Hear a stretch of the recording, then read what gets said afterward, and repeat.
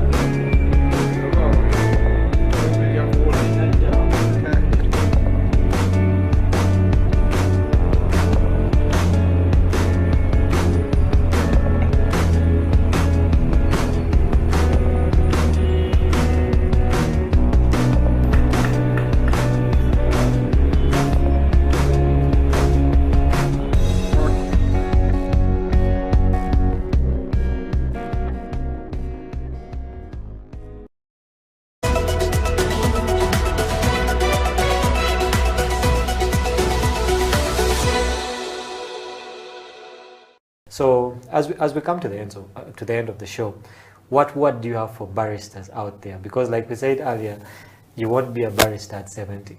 Okay, what can these baristas do to make themselves more relevant in the coffee chain and the coffee process, and also more relevant for their lives going ahead?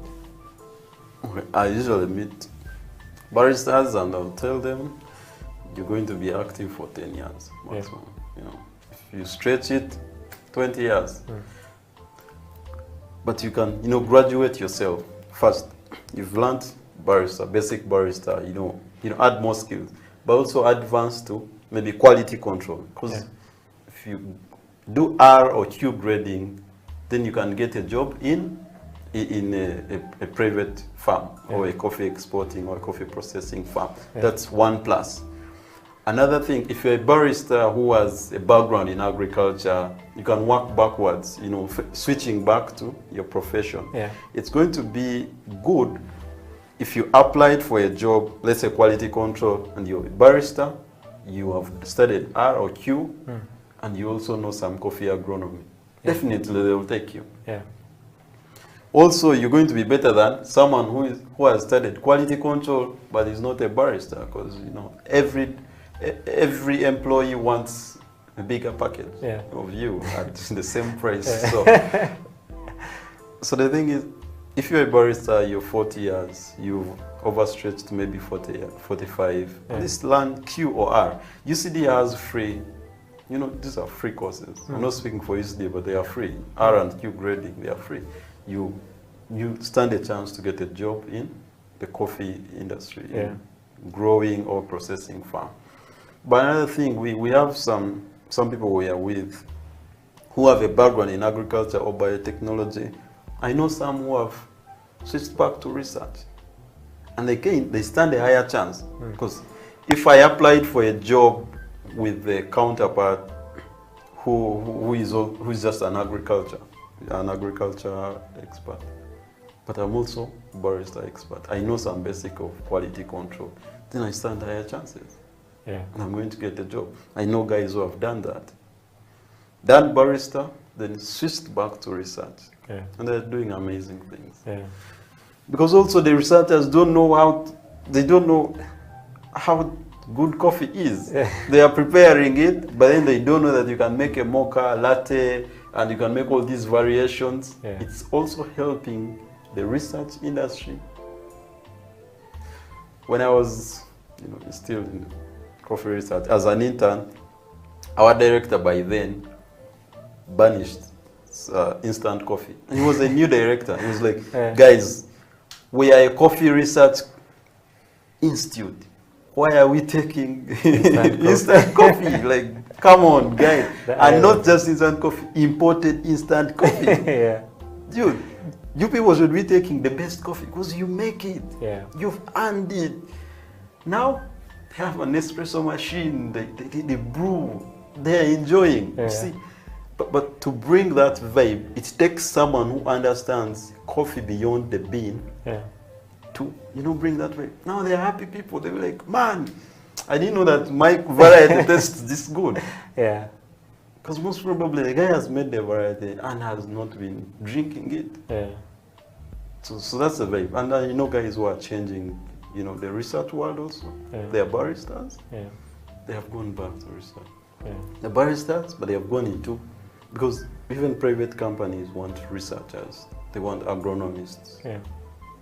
The whole thing is, if you have gone into the coffee industry, you may not understand everything, but try to understand the basics of coffee from the seedling beyond the bean. Even the market metrics. Especially the market metrics. It's important to understand the market dynamics. The biggest thing in the market dynamics right now, Brazil was hit bad by hailstorms and frost. It's a plus to us. It gives us an opportunity it's an opportunity for us. Slide in there somewhere. The smart guy, when Brazil was hit by frost, should have bought more coffee. Because actually there's a coffee crisis. It's projected that 3 years from now, there's going to be a coffee crisis.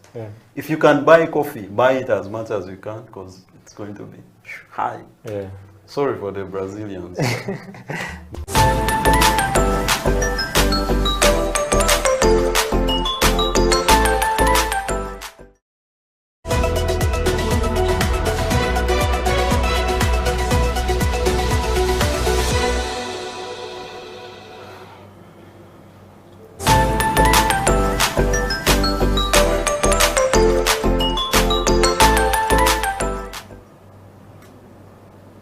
It is about that time for the coffee break. A very good morning wherever you're watching us from. How have you been? How's been your week? I always say Monday to Friday is always a stressing week because you get to do a lot of things over there. And the only time you have to rest is a Saturday and a Sunday. And as House of Talent Television, always we got you covered on a Saturday morning like this from the hour of 11 to the hour of noon, you know. We get to bring you a break so that we can talk to you, get to know how you've been doing, like health-wise, in terms of drinking coffee, you know, and then discuss a lot about many things related to coffee. This is the Coffee Break Show. My name is Amon Mukisa, and today many of you have been asking us questions about coffee. What are the health benefits of coffee? What are the side effects of coffee? If I take this happens to be. If I drink coffee, this happens to be. Sometime back, I had a friend of mine called Fari. Fari used to tell me, I mean, you know what? Whenever I drink coffee, just a slight taste of coffee like this, I get headache. He's a guy. So I've been having such comments and questions coming through. And today on the show, we have a senior barista known as Michael Okoraj. He's a Uganda barista champion. We've hosted him before on the show. And we're starting to talk about the things related to health benefits of coffee, and time cut us off. I was like, you know what, Michael, let's get a full show and talk about the importance of drinking coffee. What happens and how it happens when I drink this coffee is what we're going to delve into today. Hey, Michael. Yes, brother. Welcome back to the show. Thank you so much for hosting me once more. How's your week? Has been hectic, but yeah. But with coffee, I think you just jump-started. Yeah, you know. Hey. I take coffee. You maneuver around it. Yeah. Well, Michael, you remember as we're ending last time's show, 2 weeks ago, yeah, you know how time is flying? Yeah. Like we're talking before off air, and you're like, man, weeks are flying, you know? You know, people were asking you, like, what are the importances of taking coffee? But before we get into that, we were like, let's make this coffee here together, and we got to know like what involves into taking the coffee, you know, so that the viewers who are going to watch us know the kind of coffee we're going to talk about. Today on the show, we're going just to brew like locally coffee. We're not going to have any equipment like a French press, AeroPress, siphon, chemics, no. Just like the way you do it at home, just a spoon of coffee, water, and a cup. We have our coffee, right? Yes. So let's do that, and then people can know like which type of coffee or which coffee are we speaking about. Is everybody right? Okay, yeah. So normally how we actually brew coffee at home, we don't need a lot of things. We don't need a lot of gadgets. All we need is, I think, it's only coffee. It's only coffee. Yeah. I need my bag also. Yeah. That is compulsory. How about water? Yes, even water is compulsory, you know. But you just heat it to the right temperature, and then just your ground coffee. That's enough. Okay. So this is one of the ways we actually make coffee at home. I just open my coffee. I grinded it freshly. You can smell it is. Yeah, it's really fresh. It's really nice. Yeah. So how we actually make it, I could just take on this spoon. It's roughly, I think, 14 grams. Yeah. But I may do less. We don't need like too much caffeine. Yeah. I mean, we don't really have a lot that we're going to do that is going to keep us. Yeah, waiting. Yeah, so, but how do I get my coffee like? To be honest, I haven't taken coffee like this. Sure. How do I get my grounds like not come on top? Yeah, it's going to come on top. And on my teeth all over. No. It doesn't happen? So let me teach you. So what you do is you pour your coffee, then you just brew normally. So after brewing, you're going to leave it for 2 minutes. So this coffee is going to settle. It's going to settle. Okay. With that cake on top. Then afterwards, we just get a spoon, stir. This cake on top will just get down. Eh? Then we just really okay. So this is what happens like when I just take coffee after pouring water. Yeah. Because I'm just going to take all this, you know, like the grounds on top. No. The grounds will automatically just sink down. Okay, as we wait our coffee like to brew like for 2 minutes and the grounds will sink down. Let's have a conversation about coffee. Yeah, sure. Coffee is made of different components. Yes. as a bean. Yes. What are some of the components that make this coffee? Now we have several components, and one of those components we have. They are divided into actually two, I think. We have the nutrients, and then the bioactive compounds. Now, when we start with the nutrients, me personally, I keep telling people that coffee is food, is a complete meal. Now, when you look at the micronutrients in coffee, we have food that we keep eating every day, carbohydrates. They are in there in terms of sugars. Okay, we could break them down into sucrose, glucose, fructose. They are all in this. When you come to to fat, sometimes we call them lipids. They are in here. Okay, fatty acids. When you come to proteins, they are also in here in terms of amino acids.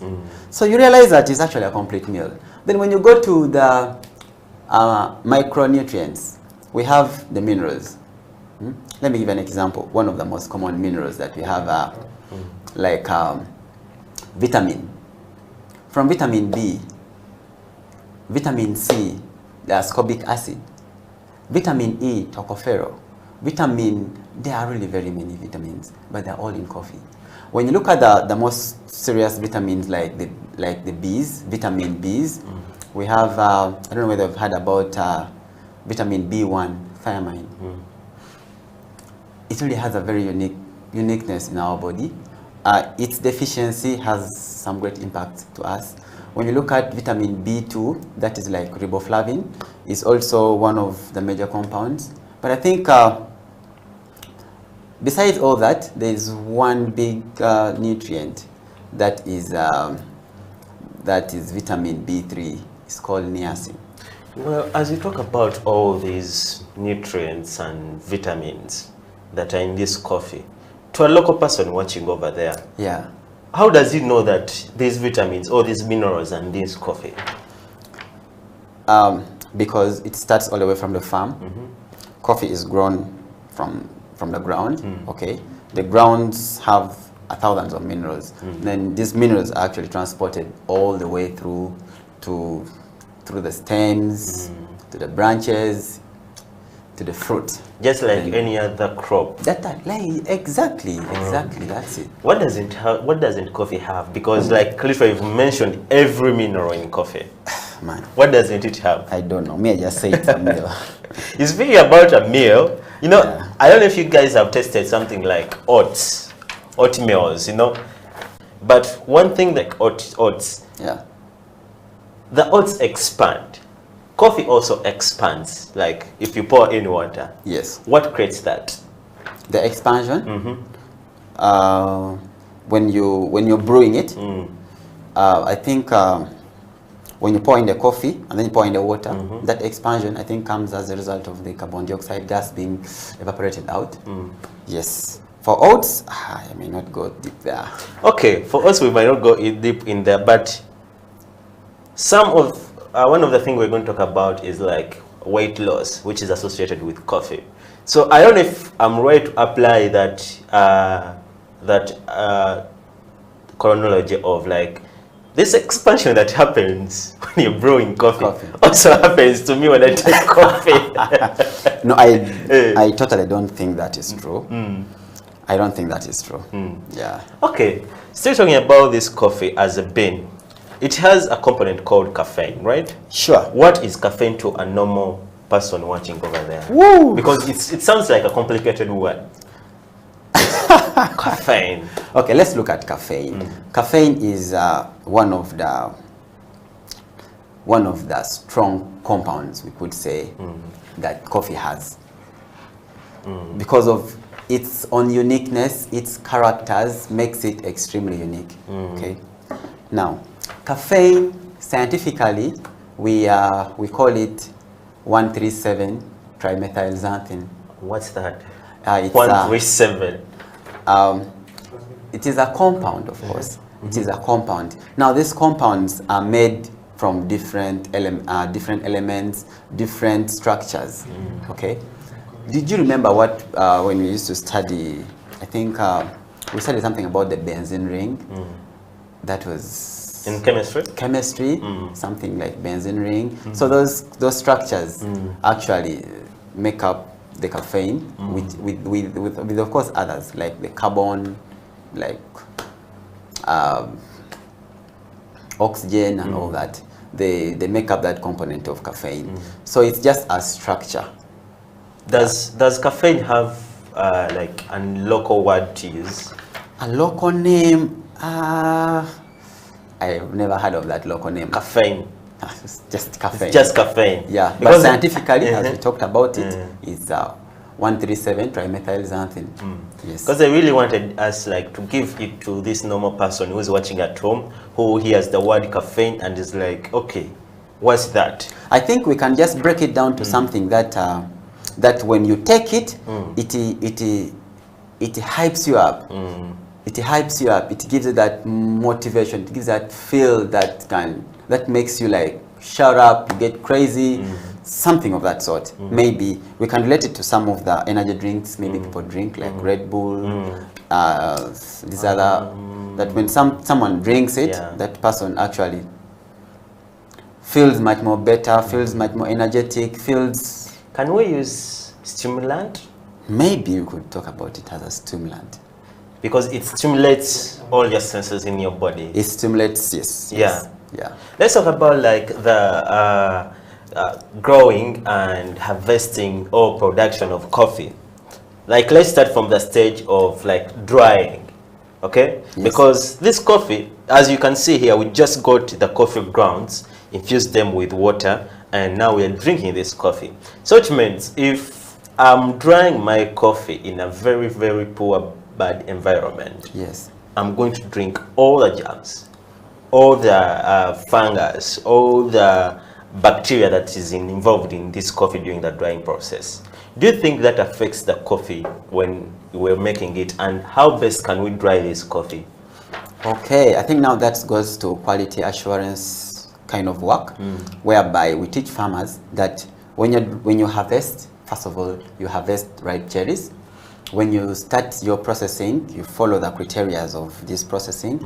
So when you start drying them, you don't dry them on ground. You can dry them on sheets or on tarpaulins, or when you have the capacity, you can make raised beds that you never dry these coffees on bare ground, because once you actually dry them on bare grounds, then there are instances that that this coffee is going to pick some of the earth flavors that we are going to test in this cup. Now, to make it worse, when we are drying them, when you don't dry them very well, then they will in a long run develop what we call toxins. Scientifically, in the coffee world, we normally call them the ochratoxin, especially ochratoxin A is one of the most common mycotoxin that really affects coffee greatly.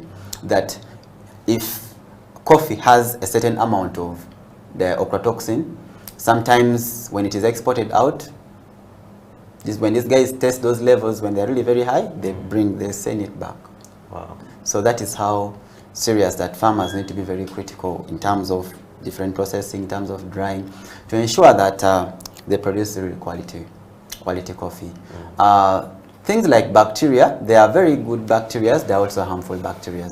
So some of these bacteria can actually help us in process of fermentation, that we're able to actually get some of these attributes. You also know that inside your stomach, there are bacteria inside. Yes. You see? Yeah, so, but the other side is more of a fungus. Fungus is very deadly, especially we have penicillin and aspergillus. Those are one of the most deadly fungus that cause ochratoxin. Well, guys, I need to tell you that today's show is quite filled with a lot of words that are very complicated. So if you're watching us, don't get a dictionary, open up your phone, Mr. Google Star can help you in case we mention some word that you don't understand. Mike was mentioning words that it's my first time to hear them in my ear. But these are, of course, science names, but they're not really very complicated, you know. Okay, but as farmers should know, even we as consumers, we should know few things, so that we're always not left in the loop. Like, And all these elements involved that we're talking about is what affects our health lifestyle. Yes. Now, especially when it comes to that fungus, because now that fungus is actually related to, since it is a toxin, it is actually related to a cancerous kind of a way, you know, that when you consume it, there's a way it runs to the DNA and then it stabilizes the structure and all that. Then boom, cancer.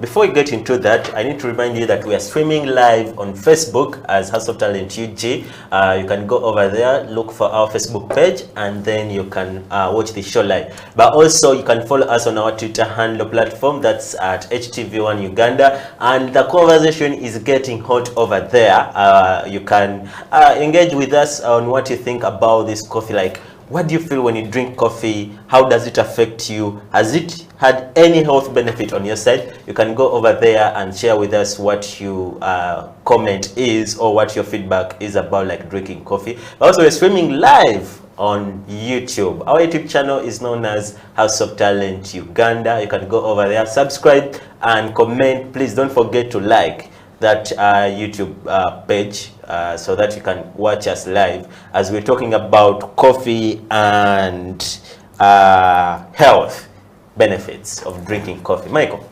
Yes, brother. Let's talk about the real essence related to health when you're drinking coffee. Some people say, if I drink coffee, I feel headache. But others say, if I drink coffee, I feel fine. My day is fine. What's the difference between the two? People. Coffee, eh? I don't know. There's the way people perceive everything so differently. Everything, I just don't get it. Me, when I drink it, it just keeps me, it keeps me really feeling so good. But now, when you look at some of the compounds that are in coffee, that actually what makes certain things happen or affect certain people, one of the compounds is still caffeine. You know, caffeine, as we said, it is a stimulant. We talked about it being a stimulant. Okay. Now, when you consume this coffee, studies say like 300 milligrams of caffeine per day is okay. That is like 3 to 5 cups a day. It's actually okay. So when you take that, of course, being a stimulant, it will get into the body, get into the stomach, then it is absorbed through the blood, then it flows all the way, and boom, all the regions that needs the caffeine, actually, it goes through the blood and then increases on the blood pressure. So you realize that when you actually take coffee, your heartbeat slightly skips a little bit. Not badly, but it slightly skips. You realize that when you take this coffee, the caffeine travels all the way through the neurons to the brain, and then it interacts with another structure called adenosine.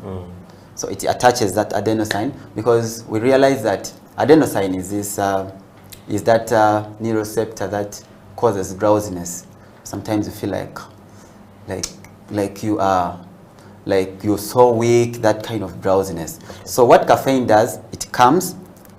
Now, this is how it's so interesting it is. Like the structure of caffeine and the structure of adenosine, they are almost like brothers and sisters.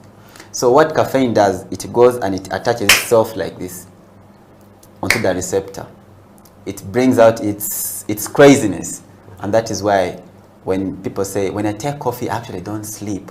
I be extremely awake like throughout the day, throughout the night, because the caffeine has actually came in and it has closed the other chapter. It is now the only one working. Okay. So it's keeping you awake. The blood is moving slightly at a high rate. The heart is slightly skipping, but it's not a bad thing, you know. It's not a bad thing. So, guys, as Mike has explained all the things, I want to see this caffeine go through my body, go through my neurons. Yeah. And let me take this, and I'll be right back after this break, and I'll tell you the experience, okay? Don't you go.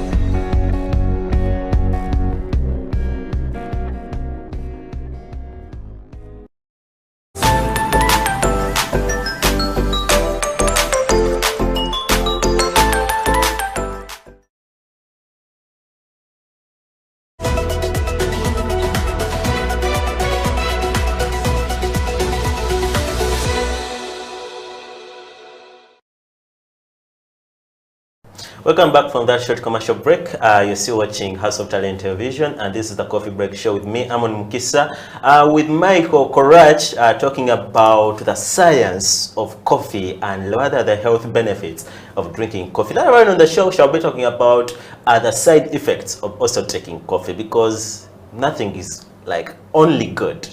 Something is good, but also has some effects when misused. But as I told you, we have a lot of comments that are coming on our Twitter platform.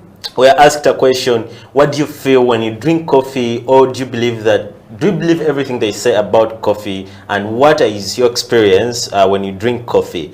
I have Simon Peter says, I personally believe that coffee is medicine. Michael, do you believe that coffee is medicine? Now I need to see that guy. I'm going to give him a 250-gram coffee. Simon Peter, just just looked on the show towards the end of the show. Michael has 250 grams of coffee for you. But also, Kim Coffee Roasters Uganda says, so someone was like saying that women get dry, and Kim was like, making them dry, it means dehydration is higher than hydration. Therefore, if someone experiences dryness here, the remedy just take 2-3 liters of water and the effects will go away. Michael, do you also believe that when women drink coffee, they get dry? No, I don't believe only women, even us. Even us? Dry. How do I get dry? Because because as actually my brother explained, it has that dehydrating effect. It has that dehydrating effect, and then it also causes too much diuresis. Every time you take coffee, you feel like you want to go and urinate. No, that is trying to dry out the fluid from your body. Michael, doesn't it also happen when I take water, when I take juice, when I take a smoothie? Yes. I also feel like maybe easing out. Yes, it happens. So what's the difference between that? Because when I drink water, I also go the other side. Yes. When I take coffee, I also go the other side. So why do you say that it dehydrates me? Of course it is going to dehydrate you because you're using it. You're using the body. The body is functioning. That's where you sweat. That's where not everything that you take is taken to the body. Others, of course, are going to be released out. So I wouldn't say like it is only for coffee. I think everything, but coffee has a very high dehydrating effect. I think because of some of the compounds that are in it. Okay. Yeah. Even tea, actually. Even tea. Yeah. There are some research that say that tea has more caffeine than coffee. Is that true? Yeah, they say tea has more caffeine than coffee. But in terms of production, it does. When the coffee is still, let me say, at the farm level, the caffeine is already high. When we start making the coffees or the teas here, the caffeine in the extraction of caffeine in coffee is more than the caffeine in tea. So in coffee, we actually have more caffeine extracted when we're drinking, but tea has much caffeine, but its extraction towards when you're making this, when you're brewing it, no. Yeah, very minimal, I would say. Let's go back to Peter's point of medicine. How is coffee a medicine? It's a drug. We are still talking about the health benefits. Coffee has been, they have done over 80,000 studies, medical studies on coffee and health so far, and they've realized that coffee is actually having more health benefits than the disadvantages. Okay, so with that research, I think people can come up with conclusion that wow, this is a drug. Now, when we're still talking about coffee and health, we could jump in to a point of talking about coffee and cancer, and how does coffee and cancer related? Because I've had a lot of people talk about that, like everyone who comes out and they're talking about healthy and coffee, they have an element of cancer right there. What's it with coffee and cancer? Now, with coffee and cancer, because let's first talk about what is cancer. Cancers are just free radicals the free radicals that normally come into the DNA system, the cellular DNA system, and then it destabilizes the DNA. You know, we're all made up through the DNA structure. Okay, so they come and then they disorganize, then they cause holes, and then they start getting out and all that. Sometimes we get all these free radicals through whatever we eat. Right now, we are eating a lot of junk. We're eating a lot of, let me say, chicken of 2 weeks. We are eating a lot of inorganic food, you know, and we are eating less of organic food. So we find out that some of these are chemicals. Some of them comes from radiations, these free radicals I'm talking about, that actually causes this cancer. So coffee has what we call the bioactive compounds that we talked about. The highest percentage is chlorogenic acid. Now chlorogenic acid has the highest percentage, and it has the highest antioxidant activity and inflammatory activity as well. So when we consume this coffee, it gets into the body. What next? So when it gets into the body, the antioxidants are released out. So when they are released out, they go. What they do is they enter into through the blood DNA, the DNA. They try to neutralize those harmful cells. They neutralize them. For instance, I think they even burst them. Okay, so that they actually lower the risk, because just imagine 1,000 cells have been released out. Okay, and then when we take this coffee, 70 cells are busted out or are neutralized out. So which means they are actually trying to reduce the risk, but they don't cure. You get it? They just reduce the risk of they getting just cancer. reduce the risk of certain cancers, of course. Not all cancers. Not all cancers. What are some of the cancers that are in specific that it reduces? We could talk about colon cancer. We could talk about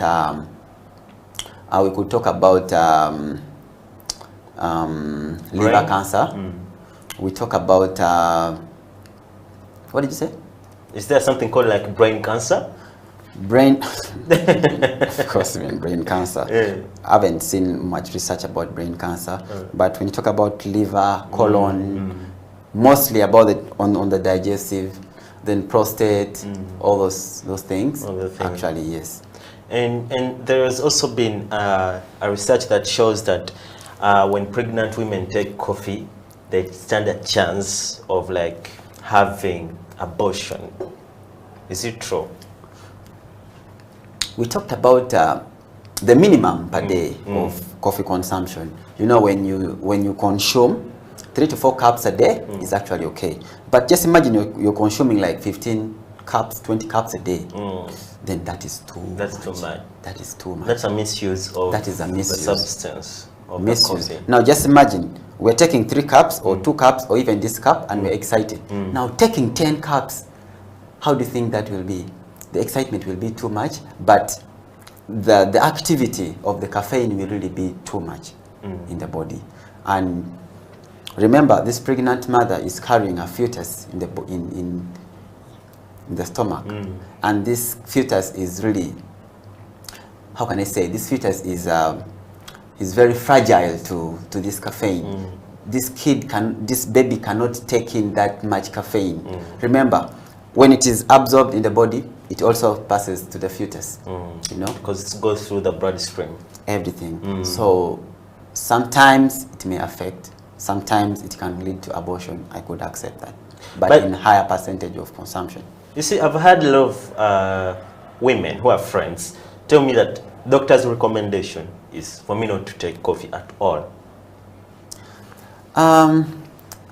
I could say if they are really not coffee lovers, I could say if you've really been a coffee lover, you've been taking five cups a day, and you're a pregnant mother, maybe you can lower to 1. Do you think they should? Maybe you can dilute it with milk or something. Because I was going to talk about the decaffeinated coffee. Should they stick to the decaf type of coffee? Yeah. Decaf still has caffeine, but of course very minimal. to the fact that it dissolves to the bloodstream and it goes away? Or very minimal that it stays into the bloodstream? No, I'm talking about the now, let me give an example. If we are consuming 1 cup, which is roughly, let me say 90 milligrams per cup of caffeine, we could be consuming that right now, okay? But a pregnant mother, when he's taking decaffeinated coffee, let me say he's consuming, let me say 5 milligrams, okay? 5 milligrams, I could say, because the reduction and the process that the decaffeination process has undergone through, researchers say there is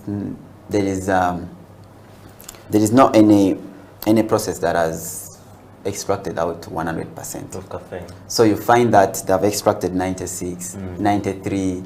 So you realize that the 7 is there. It is still there. Yeah. Okay.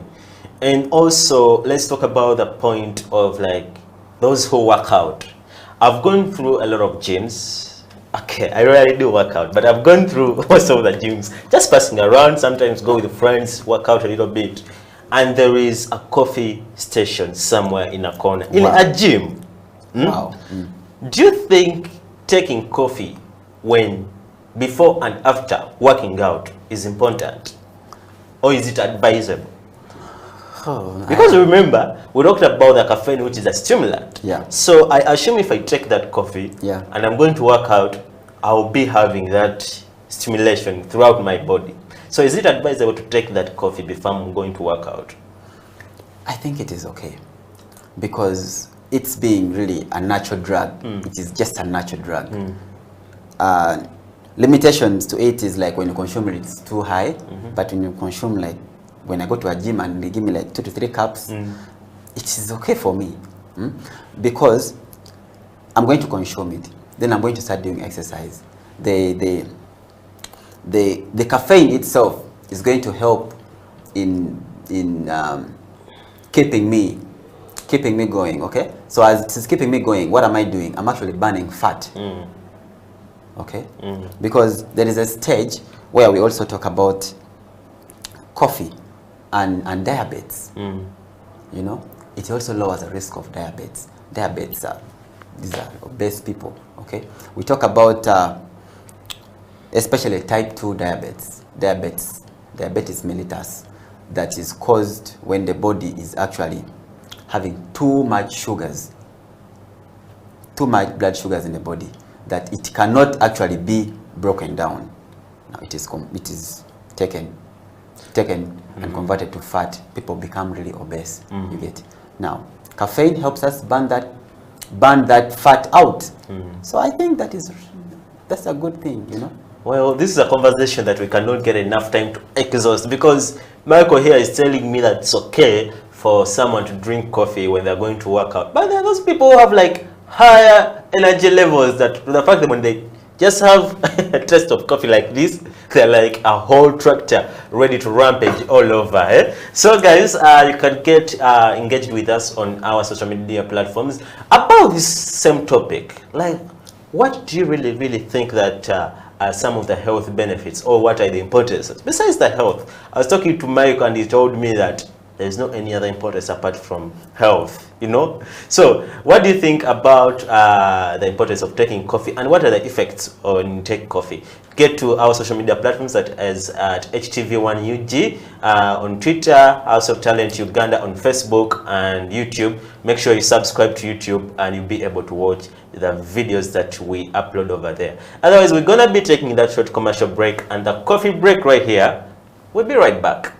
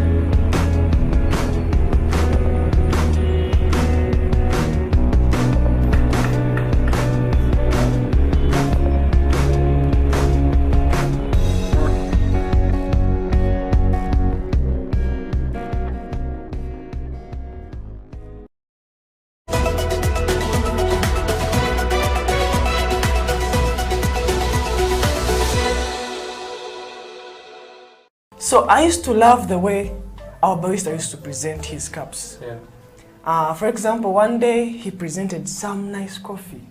It was a cappuccino, very nice, presented. And I asked him, how do you make this? He said, you go to a school and study. Yeah. So I used to love the passion he had. So I said one day I should learn this. So I kept on serving his orders. But I found out that most of the orders were according to the way he was feeling. You know, baristas present their cups according to the way they are feeling, according to the mood. In case he left home when he's sad, he's not happy, you will see the results in the cup. But when you see something beautiful, just know he's so happy. Yeah. So the passion he had and the love he used to put in the cup really encouraged me to join the school. Not until I got to learn about Isaac at the Pro Plus. Yeah. Then I came with some of my friends, so we are now doing the course.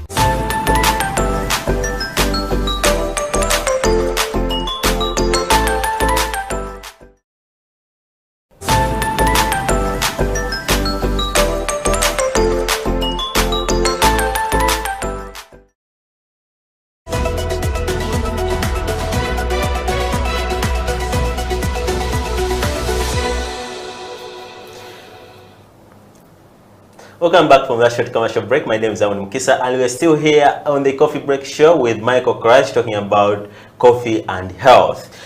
Before we went to a break, Michael was telling me about the issue of working out in a gym and how it's okay for someone to drink coffee before they can go and work out. He never talked to us about whether it's okay to drink coffee after working out. Is that okay? That's still okay. That's still okay. Yeah. How about the issue of many people here talk about this. Only doctors, nurses, and specialists talk about it. Which issue is that? That's if someone drinks coffee, like a guy, is going to be up there in bed. Is that true? Okay. Now let me give a little bit of advice. It works, but it doesn't work. Mike, hold on. Look through that camera over there and tell us. It works. It works, but it doesn't work with sugar. Okay, if you drink coffee with sugar, yes, it doesn't work. It does never work. My God, Tony, aren't you giving us advice of taking coffee without sugar? Take it without sugar, and you call me the next day. I will be in position to answer that query. You know. Well, guys, you're watching House of Talent Television. This is the Coffee Break Show on House of Talent. My name is Amon Mukisa. I can remind you that, please, if you want to watch this show, go on your YouTube channel. That's House of Talent Television. You'll be able to catch this show right over. Don't forget to subscribe as you're watching these brilliant episodes. But also, you can follow us on Facebook. That's House of Talent Uganda on Facebook, and also Twitter. You can follow me up. You can follow us up on Twitter. That's HTV1. Okay. You can also follow me up as Amon Mukisa. All right, Michael. There are a lot of coffee mints over there. I'm going to read a few of them here, and you'll be able to tell us whether that's true or false. Okay. One is coffee. All coffee has the same amount of caffeine. Is that true or false? That's not true, because there are factors that varies this from the brewing, from time of brewing, the equipment that you are using, all that has an effect on the caffeine, like bringing it out. You understand? So when you look at black coffee, may not be having the same composition like in a cappuccino or a latte. You get. So I wouldn't say that's the same. Different coffees still. When you look at the two species that we have in Uganda, Robusta coffee tend to have higher caffeine than Arabica coffee. So still that's not the same. That's not the same.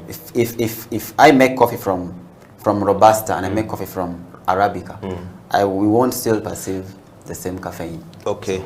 The other myth is coffee is highly addictive. Is it true? No. So I wouldn't wake up in the morning, each morning, and I'm like, I need a cup of coffee before I start my day. I have been in a place. I love coffee. I've been in a place in the village where I was there for over a week. Okay. And I wasn't taking coffee. I didn't even take anything like coffee, but I was fine. Now, when we discuss anything related to addictiveness, is something that you can't really live without, you know. Now, let me give an example of of cigarette, you know, the nicotine in it is very addictive. That when someone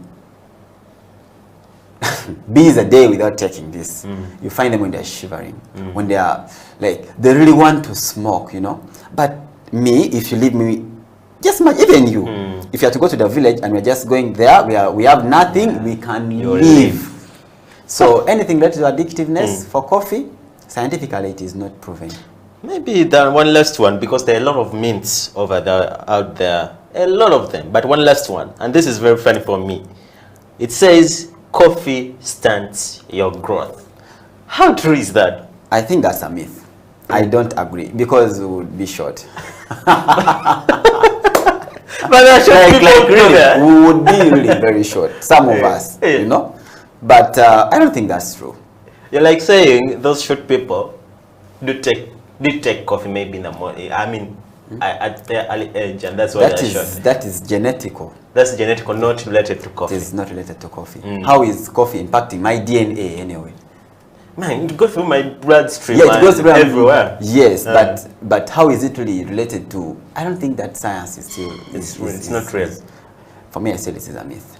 Well, this is the Coffee Break Show for you. We debunk and tell you what is right and what is wrong.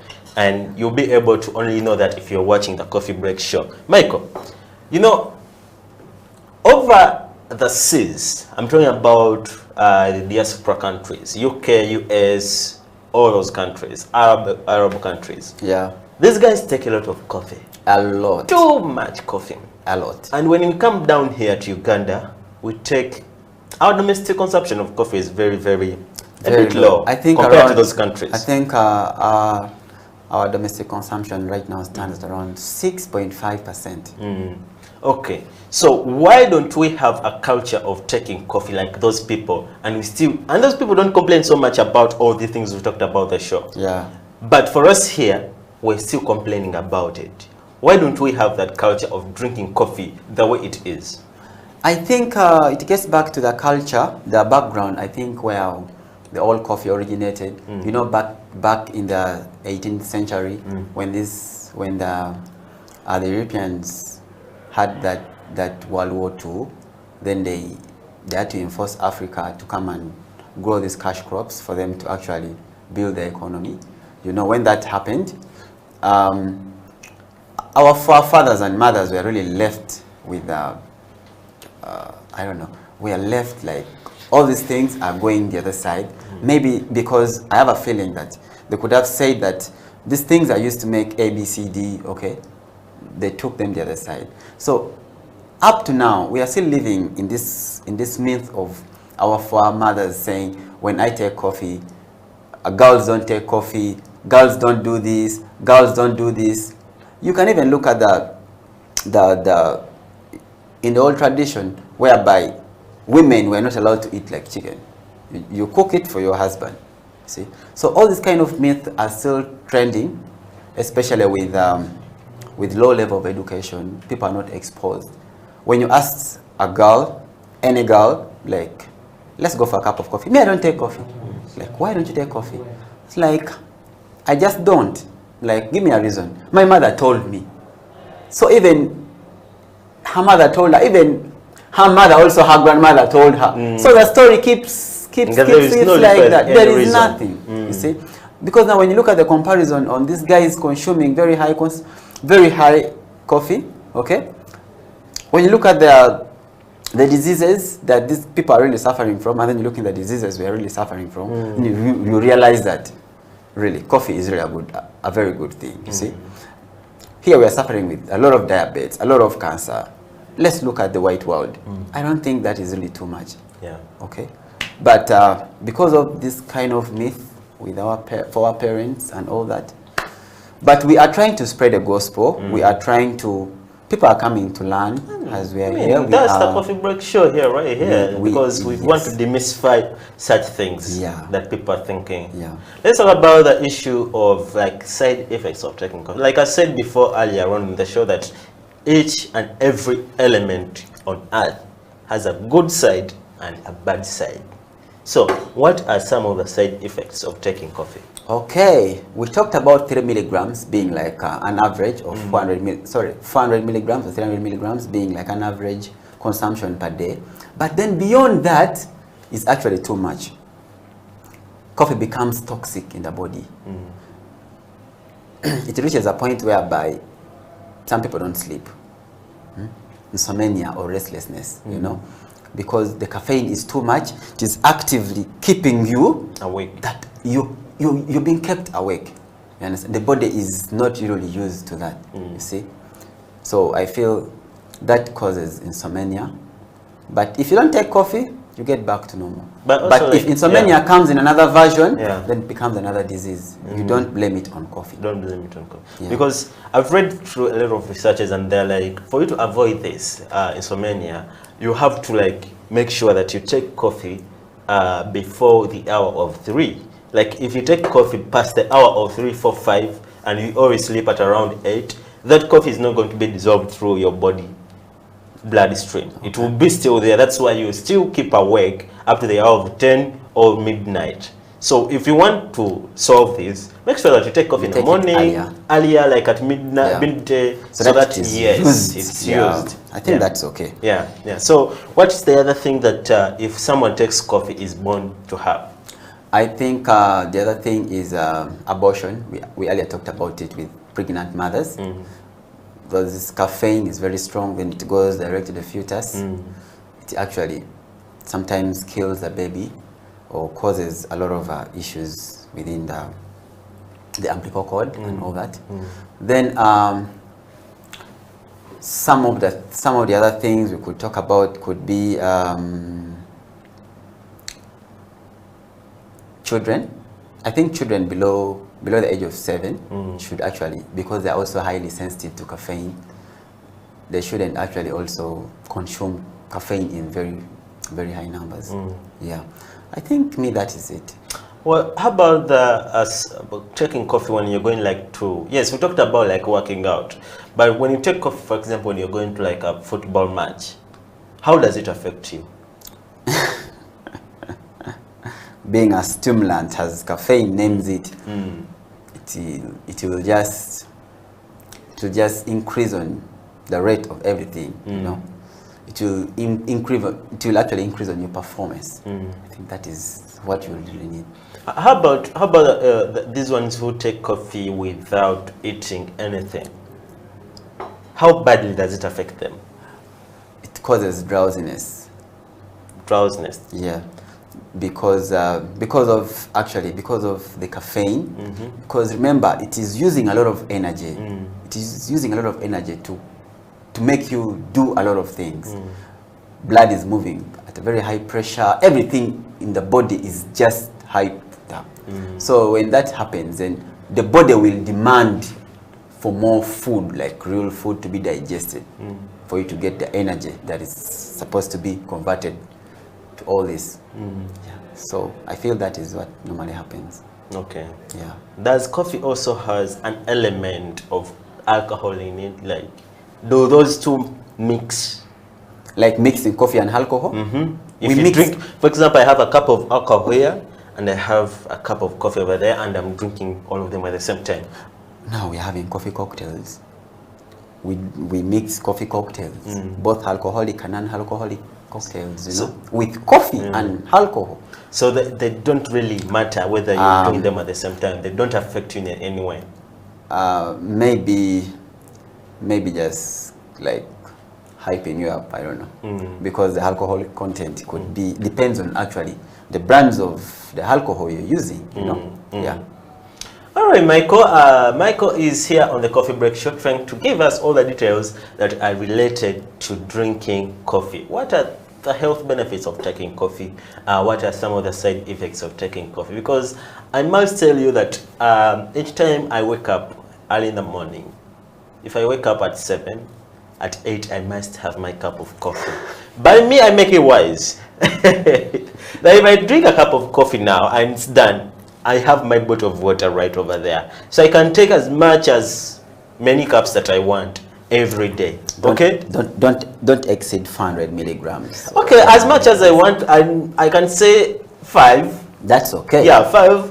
I can take those. Yeah. So if you're out there also and you want to drink coffee, you feel like coffee is your thing, please make sure that you have your cup of coffee right here and maybe your bottle of water over there. Okay, Michael.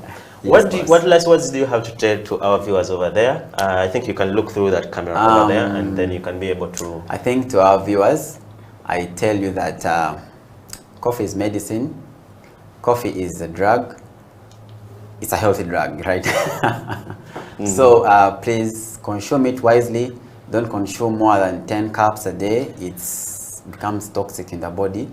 And also people who are new, start slowly. Along the way, you'll gain and get the zeal to actually drinking coffee. Coffee is not addictive. None of anyone should actually lie to you that coffee is addictive. It is not addictive. It is just a drink we drink. Yeah, we love coffee. That's all I can say. Thank you, Michael, for coming through on the Coffee Break Show. Make House of Talent your home each and every day you want to pass by. Thank you and give so us much. such good information. I am so delighted. This coffee is amazing. Thank you, Michael. Well, guys, you've been watching the Coffee Break Show on House of Talent Television. Don't forget to subscribe to our YouTube channel. This video right here, if you've missed this stream on our live streaming, please go on our YouTube channel. You'll find it over there as House of Talent Uganda. I would like to shout out to some of the people who've been watching the show. Kim Roasters Coffee has been watching the show. Simon Peter has been watching the show, and many of you have been watching the show. But also Edo Killer has been on the show. Edo Killer promised to ask us a question. Michael, I had a question for you, but he has not posted it. I think he will DM you and he'll be able to ask you that question. No problem. But from me and my entire crew, that's Emma on camera today, Isma on the decks, I would like to say have a blessed weekend. Bye-bye.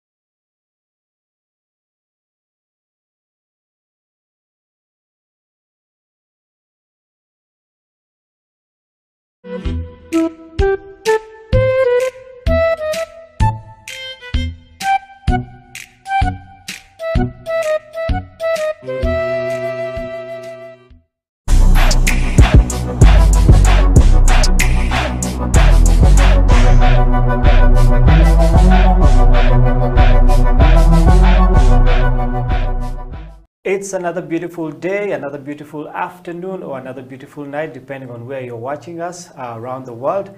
This is House of Talent Television, and this is the coffee break that happens for you and by us. You can catch us on our social media handles at House of Talent Television Uganda. That's on our Twitter handle, on our Facebook, on YouTube, or you could always go to our website, houseoftalent.ug.com, and you can catch all other shows, not only the coffee break.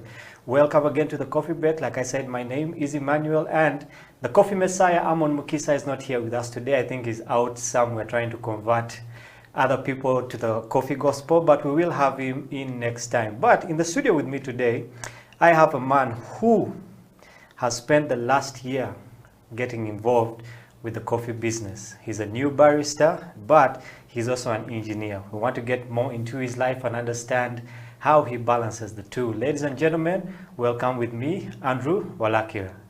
Andrew, you're very welcome to the show. Thank you so much. It's good to have you here. Thank you for honoring our invitation. I know these days life is busy. People are out there trying to make that Kampala money, but thank you for taking your time and being here with us. So we just wanted to get into the show and find out who is Andrew. You know, just take us back to, you know, growing up and where did you study, what did you study, and how you ended up here today. Yeah, thank you so much. Basically, Andrew Walakila.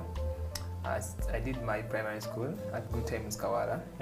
Yeah, that's where I finished my PLE, that is P7, primary 7. Then I moved to Kautek Academy. It's a brother's instruction. So I did there 6 years. I was there from senior 1 up to senior 4 still. Then I went back for my senior 6. So after that, I went for my diploma in electrical engineering at Determined Business Technical School. Then when I graduated, I got a job. When I got a job, I worked for 2 years. And after those 2 years, I felt like I need to add my books up. So currently, I'm pursuing my bachelor's degree at Chambago University. Yeah, so that's where I am. So within the last year, that is 2020, I got an accident. When I got that accident, I was in hospital for 5 months. Then out of those after the 5 months, I decided to venture into something new. So there is a gentleman I met, actually a friend. So this man was talking about barista stuff. So I was like, barista stuff, what is barista? So he told me they do coffee. So when someone talks about barista, the first thing that goes to your mind, coffee. But when I went to Google it out, I got to know that there are different spellings and there are different people, different professions. So I fell in love with this after I decided to pursue it. So I met a guy who really loved it so much. So he introduced me to a guy who made me where I am today. That is, he took me to Brew Plus Coffee Lab. That's where I learned most of the few things. And I ended up becoming a barista starting last year. Up to now, I'm still doing it. Then I juggle my 2 things. I do my engineering sector, and then I do the coffee business too. So, and to that also, I learned one thing out of the accident, that if you so much tie yourself onto your career, you may end up in a different location. You have to juggle 2 things. Your career shouldn't be your final destiny. You have to venture into something else so that you could have your life moving on. Because I asked myself questions. I was like, no, what if this accident took my leg? So it means that it would be done for you. So after that accident, I decided to be like, okay, let me venture into some other thing. Whereby if I'm not here, I'm there.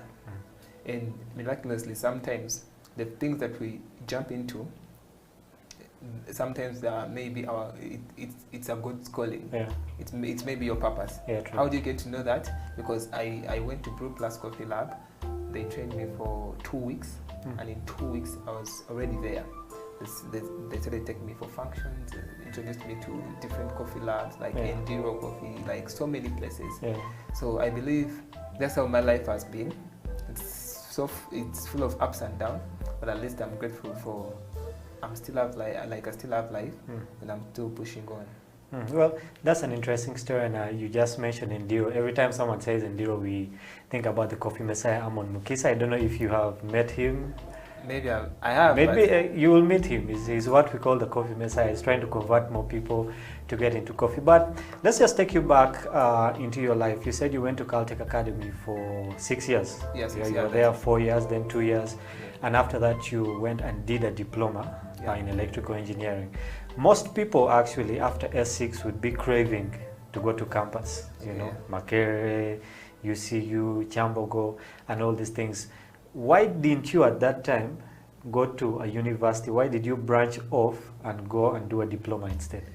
Okay, I decided, actually, it's a very good question.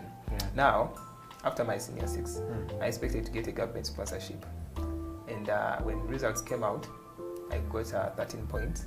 That is out of 20. There are 2 papers that took me off the hook. So I was like, I was not so sure what's next. Because I had so much hope in that government sponsorship. And currently at home, money was not that much. So I had, all my hopes were in that. So I was stressed that to a point that even universities closed, it ended this thing of recruiting. Their intakes. Yeah, the intakes ended. And by the time I was out of my stress, I'd lost it all. So the only option, I actually thought that I was not going to go for campus. So there's a friend of mine.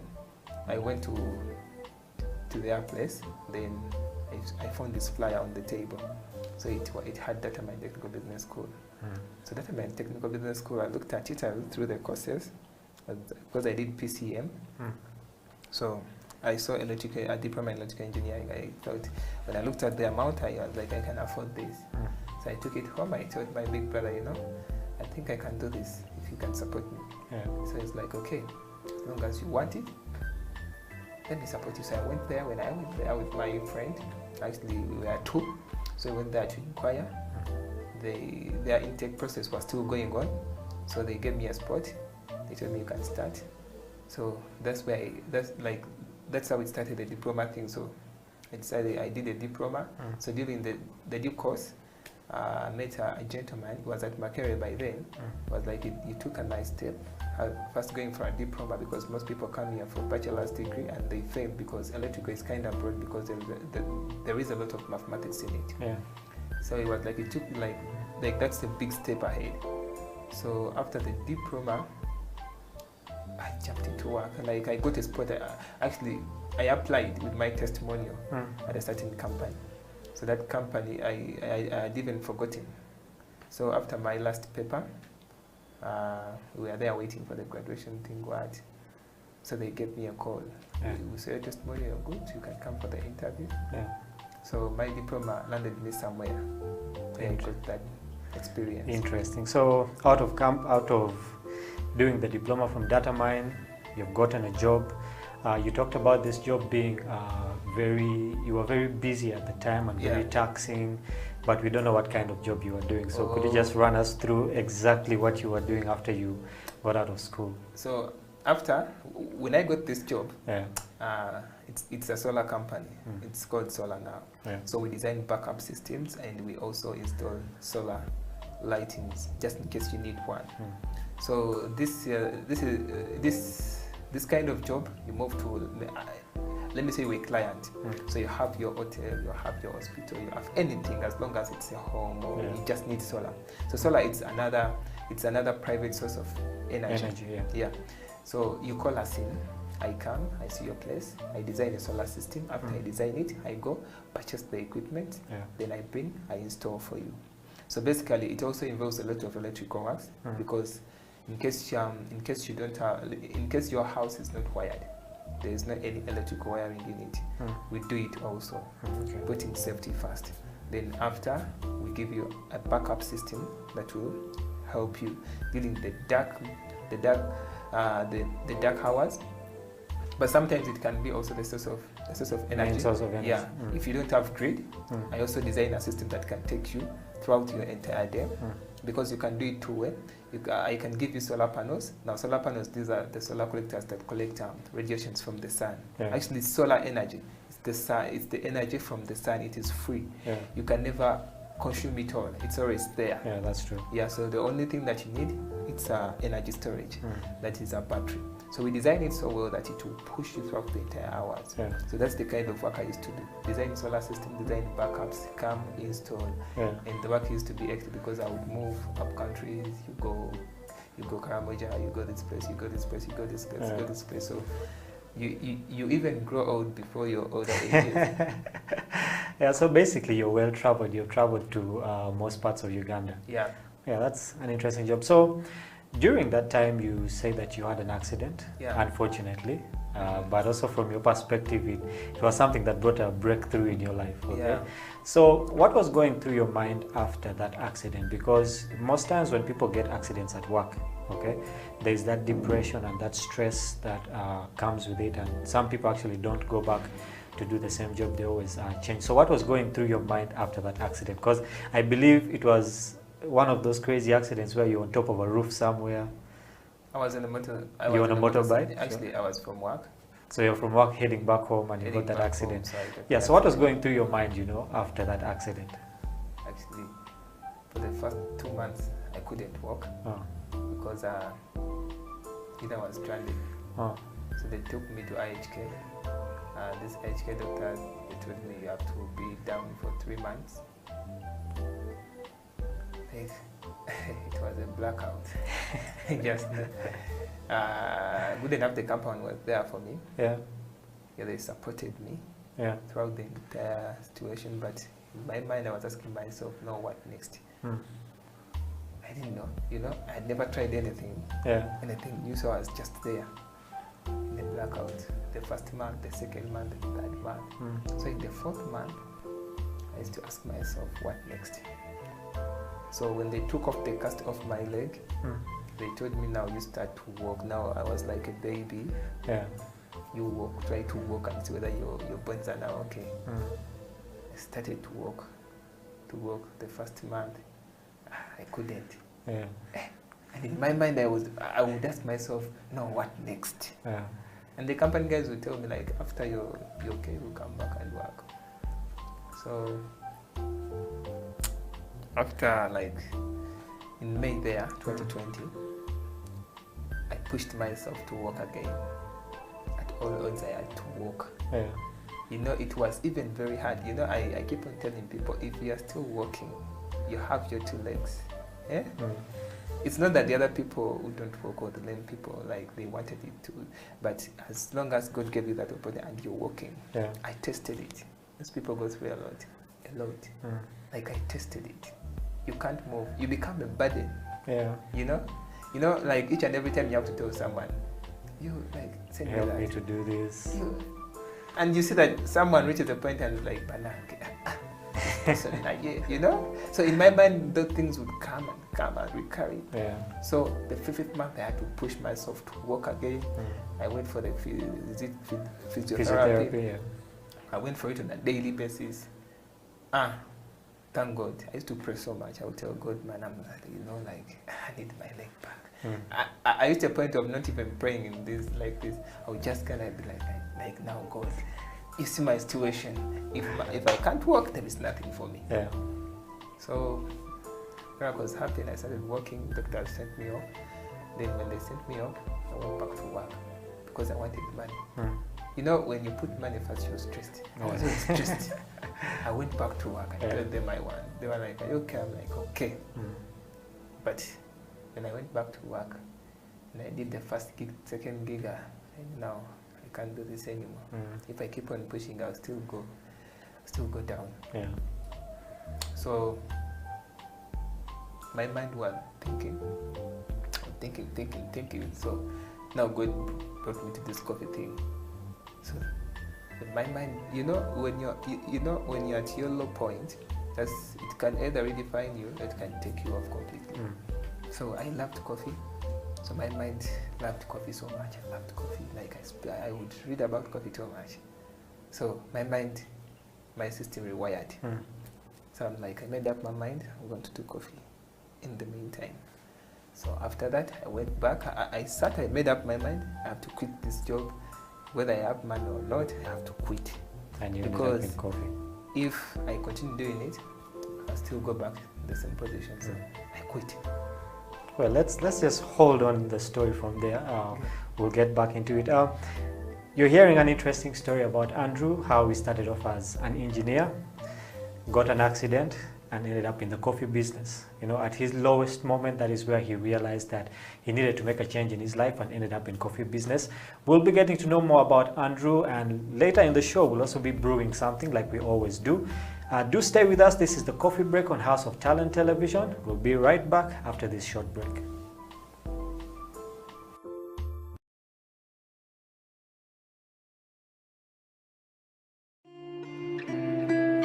Young people at the moment are struggling to understand the older generation because times have changed. Technology has come in. They've moved on. Yes.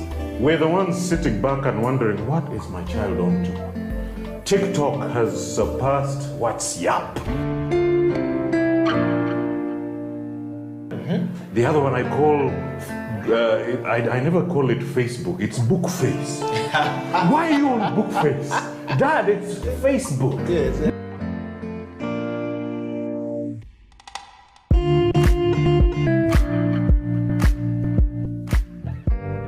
Me, I keep saying, I have a foot amongst the millennials. Yeah. And I understand the traditionalists. Okay. There's a song in the 60s, by the way, and the 90s, 70s, where they're like, parents don't understand. Yes. Remember Prince? Yes. Prince.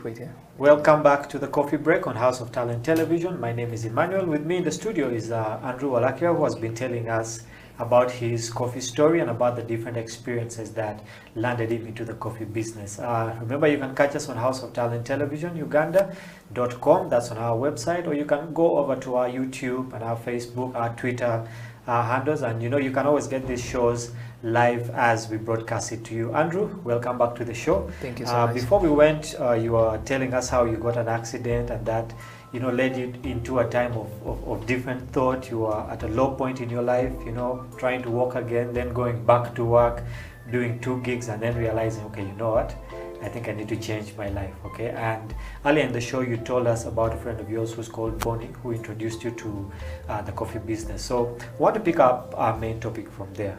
You've been a barista basically for 1 month, okay? Which means you've been practicing being a barista for a year now. Yeah. Yes, a year now. So what were your conceptions before you got into coffee? You know, did you even know there was a coffee industry before all this? I know. Thank you. Now, at first, I didn't even think that, you know, they do coffee, like, as we are going to go deep into it. Never thought it exists in Uganda. Yeah. I knew this usual kawa, so you just go, you buy kawa from the shop, you put it in your body. Hot water. That is it. So I meet Bonnie is telling me with coffee, you do this and this and this and this. And I'm like, what? And it tells me with coffee, they process it after processing, they roast it after roasting, they take it, they grind it, they do this cappuccino, they speak in cappuccinos, lattes. And I'm like, I've never heard of it. So it's like, go and Google it. I went and Googled. I saw things were different. So the curiosity, I started craving for it too bad. So I would call him on a daily basis and I'm like, you know what, teach me coffee. I want to do the things. So it's like, now do you see the difference? I'm like, yeah, it is not the kawa I know. Now this is different. So it's like, okay, I'll give you some time. So one time he called me, told me now in Uganda here, we do it also. I'm like, no, but I saw why it's on YouTube and everyone was like, we do it also. So he took me to what they call an espresso machine. He's like, have you ever seen this? I'm like, I've never seen it. Now this one also brews coffee. So he put the shot of espresso. Kati in our local language, someone would say kakawa, kakenyo. So it's like, now you taste it. I'm like, yeah, there's a difference. And it's like, now I'm going to teach you the difference between this local kawa and this one. So that's how I started to love coffee. Get that interest. Yeah, the interest of coffee. The uniqueness they add onto it from the garden then to where we see it right now. Like it took me all through that process, how it is done, the different types of coffee that is consumed. Actually, for me, I used to know that coffee is the same. Just like when you're growing up, you know that rice is the same rice throughout. So now they introduced me to different types of coffee, how they taste, the uniqueness in each and every type. So I'm like, walai, everyone has to at least discover something before he dies, you know? So that's how I got to learn into coffee. Interesting. Yeah, I think also the first experience I had with coffee, you know, it was like white people, you know, you actually never see an African trying to prepare coffee. Like you said, the only thing we had was kawa. That one, you buy a chikumi, then you put in hot water and you're done. So my first experience, I saw coffee and, you know, these guys were very refined people, you know, taking coffee in small cups, speaking good English. The neatness. I was like, man, what is this? Why is this so different from tea? Because tea is just like, usual you tea. know, for I tell for them, they go an extra mile, even when it comes to tea. You know what they call African tea, you know, African coffee. The way they prepare it, you know, you like it blows your mind and you're like, no. It's really different. This is so different. I need to learn how to do it. Yeah, that's interesting. So now you got the curiosity, you've got the interest. You know, you've learned that there are very many types of, you know, coffee. There are very many ways of, you know, producing, you know, different types of coffee. You decided to get into a coffee school, okay? And we just want to know, how many coffee schools are there in Uganda, okay? And did Bonnie tell you this is the only one that you need to go to, or there were other options that you had? And what was your experience like in the first week? Because most people get there and they're like, you know what, I don't think this is for me, and they quit. So what was your experience like in the first week of coffee?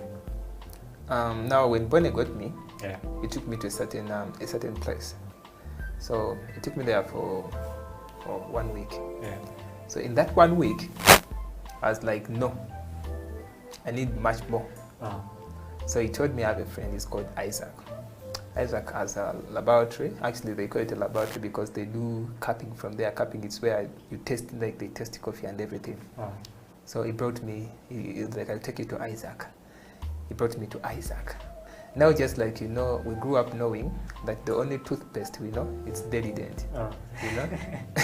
So when he took me to Isaac, I knew this is the only coffee shop, like the coffee school in Uganda, period.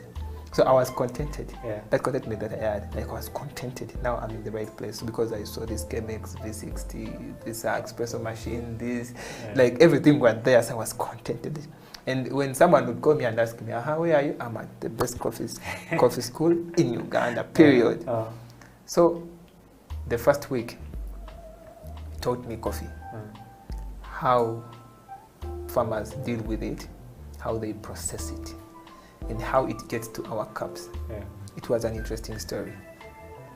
And I loved it so much, to an extent that by the time we are into the brewing process, whereby you're now drinking coffee, I now definitely know where everything comes from. You get that so appreciation. The experience was like, really God has so much to teach. Like we have so much to learn. Because one thing that you have to know that God gave us our brains. And in our brains, he installed default programs. Eating, sleeping, what? And it left the rest of the memory for us to use. So if you limit yourself to your career, you don't get learned a few things. True. So if I had limited myself the other side, I wouldn't have learned about coffee. And coffee blows your mind that because coffee, I never knew that. I used to ask myself, like, why do whites take coffee? You know, they take coffee because it has caffeine in it. And what caffeine does, you know, when I learned about coffee, like the experience was amazing because coffee has caffeine in it. And the caffeine it has in it, when you take a lot of coffee, there's this chemical that our body releases when you feel like you're lazy. Then the brain is like, okay, it needs to sleep. So you don't just sleep automatically and you fall off. The brain releases a chemical called adenosine. So it's the chemical that almost bleaches out all the adrenaline in your body so that you feel lazy and you sleep. So when you take coffee, a cup of coffee, that's why for them the first thing they do in the morning is to take a cup of coffee. When you take a cup of coffee, caffeine goes into the body. When it goes into the body, it releases the adenosine in your body and it increases adrenaline. You know, those rush moments that you have when you're so scared and you're thinking of what to do, that is too much adrenaline in your body and it is at work. So when you take coffee and you're from bed or you're feeling lazy during the day, that coffee helps to increase an adrenaline. When adrenaline increases, adenosine has to go off and you're always alert. So I learned all that through the experience of coffee, through their school. They teach you why you should actually learn coffee more. So I'm like, okay, coffee does this, okay, this is how they process it. You know, when they're processing coffee, let's go on a bit of this processing bit of it. When they're processing coffee, we know this local thing from the garden. They take away tundubali, they pour, they dry it, wait. After machine. But there are some other good ways. This coffee that you enjoy, they don't use that method. Actually, me, I used to think it's the same method. They have the semi-washed. They get that coffee from their cherries, red cherries, from the coffee plant. They bring it, they put in a drum, they sink them. So it's a process called flotation. After they sink them, there are those cherries that float on top.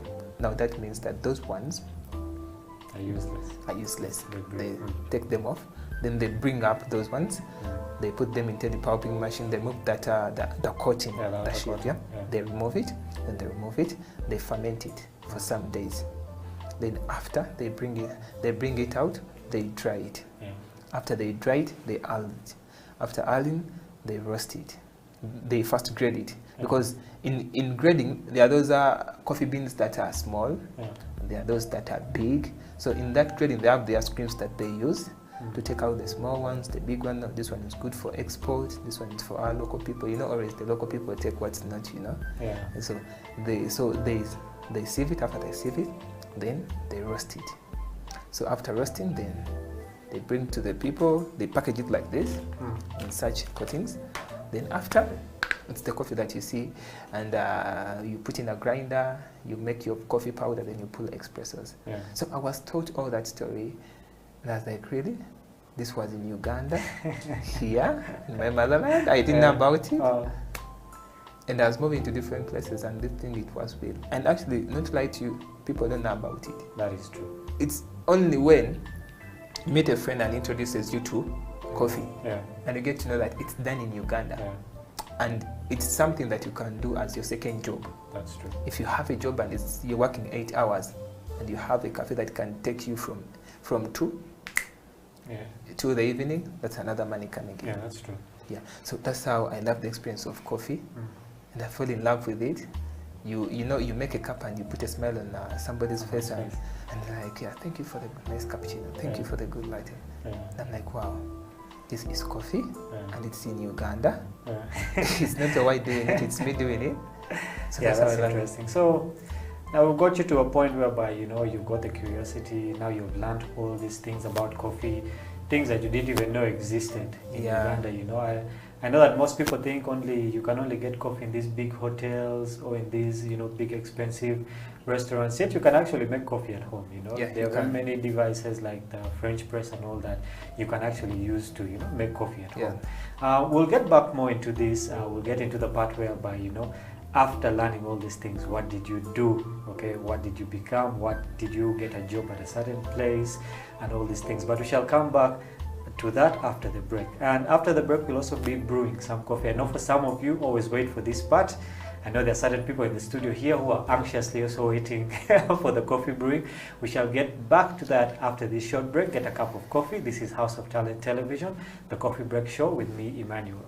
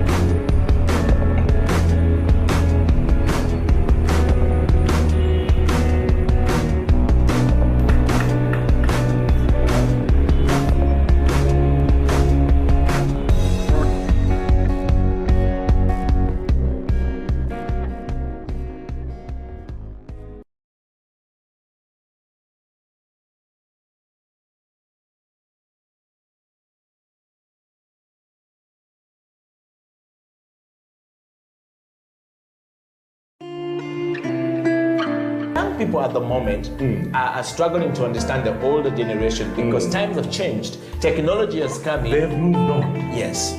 We're the ones sitting back and wondering, what is my child on to? TikTok has surpassed WhatsApp. The other one I call, I never call it Facebook, it's Bookface. Why are you on Bookface? Dad, it's Facebook. Yes.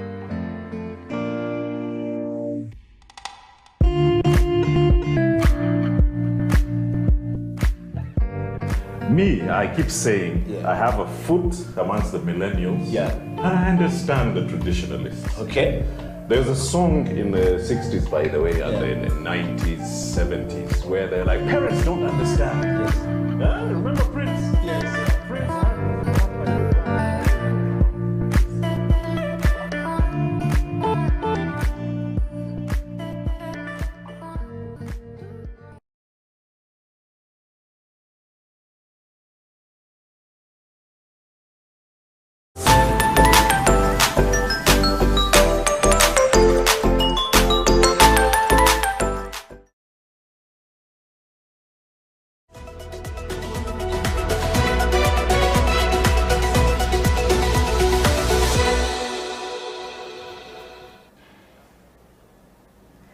Welcome back to the Coffee Break on House of Talent Television. My name is Emmanuel, and with me in the studio is Andrew, who has been telling us about his story, where he started as an electrical engineer and ended up in the coffee business, you know, finding out things that he didn't even know existed in Uganda, our motherland, yet we are one of the highest exporters of coffee, I think, in Africa. Yeah, true. Yeah, but there are certain things that we don't know about it. But thank you for sharing with us your experience. I think that the people out there also, who also just know Kawa coffee are getting to know that there's actually more.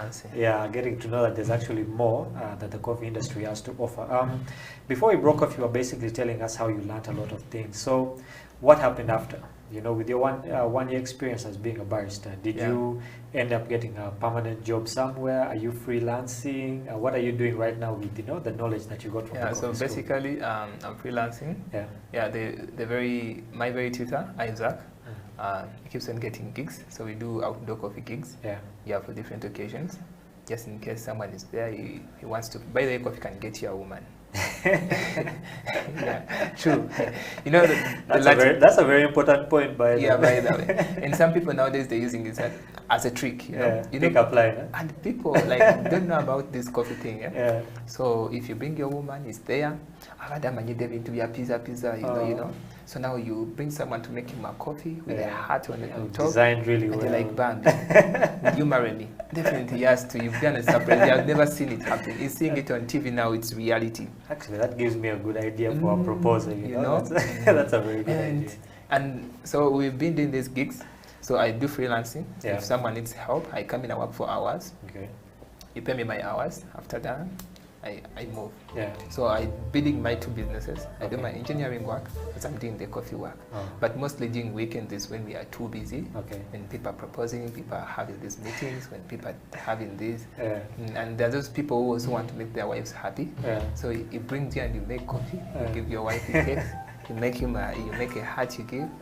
So definitely that's how I do my work. I freelance just in case someone needs someone to freelance. I come, I do, after I leave. That's interesting. So before we get into brewing our cup of coffee, do you see yourself getting into the coffee business like on a permanent basis? Like, do you plan on opening a cafe somewhere down the road, or you just plan on continuing to freelance here and there, trying to get different experiences? I plan on starting out a cafe. Actually, I have it in mind to have a cafe of my own because I also want to transfer the knowledge I have. I want to transfer it to someone else. So through my cafe also I'll be having people coming around. So I'll be preaching this coffee, like this entire business. And the only thing I've seen, like coffee cafes are in these, specific places whereby omuntu wansi wabanga atambula bwatayisa olugulu ekigeta sala kuyita that's why they always know they just look and pass by. They're like so if you have a cafe in a remote area, so you don't open their minds, because trust me, if you go down there omuntu nombuuza dine okay, you just go and you're like mpayo kawa, and you go to the shop and get you that. So when I have in mind to start a cafe in a very remote area, so I teach people this new idea, because the more energy, like the more knowledge that you transfer to people, the more upbringing that you, like the more positive energy that you expose in, the things that the more positivity that you're spreading. The more knowledge and creativity also comes up. Because for some, like for widespread cappuccino, cappuccino, latte, mocha, macchiato, americano. Now, if you expose to an African, Africans are very creative. Yeah, that's true. For what come up with a cappuccino, never know. If someone loves coffee too much, he'll come up with his own.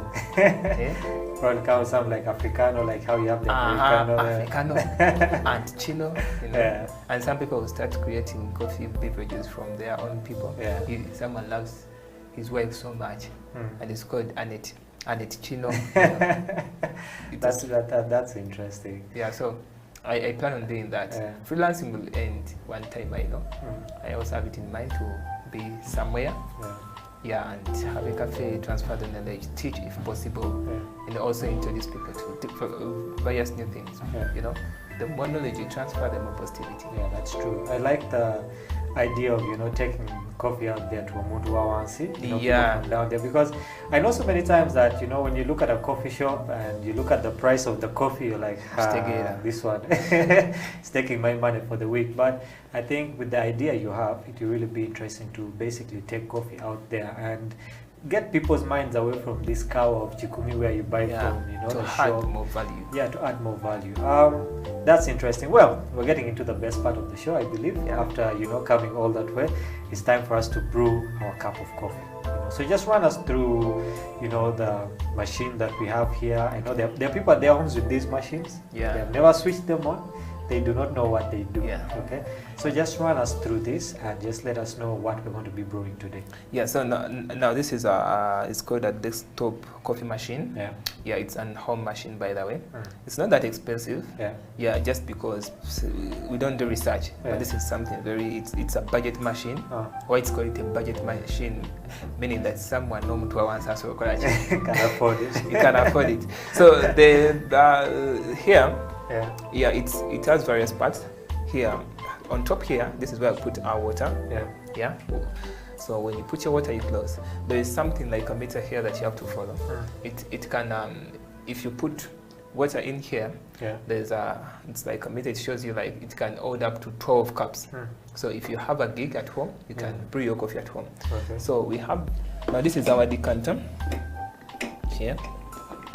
Put it in it. So now this is our decanter. Yeah. So this decanter, this is where if we are to brew coffee, you open here. So inside here, it's where we put our coffee. Oh, it comes with its own filter. Yeah, its own filter.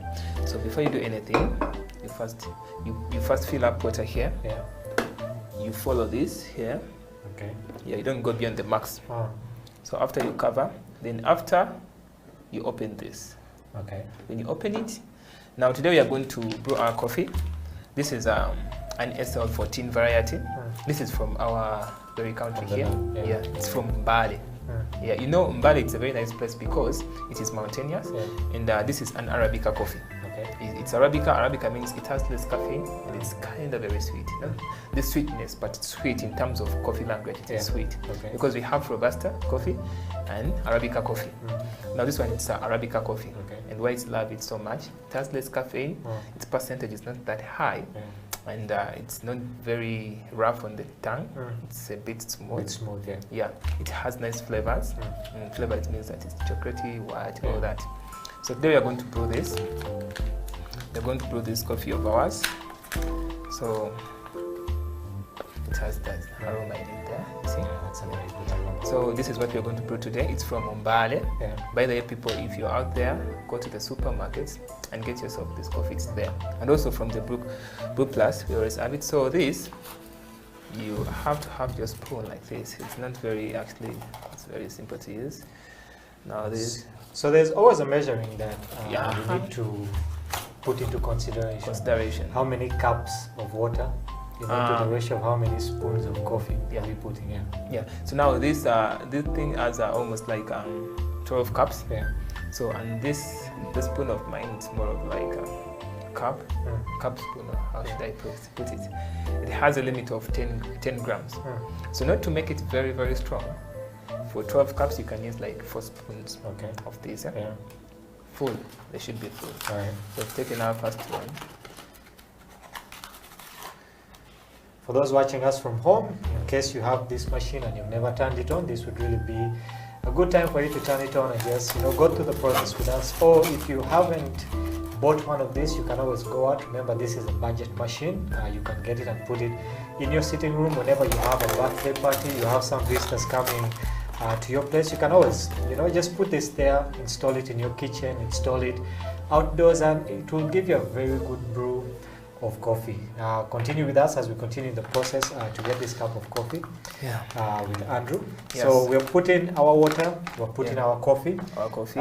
So where do we go next from here? So after, push it back. Then when you're done, put your decanter like that. When you put your decanter, so when you switch on the machine, this water here, it is first to go through this coffee here. So when it is first to go through this coffee, then this one receives the outcome. Okay. So you switch it on. So with time, we shall have our coffee ready.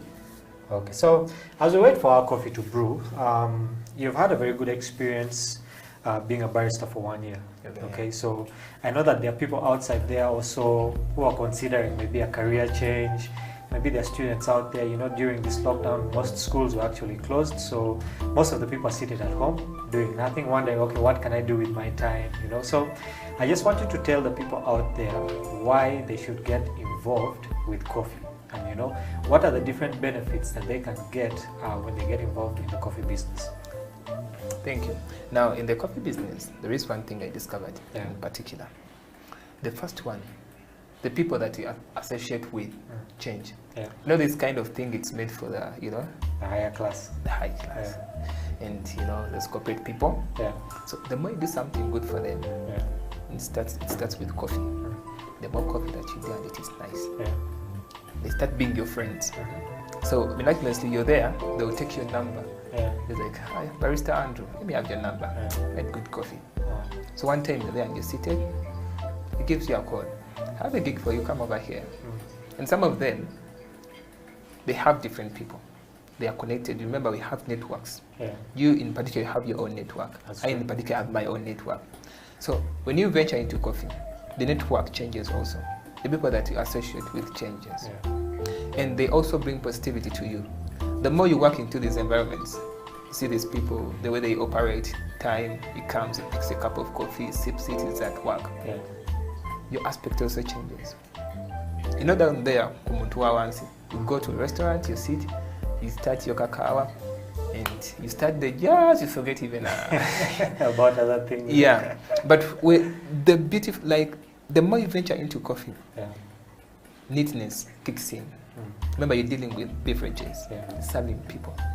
Neatness, that is key. Time becomes number one in your life. Laziness is kicked out. Because whenever you feel you're lazy, you sip a cup of coffee. You're back on track. You rethink. The kind of people that you associate with changes. You start reading too much. Because the more you go deep into coffee, the more you learn a lot. Like, you learn and discover so many things. And people want to associate themselves with people who know. So you become someone different, actually. Not like, because in the coffee business, what you're taught is not the end of it all. You have to keep on reading and discovering other things. So the more things that you discover, the more drinks you bring on table. And the more beverages that you bring on table, the more money into your pocket. Means that someone who started with nothing, your drink is taken by people. Like, people, when they come, you bring me an Andruchina. It's very nice. It was mixed in a very nice way, you know? That is money into your what? Into your pocket. So you keep on changing. You understand? You keep on changing and elevating. So those are things that people have to put in consideration. Join coffee and you'll see that your life is going to change drastically. If you're not, because if you're not inspired yourself, the people that you work on, they will inspire you to work hard. You know? Because trust me, there are baristas who are driving. There are baristas who are moving out of the country. Because if you're working in, let me say, in Serena Hotel, a white comes, sips a cup of coffee with a difference. Trust me, next time it will be called to go and train outside. That's true. You know? So that is extra money. And it's not a usual thing. It's not a common thing. Trust me, in electricity, there are things that are common. Get the wire, connect it, light out. So it means that someone can learn it. Day one, day two, he knows it. But in coffee, you put in time. But it's not, and it's not a profession that someone can just wake up and learn. No, you have to put in time. You practice it. You understand? So you need to get something whereby it's not done by many people. You have to get something whereby it's, if it, you know, on 100, it's on like 80, like it's like 30 people who are doing it. So you're coming up also. So, and in Uganda, it's coffee. One field that I'm seeing that few people are doing it. So you go out for it. It means that by the time it's at its peak, you're already there. So you're the people they come to. You saw it? So now you're making money. So I urge them to join coffee. To go Facebook. They can try Brew Plus at all their social media platforms. That is Twitter, Facebook, Instagram. Instagram. I like the way you know, as our coffee continues to brew, I like the way you put it in a very different perspective. When you talk to many people, they'll tell you, you should get into the coffee business because you're going to get that money, you're going to get a side gig. They never really put into perspective the kind of change that it brings to your life as a person. You know, you talked about, first of all, you know, getting to meet different kinds of people, which means that your lifestyle will change. It will not be the same lifestyle that you came with before you entered the coffee business. You'll become a very neat person because now you have to serve people, which in turn will also build your interpersonal relationship. It will build your communication skills, you know, which you can not only use in coffee but also use in your daily life, you know. And I think at the end of the day, money comes as a bonus. Yeah, it's a bonus. You know, earlier we were talking about, you were telling me about how, you know, in the African culture we are taught that, you know, after school, get into a job and get money, you know, without ever adding value to yourself, without ever, you know, getting all these things that you learn as an individual. So I like that perspective that you brought out, you know. So if you're out there, if you know, you're waiting for school to open, or you're just considering a career change, you want to do something new, consider learning about the coffee business. And it's not only being a barista, you know, you can become a coffee roaster. Yeah, by the way. You can get involved in actually growing the coffee itself. It's a chain. Yeah, it's a chain. Oh. There is a farmer, there are those who do the processing point, yeah, there are those who roast the coffee. Yeah. Because in coffee you have different things. Yeah. And in these different things, Yeah. Okay. I think our cup of coffee should be ready. Yeah. Yeah. So it's a chain. Yeah. So you decide who you want to be. Because the final person is the consumer. Yeah. But before the consumer, there is a barista Yeah. who does the brewing bit of it all. Yeah. So you can decide where to fall. There are those who are good at roasting coffee Yeah. and is not good at being a barista. It is true. Mm. Just like here in studio, there are those who are good at production, Yeah. but is not good at sitting before the camera to speak. That is true. Yes. You see, yeah? Yeah. So it's a chain. Yeah. So once they start teaching you, your mind will push you there. Yeah. Yeah, like it's a godly thing. Mm. It will push you there, like you can do this. Yeah. And there are those who are just talented. You can roast, you can be a barista. Basically fall Yeah. everywhere, yeah? Uh-huh. Yeah. Yeah. Yeah. So you just come and decide where to fall. Yeah. So for you who's out there, you can basically get involved in any part of the process. You don't only have to be the final consumer. Why not take an extra step and actually go backward into the process and see what a barista does, what a roaster does, what people at the farms are doing growing coffee.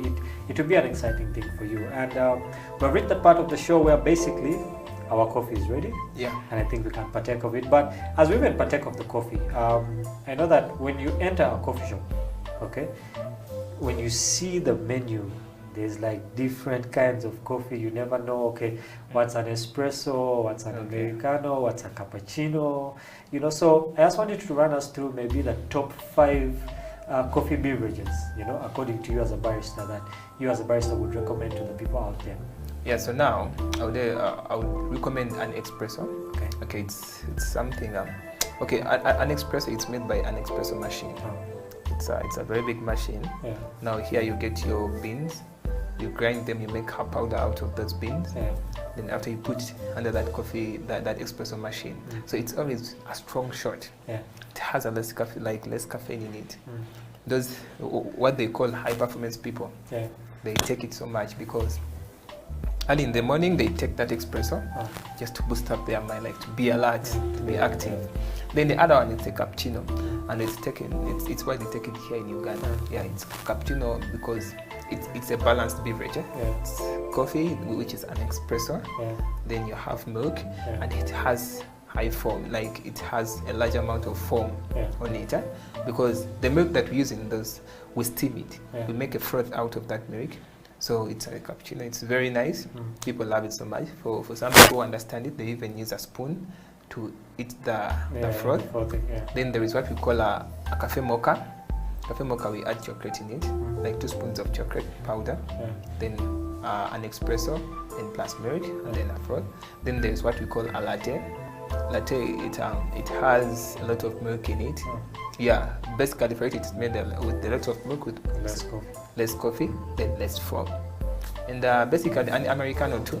An Americano is a dilute of it's like diluting an espresso, because for it we get a third of hot water, Then after we add on an espresso. Okay. So basically those are the 4. Those are the top Yeah. 4 for you. Yeah, the other ones, they are not so much common here. Yeah. So even if you tell it to someone, like an Affogato, someone will not understand will it. not understand that is Yeah, true. but those ones Yeah. are basically people when they walk into a cafe, they're like, I need a cappuccino, like that. Well, next time you walk into a cafe, don't be so scared to to get what is there on the menu. At least now I've told you the top 4 that you can actually get. Well, Andrew, thank you very much. We're getting towards the end of the show. I want to thank you for basically coming on the show and running us through your pleasure. experience and just encouraging the people out there, encouraging them to get into the coffee business and the different benefits that they can get from it. But before we go, okay, I think it's time for us to partake of our cup of coffee. I always like testing. Every barista that comes here always has a different spin on the way they make their coffee. Okay. So I believe that this one also has an Andrew Chino somewhere, which we're going to test. And dramatic. But Yeah. now basically our coffee is done here. Yeah. So it's already prepared. So as you're pouring your cup of coffee, how this? Can take the one consistency I've seen with most of the baristas that have come here is that you just don't pour coffee like you're pouring tea. It has to be a swirling motion. It's because we are used to this. It's called a pitcher.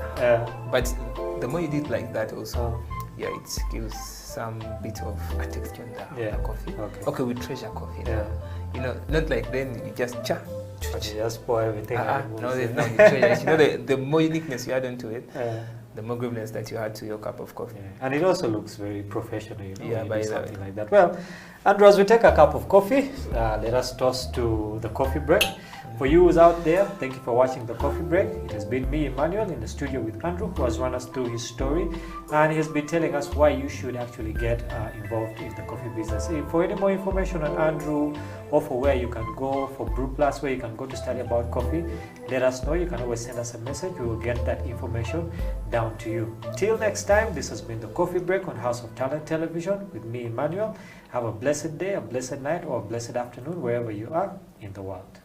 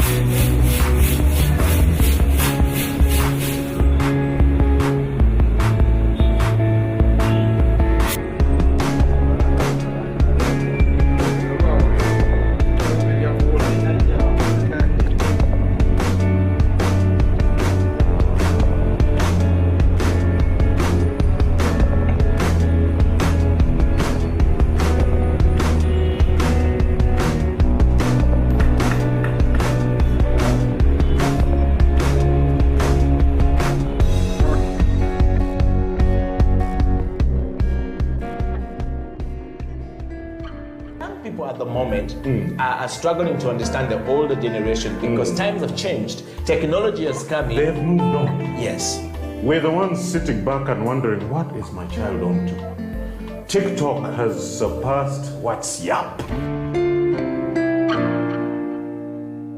The other one I call, I never call it Facebook, it's book face. Why are you on book face?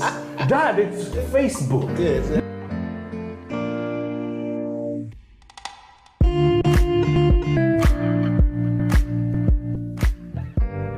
Me, I keep saying, I have a foot amongst the millennials. Yeah. I understand the traditionalists. Okay.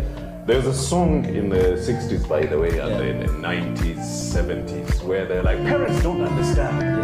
Yes. Remember Prince? Yes. Prince.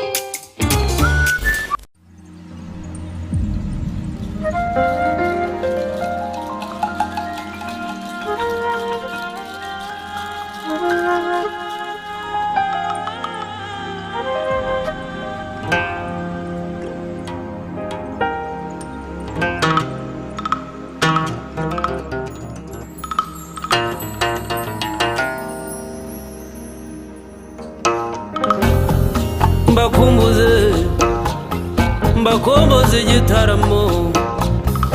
igitaramo cy'iwacu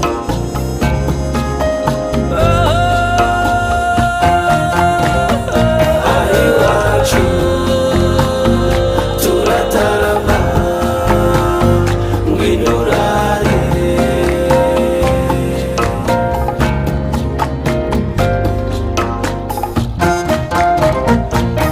iwacu turatarama ngwino urare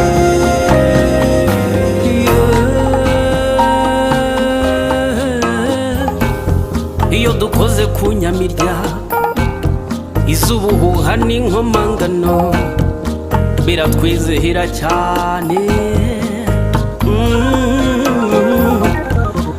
mpamagare muhigirwa ni Nyaruguru mu muhamirizo w'intore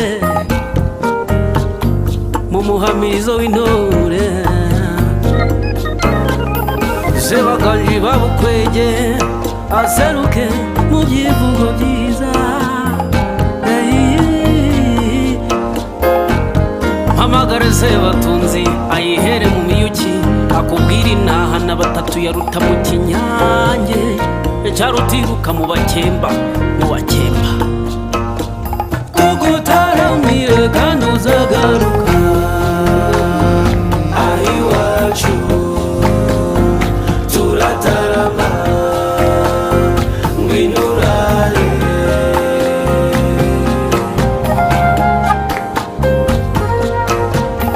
tugutaramire kandi uzagaruka turatarama ngwino urare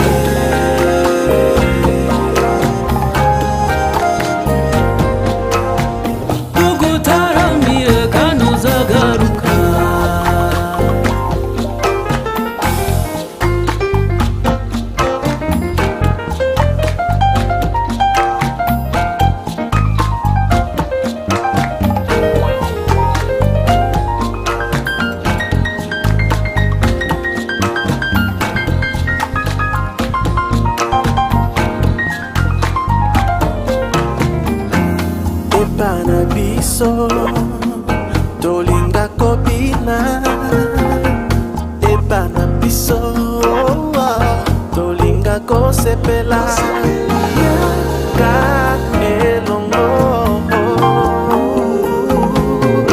tolinga tosepela tosangisa betolingana tugusogogeze ku ntango y'amahoro kwibutsa umugani wa nyashya na baba inkuru ya saruhara rwa nkomokomo cyacana ndetse na ngunda tugutaramiye kanuzagaruka ari wacu turatarama ngwirurare aho dutaramiye nta rungu tugutaramiye kanuzagaruka turataramiye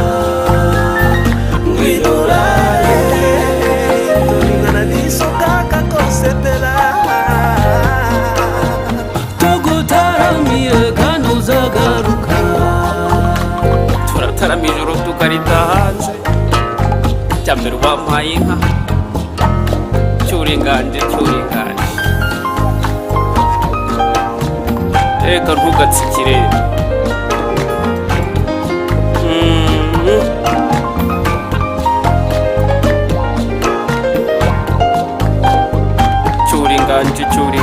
cyuringanje nuko umuco wacu ugacindisha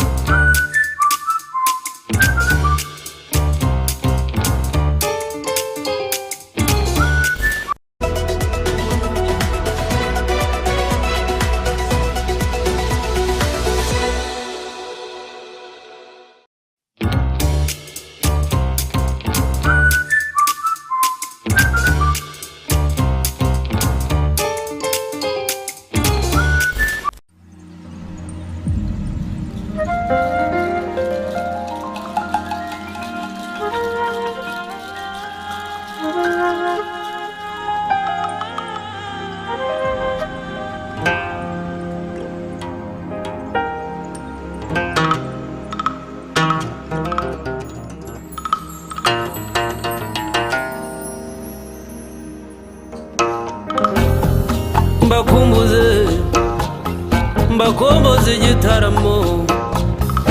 igitaramo cy'iwacu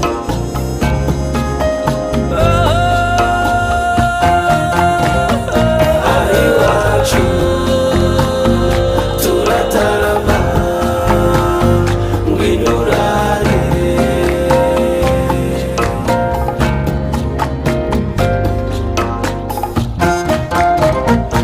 ari wacu turatarama ngwinurare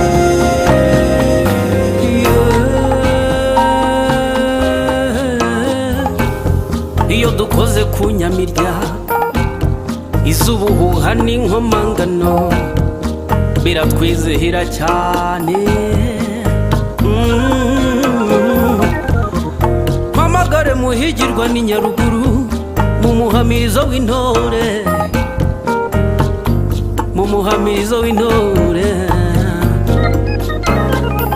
Sebaganji babukwege aseruke mu byivugo byiza mpamagare Sebatunzi ayihere mu miyuki akubwira inaha na batatu yaruta mu kinyange cyarutiruka mu bakemba tugutaramiye kandi uzagaruka ari wacu turatarama ngwinurare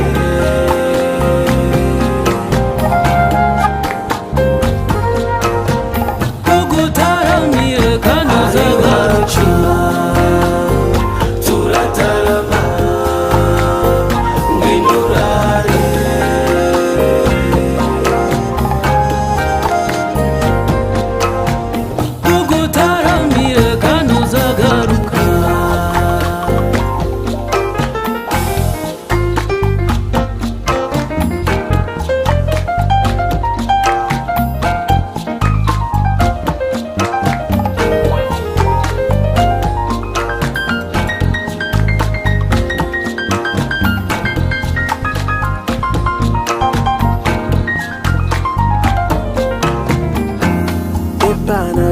biso tolinga kobina ebana biso tolinga kosepela ka elongo tolinga tosepela tosangisa pe tolingana tugusogogeze ku ntango y'amahoro nkwibutsa umugani wa nyashya na baba inkuru ya saruhara rwa nkomokomo cyacana ndetse na ngunda tugutaramiye ganuzagaruka ari wacu turatarama ngwirurare aho dutaramiye nta rungu tugutaramiye ganuzagaruka turatarama ngwirurare tolingana nisokaka kosepela tugutaramiye ganuzagaruka turataramije ijoro tukarita hanze jya mbere wampaye inka cyuringanje cyuringanje reka ntugatsikire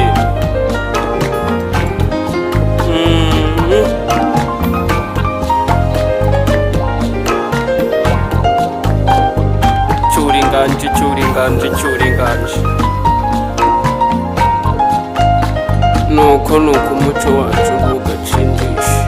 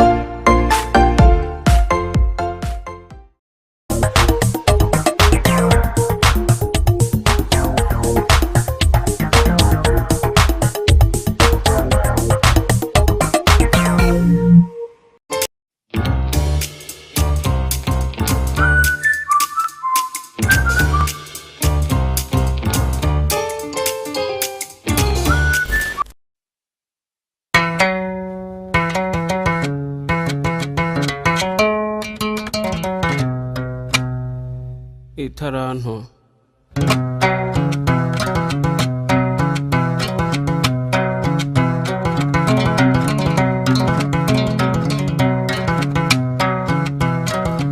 hariho umutware yaratunze cyane afite n'abagaragu kera kabaye agira uruzinduko mu kindi gihugu ahamagara abagaragu be maze abasigira ubutunzi bwe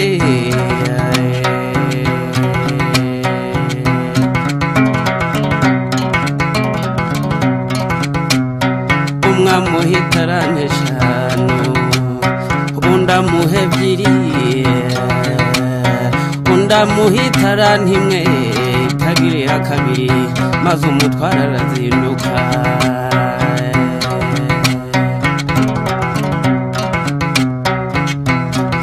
maze babagaragu batangira gukoresha za tarano nk'uko shebuja yazibasigiye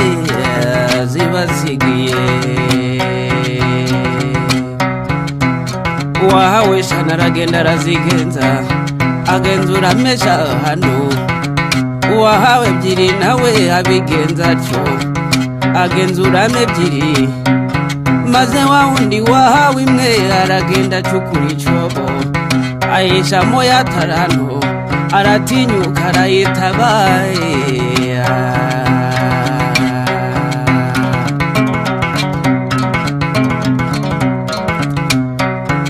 nuko imitsi irayitindira ataha maze shebuja mu kuzindukuruka abarana nabo ibyo yabasigiye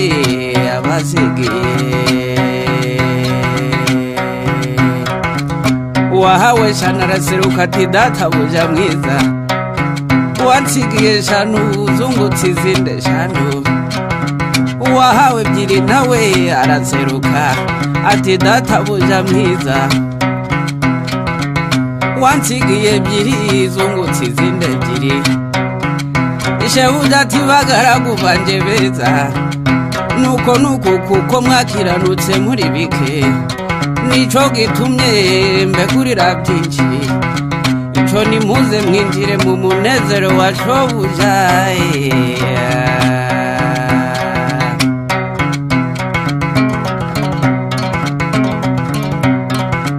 maze wa wundi wahawe itarane imwe itagiriye kabiri adatera hejuru azayivovota cane ati databuja narinzi kuri umunyamwaga usarura utabibye na munagane itaranto narayitabye mu butaka dore ngiyo ufata ibyawe maze shebuja aramusubiza ati mbe mugaragu mubi niko wamunyabutewe esi ni wari ukwiye kuyiha abagenza maze nkasanga inyungu yayo nuko shebuja arayimwambura ayigabira wa wundi wungutse itarane 10 igiye mu zindi agira 11 kuko ufite wese azongererwa ariko udafite azanyagwa n'utwo yari afite maze wa mugaragu mubi baramuboha bamujugunya mu mwijima hanze azize ubupapa mbega agahinda we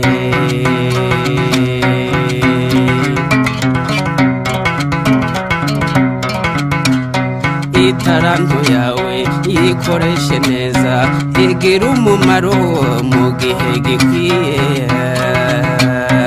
itaranto yawe yikoreshe neza igira umumaro mu gihe gikwiye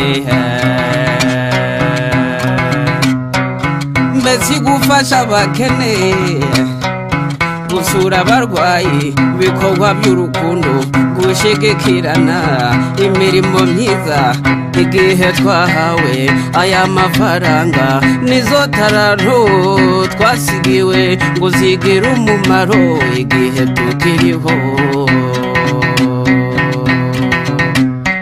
itarantu yawe iyikoreshe neza igira umumaro mu gihe gikwiye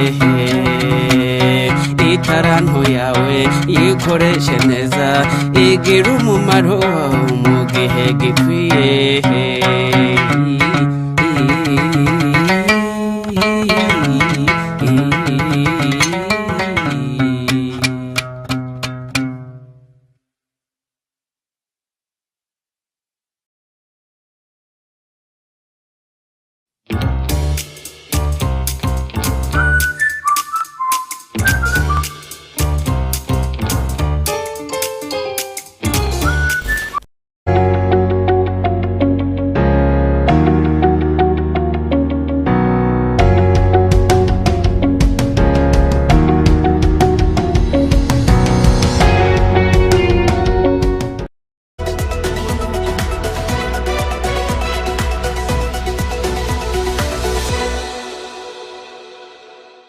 knock at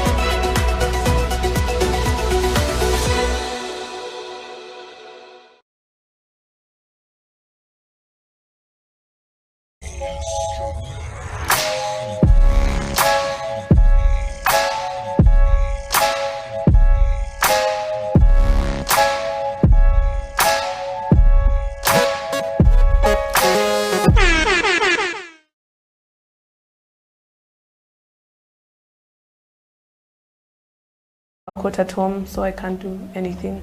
But you can get a basketball and learn to dribble, you know. Then when you actually are able to access a court, you'll have a starting point, you know. And also to, you know, just if you love something, give it your all. Because I know there was a time when I played basketball, but I didn't love it, so I was just, you know, going with the flow, not really. I didn't have any sense of direction. I didn't have any goal. But when I started setting goals for myself and actively trying to reach them, that's when I actually started seeing results, like with the national team. I set that as a goal, and you know, it paid off when I got to play, and also the Kenya camp. Because the second I came back from Cairo, you know, I was sleeping one morning. I had slept. I'd come back. It was the second day we'd been back. I hear a knock at my door. It's my dad. Get up, coach is coming in 30 minutes. Be ready. You know, you have to be able to do that for yourself, or have someone who's willing to do that for you. And you know, just look for opportunities to play.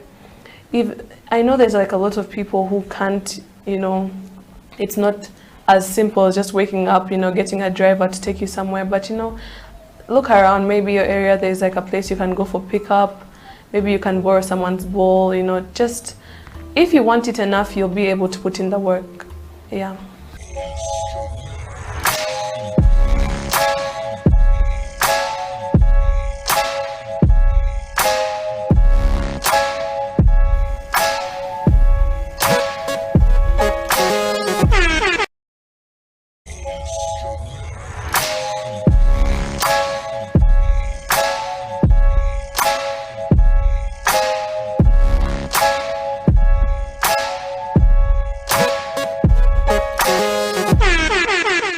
Talent is here.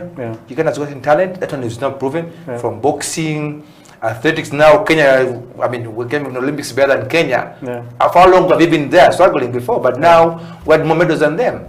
So the key thing here is corporate companies please come aboard. The government will do their part.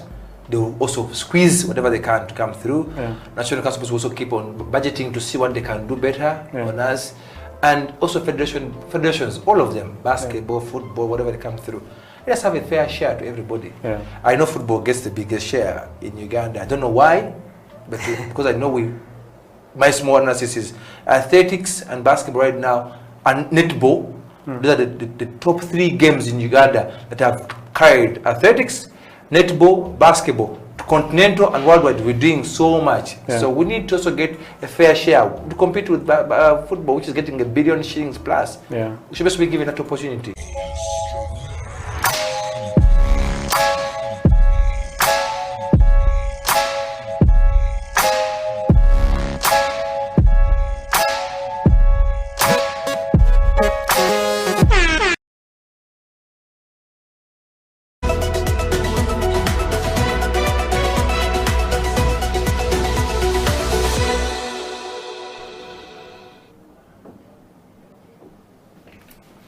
Good afternoon, it is Slam Dunk Basketball. My name is Felix Opal. The show is basically about basketball, analyzing, interviewing, and dissecting the beautiful game of basketball. It is a brilliant day, and in studio today, I am with 3 gentlemen who I don't need to introduce. First of all, this gentleman made Uganda proud. This gentleman also rewrote Ugandan basketball history. So it will be its honor for me to actually introduce them. They will have to introduce themselves. I'll only introduce Coach Ronnie Mutebi, who is one of the coaching staff and their coach on the team. The others, they will do the honors themselves. Thank you so much for gracing Slam Dunk Basketball. You're welcome. My name is Galuango Brighton. I'm 14 years old, and I go to Chivoli High School. And Galiwango, which position do you play and how was it? It was fun. We had good teamwork, and we managed to interact with other players and coaches and the teams. And we managed to bring back the gold to Uganda. But bringing gold and that being there, the intensity and the pressure was there, but we went as a team and we did what we had to do. Okay.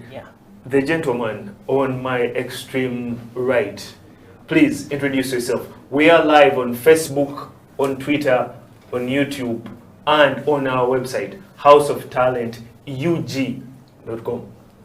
I'm Matthew Chisache. I'm 15 years old and I'm from Chibuli. So, Matthew, bringing gold is not an easy feat. No Ugandan 3-on-3 team has actually won gold. Tell us the experience. The experience was nice, but it was actually hard. We had to fight through. We had to be stable, mentally stable. It was a good fight. We played well. Good teamwork. Good teamwork and fighting. Tell the viewers out there about that fighting. What did it take to actually get to the epitome of winning? We had to talk as a team and concentrate. Before the games that we lost, we were not concentrated. We were actually scared at first, but then we became better when we talked. Coach Ronnie, yes, what are the biggest challenges when dealing with teenagers, and mostly in high intensity competition tournaments like this? Most times it's experience, exposure, but also the maturity of the players. You notice most of these guys first played tournaments before. So if you looked at them 2 months ago and the way they are now, there's a big difference. So it all goes back to exposure. They need to compete more at a higher level, then they keep developing. But here in Uganda, we don't really get that chance to expose them to play. In high school, the high school leagues is only like 1 week in a whole year. So it's really not enough. But if you look at other countries, teenagers play for a very long time. So by the time they go to tournaments, they're really exposed. Yeah. Impressive, impressive. There are so many players in your age bracket who would want to be like you. who would also want to feature for the national team. Just give our viewers out there who are watching on Facebook, here in Uganda and in the diaspora, what it is and how it has been a journey for you. It hasn't been easy. We had to work out a lot to be here. So you have to be consistent if you want to become better, and you have to be strong. You have to work out a lot, you have to be strong, you have to be consistent. But then, what are the nitty-gritties, the small details in there that need to be done? Mostly you have to have discipline. You have to, let me say, how can I say this? If you're to work out, let me see, how can I say this? For instance, when did you start playing? I started playing, was it 4 years back? Yeah, I started from, there was a camp at Chambuko, and he was my coach plus Coach Nick. Yeah, so that's where I learned my basketball, the fundamentals mostly, the basics. I learned them from him. And to you, sir, what difference did you see between the other teams and our junior Silverbacks? The other teams, they've been together for a long time, and they know like each other. Like if they're to have a tournament, they like practice, let me say, months before. But here in Uganda, we don't do that. You don't do that? Yeah. But that might be a weakness on our side. Tell the viewers about your story. I started playing basketball also like 4 years back, and he's also my coach. And just started playing, and all you have to know is you have to be hard, disciplined, and you don't give up. Just keep going forward. He might be sitting here, but please don't feel afraid of mentioning anything. What does he tell you to do that you don't want to do? I don't know. Every coach might have a particular drill that you are not actually. Yeah, he makes us run a lot. Push-ups. Push-ups. Push-ups and Yeah, suicide. To Coach Ronnie, suicides and push-ups. Why is it that you make the players actually do those two particular drills? They're not the only drills they do, but it's a combination of drills. And basketball worldwide, it's one curriculum. There are no secrets in basketball. The basketball in Uganda is the basketball in China. The basketball everywhere. The difference is in the intensity and the consistency. So if you notice, most of our players, you meet a player once or twice a week.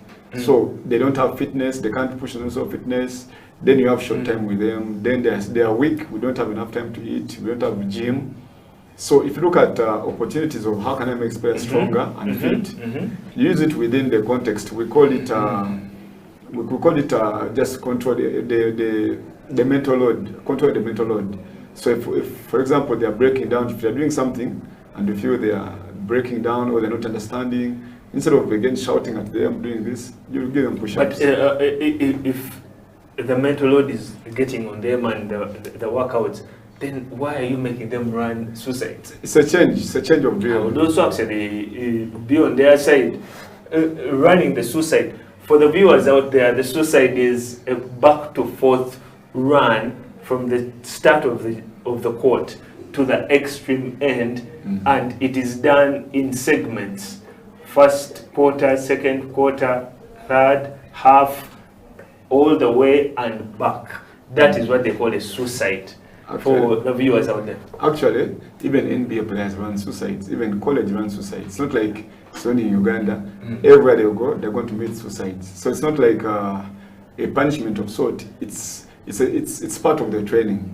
So they cannot run away from it unless they're going to change another sport. But as long as basketball, suicides are a must. Yeah. Although they're not liked. At the moment, to our two golden winners, our league in Uganda is at a stop. However, at the start of the year, the league is going to be restarting. Now, most teams are looking for fresh players, they're looking for brand new talent, they're looking for players that can revive them back.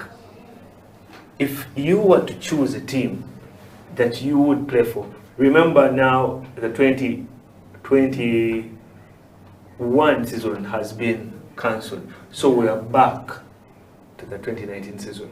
Warriors Basketball Club, Sharing Basketball Club, all the teams are back. Yeah.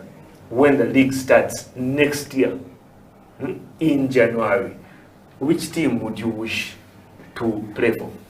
Actually, City Oil is one of the best teams in Uganda, and I would love to play for that team. You love to play for City Oil? I'd also love to play for City Oil. Wow. 7-time champions and 2 of our golden winners would love to play for that. It is Slam Dunk Basketball. My name is Felix Opal. We will return after this short break.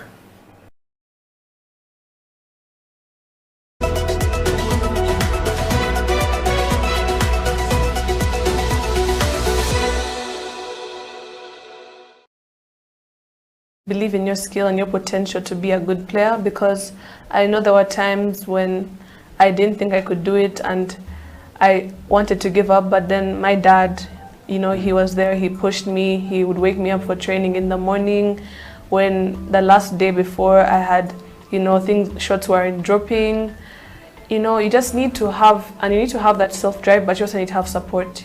So seek for support from your parents. Don't be shy to bring up the idea of, you know, can I go for training today, or maybe can I get a basketball and be dribbling, because you need to be able to not make excuses for yourself. That's a thing that a lot of people subconsciously do. They're like, well, I don't have a court at home, so I can't do anything.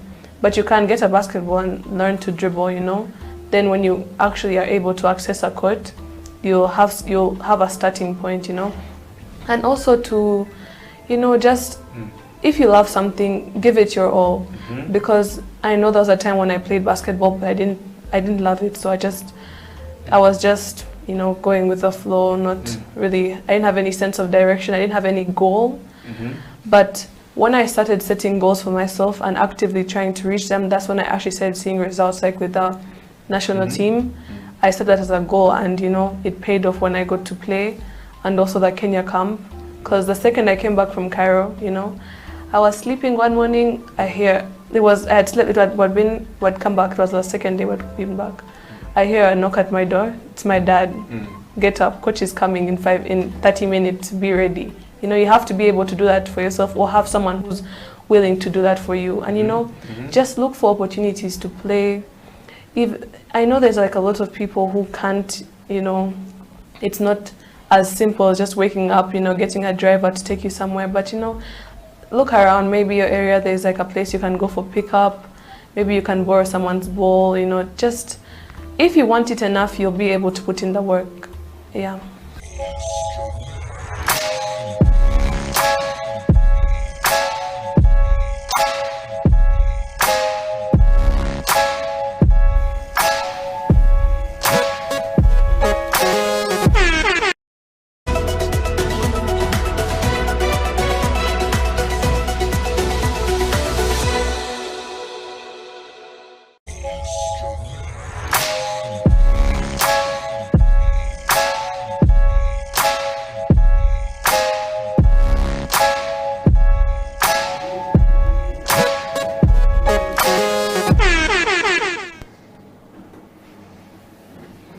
Good afternoon, welcome back. It is Slam Dunk Basketball. My name is Felix Opal. In studio, I am with 2 gentlemen who actually made history by winning gold for Uganda and 3-on-3. FUBA President Nasasero Njoji has always mentioned development of grassroots basketball from the youth side. Coach Randy Mutebi, what do you think should be done come the start of the next season, next year? First is we need to put money in the coaches and the kids themselves, because we don't have facilities. So if we're going to use a court, we need to hire the court, we need to buy basketballs, and we need to give the coaches who are coaching these kids. So if we are going to develop the grassroots, we need to start doing camps. And the coaches are there, the kids are there. What we lack is structures and equipment. As simple as that. As simple as that. What would be your view? What should be done to develop basketball in Uganda? They should make facilities and provide playing materials, playgrounds, because the coaches are there, as he said, and the players are there. They just need structures and equipment, like funds. Personally, do you have a gym that you go to? No, I don't go to the gym. What do you think should be done, sir? He has said it all. I think they should just follow up on the kids that play well and help them. And then, when it comes to other skills off the court, Coach Rennie Mutebi, what program do you think should be instituted? It's again a mentorship program. I think I've seen some coaches do it, and also, but it has to be in touch with the parents, because I might have my habits as a coach off court, and the parent doesn't approve. So usually it goes back to the coach-parent relationship with the family of the players also. So there are activities like we tell them about life, we tell them about career choices, we tell them about school. But that's all the follow-up of the coaches. And most coaches I've seen who have academies actually doing it. I know so many academies around who are trying to follow up on that. So basketball itself, we instill discipline. But discipline is not just not to fight, but discipline is also to chase your careers, read your books, finish your education and all that. Yes. There's so many distractions that happen in the life of a sportsman. I myself was a sportsman. What distractions have you had? There are many. Oh, I don't know how to there are many. Oh, interesting. Please feel free. Slam Dunk Basketball is a free show. You can communicate and you can share. And you don't have to actually be afraid of Coach Rennie being around.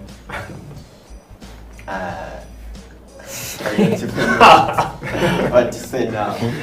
No, every person has distractions. So as an athlete, we're still normal people, we're still human. Please, feel free. Let me see. Like, sometimes we get lazy when we have to work out. So we go watch movies or just sleep or go to a friend's house. Something like that. Like some friends are distractions, so they distract you from the workout program that you have. Yeah. Okay. Tell the viewers more. Remember, we are live on Facebook, Twitter, and YouTube, and your views, your remarks, your comments will be read in the last segment of the show. That's all I have now. Did that scare you? I can't say more.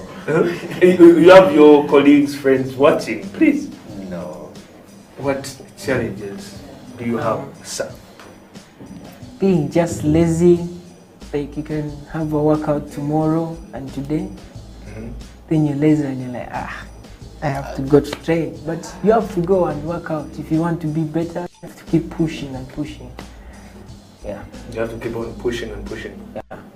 To Coach Rennie, yes, there is friction concerning the cancellation of the National Basketball League.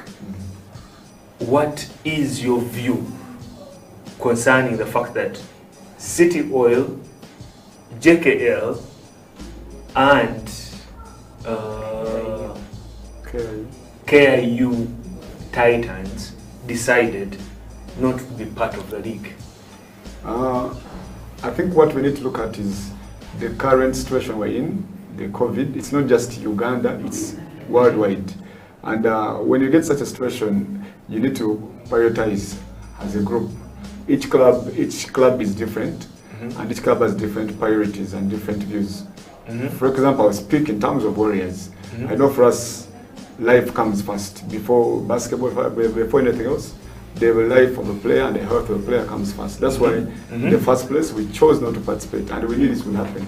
So for other clubs, which I'm very sure is most of the managers and the owners have looked at it and they realize it's a big risk to take financially, because now we have reached a point where everyone is constrained financially, but also COVID is still here and still active in Uganda. So it's really not worth risking someone's life for the sake of playing. Yes, the fun is there, but is it really worth? They can do without the fun for a few months.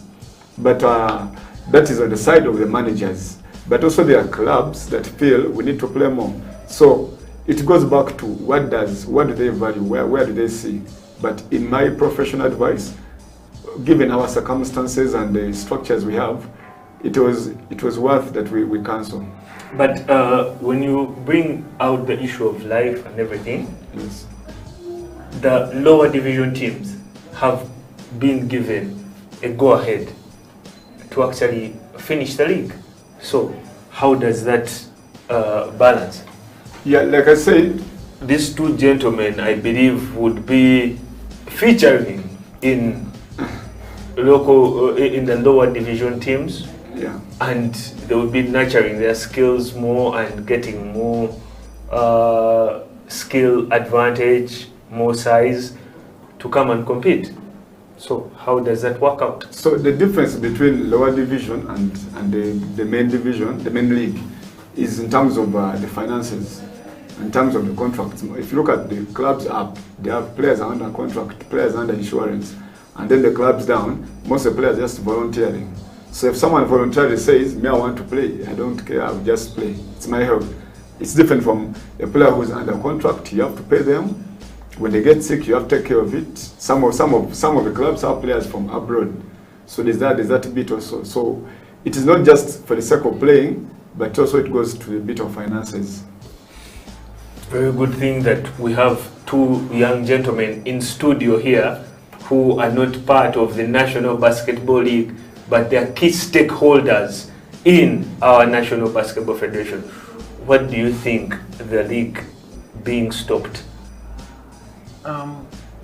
I love watching the league because I get experience and I get to learn what I don't know and see how people play, how things work out from other players. Yeah, that it was okay to stop the league because your life first, as he said. He was very right. Why would you play it? There's COVID, so yeah. But it wasn't about actually the COVID. Teams were asked to pay an extra 600,000 shillings to actually vaccinate all the players for the league to go on.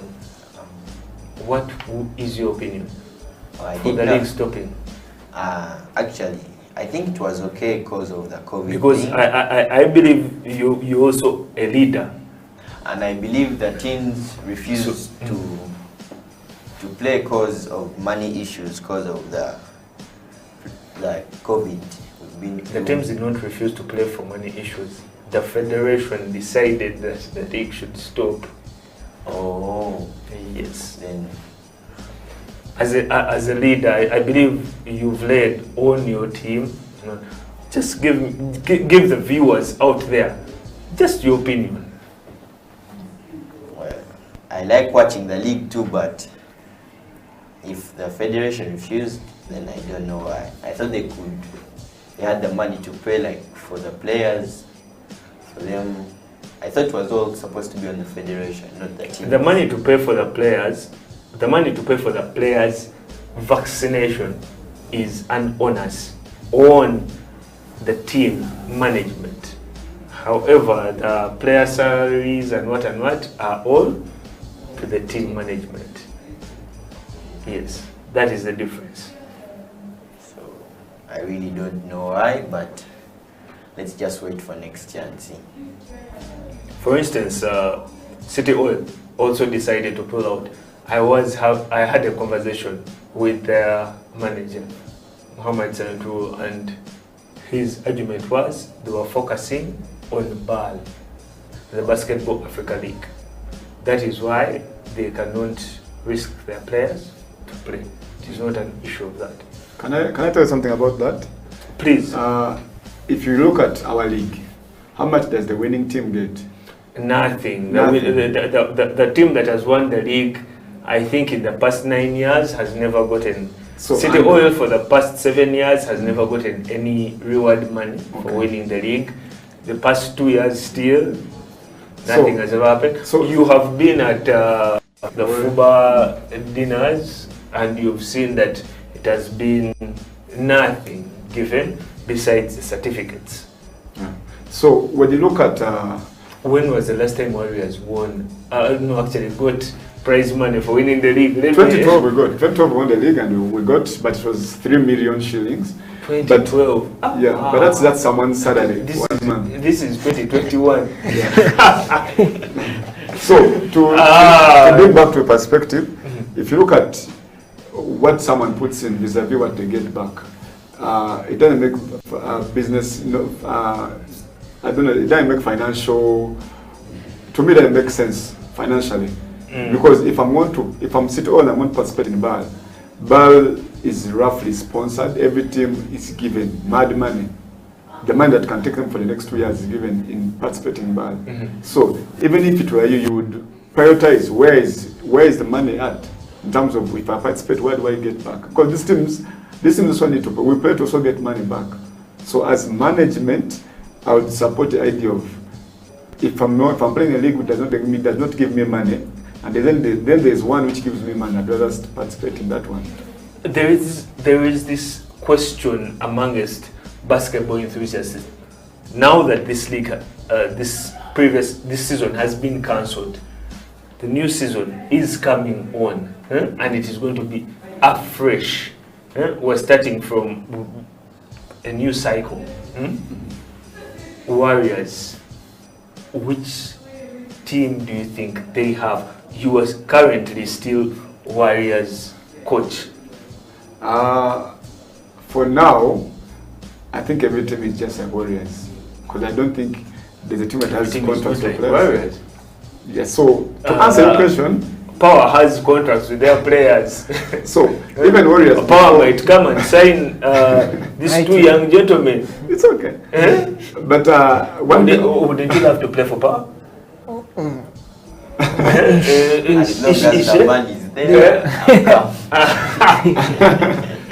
As long as the money is there, you'll be willing to go on board. Yeah. But for Warriors, our plan was we talked to the players before we decided not to play this year. We talked to them and told them this year we shall not play. When we need them back, the players, where the mutual agreement with the players, and they agreed they will come back. Those that we shall contact, although we're also looking at the players outside, we're also looking at other players who have come up. For example, these kids were players who played under 18 last year, who were supposed to be under 18, and they're also good. So, however much COVID has been going on, I've been keeping tabs on most of the young talents, because as Warriors, we are regrouping for the young players. We're trying to phase out the older players. You're trying to make a recycle of the team, in other words. Exactly. Brilliant, brilliant. Before we go for that break, please, our viewers out there, Facebook, Twitter, YouTube, on our website, houseoftalentug.com, your views, your last comments. Keep working hard. If you're a basketball player, keep working hard, don't give up, keep pushing and pushing. And also, school. You need to go to school, because you can fail in this, and there's also another option. But you need to keep going to school and pray to God. And pray to God. Yeah. Brilliant. Thank you so. Thank you so much. To all the viewers, I'd like to tell you to keep working hard. Put God first in everything you do, and be consistent. If you want to get where you want to be consistent. Being consistent, praying hard, and also knowing what you want. Have I summarized them properly? Yeah. It is Slam Dunk Basketball. My name is Felix Opal. We go for a short break and we will return.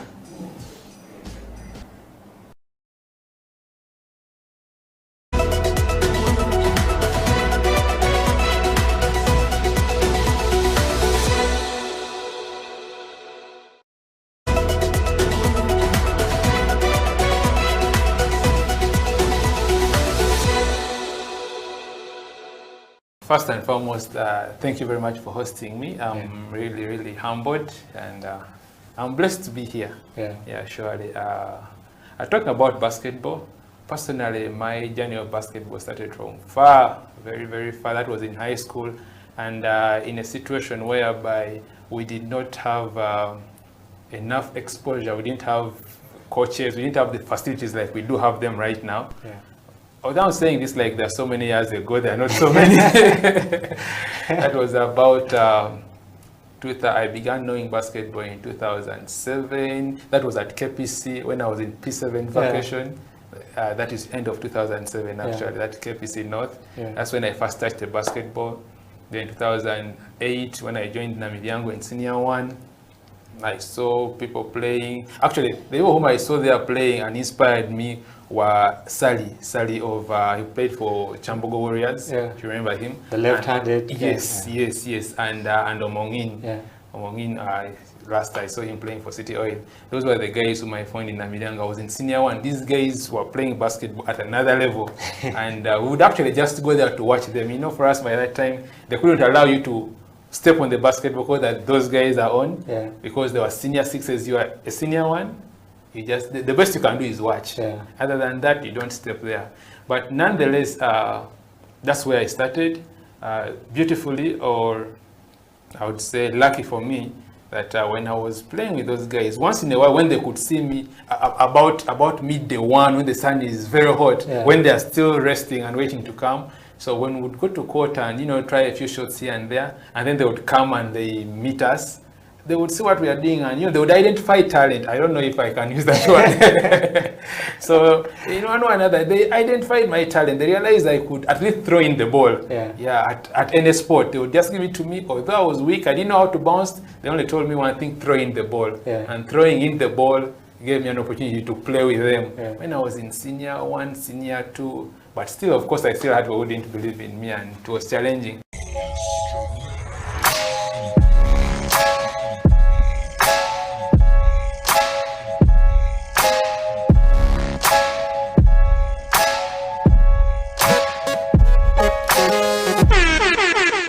Tell me, which team would you want to actually play with, or join, or be a part of, or which team do you actually admire and be like, I think I should play with this particular bunch of players?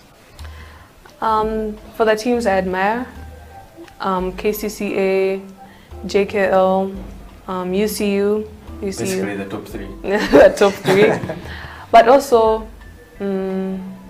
Nabisunsa, because a lot of our players are from... They're not doing very well. Yeah, but every time they come, they play, and even if they beat them... They put up a very good fight. Yeah, even if they beat them 2-90, they'll still come back for the next game motivated and ready to give their best, and that's very admirable. Oh, so you'd wish to play with Nabisunsa? No. But I admire their... You admire how they play. You admire how Nabisunsa play. Yes.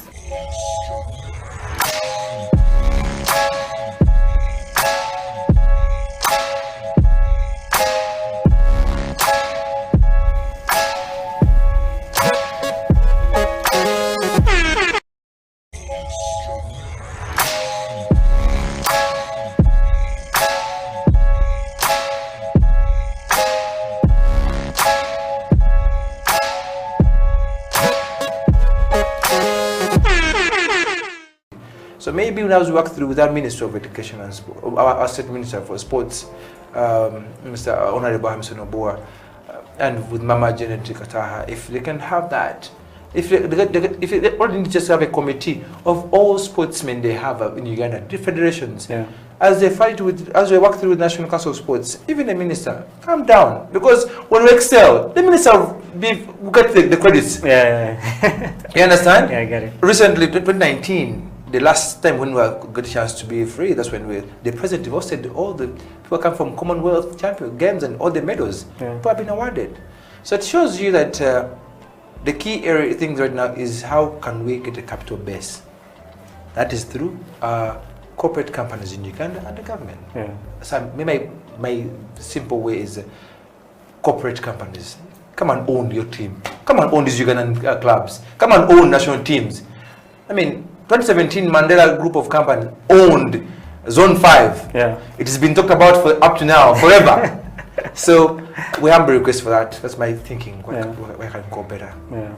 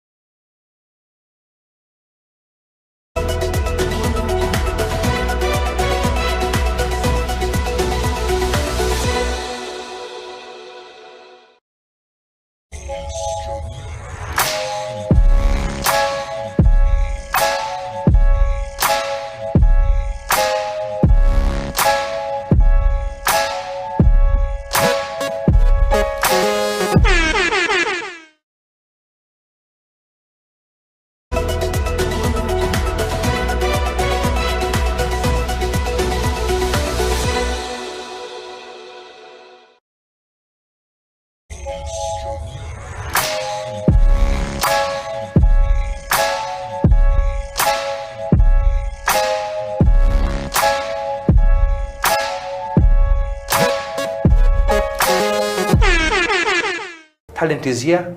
Uganda's got talent. That one is not proven. From boxing, athletics. Now Kenya, I mean, we came in Olympics better than Kenya. For how long have they been there struggling before? But now we had more medals than them. So the key thing here is corporate companies please come aboard. The government will do their part. They will also squeeze whatever they can to come through. National councils will also keep on budgeting to see what they can do better on us. And also federations, all of them, basketball, football, whatever they come through. Let us have a fair share to everybody. I know football gets the biggest share in Uganda. I don't know why, but because I know my small analysis is athletics and basketball right now and netball. Those are the top 3 games in Uganda that have carried athletics, netball, basketball. Continental and worldwide, we're doing so much. So we need to also get a fair share to compete with football, which is getting $1 billion shillings plus. We should just be given that opportunity.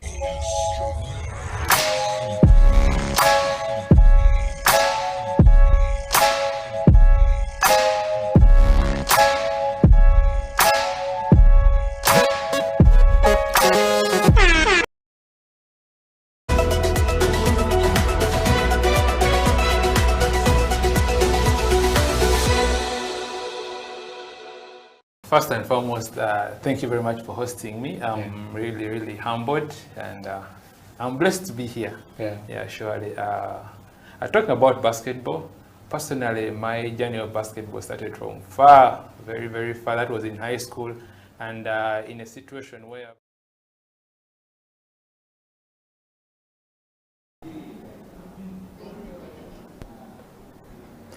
Welcome back to Slam Dunk Basketball Talk on House of Talent Television. My name is Ateng Emmanuel. The first part of the show, we had Felix with a couple of guys inside here, the guys who won gold at the ISF Games, talking about basically development of sports, their experience. And right now on the show, we have a second bunch of guys, because we had like a lot of guys coming into the studio. And with me, more of the gold medalists. I have with me Lionel. Welcome to the show. Thank you. And Cliff, who I've worked with. Very stubborn guy. Full family of basketballers. Guys, you're very welcome to the show. And this House of Talent, feel free. There are guys out there watching you. There are guys who want to be like you guys. You know, kids who are coming up. So just feel free, talk to the people. And let's get the show on the road. First of all, I see you guys wearing, you know, Team Uganda jerseys and all that. I think it's a great honor that, you know, you wear something from the country. And you guys went to the ISF Games represented and won gold. Yeah, so I just wanted to run us through the experience. I know it's a totally different thing from how Uganda is, you know. How was the experience at the ISF Games? I think it was very good for me. We made some friends and we got like exposed. Yeah. Nice. So more exposure than you could ever get in Uganda? Yes. Same thing? Yeah, pretty much the same thing. Okay. There was very good competition Yeah. as compared to what we have here in Uganda, Yeah. and the facilities were very good. Yeah, talk about competition and facilities. We know you guys are in different academies. Some of you work with Alton, some of you work with iHope, some of you work with some basketballers, Caesar, and all these things. Going out to a place like Serbia, okay, you had the opportunity to interact with a lot of other players, you know. What were some of those things you saw those players doing that we are not doing down here, or that you guys could not do at that time? I'm not really sure. I never really got to notice that. Yeah, so there was actually no difference. You guys were almost at the same level of basketball. Yeah, but I think we were stronger.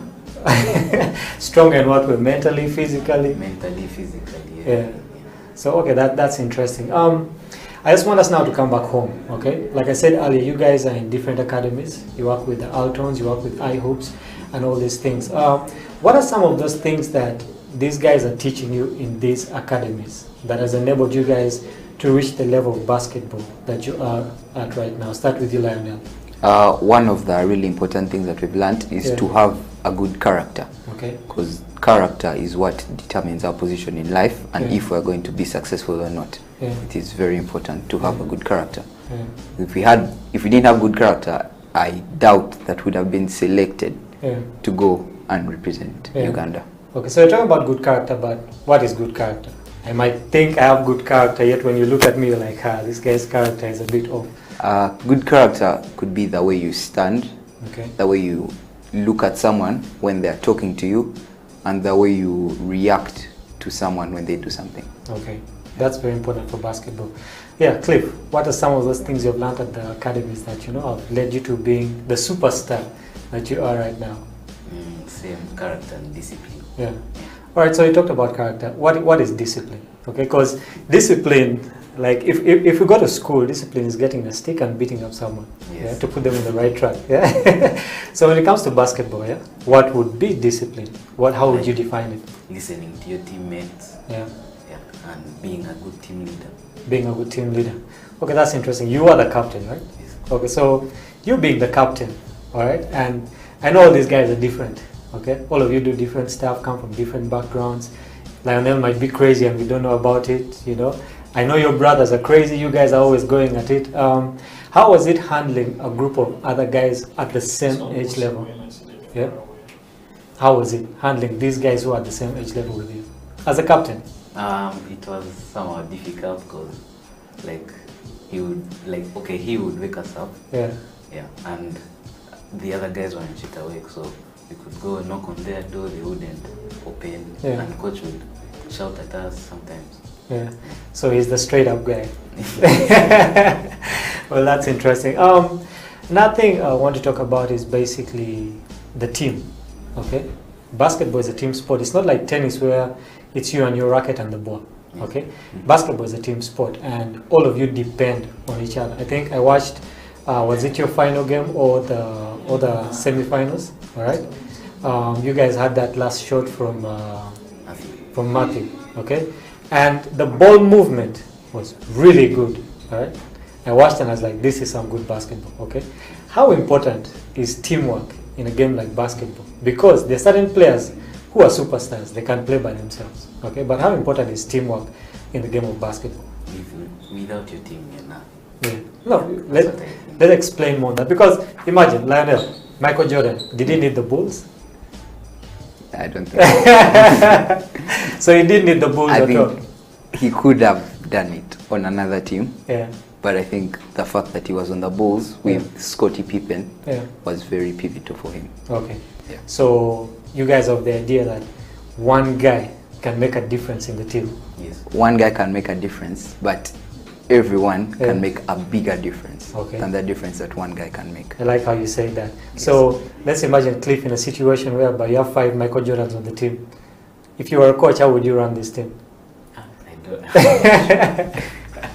Because looking at your team for the ISL, all you guys are skilled. Okay, I believe that all you guys are almost at the same level.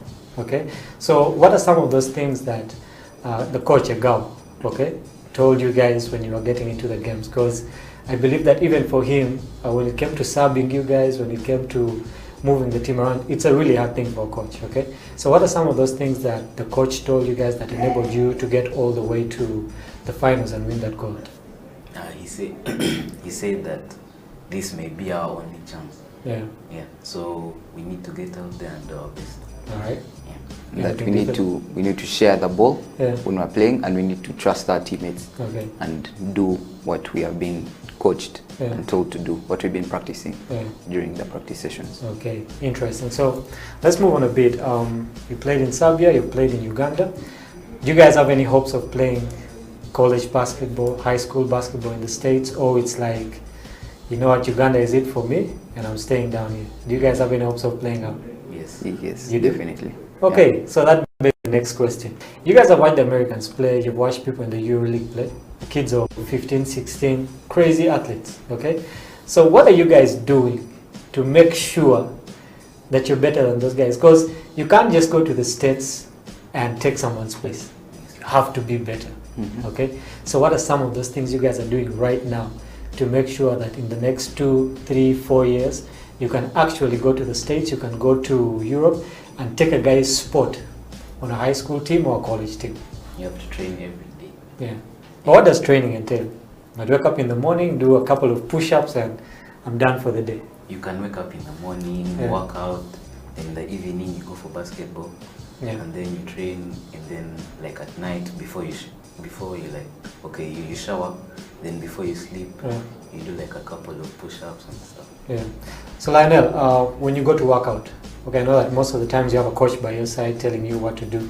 Do you ever go to work out just by yourself? Wake up in the morning and say, you know what, I'm just having me time, I'm going on the court to work on a couple of things. Yes, I do. Okay. And it's easier to do that when you have a rim at your place. Yeah. So if you have something to do later, it wouldn't be like rushing from a court to go back home to prepare to go Yeah. where you're going. All right. So you'll be more relaxed during the training session, and you can focus on what you're trying to achieve Yeah. during that workout session Okay. you're doing. So what are some of these things you do in your personal workout times? Most of the time, I work on my shooting form and all that, Yeah. and also do what we've been practicing during training Yeah. sessions. Yeah. All right. So, Cliff, basketball is a sport that is a fast-paced game. Okay, it's like chess that is forwarded, quick.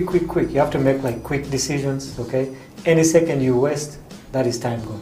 Okay, how are you practicing to deal with such situations? Because you're point guard at this moment, right? When you get on court, if you miss a pass, it's closed. You have to move on to the next thing, okay? So now we're talking mental basketball, okay? How are you preparing your mind as a basketballer to compete at that next level? Mostly like my coach talks to me Yeah. and tells me what I don't do well and what I also do. Yeah. Yeah. So do you have any moments whereby you go and watch tape, you watch, let's say, the NBA, you watch EuroLeague games, basically to get up your IQ? Yes, in my free time. Okay. Even before like we played the 3x3, I used to watch Okay. the 3x3. All right. So before we go into a break, just want to get into the GOAT debate. Okay. You guys know what the GOAT debate is. All right. So LeBron James, Michael Jordan, Kobe Bryant. Who's the GOAT? Michael Jordan. Why would you say Michael Jordan?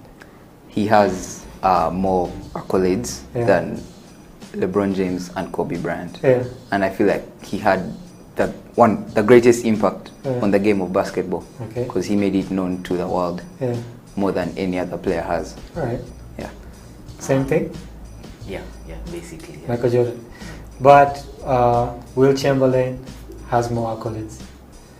So do we say he's better than Michael Jordan? No. MJ has more accolades. He has more rings, MVPs, and finals MVPs. I think you guys need to go back in history and check who has the most, because there are a couple of guys who have more than Michael Jordan. But MJ, I also believe, is the GOAT. Okay, though right now LeBron James is coming up. I think he's trying. You guys have seen the super team he has built around himself. Okay, all right. When we get back, we're going to be talking more to these guys about basketball, not only in Uganda but also internationally. Remember, you can catch us on our social media on House of Talent Uganda and on our Facebook, on our Twitter. And if you're having some problems watching us on Facebook, just head on to our YouTube, that is House of Uganda TV live stream. The show is streaming live there, and we'll be back right after this show. This is the Slam Dunk Basketball Talk on House of Talent Television.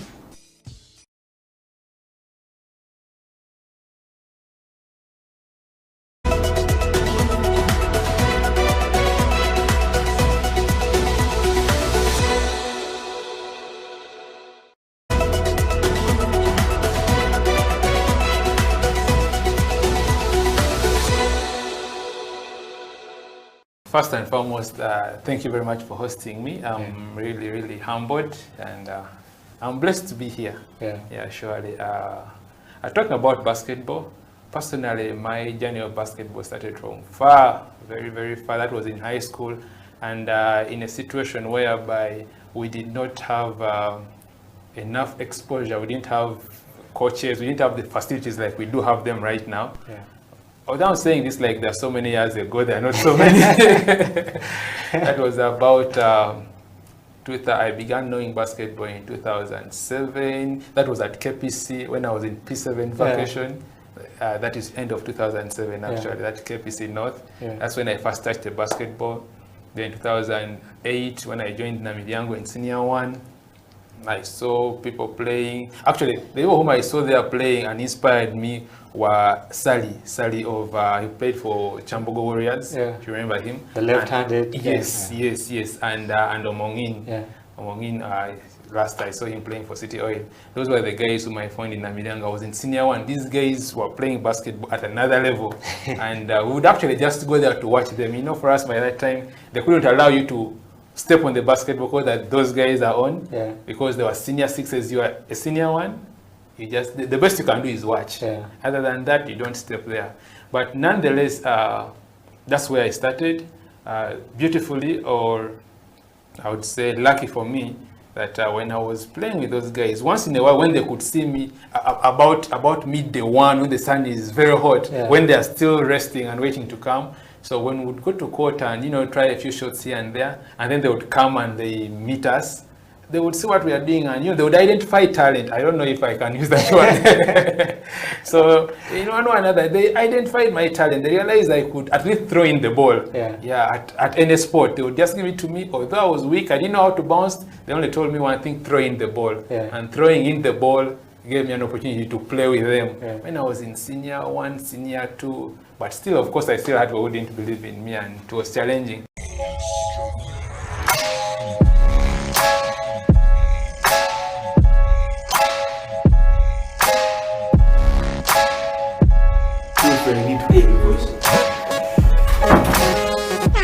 Welcome back to House of Talent Television. This is the Slam Dunk Basketball Talk with me, Emmanuel, and in the house we have Lionel and Wycliffe. We like to call him Cliff on the basketball court. Basically talking about their experience at the ISF games, winning gold, and we got to talking about some other things. And before we broke up, we're basically talking about who they think the GOAT is. For those who do not know what the GOAT is, it's not your normal GOAT, Mbuzi as we call it. It's the greatest of all time. So we put up LeBron James, Kobe Bryant, and Michael Jordan, and both of these guys think that Michael Jordan is the greatest of all time. But guys, welcome back to the show. And we talked about the GOAT at the NBA level. All right. I don't know if you guys know many of the players who have played in Uganda. Okay. But in your perspective, right now, okay, who is the Ugandan GOAT? Ishmael Wainwright. But he's not Ugandan. But he played for Uganda. He played for Uganda. But he only played for Uganda for about, what, a couple of months? The white guys all played in Uganda, like forever. So you guys are picking Wainwright over all these other guys?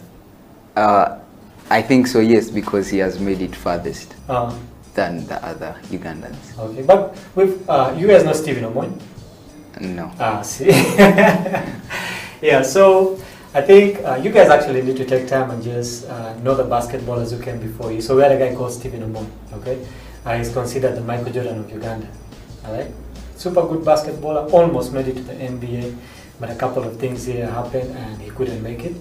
But he is one of the greatest players. But apart from Ishmael Wainwright, all right, Which other Ugandan players do you guys look up to?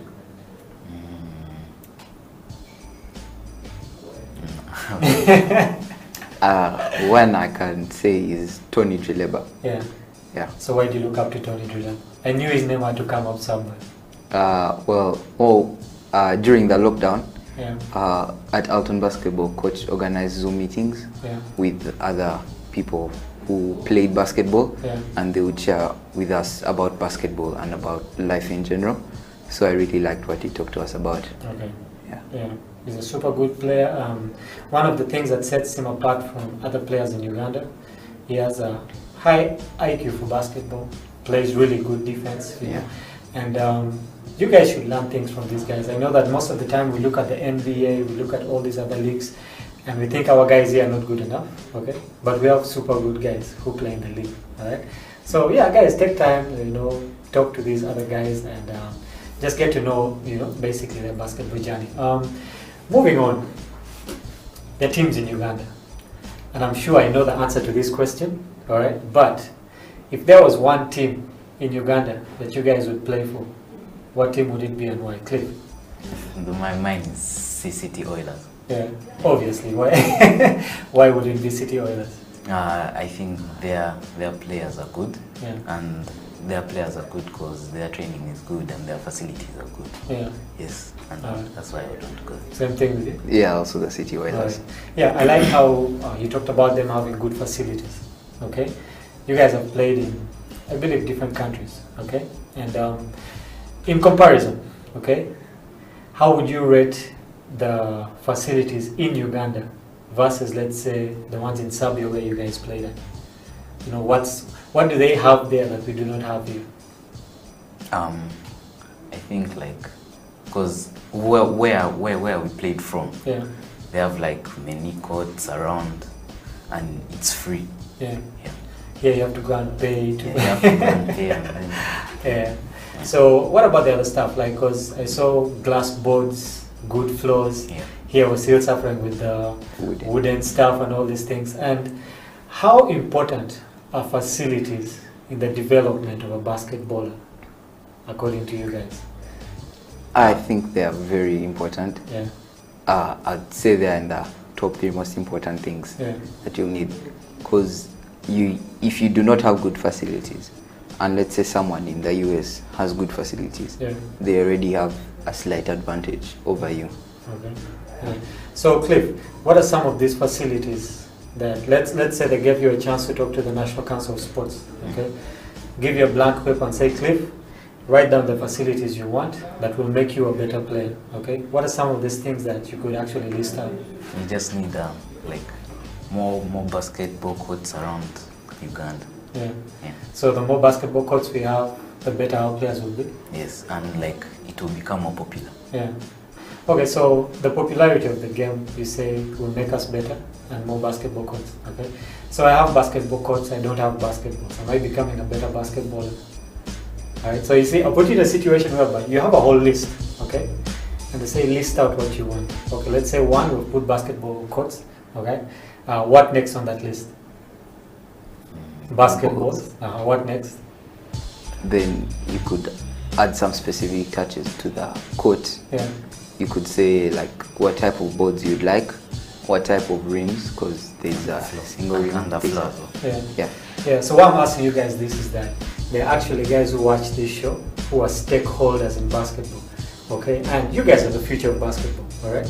You need to actually let these guys know what is holding you back from being better basketballers, all right?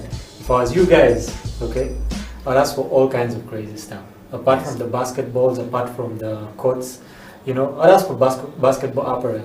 I don't want to be going downtown to buy shoes. I want to walk into a gym and pick shoes. All right, you guys have seen the NBA. Basically, every game, guys are switching up shoes here and there. Okay, so whenever you're given a chance, okay, to basically pick out the stuff that will make you a better basketballer, go all out.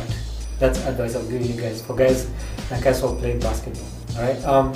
So moving on, you guys talked about wanting to play for City Oilers because it's one of the best teams in Uganda. They've been, actually I think they're going to qualify for BAL, end of this month, they're BAL qualifiers, all right? So what other teams in Uganda do you guys know? And if City Oil was not there as one of the teams in Uganda, Lionel, which other team would you play for? The Namuongo Blazers. Why would you play for the Blazers? One of my coaches plays for them. Okay. So I think that it would be good if he was a teammate of mine, because I already have a connection with him. Yeah. So it would be good and easy to learn from him if we're on the same team. All right. Good. And mine would be Falcons. Falcons. You do know that I play for Falcons, right? Oh, so we would actually be teammates. Yeah. Back to Cliff. I've met your family, okay?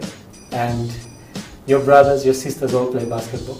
And whenever you guys are on the court, it's like, what someone can see it like you guys have beef. Another person can see it as you guys push each other. Okay, I've seen you guys go at each other on the basketball court. All right. Apart from your brother Shane, who is somewhere in the building, okay, who else has pushed you in the game of basketball? You know, who are those people who tell you, that you can do this? Who have pushed you to be this person that you are today? My family, obviously, and my coach. Yeah. I always see your mom taking you down to the basketball court to do stuff. How important have your parents been in your journey of basketball? They're the most important. Yeah, Lionel, the same thing? Yeah, the same thing. Yeah, so what are some of those things that, because normally what parents say is that you either pick books or you pick the sport, okay? And obviously, them telling you to pick the sport is like a rhetorical thing. They do not want you to pick the sport, okay? They always want us to put books first, okay? And you guys at the end of the day are student athletes, all right? How are you balancing your education and the game of basketball? Because at the end of the day, you have to be excellent at both of them. I know there are some guys out there and their parents have told them that if it's not books, it's nothing else, okay? So how are you guys balancing your education and your basketball? So we wake up in the morning, then shower, stuff like that, and then I go to online classes. Yeah, and then in the evening I play basketball. Okay. So Lionel, how does your day look like from the time when you wake up? Okay, moving on. Do you have like a schedule for the day, a plan for the day, or you just wake up and be like, you know what, this is the day, and just move on with it? I have a plan for the day. Yeah. So in the morning, after waking up, I have my own training session, a personal one. Yeah. Then after, bathe, showering, I attend school. Then in the evening, I go and train with the coach and the rest of the teams. Right. Then when I get back, I do my homework and do a bit of revision. Yeah. Then I go to sleep. So this is an everyday thing. Yeah. You have to be disciplined to follow it each and every day. Every day in the week. Yeah. On And Saturday and Sunday. Yeah. It's a bit. The schedule is not as tight. Yeah. Yeah. All right. Cool. The guys who were here before, we asked them a question about the different distractions that are there for you as a basketballer. Obviously, we know for every basketballer, okay, there are distractions. What are some of those things that you guys feel have distracted you from the game of basketball or are stopping you guys from actually being better basketballers? I think one thing that I can say can make you stop playing basketball is when you see someone from another country. If you see how they play and you see that they're better than you, you might think, oh, they have better facilities and what, so I can't become as good as them. So then you might give up on basketball. Okay. So in that way, okay, how do you, Cliff, motivate yourself? When you see a situation like that, you see someone playing, like someone at your age group, playing super good basketball, you want to make it to the next level, and you wake up that morning, you're having a bad day, and you're like, you know what, maybe I can't make it to that place, you know. How do you motivate yourself to get back to practice, get back to basketball? I talk to my coach, and like he obviously pushes me, so my mentality comes back in. Yeah. So what kind of, I like how you said mentality. There's a concept in basketball called mental strength.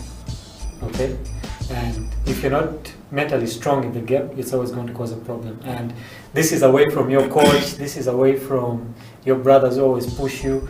There are points in life where you're just by yourself, okay, and you talk to yourself. All right. What are some of those things? We call it affirmations. What are some of those things you tell yourself as a player, okay, that make you better every time you step onto the basketball court? I tell myself that I'm the best. Yeah. That's it all the time. Mine is actually from the Bible in Yeah. Philippians 4:13. Yeah. It says, "I can do all things through Jesus Christ who strengthens me."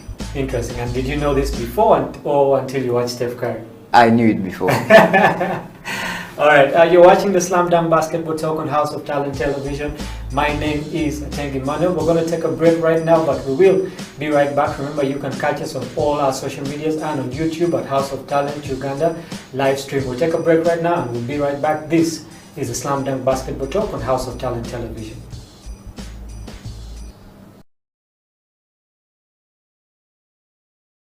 Tell me, which team would you want to actually play with or join or be a part of, or which team do you actually admire and like, I think I should play with this particular bunch of players?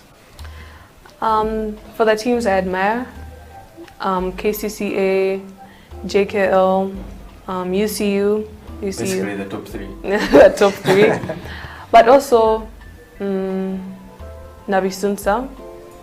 Because a lot of our players are from they're not doing very well. Yeah, but every time they come, they play, and even if they beat them, they put up a very good fight. Yeah, even if they beat them 2-90, they'll still come back for the next game motivated and ready to give their best, and that's very admirable. Oh, so you'd wish to play with Nabisunsa? No. But I admire their work. You admire how they play. You admire Yeah. how Nabisunsa play. Yes.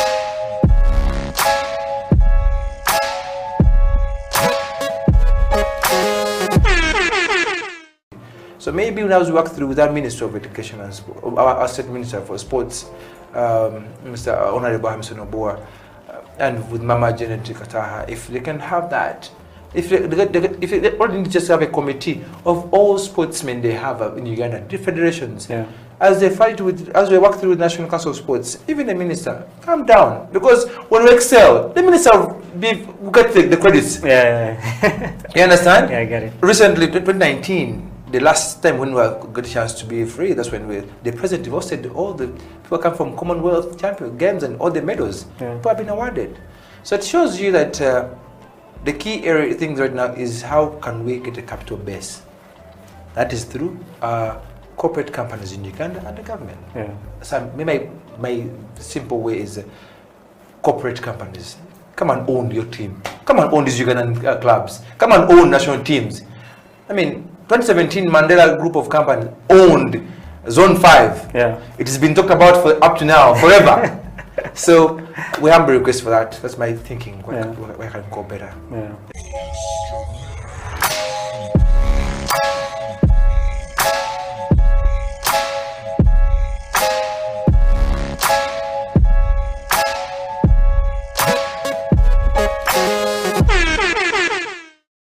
Down there on the floor, because when she's explaining, she talks about the technical advantage that the other players have over them.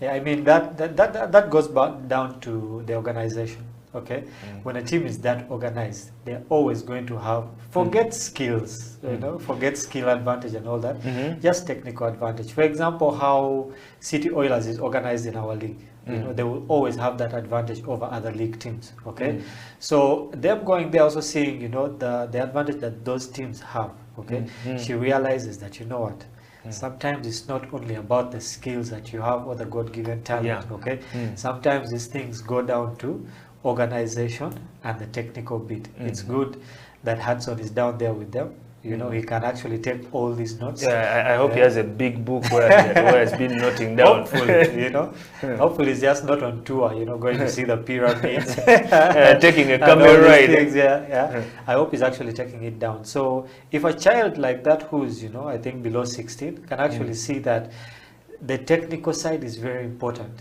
then we are on the right track as when it comes to these young people. Okay, so I think FUBA should take note of that, and start putting in place, the different structures that will not only give us the skill advantage, but also the technical advantage going forward into other tournaments. Yeah, because that is something that we definitely need. Because after this tournament, after the under 16, yes, then what is going to happen to our under 18? Yeah. Are we also going to get into a situation whereby we're meeting certain countries and we're like, we cannot get past this, and if we lose by 40, we're like, we did better. We would have lost by 100. Yeah. I mean, it's not good. Like what you've said, when they come back, what next? Actually, me, that's what I want to know. When I know when they come back, and you will prove me wrong, okay? Everything is going to go quiet. We're going to push everything. There's going to be a press on a mute button. Exactly. Everything is going to go under the carpet. Then when they tell us there's another tournament, boom. Uganda is kind of like, how when we're in school and you have an exam tomorrow and you have to read the night before. That is when you actually spend the entire night up reading, and then you don't want to sleep. When the exam is starting at 10 a.m. or 9 a.m. in the morning. You read till about 6, then sleep for 1 hour. Take a power nap. Then go for... I don't want to see a situation like that happening, okay? I don't want us to wait another tournament for us to start preparing, go lose again, and you come back and tell us, you know what, we are looking at the bigger picture. What picture? The picture didn't even exist at this point, okay? So them coming back, I want us to actually know what structures are we going to follow, because I know that there are tournaments coming down the road, there are tournaments coming next year. And also these under 16, most of them are supposed to graduate from the under 16 team to the under 18 team. Yeah, we even still have the 3-on-3 that is meant to come up. Yeah, although the dates have not yet been officially communicated. But it's soon. It's either next month. It is supposed to be next month. Or the month. It is supposed to be in that. September. Yes. But the dates are not, the official dates have not been communicated. Yes. So do we have that structure that is going to guide these under 16s into the under 18 team? Uganda is supposed to be the host of that, because we have a 3-year contract. Yeah. We only did 1 year. Yeah. Then we went into the first lockdown. Yeah. That was in 2020. Yeah. Then now we still have 2 more years as a host nation. Yeah. Are we prepared to host the 3-on-3? I don't think, to my perspective, I don't think. The previous one was at the hockey grounds in Lugogo. Yeah. That one was okay. Not that well prepared, On a scale of 1 to 10, I wouldn't say okay. In my opinion, I'd actually give the organizers, I'd give them a 7 out of 10. Yeah, 7 is good enough, But now, I mean, to compete with other nations, we need to get it to a 10 out of 10. But it's a good thing that Tashobia, who is, one of the leaders for 3-on-3, actually went with this team to Egypt. Yes, as an official. Yes, as an official. So, I think you should be able to see what the Egyptians are doing there. I don't want to say come back and replicate what's happening there, but come and find a way, that is going to make Uganda outshine, other nations when it comes to that 3-on-3, okay? He has also seen the skill level, and I believe that he also sees what we need to do different as a nation for us to shine, okay? Because, I mean, he was a FUBA president, he has been around basketball for a very long time, so any kind of advice or decision from him should, take a lot of weight into what is going to change for, basketball in Uganda.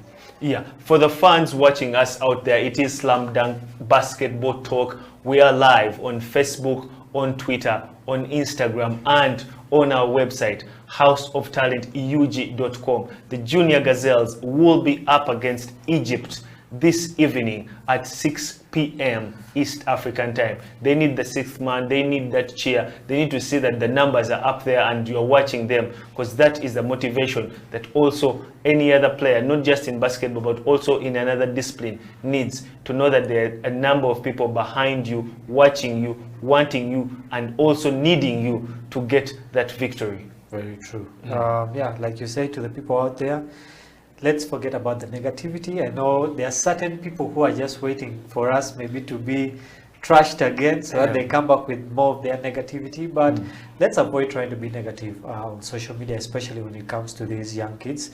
Let us push them, because at a certain point, if your kid is also on a team that is going to go and be trashed, would you want your kid, to be trashed in the same way? Yeah, we've been having so many stories ever since the pandemic hit, depression, stress, and what and everything, and that.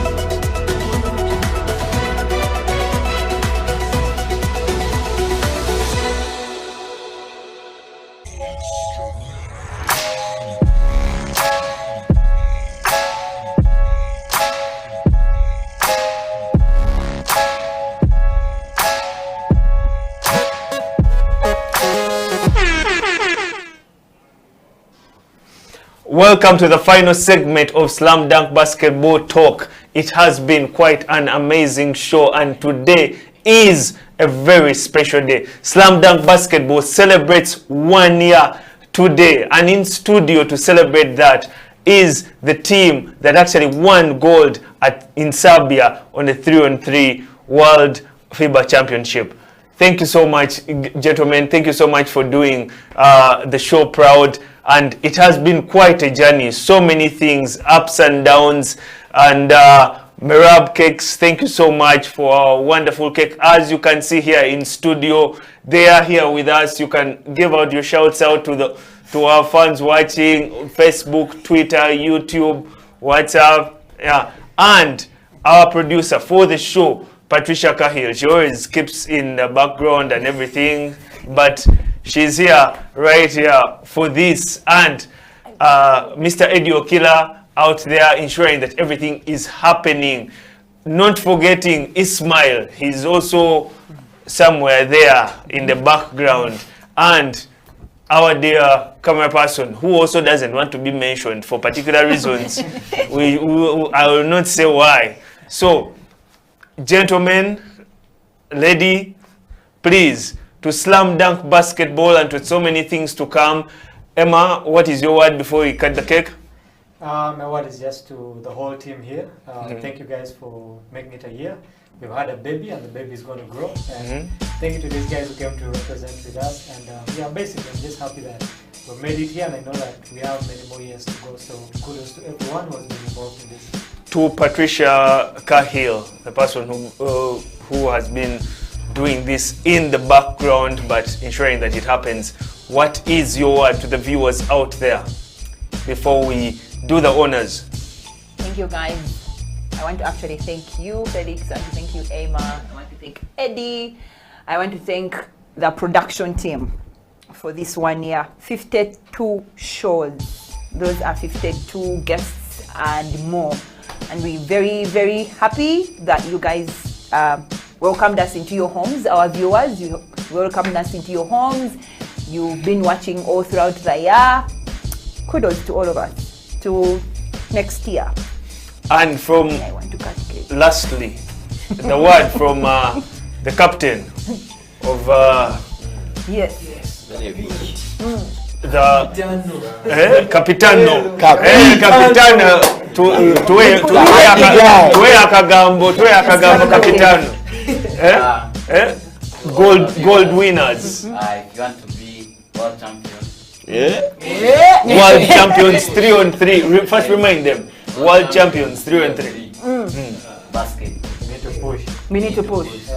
Okay. So let's do the honors. Yeah, I want to cut cake. Bring your hand. So we count down? Yeah. I don't know who's counting down. What are we counting down? 3 to 0. 3 to 0, eh? Alright, in 3, 2, 1, 0. Slam Dunk Basketball Talk. Thank you so much. We're still going stronger. Thank you so much. Thank you so much. Well done. Thank you for hosting us. Thank you so much. And we also hope that you win at the next level. Yeah, for those who are watching us as we cut our cake, it's quite amazing. There's a lot of it for our fans out there. Next time you want to be a part of this, just let us know. You can find us on our social media, House of Talent TV, UG on our Facebook, on our YouTube. Let us know if you want to come into the show. We'll host you, and probably if you come next weekend, maybe the cake will still be there. Maybe. Some of it is going to be kept in the fridge, but Emma might check what is in the fridge. Without. Yeah, but for now, Felix, it was a very good show. As we sign out, we just want to say thank you for celebrating a year with us. And yeah, basically, thank you to everyone. If Felix, you have a last word? My last word would be that I would love to see Slam Dunk Basketball grow bigger, better, get actually sponsorship and become a bigger force out there. And to these gentlemen who are here with us today, celebrating our anniversary, I would want and wish them to be on our Silverbacks team, to wear those jerseys and to represent us as a nation, as a country, and to get better, and to still stay with the focus, drive, passion that they have and the zeal that they have shown by coming down here today. Well, ladies and gentlemen, you heard it there from Felix and the team, and for the guys in the production, I know we can't wait to... There's so many people that actually make us look good. They are hiding in the background right now. This time, please come to... It's okay. The man said we he will shouldn't eat mention that. him for security reasons. He doesn't want to be mentioned for security reasons. Yeah, but we just want to say thank you. We've come to the end of this episode. Till next time, this has been the Slam Dunk Basketball Talk on House of Talent Television. Celebrating 1 year, and hopefully next time we'll be celebrating 2 years. Our baby will be 2 years. It is not hopeful. Yeah, we will be celebrating 2 years. Thank you so much. Thank you so much. Thank you so much. And sign out. By the way, these are gold winners. Oh, yeah, they might. The captain seems shy, but last one, Capitano. I thank God for everything. Thank you for hosting us. Okay. Amen. Sign out. Slam Dunk Basketball Talk. Bye-bye. Bye-bye. Okay.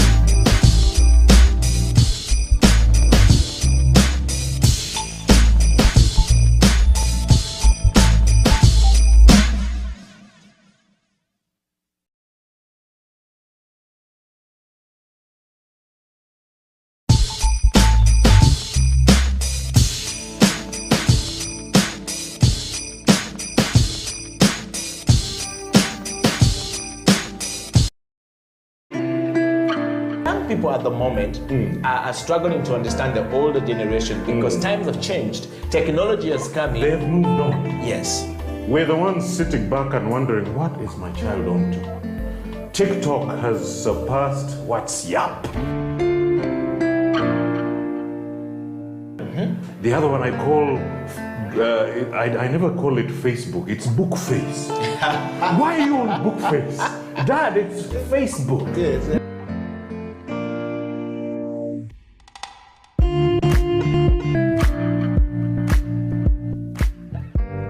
Me, I keep saying, I have a foot amongst the millennials. Yeah. And I understand the traditionalists. Okay.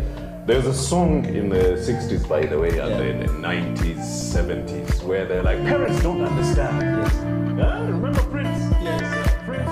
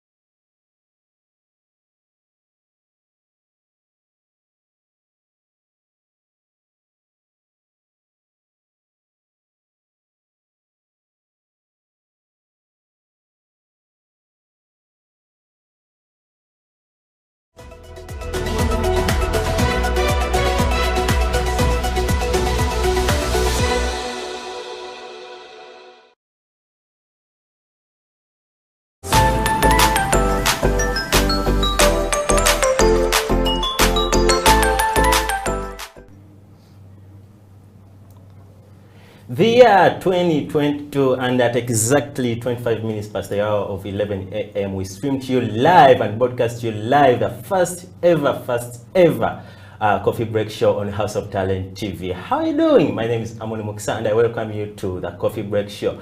Has been your year. I mean, 2020 has not been easy, but 2021, you know, I always try to add up 2020 and 2021 as 1 year. But how is your 2022 starting? My name is Amoni Muksa once again, and I welcome you to the first ever coffee break show on House of Talent TV. Of course, I'm not riding alone today. I'm with my colleague today, the one and only Emma. How are you, man? I'm okay. How you doing? Do you also try to confuse 2021 and 2020? No, 2020 and 2021 as 1 year? The only problem comes when you're supposed to sign a check and you put 2021. You go to the bank and it bounces. You know, the year 2019, 2020, and 2021. Yeah. They've been like so close like this. Yeah, it just and ran so through. fast. Yeah, they just went really through. But how are you doing? I'm okay. How are you? I'm okay. I see you pulled out the leather jacket today, looking good and everything. African fresh hair, black. Black is everything. But how did you start your year, Emma? My year was, it started okay. I was actually working till about 6 a.m. in the morning. Yeah, so I didn't even cross over to the new year properly. I went home at 6 and just slept. Really? Woke up in the afternoon. So if they ask you what happened, like towards the entering of the new year, I have you totally no have no idea. idea. Anyway, today on this show, we're going to be recapping our events of last year. Like, how was the coffee break show last year? What were the best shows of our show on the coffee break? Me with Emma here, we shall be doing that. Emma, what was your best show on the coffee break last year? My best show, I think, was the one with Swabra Banks. Swabra Banks. Because she was the first lady to come on the show. You know, it had been a situation of we're trying to get ladies, but every time you try to get one, they come up with an excuse on that day. So you have to look for a guy. But when we got into contact with her, she actually came, you know, and there was a lot we learned from that show. For me, it was the best show, actually. Swabra Banks. By the way, Swabra Banks is watching. Hey, Swabra Banks, thanks for watching House of Talent TV. But to me, the best show that we had here was when we first hosted under Dollar Isaac. Yeah. That show was so epic. You know how Isaac can talk from morning up to night, non-stop? We fought with him like to stop him to talk. You know, guy can talk. But the good thing is he knows what he talks about. Yeah, true. And our viewers appreciated what he was presenting to them. So that was part of my best show last year. But what are the memorable events that you had during the show? Well, which ones can I pick? Especially Swabra Banks, because you said it was the best part of your show. First of all, it was good to have a cute person in the studio. We're used to just guys, you know, coming in, but so guys are not cute. No, guys are hot. It changed the vibe. Even the guys on the camera that day, you know, were on their A game. The on the camera was very happy. He was more happy. Yeah, but I think the highlights for me were having those guys who came from the UAE, guys who came from Kuwait, you know, because they brought a lot of perspective into our industry here. There's a different way that things are done in the UAE, in Kuwait, and there's a different way that things are done in Uganda. So for them having to bridge that gap of they have worked in Uganda, then they have worked in the UAE, they have a better foresight, okay, of what can actually happen in this industry, more than just the guys who have worked here. And of course, we've also had guys who have worked here and have a lot of foresight, which is good. And another good moment we had, but electricity kind of messed us up that day. We hosted a young lady. She's a farmer. She does agriculture. But I remember that day the power was on, and it was a beautiful show that actually never got aired, you know, because of the power problems. But you spoke about the fact that we got in various people like from the diaspora, UAE, Kuwait, where these guys brought a different experience here. You know, the fact that these guys go beyond Uganda and get to see that experience, get to do coffee that side, it's something unique. And now when they come down here and they share that with us, our viewers are always happy to see that. And today on the show, we're going to be having the same person. Actually, Emma spoke about people from UAE. We're having another barista who's from UAE. He's going to be sharing with us his experience. You know, you guys, the good thing about the coffee break is that we give you information right there, no charge. And now this guy is going to bring all the details about the art of making coffee. We shall be having a topical discussion, which I will introduce to you later on the show. But the guy we're going to be having is called Saddam Muchivi, senior barista, former senior barista with Enduro Coffee, and now is working in Arabia with a certain coffee shop that I will be telling you later on the show. So this guy is going to be here and is going to be giving all the details about coffee. So look out for that segment. That's the guy over there on your screen. Look out for that segment where we shall be sharing his story, Saddam Muchivi. Emma, the Coffee Break Show is a show where people have had positive reviews. You know, I always speak to people about this show and they're like, man, whenever I want to make coffee and I don't know what to do, I go back on YouTube, I go back on Facebook and look for a certain show where I saw that they were making this type of coffee and I try to relate. How good do you feel when you get such feedback? I'll just give you a background. Before I started doing this show, I'd never made a cup of coffee. It was new to me. So one day they tell me to make a French press, and I'd never really, what is a French press in the first place? I'd never heard of these things. Okay, but when we started the show and started interacting with guys who would actually come with their stuff on the show and make coffee on the show, you know, I started to understand, oh, this is actually what goes on behind the scenes. You know, when you go to a coffee shop, you sit, order your coffee, they bring it, you drink it, go, but you never understand what actually happens behind the scenes. So these guys actually bring their behind the scenes onto the show. You know, it was kind of an amazing thing for me, and not only for me, like you said, there are people out there who go back to the show and say, now, what is a V60? How do I make coffee with a V60? You know, how do I use a French press? How do I make a latte? And we have gone through all those things on the show. And not only me, but I believe that even the guys out there, you guys have learned a lot from the knowledge that we have had here. You have the senior barista here. Emma, like, Messiah himself. You like call me a Messiah by that name. You know, wherever I go, guys are like, you, the coffee Messiah. I'm like, you guys, what are you talking about? Emma has tried so much to bring me the coffee Messiah. But hey guys, you can let us know what was your best moment on the Coffee Break Show from the last year. But also, given the fact that this is the first Coffee Break Show this year of 2022, let us know what you feel like having the rest of the year, what you need to see on the show, who do you want to see on the show, what do you like about the show, what do you learn about the show. Well, so we are here with Emma and still going through the recap of last year. You see, Emma, the thing about the show that I also loved so much was the fact that it was the first ever, those words I'm repeating them, first ever coffee show in Uganda. True. That's record set. Not blowing our own trumpet, but the fact that House of Talent came up with a show whereby it's thinking about coffee, given the fact that coffee is the backbone of Uganda. For example, I was reading through the UCDA report last year, and these guys were like, you see, last year, Uganda exported over 5,240,960 kilo bags of coffee, which are valued at $71.09 million US. Wow. Can you imagine how big that's big. That is. It's really big. Coffee exports for 12 months, which is like December, which in 2020 to November 2021, totaled to 6.65 million bags worth 681.49. I repeat this, 681.49 US dollars. Guys, this is money. I don't know where we're putting all this money.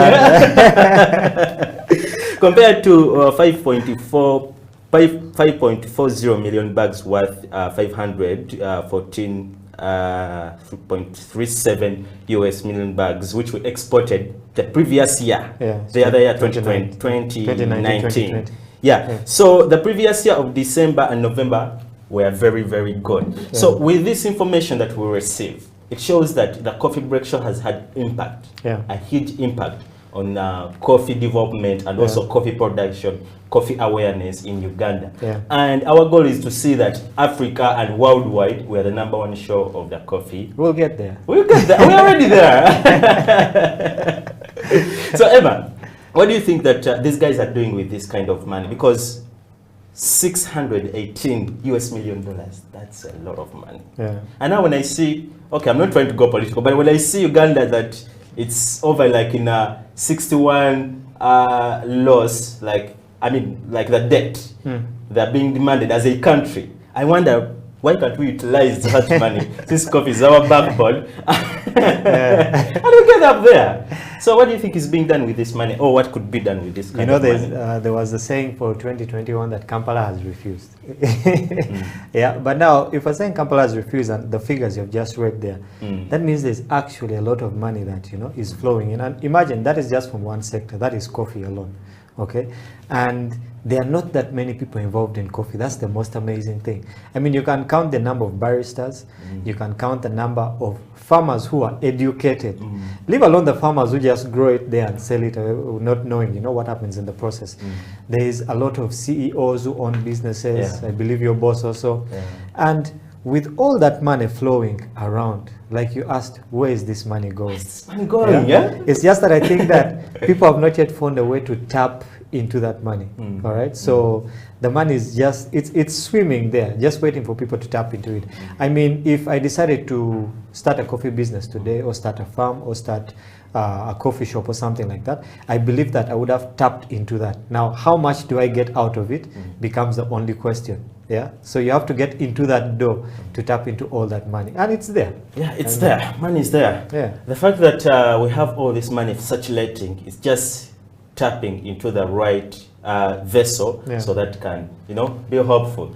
Well, guys, I think we've given you our best show or moments of the Coffee Break show. Go down on our social media platforms and let us know what is, or what was your best show throughout the year 2020, and so far 2022, what's the best thing you've seen so far? Well, our social media platforms on Twitter, it's HTV1 Uganda. You can go up there and follow us on Twitter, but also YouTube. We're streaming live on YouTube. That's House of Talent UG. You can also go there and subscribe. Please subscribe to the YouTube channel so that you can always get our content everywhere on YouTube. The word or that name is House of Talent Uganda. But also we're streaming live on Facebook as House of Talent UG. Go there and follow our Facebook page so that you can get to watch our videos whenever you miss them when we're live. So guys, we're going to go into a short commercial break. Don't you go away.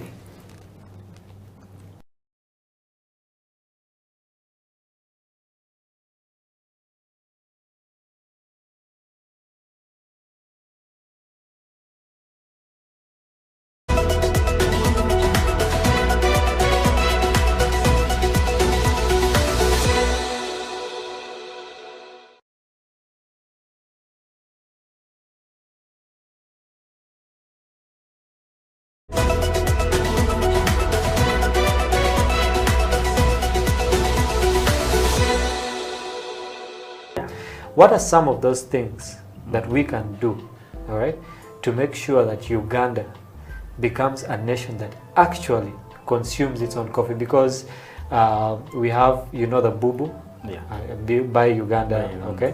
So how do we get ourselves into that state where we actually, before thinking of exporting our coffee, actually get to consume our own coffee? How do we get there? First of all, we need to train our people. Yeah. So we need more training, more sensitization about coffee. Yeah. You know, those guys that came first before us, they have that, like, that negative side of coffee. Like telling someone that coffee will, like, you will lose sleep when you take coffee. You can't. It just keeps your body awake, not only the mind. Me have to take water every morning.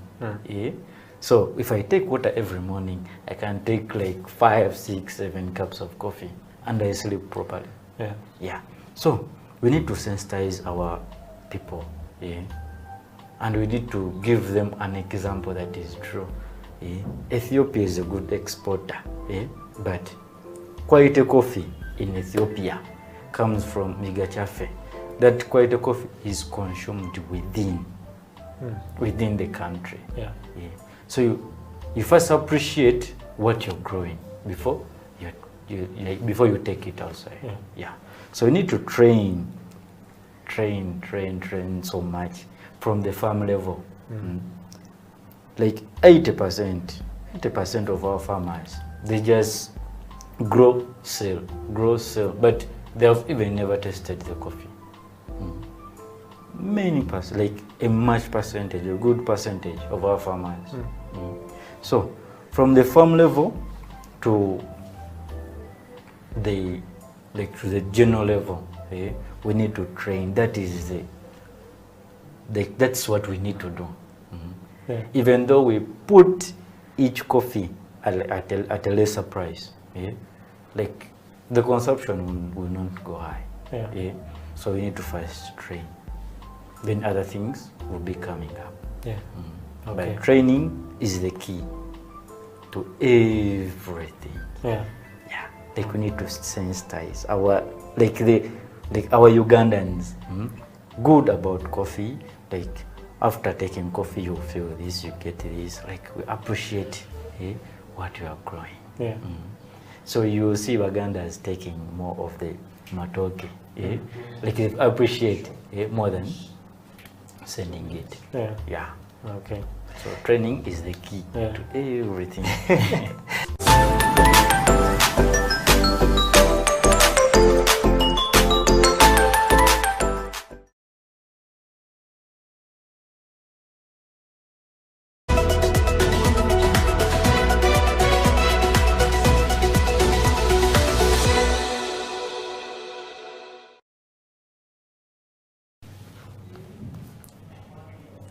Welcome back from that short commercial break. You're still watching House of Talent TV, and the show is known as the Coffee Break Show with me, Amon Mukisa, right here with the one and only Emma.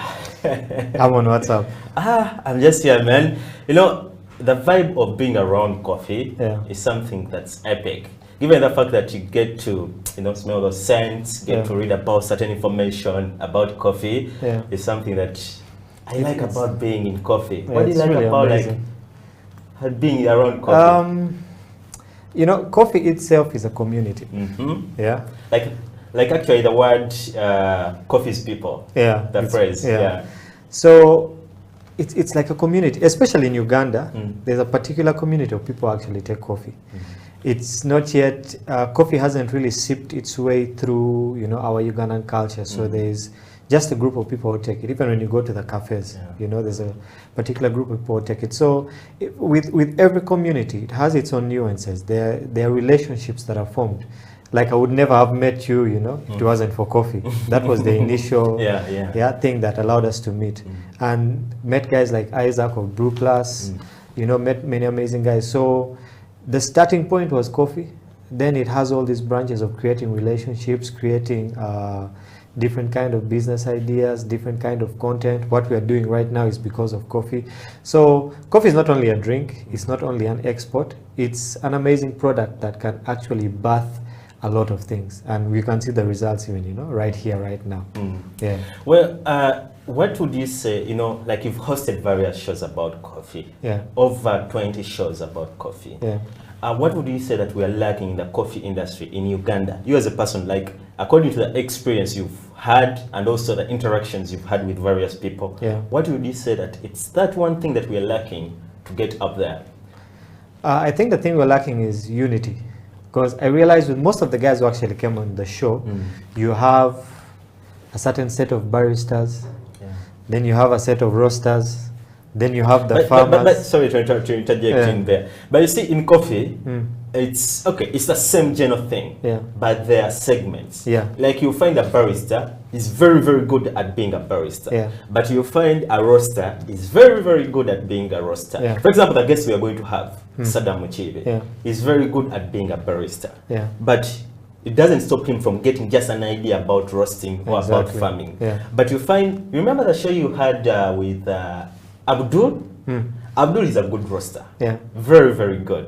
But when you bring him to the barista part of view, he'll be sketchy, But when you bring him to roasting, he'll just murder you. He has all that knowledge. He has all that knowledge over there. So the thing is, the unit you're talking about is hard to achieve because everyone is like concentrating. Of course, it's a chain, Yeah. but everyone is trying to concentrate in their department so that they bring out the best thing. Yeah. So I don't know why you say that we are lacking that unity part.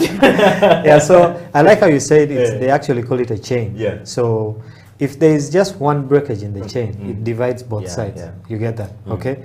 So I don't know. I don't remember who it was. He came and said that even with the UCDA and other organizations that deal with coffee, okay, you have a situation whereby, let's say, the UCDA does not really recognize baristas.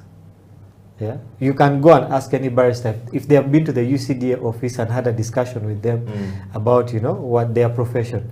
And I know 5 out of 10 they'll tell you, I've never been to UCDA. Okay, so that's the unity that I'm talking about.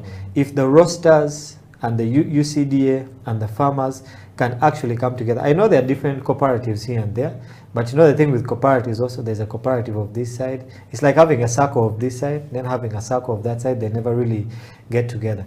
I believe that with the chain, it has to stay interlinked in a way that everyone feeds everyone, if you get it. The farmer has to feed the roaster, who will feed the baristas, who will feed the export. But if me, the roaster, I wake up one day and say, I have beef for this one, baristas. You see, it causes a problem, right? If the farmer says, you know what, I'm going to give these guys bad product, okay? Good product doesn't come. At the end of it, the person who's consuming the coffee will say, man, this is trashy coffee, actually. You get that, yeah? So there should actually be a forum, which we're trying to do with the Coffee Break Show. We're trying to make a forum whereby everyone is seen as equal and everyone plays their part so that the end result is a very good one. Yeah, so Well, unity in that way. This question was for Saddam, who's going to be on the show, but I will also pose it to you. I was reading an article where the #1 barista champion in the world, in Africa, not worldwide, in Africa, Martin Shabaya, was here in Uganda recently, and I was reading his interview with a certain outlet. And he said, Ugandan coffee is the best that I've used all the times I've competed. Yeah. And he thinks that we can do better. So why are we not getting to that point whereby we Ugandans use our coffee? This is Kenyan. Okay, it's Africa, we're brothers, but this is a Kenyan guy who's using our coffee to be up there. Why are we not having Ugandans, we Ugandans, use our coffee to get to that international scale? I attended a branding seminar some time back, and the lady who was hosting it said something that really struck me. She said that in Uganda, each country, each ethnicity, different people have different traits. And she said that in Uganda we're mediocre. Mediocres? Totally mediocre. That's a big one. Eh? I'll prove it to you. I'll prove it to you.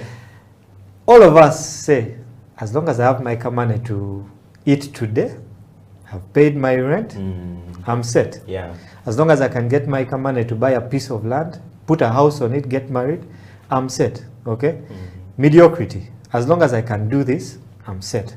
So as long as we can export coffee, yeah, as long as we can sell it here and there and make some small money here and there, we are okay.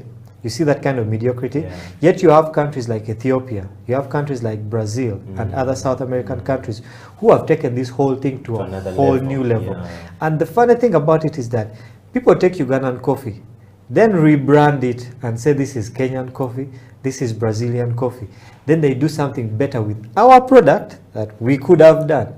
But what did we get out of it? Oh, we got some money, you know, and as we're cool with it. We're cool with our money. Yes, yet we can actually explore more on our product and make more money from it, create more opportunities from it. So for me, I would say we have a mediocrity mindset.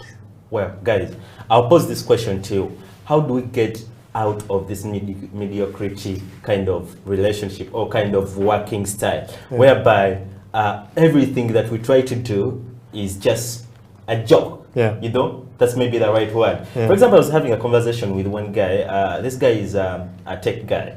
So what he decided to do was, during the lockdown, he was seated over there. You know, everyone now was in their homes. So he came up with an idea of like creating up a small machine for farmers which can detect like the alkalinity of the soil, how much fertility is in the soil, so that you can anticipate how much yield are you going to get at the end of the season. For example, if you have like maybe 1 acre of coffee and you use this machine, you just plant it into the soil and it does what it does, and at the end of it all, it will show you that your soil needs this much of fertile soils or fertile fertilizers. It needs much of this water, you can add, irrigate it, so that at the end of it all, it also calculates for you that you're going to get 60 tons or 60 bags of coffee.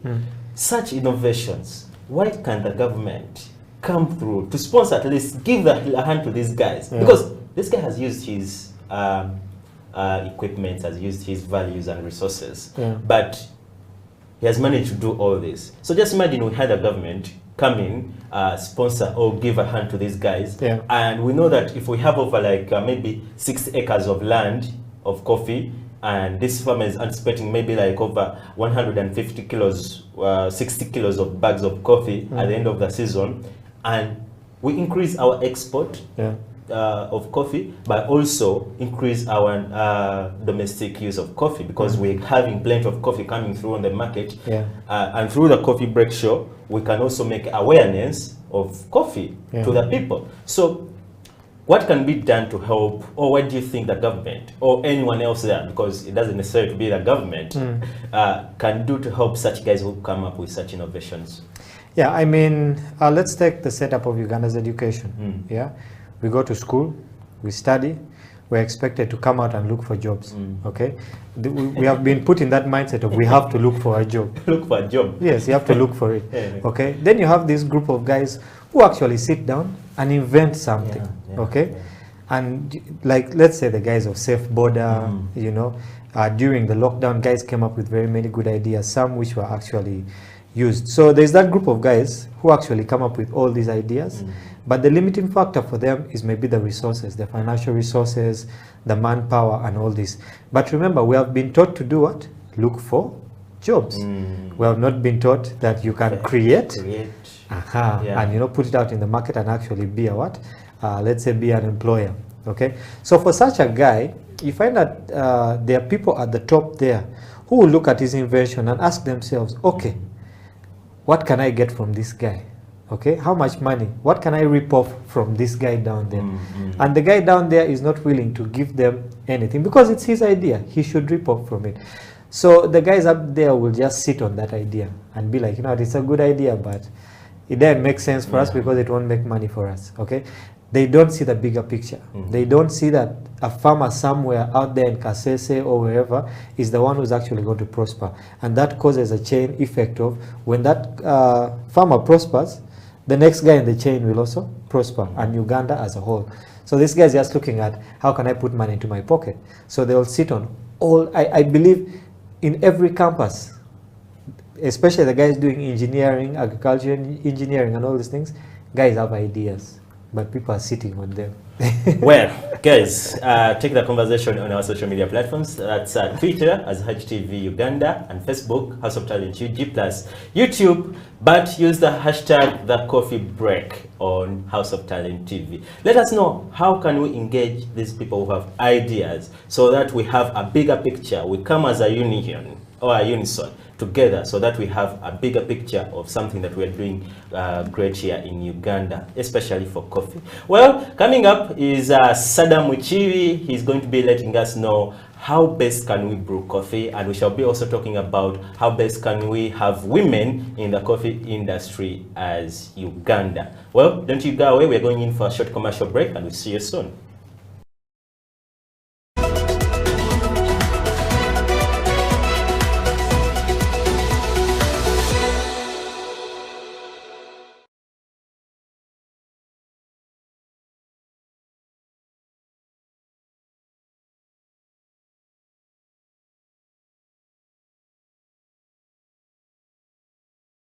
Get how much amount you need. In coffee industry, there's no like barista should get this amount of money. No, it depends on your knowledge. What you know is what you get. You cannot be like having junior experience and asking for experienced one. No. You can join now good thing. Everything is simple. It's easy. Don't sit there and say, oh no, I'm scared to join this. No, it's very simple. You can make. Yeah, it's very simple. It's not so difficult. Simple, very simple, very enjoyable. You can do everything when you're enjoying. You can do your coffee. You can serve your customers. Coffee create friendship. Coffee gives you a job. Even if you are not working in a cafe, maybe you can go in different field, but still in coffee industry. Yes. Let's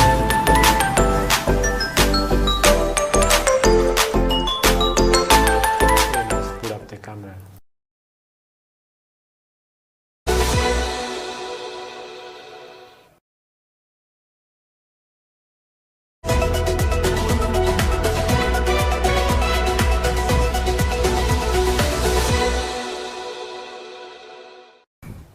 Coffee. You have to know each equipment. You have to know the brew ratio. Actually, brew ratio is I very think important. the most important. Brew ratio now most people may not understand. It is the ratio of the coffee powder to water, and the yield. Water in this article will bring us into the yield. If I put 10 grams of coffee into my portafilter, how much of it am I exactly? So if you don't master the brew ratio, oh, everything is going to turn out a mess. You understand? Even if you know that knowledge and you don't master the brew ratio.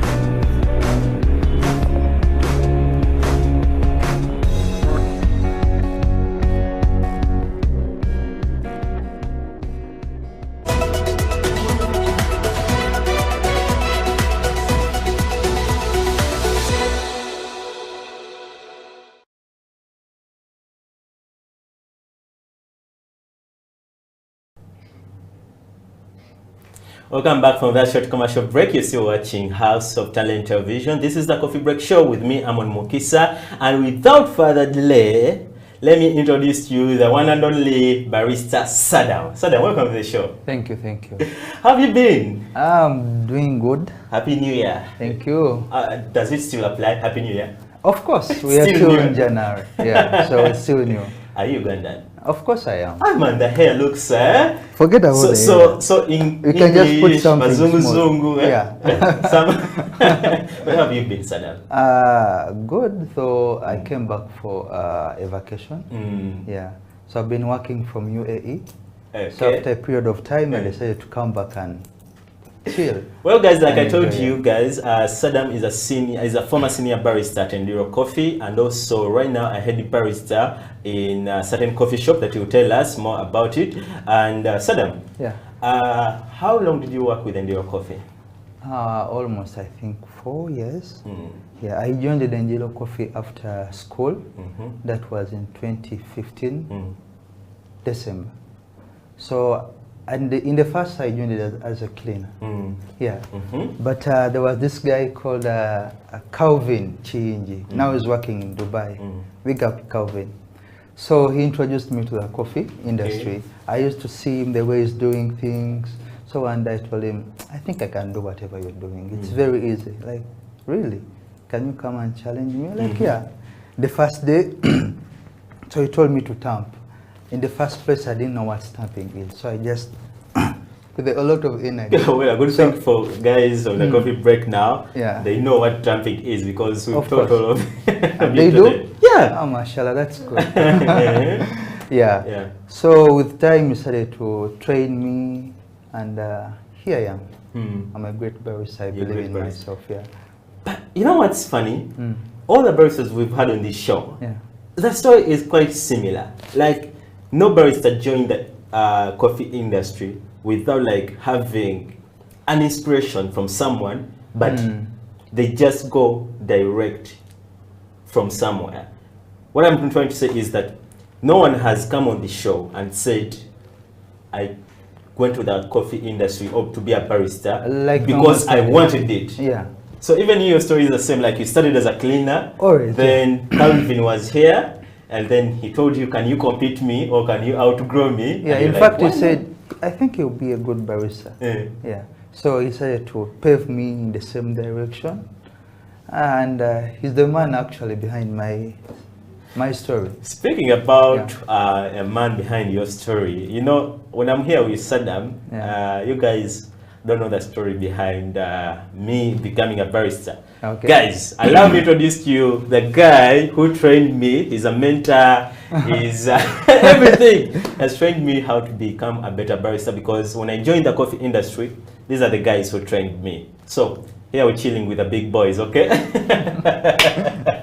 So when I'm with Sadam, it's always a vibe, it's always a conversation, no pressure. So today, Sadam, we're going to brew, or you're going to give us a tutorial about a V60. Sure. And give us information, like literally the art of brewing that cup of coffee or using that equipment to brew coffee. But before we do that, let's first speak about the art of brewing coffee or making coffee using an espresso machine.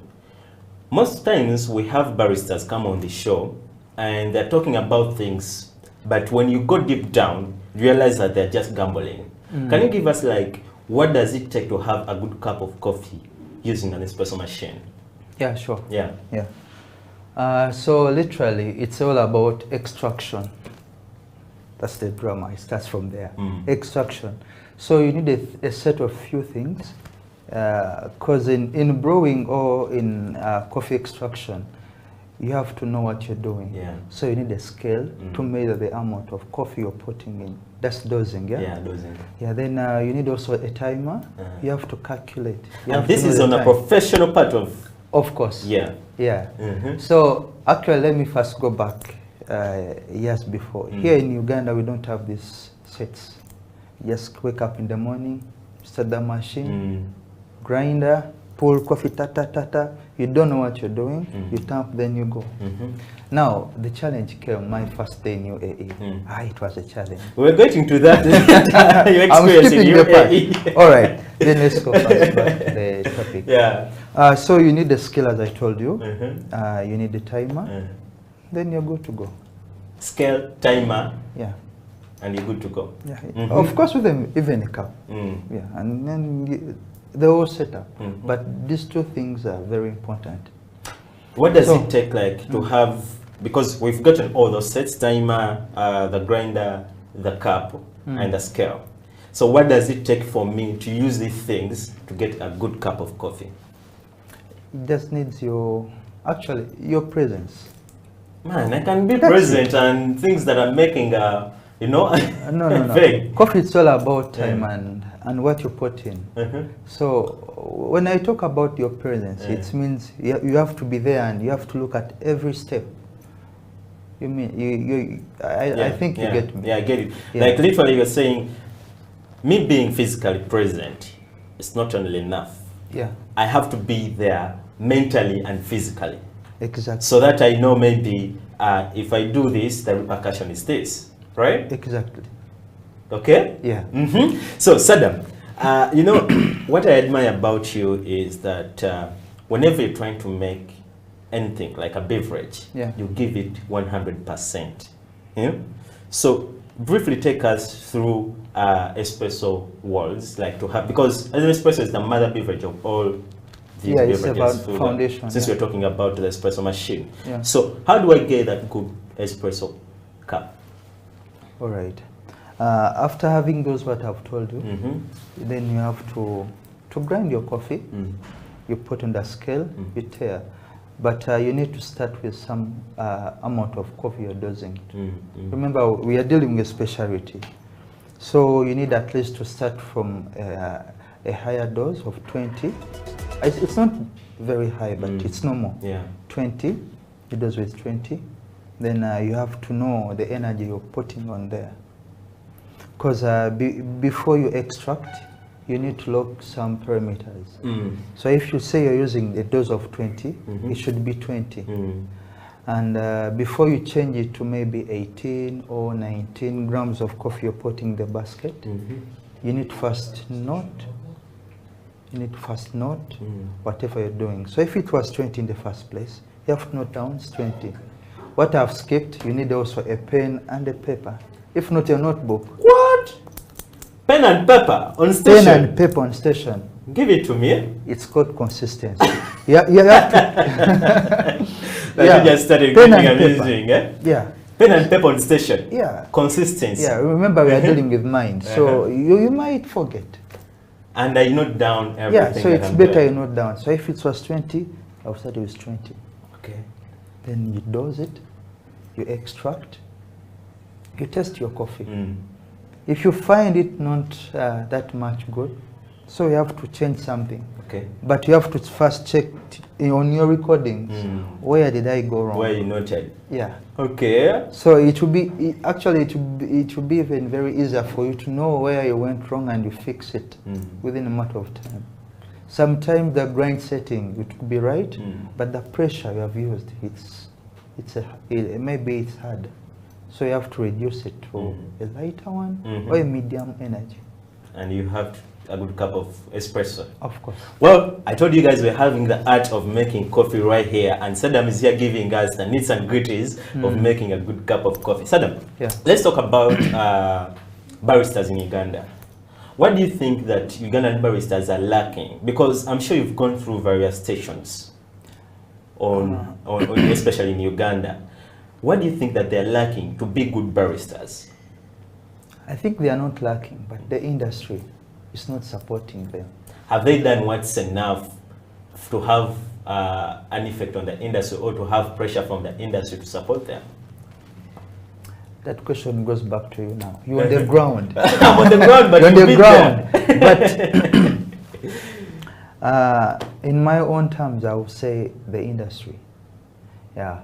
First of all, a barista is a person who works for a company. Yeah. Right? And most companies, they don't have the required instruments. You understand? So if a company can support, it can provide the necessary instruments, a barista will be on this standard. But Saddam, have you heard about the saying, a bad workman blames his tools? Yeah, but not in Uganda. Okay, I may have instruments, equipments that are not that good, but am I using these instruments to at least see? Okay, he has tried. Yeah. Are we there? Are Ugandan baristas there? Or they're just, okay, I know how to make this, but am I making it right? To your experience? You're not sure? I'm not sure, but anyway, I haven't yet visited most of the coffee shops around. Yeah, I've been in the villages. The villages, and since some it's your coffee holiday. farms, yeah. So maybe I'll give them a tour around. Yeah. But if you're a barista and you don't use the tools around you to make a good coffee, we should blame you, right? Then you're a bad barista. You're a bad barista. In fact, you're a coffee maker, not a barista. We call them coffee makers. What's the difference between a barista and a coffee maker?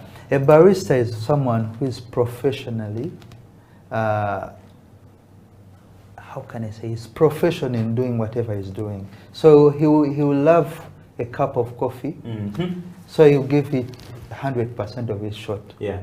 But a coffee maker, just get coffee, drink, and serve it. He doesn't care. So a coffee maker doesn't have that caring part. But a barista, you have the passion. So I think you have the point now. Well, guys, I think you get to know now what's the difference between a barista and a coffee maker. So let us know on the show you've watched, all the episodes of the coffee break, who's been the coffee maker and who is a barista. Use the hashtag the coffee break share. Sadam, let's talk about your experience in UAE.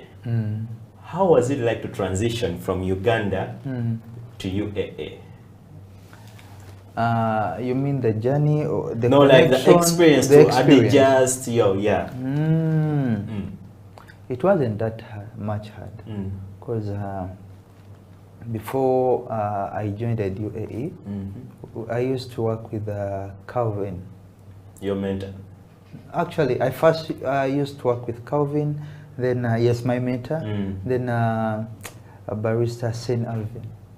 That guy is nice. Big up, Saint Alvin. Big up guy. So when we used to work together, we used to read different articles concerning coffee. I remember you remember? Yeah, I do remember. You know, we're family here, so whatever he's talking about is like I'm envisioning it here and I'm seeing it how it was. But for you guys, for the benefit of you guys, at least we are storytelling this so that you get to know the experience that Sadam has gone through and what has been his best moments in transitioning from Uganda to this. So after this short commercial break, we are going to be starting from right there to get to know how Sadam transitioned from Uganda and what was his experience in UAE. But also in this segment that's coming right up, we're going to be brewing our coffee and Sadam will be giving us all the details on how best we can brew this coffee. So don't you go away, we shall be right back.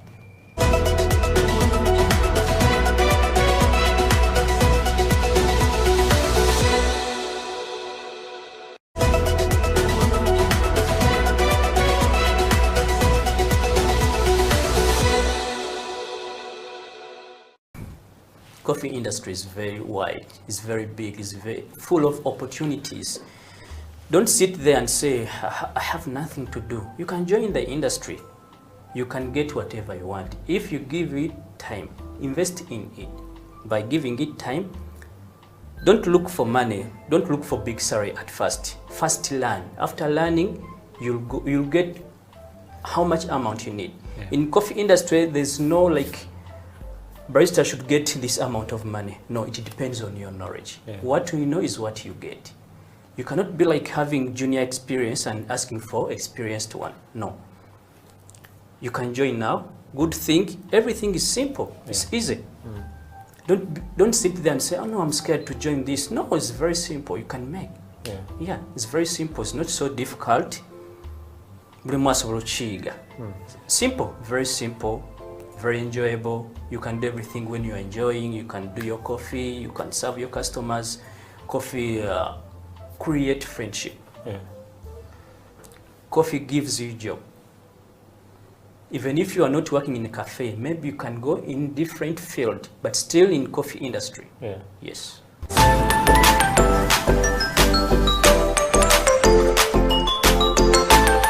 Let's pull up the camera.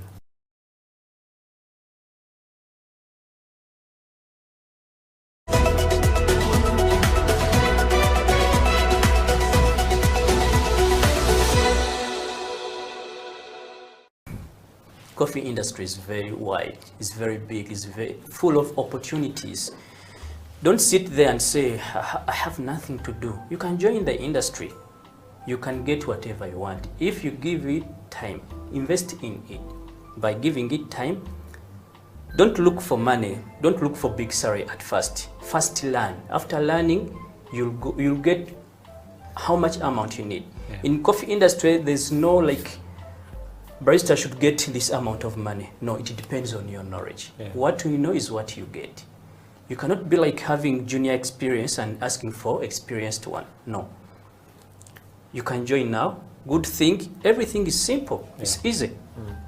Don't sit there and say, oh no, I'm scared to join this. No, it's very simple. You can make. Yeah, it's very simple. It's not so difficult.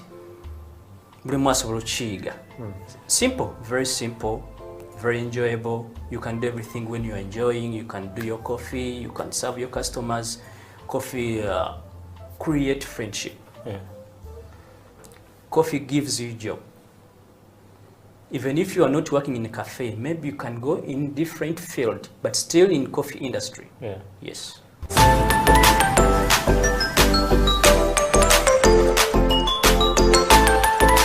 Pull up the camera.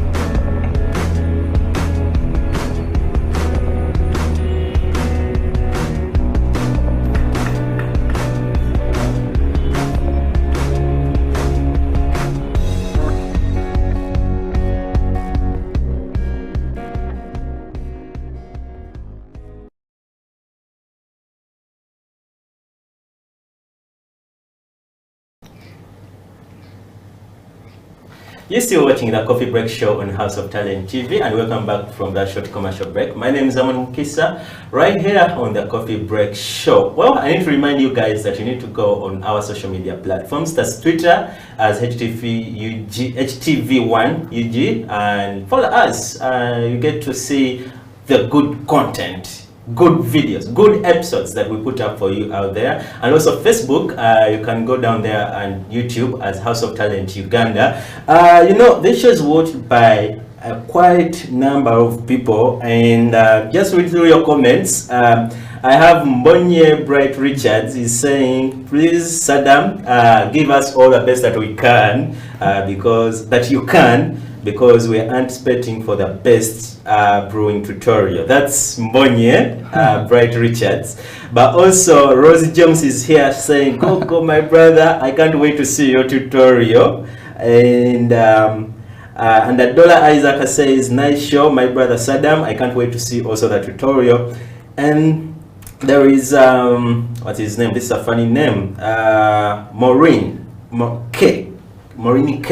Okay, it's not funny. There is. I can read it. Moinika says, I don't know Saddam from where he started to brew coffee and where is he right now. So basically, she wants like the profile. Saddam, we had scripted that. Okay. Where did you start from, like, to grow coffee before? I mean, to join the coffee industry, like before you joined Enduro Coffee. All right. Like, where did you go to school, or you just came out of the blue and you were inspired by Calvin? No. Of course, I went to school. Which school was that? My primary. The primary side of it, and then the coffee school part of it. Anyway, yeah. I started in Entebbe, but I'm a born of Mbale. Mbale. Yeah, so. Bulai. They say Mulembe. Mulembe. Makoa, Malai. Okay. But I'm not a Mugeso. Okay. So I'm in Uganda by birth. Bampita Saddam. Era muje bali mwenna abatulaba. Yeah, so I grew up in Entebbe. Yeah, I was raised by a single mother, and at the age of around 10, I crossed to Mbali, and I used to stay with my grandmother after the death of our father. So the two parents, I know two actually, my mother, then my grandfather. Sorry, my grandmother. They're the one who raised me. So I joined there, my senior one, in there is a school, it's called Manafa High. It's in the middle of the city. So, yeah. In the middle of the city of Mbale? The middle of, yeah. So you're the pioneer, the celeb in Mbale? Because it's in the city? No, I'm a quiet guy. I wasn't the celeb, but I had my little profile around, yeah. So, I didn't go, I didn't do higher education, so I ended in senior 4. I tried to go to senior 5, but you know, school fees issues, so I had to branch somewhere. Let's talk about you going to Mbale at the age of 10. Were they growing coffee, like your grandma and mother? Were they growing coffee? Because Mbale is known also for growing coffee that side. No, actually, no, we didn't. Yeah. So at the age of 10, 15, you never knew about coffee? No, I knew about coffee, that's coffee, but I didn't care what's coffee. For me, before I was a tea drinker. Okay. Every day, even if there is no sugar in the tea, I'll take tea because I love tea. Okay. Understand? So at the age of 20. After senior 4? Yes, after senior 4. I started to look around what I can do. Yeah.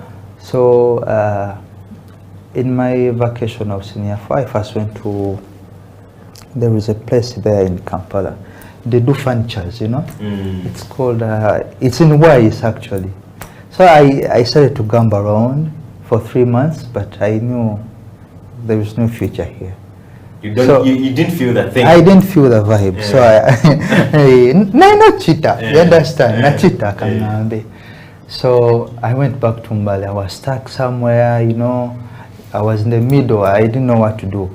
Yeah, I sleep from morning until evening, waking up, looking for what to do. Nothing. Then there was this lady. She's a friend of Madame Gloria. She's called forgotten. Maggie.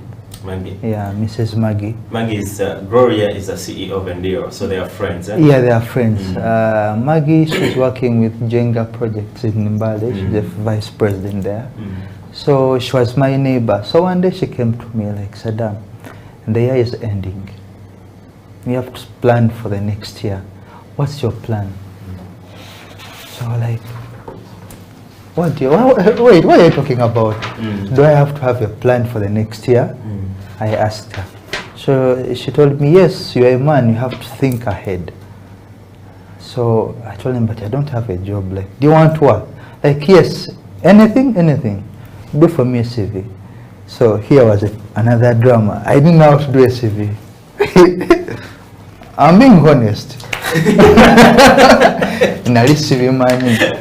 So she told me you have to, I'll not help you. Like, okay, so I went to Google. I did some little research. I did one, I gave her. You wrote a CV? Yes.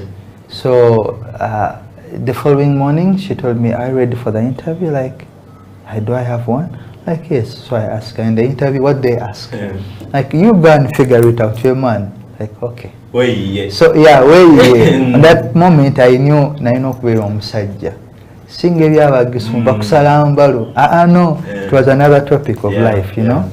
So I went, Madame Gloria, she invited me over, so she sat me down. How do you get, okay, Maggie knew Gloria, but how do you, okay, when you wrote the CV, you sent it to Gloria? No, to Madame Maggie. To Aggie? Maggie. Yeah, so she gave it to Madame Gloria. So they called me over for the interview. Yeah, by then there were three people, let me say, Madame Gloria. Then there was this white lady, by then she was a manager in Enduro Mbali. And then there was also another lady, she was called Madame Penina. All of these two, I think they left, the white lady, then Madame Penina. So, yeah.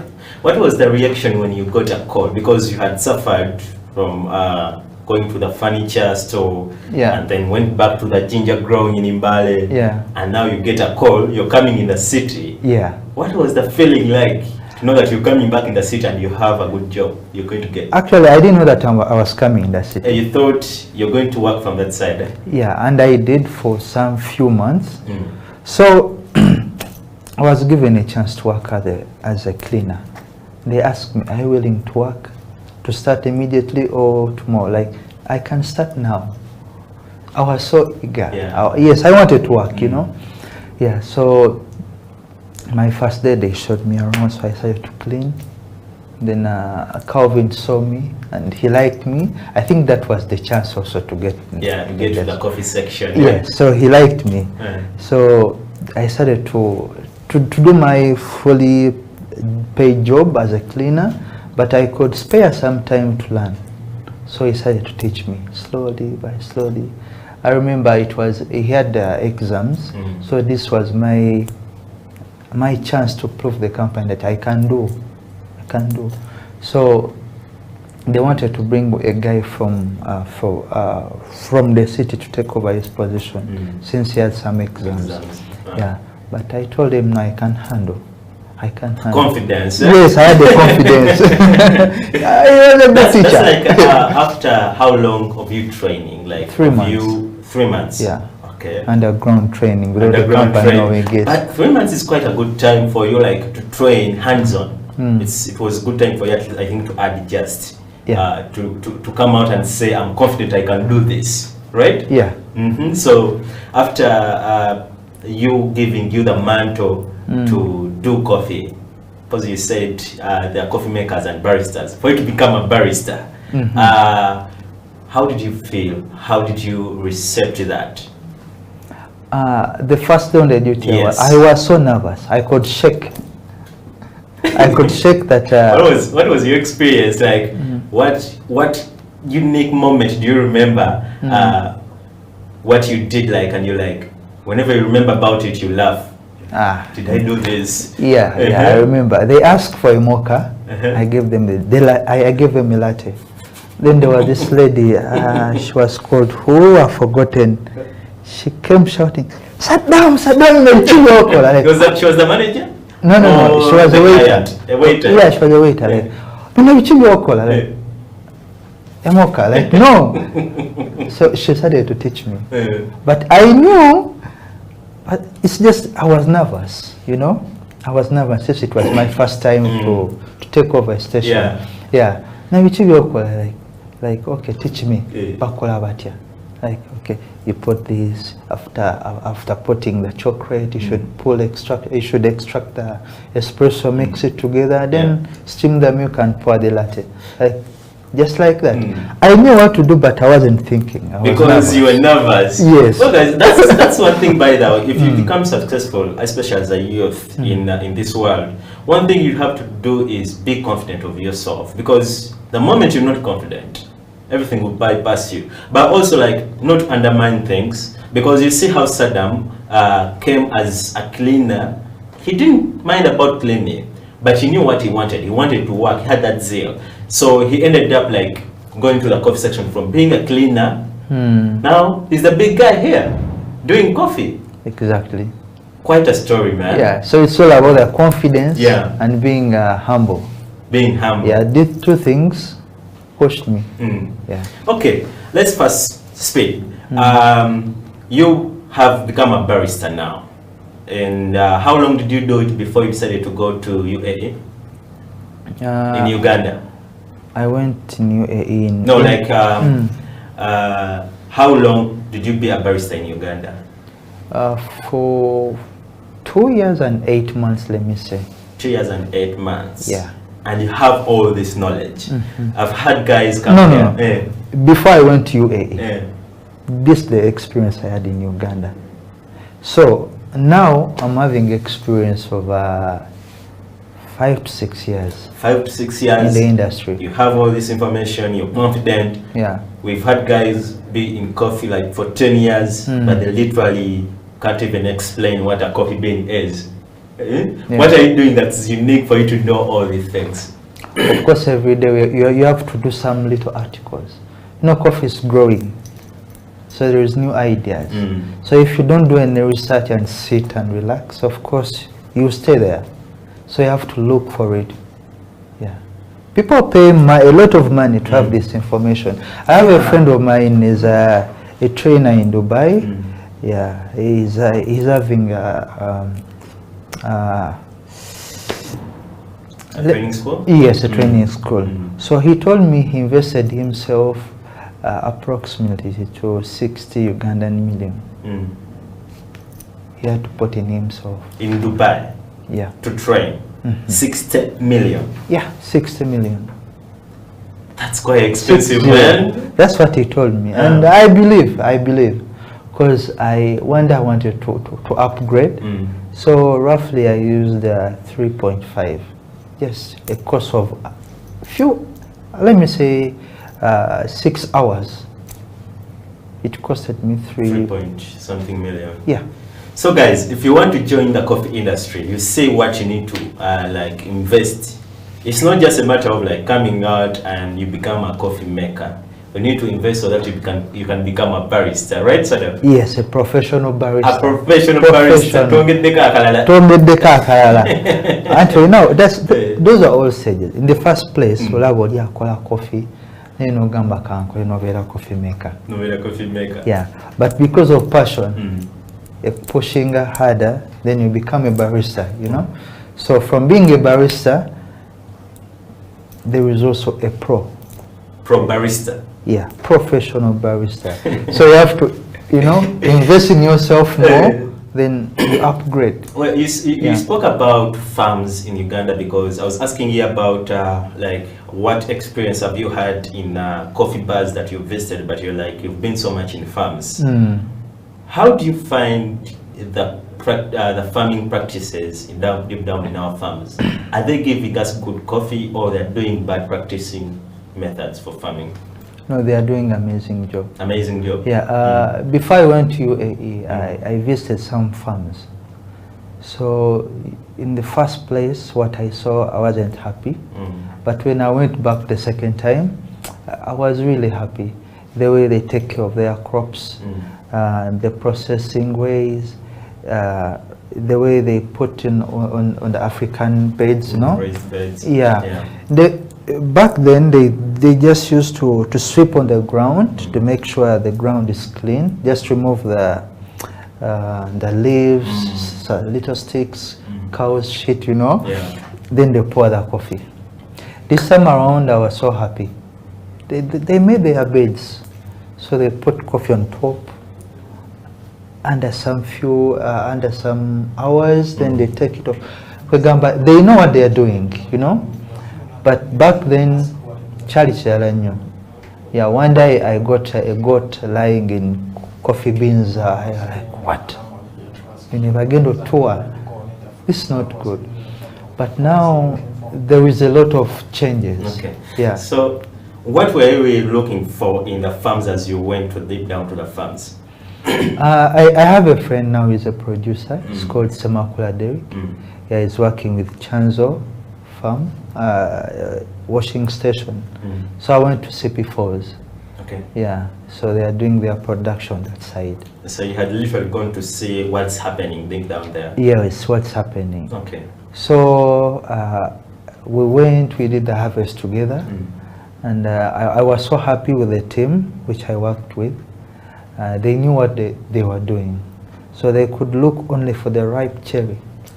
Ripe, they could select the ripe one. In case they pick the green one, they have somewhere where they used to go and sort it from. Okay. Yeah, so I was part of it, interacting with the children, and what surprised me, I got a six-year-old kid. He's not in school. He's selecting beans, but he does know what he's doing. He was picking only the red one. If he sees a leaf, he could pick it out and throw. He knows that it's bad. So that information really made me happy. Wow. Which means whatever they are doing, it's on point. Yeah. Maybe before we go for a break, I want to tap your idea on who is the most important person in the coffee chain. Is it the farmer? Actually, among these two people, is it the farmer or the barista? That's a tricky one. But in my own words, I would say all of us. No, boss, all of us. I'll tell you, all of us. Hey. I speak for the coffee, not the farmer. Yeah. Okay? But if a farmer does a shit job, I cannot represent it. But if a farmer does bad coffee and he brings it on my station, I can do whatever whatever it takes at least to have good coffee out of it. No, it can't. But if a farmer produces good coffee and I make it bad, it will be bad coffee. Yeah, sure. Let's go for no. We shall continue this conversation later. Boss. We are all accountable. So for me, I'll stick on my 2 points. We're all important. Important, yes. Well, guys, who is the most important person in the coffee chain? Go dive down on our social media platforms, Twitter at HTV1UG, and tell us who is most important in the coffee chain. The coffee break, we'll be right back. Okay.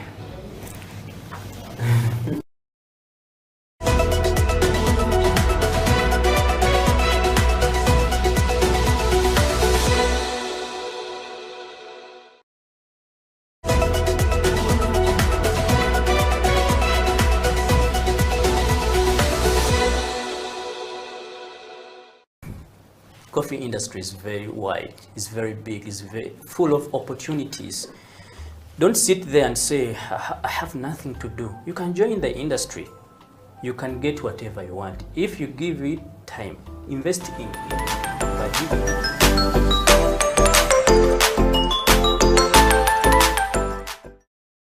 You have to know each equipment. You have to know the brew ratio. Actually, the brew ratio is, I think, the most important. Brew ratio now most people may not understand. It is the ratio of the coffee powder to water, and the yield. Water in this article will bring us into the yield. If I put 10 grams of coffee into my portafilter, how much of it am I exactly?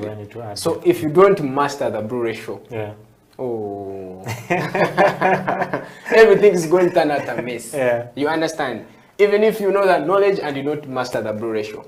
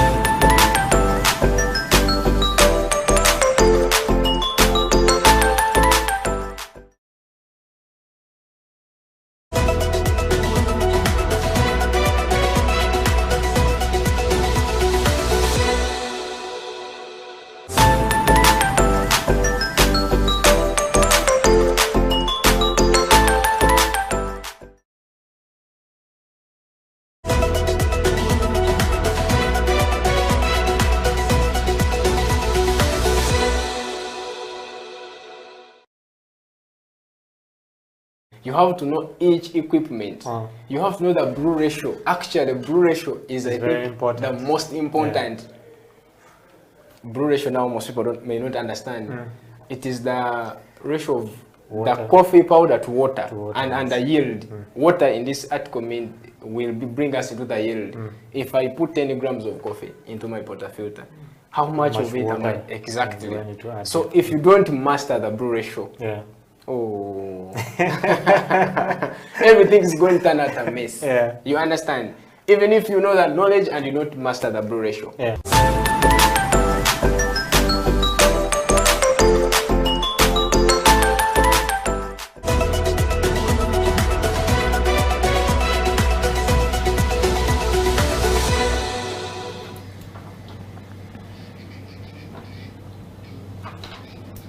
Welcome back from that short commercial break. You're still watching House of Talent Television, and this is the coffee break with me, Amon Mukisa. And my guest today is Saddam Muchibi, a former senior barista with Enduro Coffee, and now a head barista with Algawa Arabia. Algawa Arabia. That one was confusing. Algawa. You should feel it here. I should feel it here. Algawa. Yes. Is that right? Gawa means coffee, actually.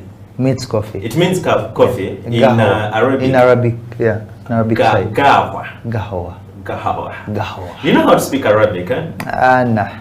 No. It's not an easy language, bro. Yeah. But so, of course I know little words, yeah. So before we went to break, we were talking about like who is the most important person in the coffee chain.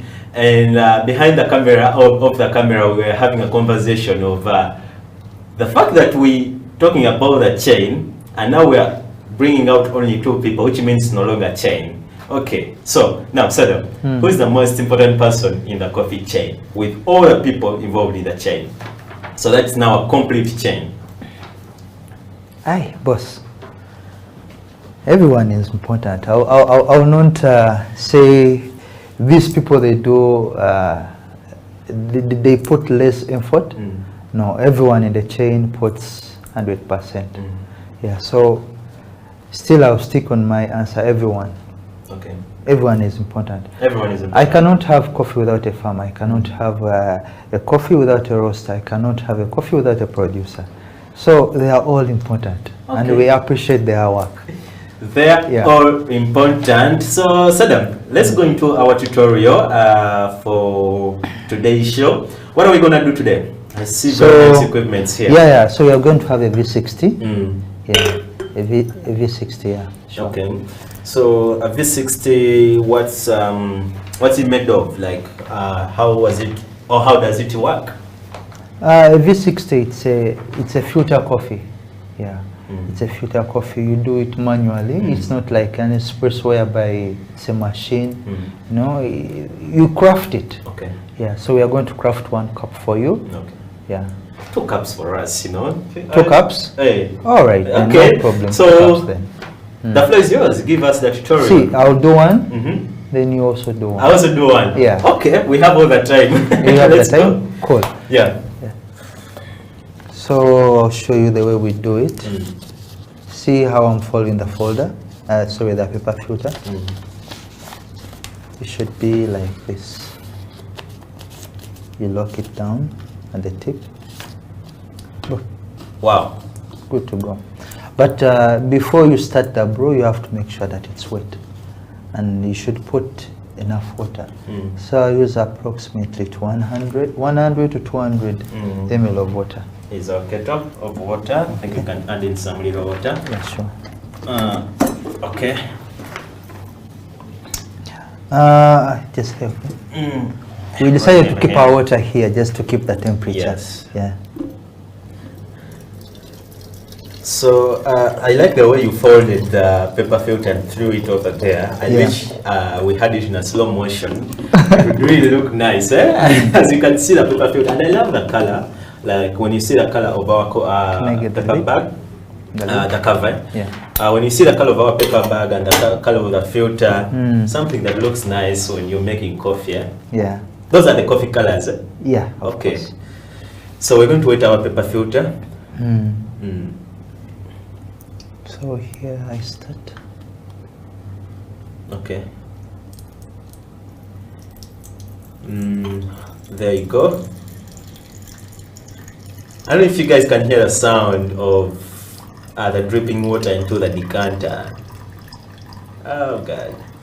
So why is it that you have to like wet it fully like this instead of like just pouring water and the moment you see that it's wet, I pour out the water? I see you've taken over like 30 seconds when wetting the paper filter.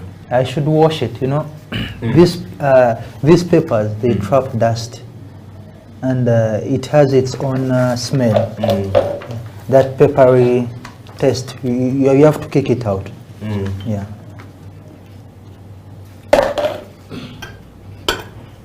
So, can I use it here? Sure, no worries. You can use, we have all the equipment on the coffee break I show. see. Yeah. Even the decanter, you have to wash it fully. Yeah. Nice. Good to go. So this process took like 1 minute. Yeah, you have to take your time. Time. Time is everything, my brother. Sibya kupapa. Sibya kupapa. Okay. Coffee on papira. What we gonna munyumira. Yeah. So you have your coffee ready. Yeah. Which grind size do we have to use specifically? Medium coarse. Medium coarse. Yeah, medium coarse. Okay. Let me just keep it here. Medium coarse. For the V60. Let me ask, does the V60 use the same grind size as the Quimula pour over, the Clever Dripper, Chemix? Those are 3 equipment so far. Yeah. And the AeroPress. Do they use the same grind size? No. For the Clever Drip, V60 Clever Dripper, then you said which one else? Chemix. Chemix? No. So V60 Clever Dripper, you can use the same grind size. Okay. Yeah, but for the Chemix, you need something more coarser. More coarser. Yeah. All right. So you go like 2 clips. Yeah. If you use maybe like a 20 clip, then for the Chemex you should use maybe 23 to 24. Okay. Yeah. All right. Because it has tiny walls. Okay. So what next? So I'm going to dose the coffee, and I'm going to use 20, and I'll use the ratio of 1 to 15. 1 to 15. Yeah. How do you guys count ratios? I wish I can do it with you here. I can show you. So that's the good thing about the coffee break, because everything is practical right here. So our cameraman will zoom in this as Saddam is doing it, so that he shows you how you count ratios, especially when you're like at home. You need to use you need to use this method to show that, or to get ratios of how you can get a good cup of coffee. So Saddam, how do you count ratios? Okay, so since we are going to use a ratio of, as I told you, it will be 1 to 15, right? So, and the dose is 20. Why did you put a 0 point something? 0, it represents a number. Okay. It cannot show 1, right? Okay. Yeah, it cannot show 1. If you say point, how did I say? Anyway, let's first keep it. Okay. So, as I told you, we are using 20 grams of coffee. So, a 20 grams of coffee, it will be represented by 300 ml of water. Is it a standard? It's the standard. 20 grams have to represent 300 ml of water? No, it's not like that. But we use ratios. Okay. So the first ratio we start with is 15. Okay. There is 15, 1 to 15. There is 1 to 16, 1 to 17. These all ratios, they will produce different tests. Tests. So I can't use a ratio of 2 to 15? No. It's not there in coffee? It's not there. Wow. Okay. Not there. Show us how we can count. If you use 12, you will extract something which is underdeveloped. It will be bitter. It will be harsh. It won't taste good, literally. Yeah. You will not enjoy your coffee. Okay. So in order for you to enjoy the coffee, you need these standards. You need 15 and above. Okay. Yeah. So let's see how we can get our ratios right here. So you put the 300 as I told you. 20 to go into the 300. So you divide it by 20. As you can it see, will give 15. This 15 represents 1 gram of water, 1 gram of coffee, which means if you put 1 gram of coffee inside the chamber, you should put 15 grams of coffee. 15 grams of water. Yeah. So in coffee, we shouldn't use ml. we go into grams because there is some particles and solubles. It's a mixture. That's why I use grams. 15 grams, not ml. So you divide the 15, as I told that 15 represent 1 gram. So you can divide the 15 by 20. Sorry, it's 15 by 20, giving you 15. The same thing if you brew this ratio and you find it very strong for you, you can use maybe 16.5, 17, up to you. All right. Yeah, so I will just do the 16 by 20. Gives you 320. Hope you guys saw how it is done right on TV. Yeah. So in case you're at home, please do this and you get the ratios on how you want your coffee to taste. So let's go sit down and make the coffee. So I'll dose it. Coffee has to be fresh, yeah? Yeah, it has to be fresh, always fresh. Yeah. Not fresh of one day, no. Should be a fresh of at least 2 weeks. That's 14 days, yeah. Okay. Yeah. So this is 23, but we said you should use 20. 20 grams. 20 grams, yeah. One thing about coffee, it will teach you how to be consistent in life. That's what you talked about at the beginning of the show. You have to be with a notebook and pen, so that you note down these things for consistency. And after removing the amount of coffee you want, you should make sure you tighten so that it will keep the freshness. Hope you guys know how to tighten these bags, because whenever you buy these bags in supermarkets, coffee shops, you need to know how to seal it again the moment you open it up again. Okay. I like the aroma and scent that's coming out of the coffee. Yeah. So why stirring it like that? To create a hole? Not a hole, but since it's a cone, I should use this. Yeah. Since it's a cone, the amount of coffee in the middle is more than the one which is on the side. Yeah, so you should make a little so bit basically of it has to be like in the shape of the equipment. Exactly. So if my cameraman could zoom in here and see that cone, it's not flat. There is a cone like the way how this equipment or the way this V60 is made. So that's why there is this shape right here. Okay. So let me first add more water.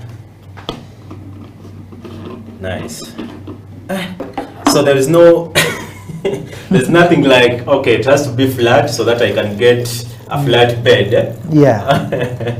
Anyway, you can keep it flat if you wish, but I prefer it this way. This way? Yeah. Well, guys, this is Free Knowledge live on TV, and this is what the coffee break does for you to understand how to brew coffee. Okay? Yeah. I like the way you handle everything gently.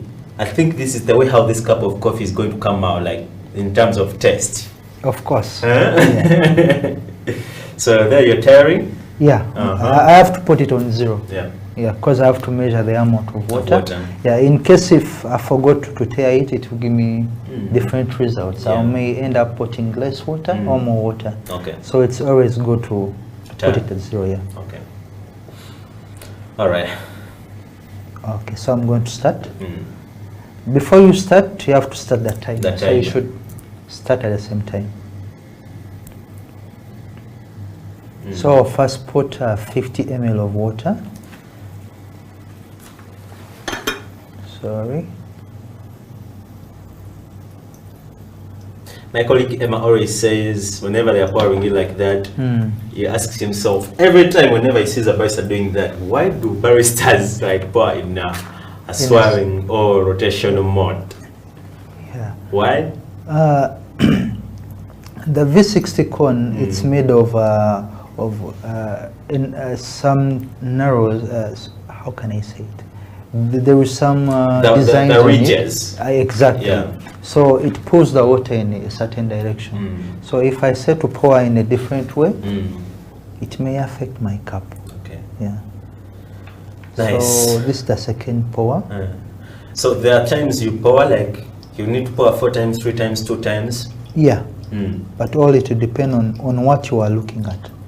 So that crema, that dark brown crema that's coming on top, does it represent that coffee is really, really fresh, or it's just because the way you're pouring it? Sometimes, yeah, it does.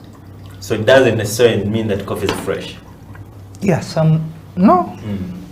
Yeah, actually, it doesn't mean that the coffee is fresh, but it represents a good coffee also.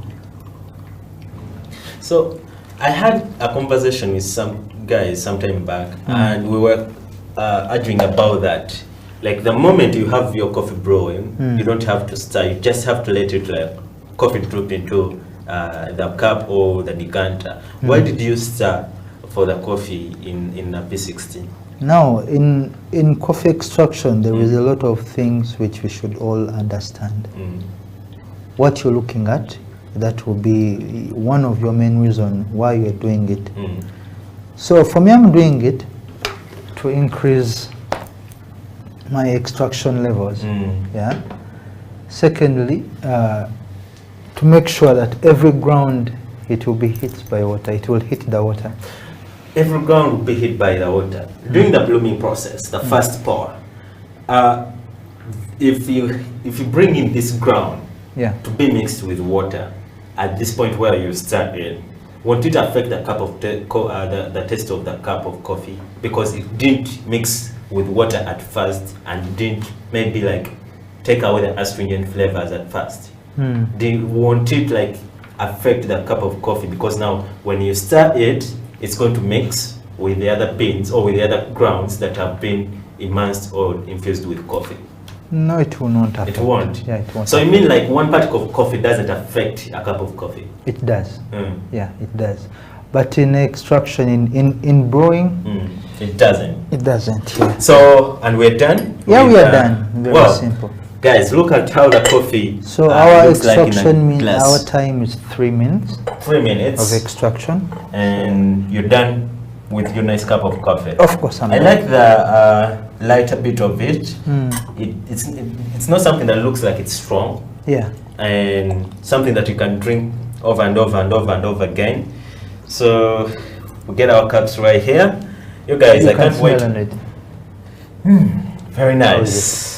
I can't wait to have this cup of coffee right here. On a coffee break made by barista Saddam Muchivi, who is a former barista at Enduro Coffee, but also is head barista of Ali Kahawa. It's something he got me to. I'll teach you how to say it. Let me have my dose, and nice. That's enough for me. All right. The rest is yours. So I'm gonna have my cup of coffee right here, and I'll be the judge from this cup of coffee. Let me first wait for you.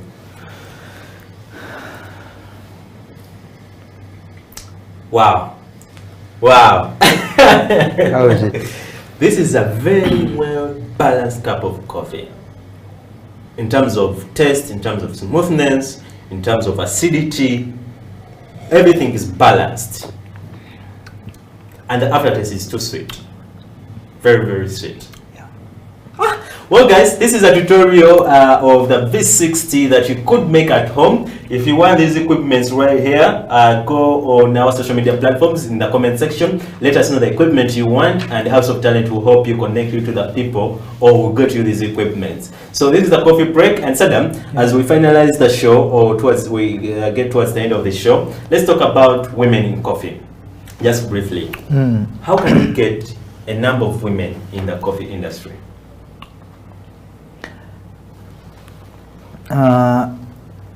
Basing on where I've been working from, now the ladies are in more the industry.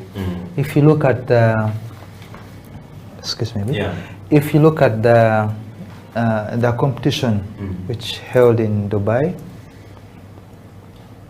the top players are all ladies, the judges, the winners. Even the barista champion, she's a lady. She's a lady. Yeah. Maybe here in Uganda we need to to educate them. In terms of coffee brewing, or educate them in school? No, in coffee, in the industry. We should show them the way. We should encourage them. We should actually teaching them. Once you teach someone, I think he will end up loving it. You teach, you follow up, and results, it's love in the coffee. Yeah. It's love in the coffee. Why aren't we having barista champions from Uganda? You spoke about the barista champions who are in Dubai are ladies, most of them. So why aren't we having? It's because maybe we're not educating them? No. Or it's because we're not initiative enough to be competitive?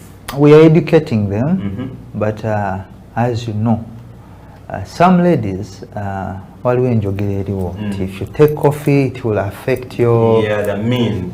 I think. Yeah. Yeah, so it's scaring them off. But on the other side, the ladies are on top. They don't care about this. My former barista, she's a lady. Your head barista? My former head barista. Yeah, before I took, she was the one in charge. So I was second in command of her. Imagine. Not her only. There is another company, 3 or 4. The head baristas, they are ladies. You know this company called Espresso Lab. The former head barista, she's a lady. Yeah.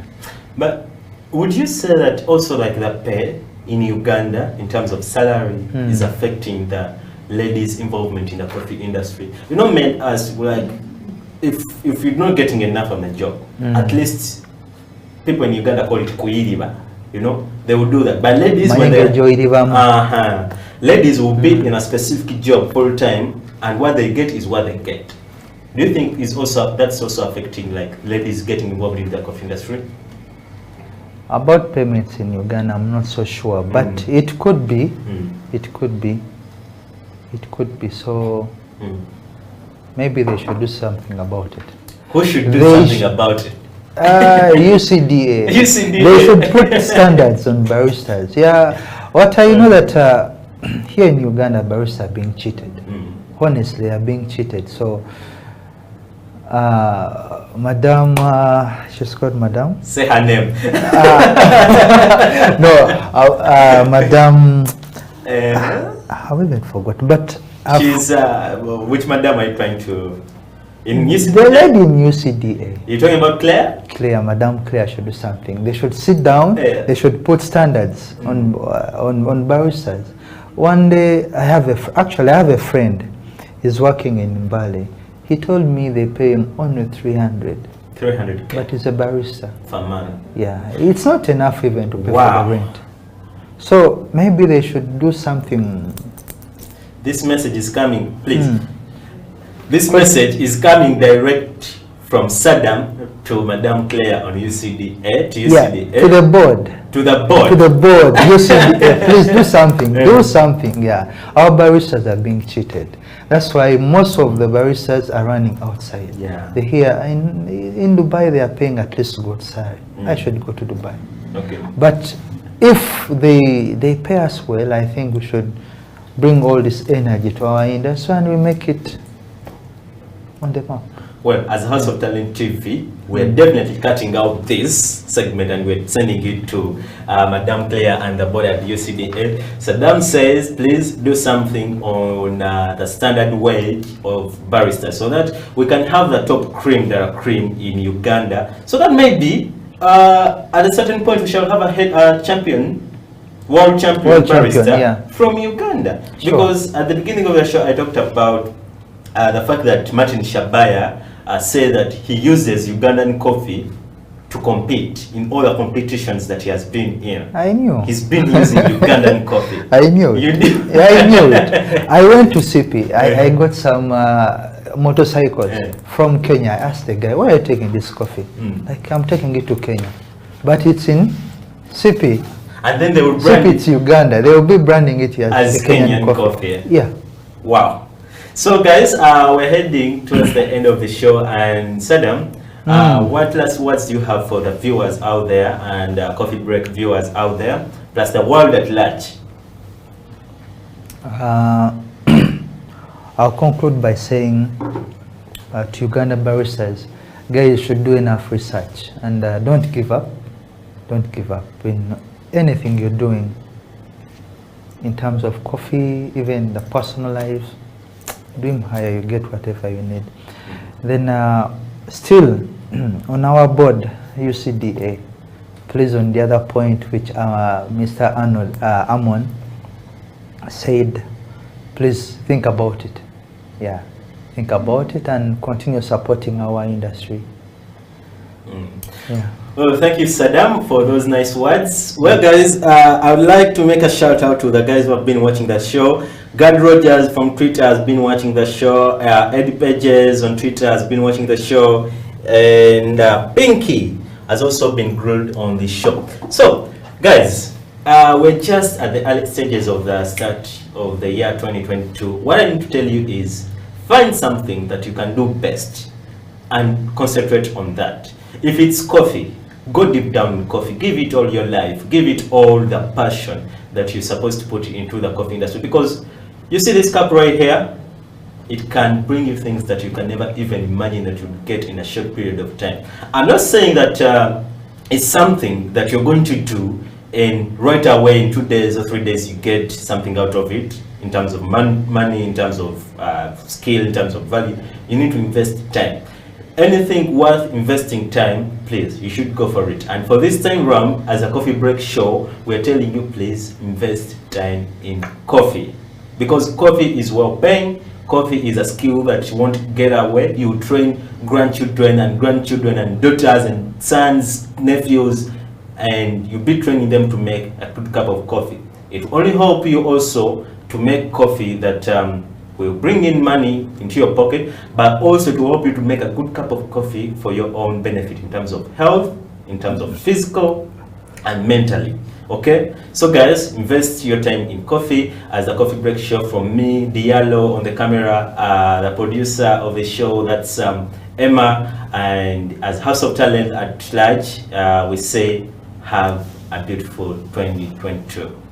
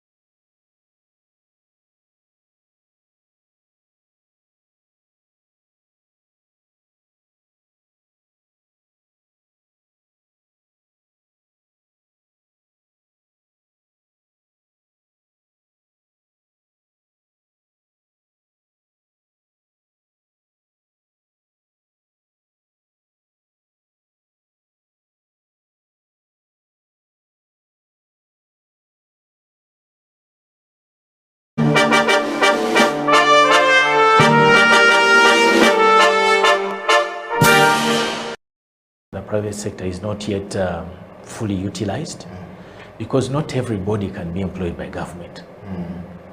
And we are looking at a future whereby more people are employed in the private sector than in government. So I think if we all work hard, if we all work together and invest in the right areas, there's been a lot of talk about value addition in the agriculture sector, in the mineral sector. If there is enough investment in those areas, I think it can create enough jobs for our children and grandchildren. Okay. Yeah. I just want to take you to question number 4, Andrew, which is, let's talk about your journey at City Hall and the foray into the Executive Director's office, which is as Andrew Chitaka, Very and as interesting. well as the Director Engineering. Very interesting. I joined KCCA on 1st November 2011. And before then, I was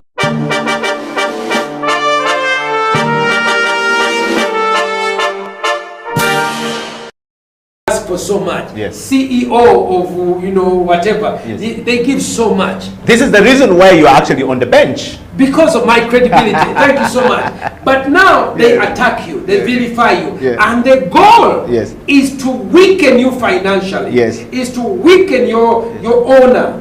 These are slanderers.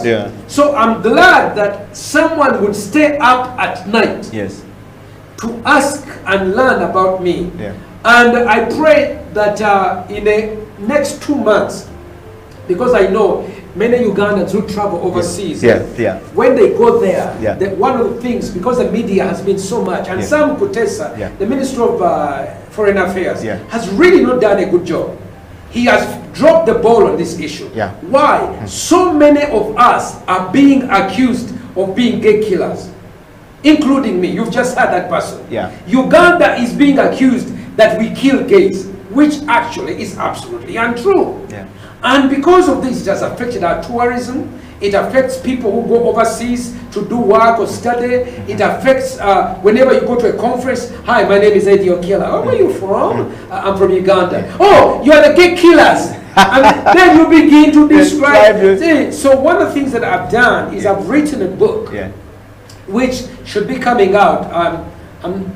I know that I keep saying the same thing, but the work of doing a book takes a long time, and I wish I could be supported. You know, many people who write on this subject, like Sylvia Tamale, she's supported by the Rockefeller Foundation, Carnegie Foundation. There is money.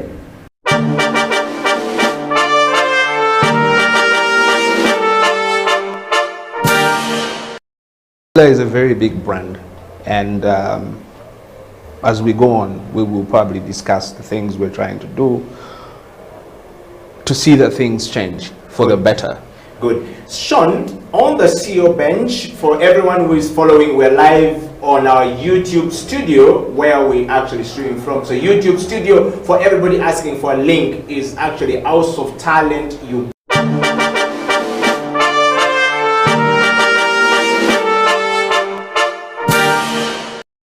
Confident in themselves and what they are offering. I think that's the biggest problem. Like, women will easily settle for a less pay than men would. Okay. Mona Onyeto Deke goes on to say, I think this is a comment, says, I didn't know that beauty products are taxed at 60%. Whoa. They are. I pray that changes soon, but they are. Okay. So with that challenge of 60%,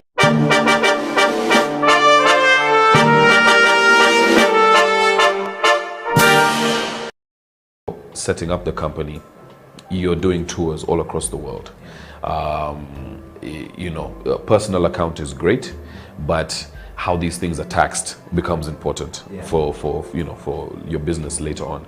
As soon as you cross that threshold of 50 million a year, you know, you're now in the interest become more shares. Yes.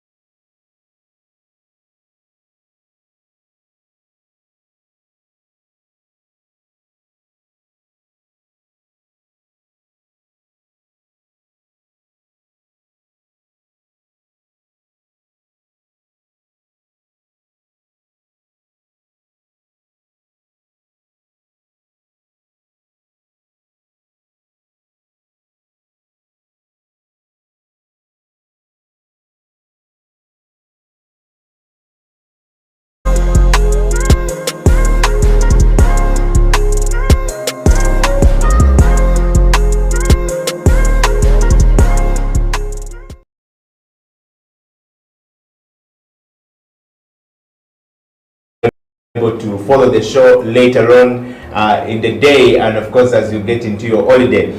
Isaac, that's a good story, but coming from Arua to Kampala, you said it started from there, and now you're in Kampala and doing coffee.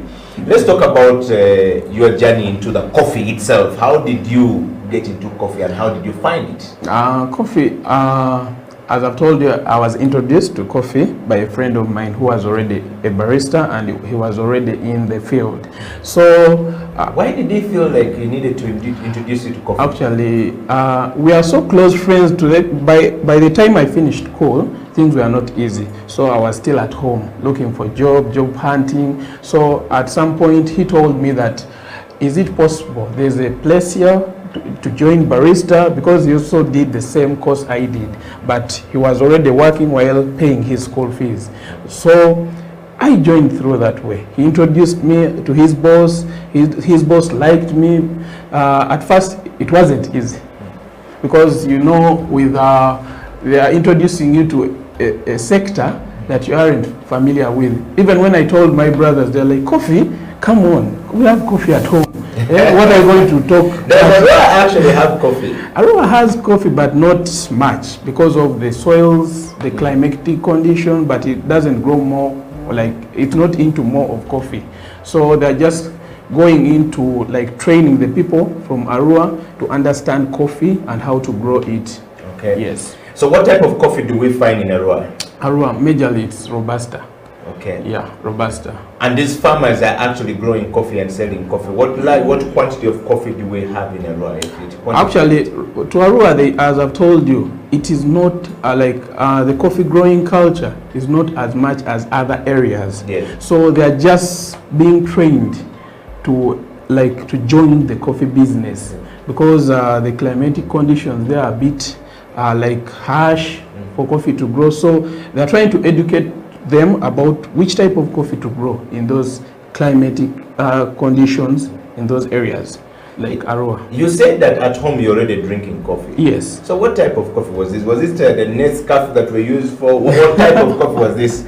Was it a real, authentic Ugandan coffee, or it was a different type of coffee? No, at first, actually, I started drinking coffee in school. We are drinking Kawanguvu. But the name itself, but they used to tell us that you take this coffee. The coffee was 100 shillings. They would say, go to this shop, buy that coffee. You won't sleep. It will help you to read. Yes. But at the end of the day, you're snoring off. You're sleeping. You're like, what is happening? So until you join the coffee sector is when your mind starts opening up.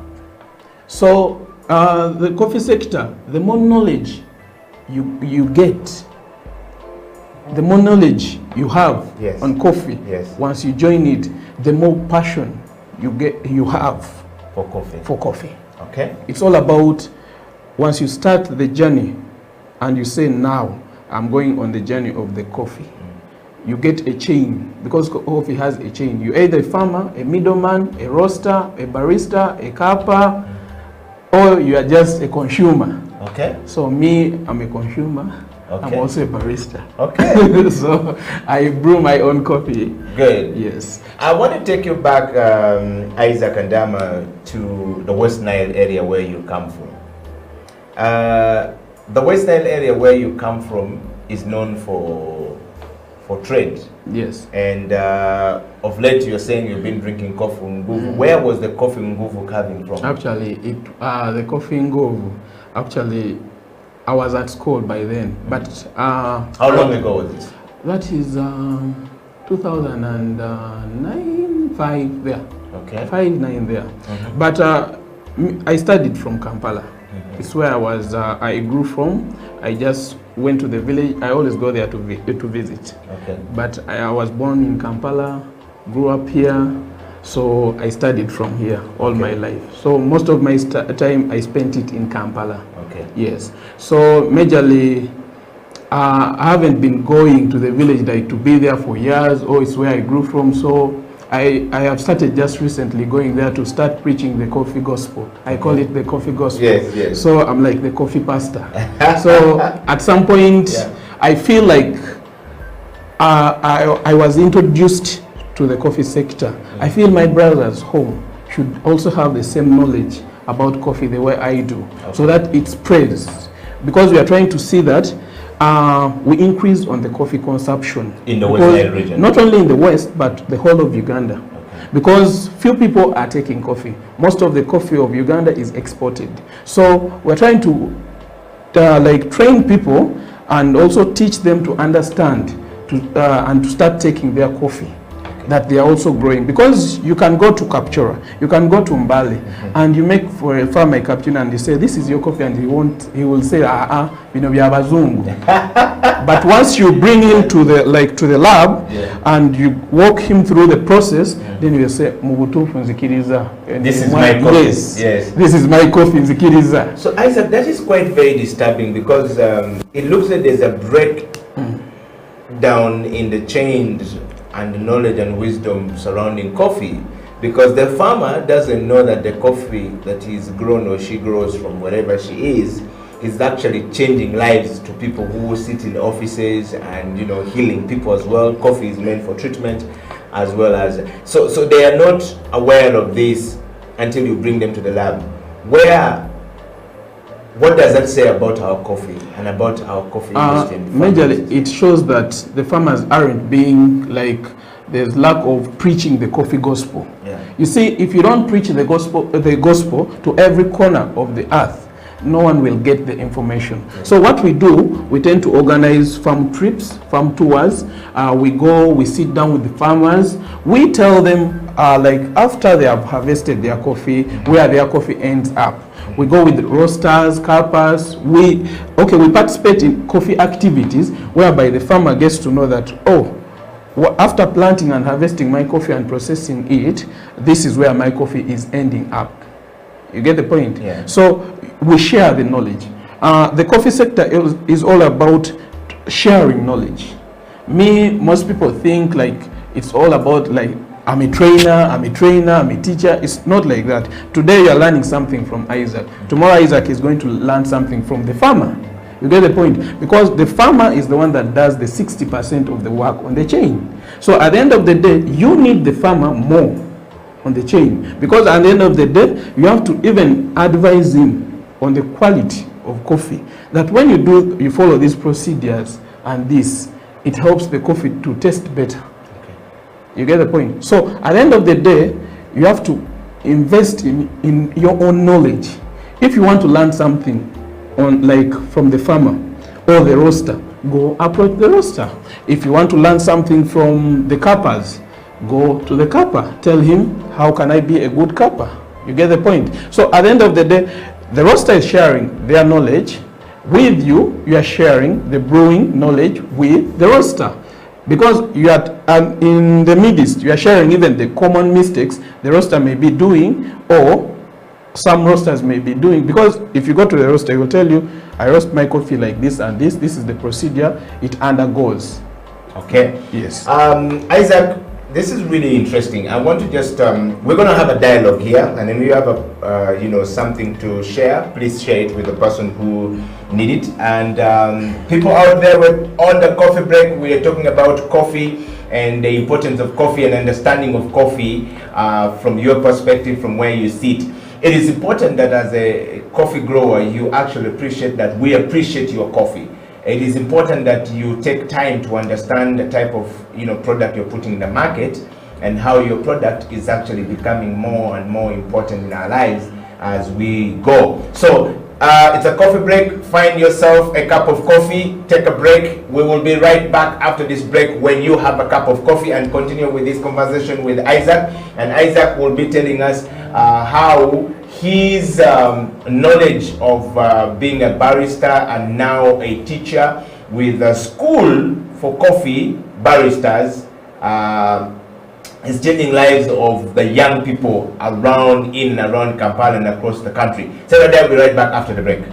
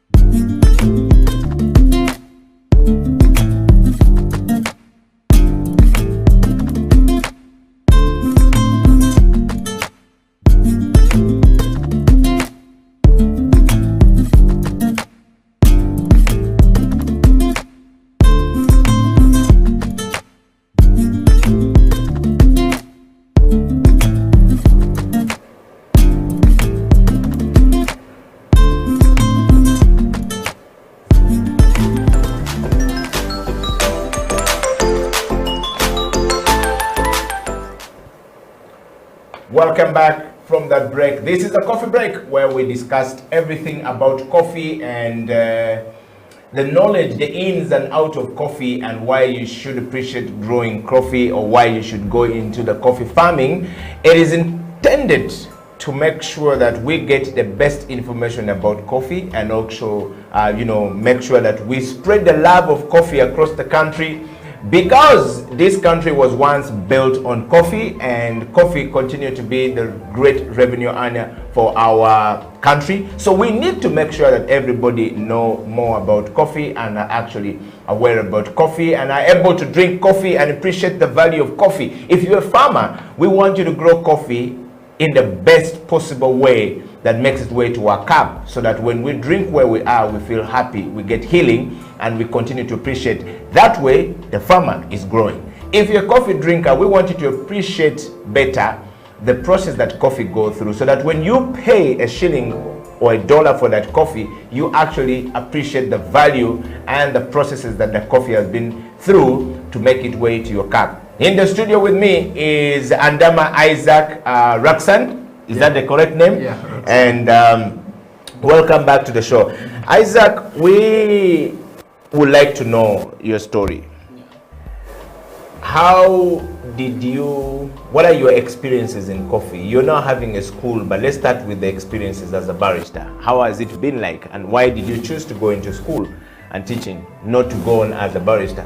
Actually, one thing that made me go into, I call it a lab, not a school. Okay. Because so what's the correct name? Is it a lab or a school? It's a lab. It's a coffee lab. Yeah, Yes. I call it a coffee lab. Okay. Because it's where it's like an environment where different baristas from different working areas come and we meet, we share the knowledge, and we experiment more about coffee. Yeah. Because many baristas find it hard to get accessibility to equipment which they can use to experiment on the coffee they have. Yeah. And yet they have good coffee.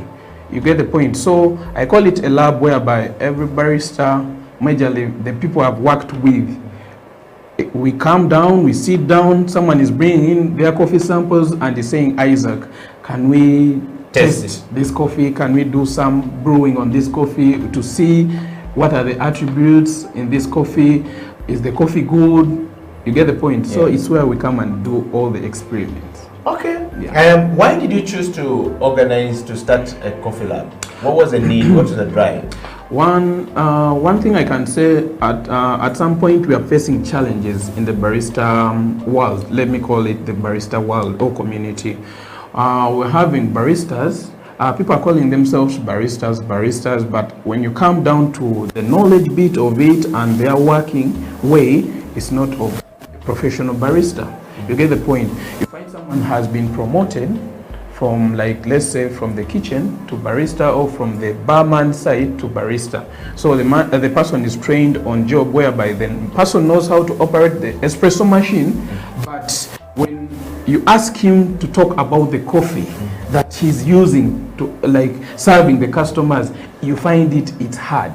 So that's why we as baristas who are professional, our aim is to see that we train our fellow brothers who are joining in the barista field to see that they know how to preach the gospel. Because at the end of the day, we are looking at increasing the numbers of people who are drinking coffee. You get the point. So you cannot increase the numbers if you don't have the knowledge. Yeah. Isaac, we always hear a lot about these guys are not professional, these guys are professional.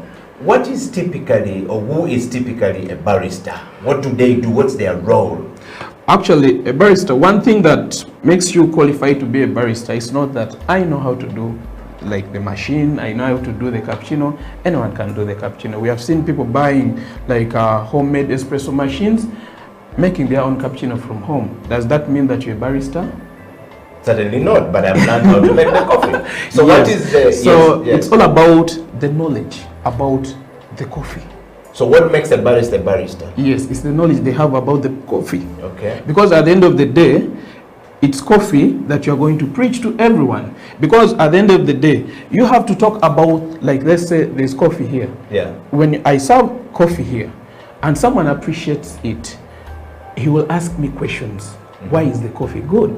Let's say the person has moved to 5 cafes and he comes to my cafe or where I'm working and he asks about, I've moved to coffee shops, but this coffee is really good. Yeah. Which coffee are you using?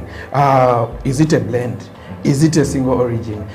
Which process? Yeah. So at the end of the day, so if a barista is not able to explain what you're to saying, define his cup, yeah, talk about his cup. Yes, because at the end of the day, you have to have knowledge about this cup you have made for the customer, so that tomorrow he will come. Because coffee is not just like, let me go and drink coffee. Coffee is appreciated. Yes. The gospel says coffee is appreciated. Not just you come, you order a cappuccino and you see a design, oh my God. No, it's just, you have to appreciate. You say good coffee, once you put it on the mouth like this, you feel you don't want to let it go down. Okay. Wow, these guys make you want make you feel like you want to drink coffee. This is Isaac Andama, is Coffee Lab expert, but as well as a man with his own lab teaching people, and as you've heard his story. So Isaac, talking of the barista experience, and the knowledge. So we now know the difference between just the person who doesn't have the knowledge about coffee, being a barista, and there's a difference between operating the machine, you using the machine and making coffee, and that's it, and a person who has invested time and knowledge in understanding coffee, so they can explain to people. All right, you have worked as a barista before. Yeah. And for how long were you a barista? I joined in 2015.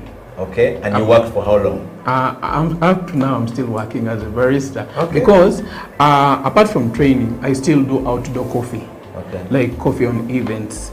I do coffee on events like on birthdays, weddings, because at the end of the day, my aim is to preach the gospel. It has to continue. The cup has to be like given to people so that you explain to them. You have to preach that gospel. Why? The coffee gospel. Someone, once you take coffee on a wedding, someone will be shocked. Really? Coffee? Can you have coffee at the wedding?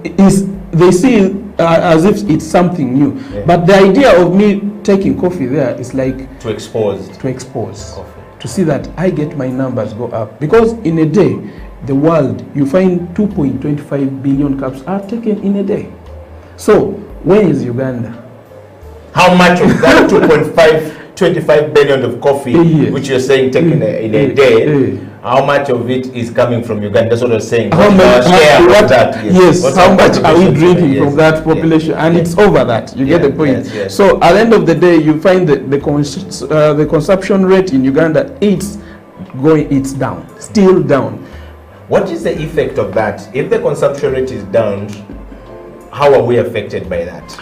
At the end of the day, it affects all the people on the chain. Yes. Because the farmer, because most of the coffee is going out. Yes. You get the point. But now, if you are not preaching the gospel, it means no one will take coffee. The consumption will go down, but production will be there. Production will move because. But can production continue to move at a greater level when the coffee is not appreciated from at consumption? Because now, at base? Remember, if production is moving out, they are exporting the coffee. It means the consumption is from out, not here. So we are trying to say that once the people we create coffee awareness and people start taking coffee, you're going to find that there's increase in jobs and there's demand in baristas. That's why when you go to the Middle East, like UAE, Dubai, those Arab countries, you're going to find that the demand for baristas is very high because those people take a lot of coffee, which means coffee shops are going to increase. More people are going to open coffee shop businesses, whereby they will be needing baristas. Whereby tomorrow you're having a son who graduated still at home, but when they join barista world, they are getting a job. Okay. You get the point. So the aim is, because most of the people who are baristas, these are youth. You get the point. So what the youth are into coffee and they are employed, the gospel will be increased, like the gospel will go on and go on, because it's easier for the youth to preach the gospel once they are in the system. Okay. Well, thank you very much. If you're joining us from wherever you are, we are on the coffee break and we're talking coffee. Isaac and Dama and I are in the studio here talking coffee on the coffee break. You need to know much about coffee. You're probably looking for a job and you don't know where to find a job. You finished school, but there is opportunity for you to join the coffee industry and actually get trained and get soft skills about coffee. And these skills will take you places. Like Isaac has said, you'll be able to serve people coffee and, you know, make people feel good. Whenever you make people feel good, they will always appreciate you. All right. So I want you to share this far and wide and actually, you know, send your kisses and disses coming in. We want to know whether you have a question and Isaac can answer it. If you have any other concern about coffee, please reach out to us. Isaac is in the studio and he's going to be answering that. Isaac, let's talk about the lab. Yes, please. Why did you invest in the lab? One, actually, it was a team effort, because coffee equipments are very expensive. Very, very expensive. Yeah. You see, one thing that is unique about the coffee sector, especially the barista sector, you are dealing with a certain class of people. No one is going to buy a cappuccino that is from the ghettos to come and put in, like, let's say 10,000 to buy a cappuccino. You get the point? So if everything in the coffee world is expensive, the equipment, even the barista yourself, you reach a point at a certain level of experience, you reach a point whereby you're also expensive. Why is it like that? Because the more knowledge, the more knowledge and the exposure you have. Where baristas travel, they move. Let's say today you're working in Uganda. Tomorrow someone has appreciated your work, is like, can you come and work for me in Canada or UAE? You get the point. Yeah. At some point, the equipment that we are using in Uganda is different from the equipment they are using. But the person is getting exposed to new equipment. You get the point. These are some of the coffee brewing equipments. You can move coffee shops and you will find few have them. You get the point. Because the gospel is not yet spread. Once the gospel is spread, people will have yearn to know more. Yes, apart from the espresso machine, is there any equipment that I can use? Okay. Yes. So you said it is a team effort. Yeah, it's a team effort. I sat down with my team. We did a budget. We did a lot of, let's say, planning. So at some point, we had to buy a machine. It's expensive. Goes for around 18.5. That's just one machine. You have to buy manual brewing equipment. These are manual brewing equipment. An equipment like that. This is a beam heater. You have to bring it from out. In Uganda, you cannot find it. Okay. So it goes for around 4.5. Now plus the siphon alone, you are looking at around 5 million, let's say. Wow. Just one equipment like that. Okay. Yes. So when you sat down with your team and came up with this, what was your main objective? One, to preach the coffee gospel. Two, to improve on the quality of baristas. So baristas come from everywhere, wherever they're working, to your lab, and when they come to the lab, let's say every evening they practice. Yes. They basically go through a process and then they go back and perfect at the places of work. Is that what you're saying? Well, in most cases, I have friends working in cafes. Indiro, Wild Coffee Bar, La Petite, Cafe Javas. So at some point we have a group, a WhatsApp barista group, whereby we share ideas, and if it needs to, like the idea to be like experimented on, it's when we can agree on a certain day. We come, you bring in your samples. If you want us to use your samples, we go into the lab, we share the knowledge. Because in the coffee world, no one has ever had the knowledge of coffee and say, now, it's enough. This is enough for me. No, every time you have that passion, it will always make you to yearn for more knowledge and more knowledge. Okay. Yes. Well, we're going to take another break, and when we come back, Isaac is going to take us through what happened in the lab, and we will share a lot more knowledge here. You've seen the equipment that is here in the studio. Isaac is going to take us through how to make coffee and what type of coffee is available and you can make at home at your comfort, so that also teach you a thing or two about coffee, so that when you go to Ndiro or to a coffee shop anywhere in the world, you are not out of place. You can actually confidently ask for coffee and be served coffee and understand the ins and the out, so that you're not left out. Stay right there. We'll be right back after the break. This is the coffee break.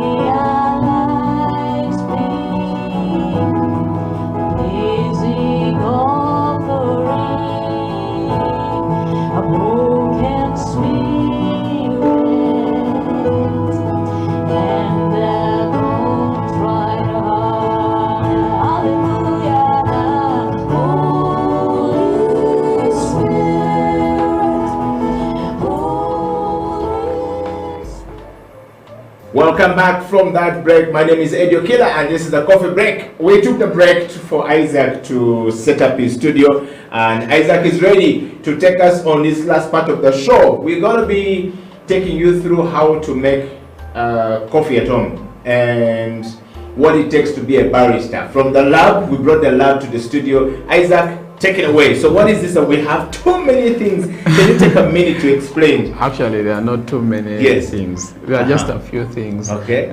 This is a siphon, a vacuum brewer. Okay. What does a siphon do? It brews coffee, but in a unique way. You'll see it. Okay. Yeah. So for more information, if you want to do the training bit, you come to the lab. to the lab class. Yeah. All right. Yes. Okay. Isaac, let's talk about take us through, Okay, now let me start with the siphon. The siphon, most cafes in Uganda don't have it. If you go to the Middle East and Arab countries, you'll find that most of these equipments are there, the manual brewing equipments. This shows that coffee can be taken in different ways and forms, even if you don't have them, like the espresso machine. Okay. Yeah, you can buy some of these equipment, put them in at home, and also. So I can actually set my bar at home myself. Yes, but if you taste the coffee, like in these equipment, it's so unique. Okay. Yeah, that's why we have to buy these equipments to experiment. If I'm to brew coffee using these equipments, how does the coffee taste? Okay. Yeah. So you said this is a siphon. A siphon? Yeah. And that is a V60. It's a V60? Yeah, it's from Japan. Okay. Japan, Harriers. So a V60, what does a V60 sound like? A motor, sound like a motor vehicle? No, it's actually like a V6, like a V6 engine. Actually, it's a coffee brewing equipment. Yes. Yeah, all these are coffee brewing equipment. That once if you brew coffee in these equipment, there's a way they taste. Okay. Even there are different forces, like different methods that you use while brewing coffee. You don't just get, like now, I can ask you, where is the coffee going? You don't know. Yes. But once we are going to go into that practical bit of it, and you'll see how it brews uniquely. Wow. Yes. All right. And so you said this is IV60. IV60 from Japan. This is the V60. This is the decanter. Okay. Yeah. So let's check it out. So this is the decanter and the V6. So where does the coffee go here? Now, I have filters here. Let me just get my gloves. Just go through it. Okay. Okay. These are. So first, you must wear the gloves. Yeah, of course. Yes. Because now in every cafe it is a must. Yes. Yeah, I don't trust people's hands. All right. Yeah. So I can give you some. So every time you go to the cafe and you're looking forward to, I'm going to go with Isaac today to learn to be a barista. And for the first time, I see these guys putting on these things. Yeah, these are disposable gloves. Once you use them, you can throw them away. Okay. So as a barista, you have to have gloves on your station, disposable gloves. Yeah, because you don't know where you are touching. Is it safe? So you use the gloves. So that's one, protecting the client from any other problem. Hygiene is very important. So now we have our gloves. Okay. Now let's start with the siphon. Okay. Yeah. Maybe this is the apron. Okay. I'm putting on my apron. Yes. Because during the process of brewing, I don't want any coffee to spill on me. Okay. Yeah. So let's just fix something here. Okay. Okay. Here. Yeah, it's done. Okay. So this side goes where? Just a moment. Yeah. Got it. Yeah, like that. Okay. Yeah. So we want to make sure that this is the... Okay. Okay. So that is my apron. As a barista, you have to wear an apron. You have to have a uniform inside with your apron if you're on station. Okay. Yes. Now, we have our water. Yes. What we are going to do is to put it on. You can put it because I want you to do. So this is the switch here. Yeah. So the switch on. it's going to bring an on button. Yes. Okay. Let me just change it for the viewers. So this is the beamer heater. The beam heater. Yes. So it has instructions. Yes. It has the menu. Yes. You can press the menu itself, touch. Okay, yeah. so this is a touch. Yeah, screen. you go to English. And then go to English. Yeah, so it gives you the instructions on how to use this equipment. Okay. So you can say next, next, next, next, next. Then you can say home. Okay. Now, what you're going to do? Yes. You remove this upper part.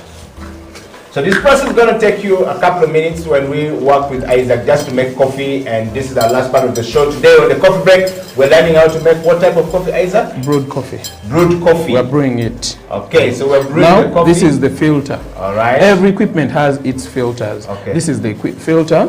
Okay. You put it inside. Okay. You check it very well, whether it's hooked up very well. Now, okay. You put it through that hole. Okay. So the filter will bring the thing down here. Now, you check where, if it doesn't bring, it means you have placed it wrongly. Yes. So you have to check again. Okay, so this you see, is it's like a hook. Yes. Now it means you have to check it very well from Okay. here, so that it enters from down. Okay. It's now okay. Okay. Now there's a lot of chemistry. All right. So you see, it's down. You pull it, it hooks up. So it feels the filter is intact. So now the coffee will not go Yes. anywhere from that whatever. Now you're just going to see how it's going to. I'm repeating the process. Yes, yes. You put it from inside. Okay. You see that? Okay. It's okay. You pull and hook. There's a hook down here. Yeah, You yes. see? It's All right, not- let's go. So it's not movable. You see? Very good. Now you put it inside. After it's you And put it. that equipment you said is 5 million shillings. Yeah. Right, so let's go to brew this coffee quickly because our time is fast. You can Isaac, yes. now we go. All right. Increase so the let's heat. Increase the heat. Yes. Now you close up. Okay, so how Now- long is that process going to take? If you're using cold water, it will take longer. But if you're using slightly warm water, it quickens up. Now you see the water is being pulled from the downer chamber to the upper chamber. Yeah. While water is being pulled up, we are going to weigh our coffee. Okay. We have a scale. Okay. You put the scale on. All right, so that's the scale on. We put. Okay. We measure the weight Okay. of the cup, but we don't want the weight for So the the cup. weight of this cup is 132. Yes, but What we is don't 32 want what? 32 grams. Grams, okay. Now, we don't want the weight of the cup. So you tear it off. You remove it. Okay. You get your coffee. Okay. So I'm using medium fine. So this is medium fine. The grind sizes. The grind sizes. Yeah, the particles. When I Okay. say grind sizes, I'm meaning the coffee particles. Yes. So each brewing equipment uses different coffee particles. Yes. Even if you're using a light roast profile roasted coffee or medium or dark, but the particles will differ. So I cannot use these particles on an espresso machine. Okay. Yes. Or because it will block or something? Not Or really. If you use the other, what happens? There are standards you follow. Yes. For an espresso machine, it's fine. Yes. Yeah. Okay. Now I'm measuring. So I'm measuring my 20 kg, 20 grams. So that is 3. While the water is, you see the water is going up. Yes. Yeah. Until the water goes up. Okay. So how long will that take? Few seconds. Okay. Yeah. All right. So we see the. I want to just see it. So we see this every time we go to the coffee shop. We never really see what you guys are doing. I just sit there and say, "Can I please have our coffee light?" And I just sit there, but I don't know what the barista is going to do to make the coffee. The coffee makes its way on my table in my cup, and all I do is just drink the coffee, but I don't know much about what is going on. So today on the coffee break, we've got Isaac here taking us through what. Since time is not on our side, so I'm going to be, as this one is doing its work, I'm also doing this. Okay. Now, this is my barista kettle. Okay. The water is already heated up. Yes. I set the temperatures. So we're going to wait. You put it on. Wait. You get the filter. Now this is the filter. Right. Yes. Wow. These are the filters. So where do we find these filters if I'm looking for these filters? we have people who supply them in Uganda. Okay. Yes. And that's their job. They just specialize in for them supplying these filters alone. Yes. So how much is the filter again? It depends. 20,000 a pack. 20,000 a pack. Yes. So how many of them are in the pack? Sometimes 40 pieces, 50 pieces, depending how they are packed. Okay. Yes. So if you have this, and sometimes 20 or 40 pieces they are packed, and so which means this person here is making money. Of so course. the more shops, the more. How many of this do you use a day? Well, it depends on the number of orders you are getting on that equipment. Yes. But on average, from a barista point of view, in Uganda, few people take the coffee from V60 because there are few coffee shops that have the equipment. Okay. Now you can pour water on top. Okay, so I just you go round, you soak. Now you round and round. Yeah. Wow. So from a coffee drinker to coffee maker, one day you're just going to find me when I become a barista and That's doing enough. some serious stuff. There you go. It's intended to teach us a thing about coffee. Yeah. You have the reason why you are wetting the paper, like the filter paper, is for the coffee down here not to taste peppery. Yeah. So you remove it after. Also to preheat the decanter, you see. Then it's it's hot. Now you pour it away. You put it back. You get this. So we're now putting this so it's taken away the, now after you tear the weight off. Now first you put in the coffee that you have weighed. Okay. After so this is how many grams? 20 grams. 20 grams. After you level the coffee, put it down so you can stand up. So now I just do now this. you go in circles, slowly. You pour in circles, slowly. Then you give it time. You stop it to bloom. The coffee. So now it's a blooming process, which Amon took us through last week. Yes. You won't understand this if you're not a coffee drinker. Now, but it's an exhilarating moment of drinking coffee right here. Now you can see the water is up. Yes. Here you can go on pouring. Right. Here the water is up. You can see I'm measuring 2 spoons. One. So how many grams now? Up to 320. 320. Yes. So I'm going. Yes. Round and round. This is 150. About to you pause. Give it time also. Okay. Blooming again. Yes. So now you can see up 192. here. On this sector, the coffee is up. The water is now up. You stir. Whoa! Look at that. You stir. Yo, look at that. So this is what we don't see in the coffee shop, right? Yeah. So after stirring it, you put it down. Yes. You reduce the heat. We're literally in the coffee lab. So we brought the coffee lab in our studio here to show you how to do this. After, you leave the coffee to go down. Yes. So now this, what is this doing now? So the coffee is now... It's filtering the coffee. Filtering the coffee Yes. now. All right. So I'm going to go back to my process here. Go on. And just do this. Wow. So Slowly. why do we until 300 and why do we do this, Isaac? we pour in circles to soak every part of the coffee particles. Okay. Yes. So you check, check here. That's 270. Yes. That's 285. Wait it to go down a bit, and then you. Next time we're going to bring the camera to roll down here and just show you guys. So let's see. Now you see this coffee? It's filtering itself. Yes. Now we go. So I've reached 390. 395, 396. Okay. 320. 320 now? Yes. You want 320? Yes. This is 310. Yeah. We go. Okay. Just going to go here like this. And go. Oh, yeah. Oh, what's the time? It's 392. So what does that mean? It means there's going to be a change in taste in your coffee. Of the coffee. Yeah. So you leave it to drop until the last drop. So how do I do now? Now, what do I do now if I no, you just leave it, or you can repeat the process, but you test it and see. So if a client has ordered for this coffee and you as a barista, for some reason this thing goes like Okila barista right now who has done this 330, what happened? Now there will be. Is this wasted now? Not wasted. Because you can't serve the customer. There is what they call brew ratios. Yes, so brew ratios, you are the amount of coffee that you are putting to the amount of water yield you are getting. Yes. Yes. Now this is done. You see that? Wow. Can you guys see this? Can you zoom the camera here and the guys see this? Can you guys see this? Wow. So this is the coffee residue that has remained. Yes. And then this is the coffee which liquor is now, that you are going to which is take. ready for us now to drink. you remove. Yes. After removing, turn it, and then you swirl. You can even smell it. Wow. You get your glass, pour it, you smell it. So, Nice. Wow. So can you guys see this?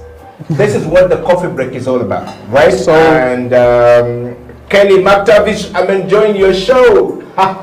So you can even smell. What aromas are you getting? So this is like really cool stuff. Smells really nice. Like what? Like really Yeah, I smell dark chocolate. I feel like this is like light chocolate.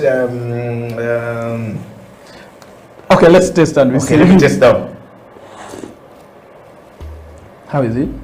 So this is feel like like it has a bit of lemon.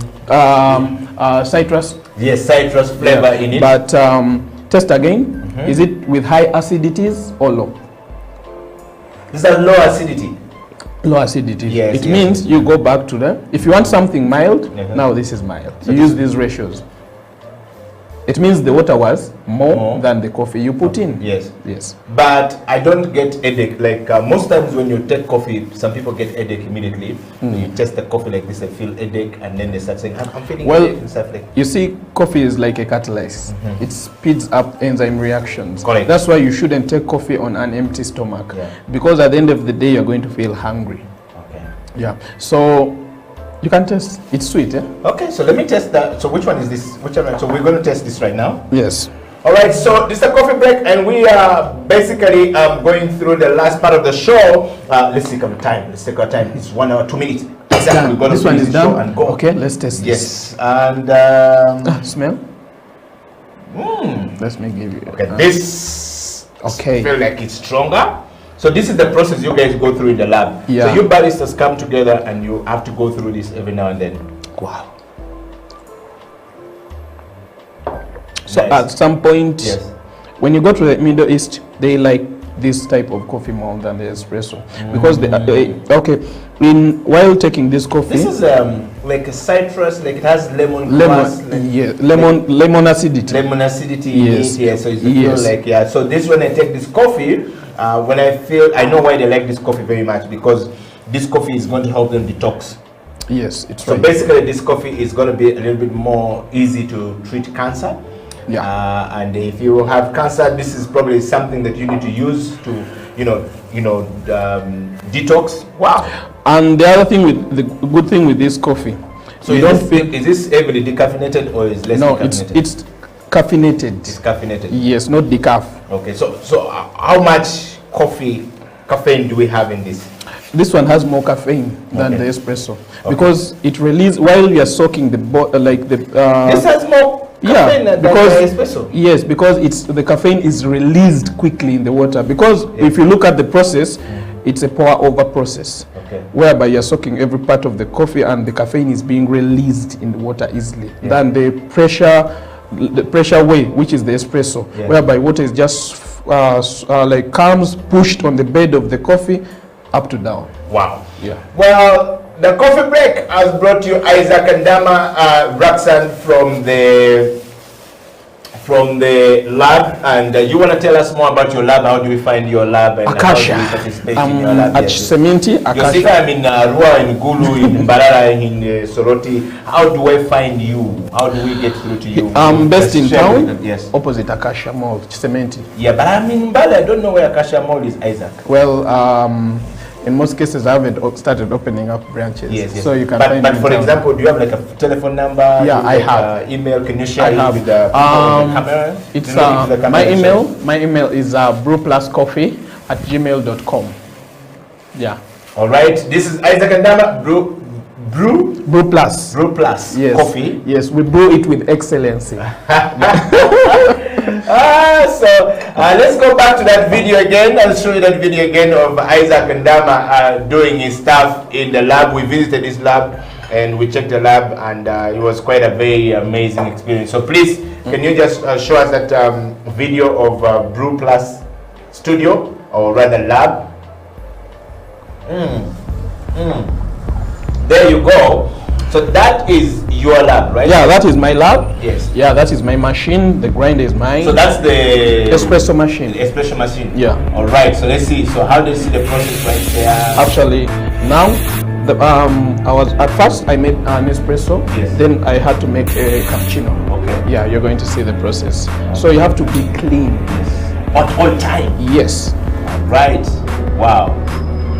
So what you're seeing on the screen there is actually Isaac's place, and I think his address is there. If you want to become a barista, if you want to learn a thing or two about coffee, Brew Plus, coffee@gmail.com is his number, and his telephone number is up on the screen there. Look at the scroll, and you'll be able to reach out to Isaac. Isaac, our time is fast spent, but I want to see how you're going to make their espresso. So people who don't know what type of coffee is available, that's an espresso? No, I finished making an espresso in a cappuccino cup because I'm going to make a cappuccino cup. Now, the espresso is the best of all the basic drinks. So how much is that machine then? It depends. Is it a single group head or a double group head? Okay. Because it had group head, and it depends on the quality of the machine.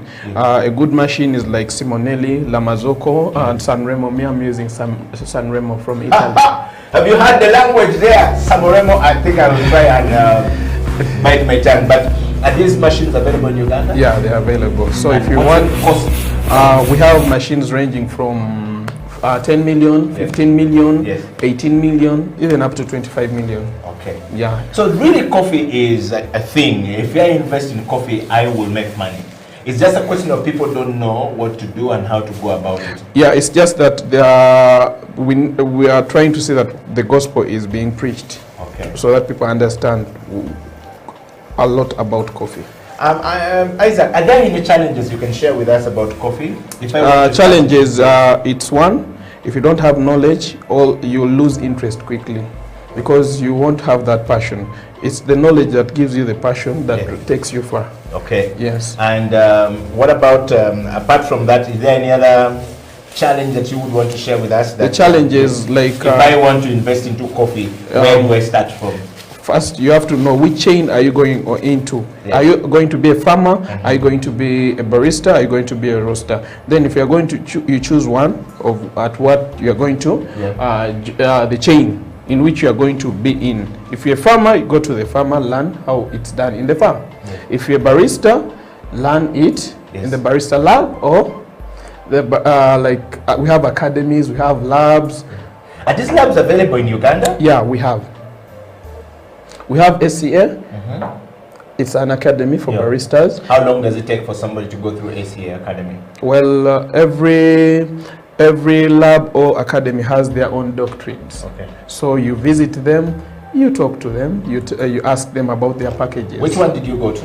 Me, I did with Inspire African Coffee. I did different courses with different companies.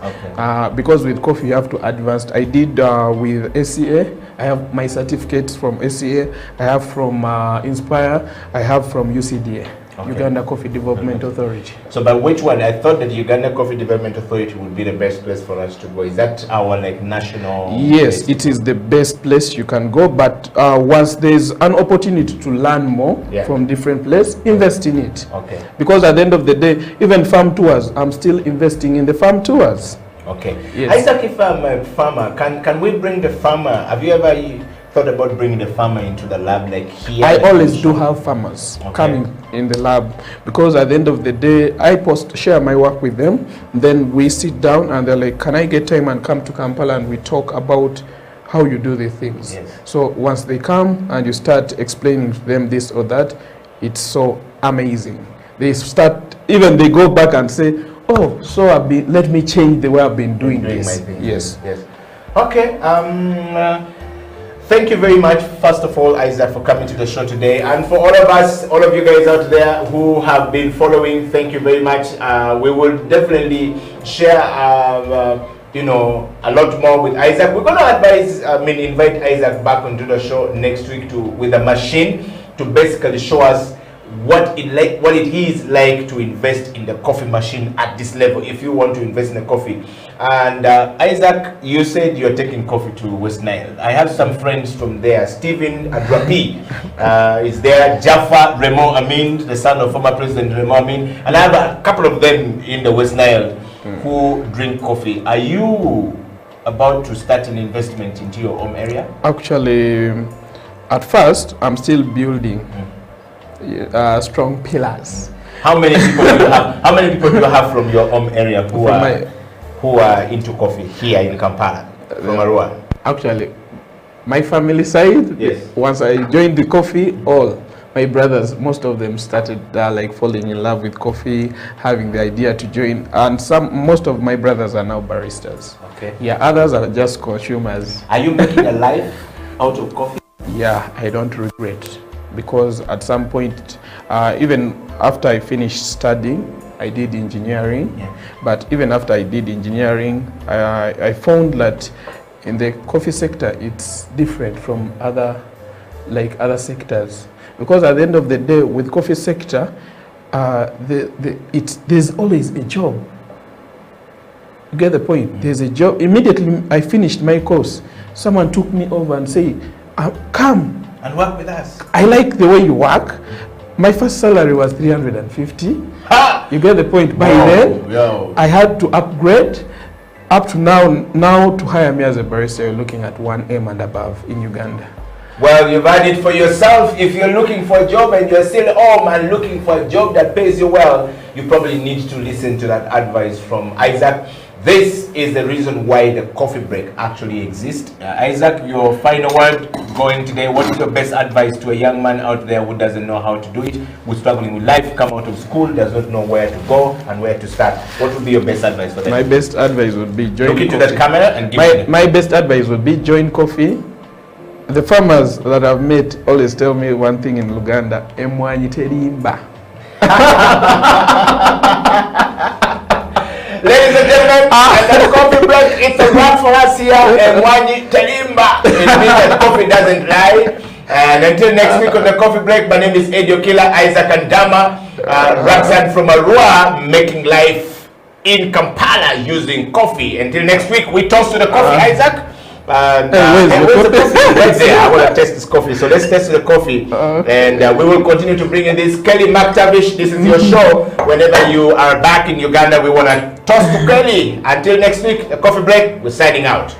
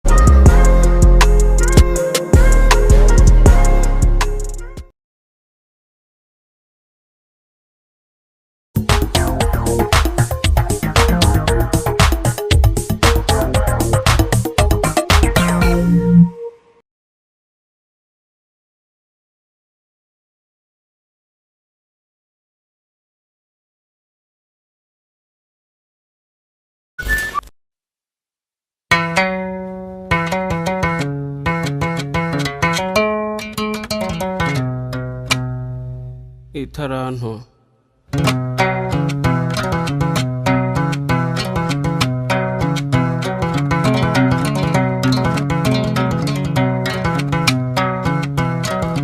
hariho umutware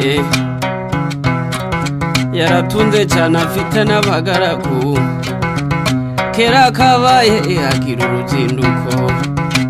uruzinduko mu kindi gihugu ahamagara abagaragu be maze abasigira ubutunzi bwe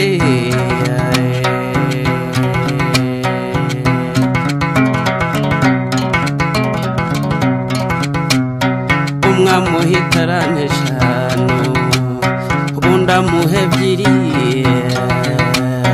undi amuha itarane imwe itagirira kabiri maze umutwara arazinduka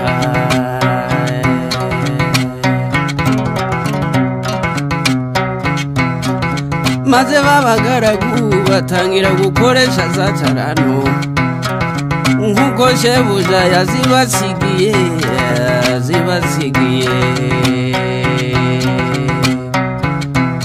uwahawe shana aragenda arazigenza agenzura amesha hano uwahawe ebyiri nawe abigenza atyo agenzuramo ebyiri maze wa wundi wahawe imwe aragenda acukura icyobo ayishamo ya tarano aratinyuka arayitabaye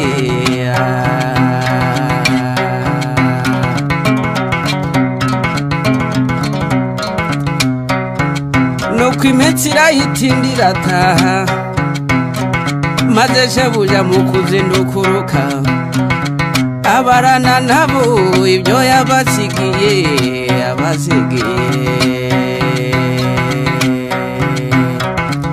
uwahawe shana araseruka ati databuja mwiza wansigiye shanu uzungutse izindi eshanu uwahawe ebyiri nawe araseruka ati databuja mwiza wansigiye ebyiri zungutse izindi ebyiri shebuja ati bagaragu banje beza nuko kuko mwakiranutse muri bike nico gitumye mbekurira byinshi ico nimuze mwinjire mu munezero wa shobuja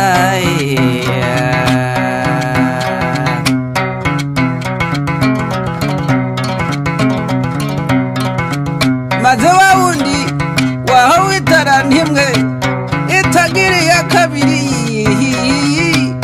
adatera hejuru azayivovota cyane ati databuja narinzi kuri umunyamwaga usarura utabibye na munagane itaranto narayitabye mu butaka dore ngiyo ufata ibyawe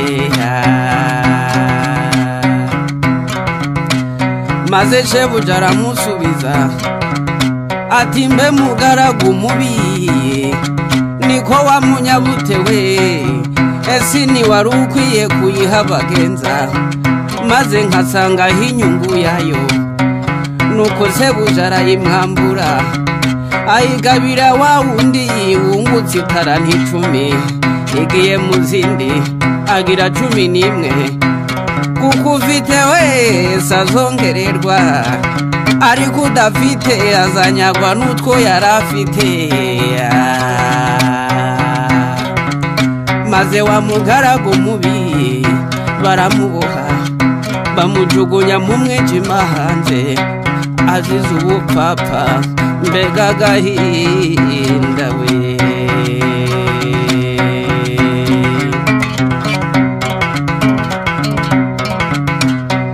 itaranto yawe yikoreshe neza igira umumaro mu gihe gikwiye itaranto yawe yikoreshe neza igira umumaro mu gihe gikwiye mbese gufasha abakene gusura abarwayi bikorwa by'urukundo gushigikirana imirimo myiza igihe twahawe aya mafaranga nizo taranto twasigiwe ngo zigire umumaro igihe tukiriho itaranto yawe ikoreshe neza igira umumaro mu gihe gikwiye itaranto yawe yikoreshe neza igira umumaro mu gihe gikwiye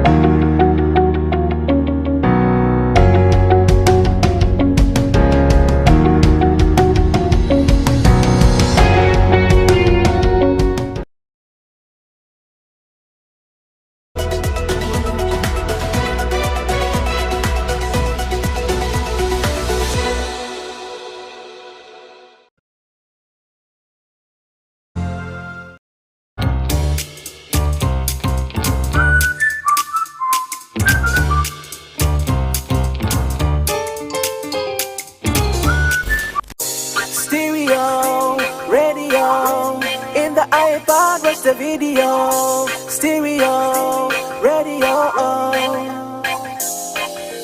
Turn up the stereo, volume of the radio. Headphones in the iPod, watch the video. Turn up the stereo, volume of the radio. Headphones in your iPod, watch the video. Sijukira muchere kulusania, sijukira kaunga musefulia. Ebiziwe bichize nembigumira, sijukira emikwano kuntabukira. Uno mukwano kange sekatawa, yali mulokole nebimutama. Anti kumuli mubagasoma, ebyobulokole temiza magobano. Me and my house will walk with you, cause of your love so real and true. Topo wange mumwacho topo wai, mwana weka tunula jola gai. Topo wa Yesu wakulemesai, ebirungi byonna ajja kubikuwai.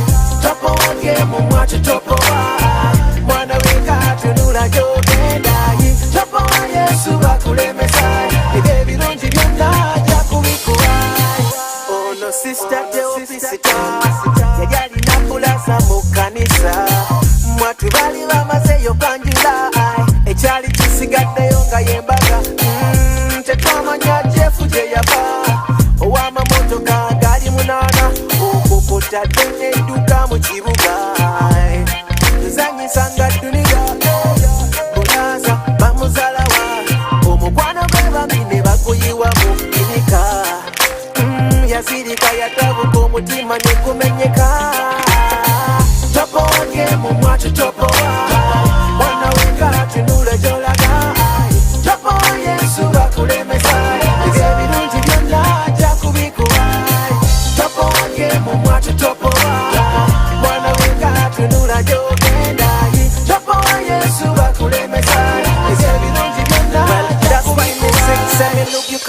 dimple. Save me from the disco. Love you, Lord, more than every girl loves a dimple. And I won't serve you on the lay low, aka Mr. Enough of the intro. You're always on time, never been slow. I focus on you, Lord, let the world know. When alone and everything feels cold, you my umbrella jacket, everything feels warm. When I go and get stuff, I keep on keeping on. Truth is, trouble don't last long. When I'm weak, you're strong. And it's in your presence that I be loved. Presence that I be loved. Yeah. Topo wake mumacho topo wa Wana weka tinule jolaka Topo wa Yesu bakulemesa Ibya birungi byonna jakubikuwai Topo wake mumacho topo wa Wana weka tinule jogende Topo wa Yesu bakulemesa Ibya birungi byonna jakubikuwai Topo wake mumacho topo wa Wana weka tinule jolaka Topo wa Yesu bakulemesa Ibya birungi byonna jakubikuwai Topo wake mumacho topo wa Mwana weka tunula jogende Topo wa Yesu bakulemesa Ibya birungi byonna jakubikuwai Stereo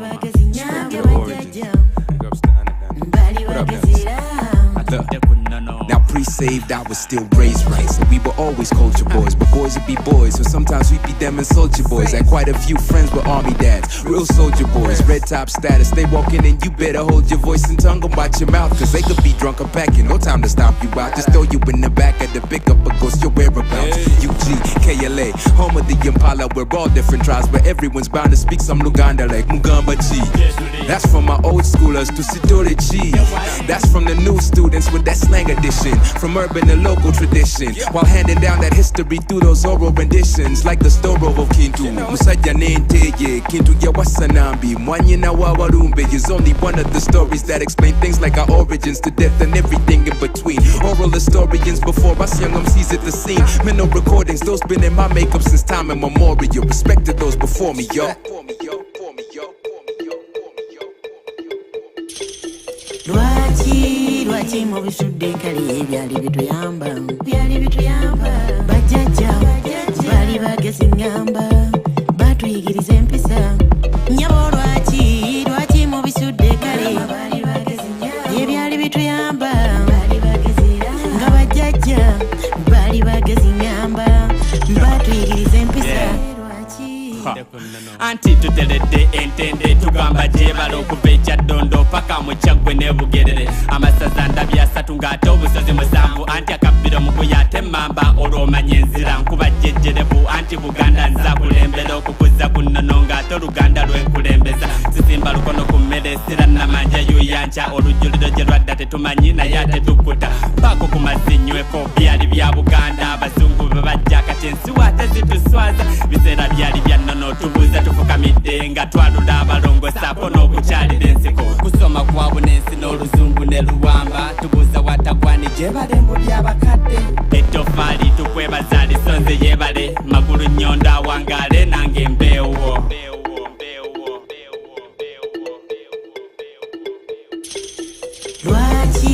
lwaki mu bisudde nkali ebyali bituyamba bajjajja baali bagezi ngamba batuyigiriza empisa nyabo lwaki mu bisudde kale ebyali bituyamba nga bajjajja baali bagezi ngamba batuyigiriza empisa Yes, sebo.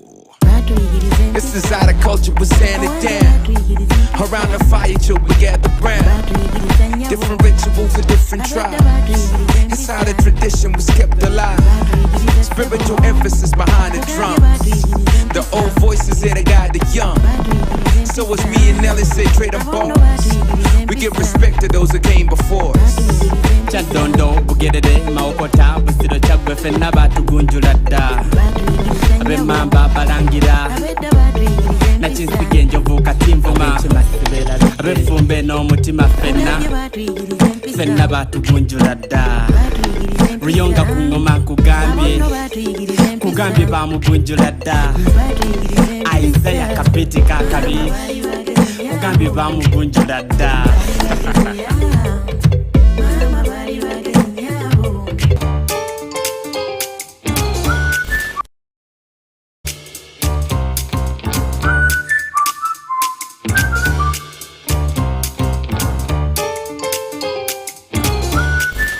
Sawe tose kwejijo kebera kola bekubudde dobozi lidi n'oguno omujaja n'amabidde Sesamu enkuwereza ntudde ku kyoto mba Kampala sitenze bamanyini n'akatinko kuza bamanya oluganda lw'enkuba sirina budde burape Kampala bwewa n'akatinga budde wereza amatooke n'erumonde saako n'ebinyeebwa akatunkuma amayuni kingere ndese Luganda ipiyaddi je watugamba ffe tulinze stories elevation copies nga zitunze soka videos mwana nsulewo busingo malenta balezi BET nze sitya losi mwana wange losinze njitya chovola basikowa nina okugunjula emiti emitogi n'eginaddawo pause nange bwentyo nina okuzaalira eggwanga lino nga sinavaawo anazaala teyeerangirira gwejjayo sitolezo oba okubabula ng'ogenda bwerange ku laadiyo abawala b'omu Kampala nze mwannema akajanja mwagala okukwanibwa naye okuzaala nedda ogambye eki guno omulembe ki tunazaala tutya abaana nga temwe muliyala mukwanisa obusente ng'ate tebuliiwo okwana agine beti nga tosula wa Sofi bwe mba nsula wa Sofi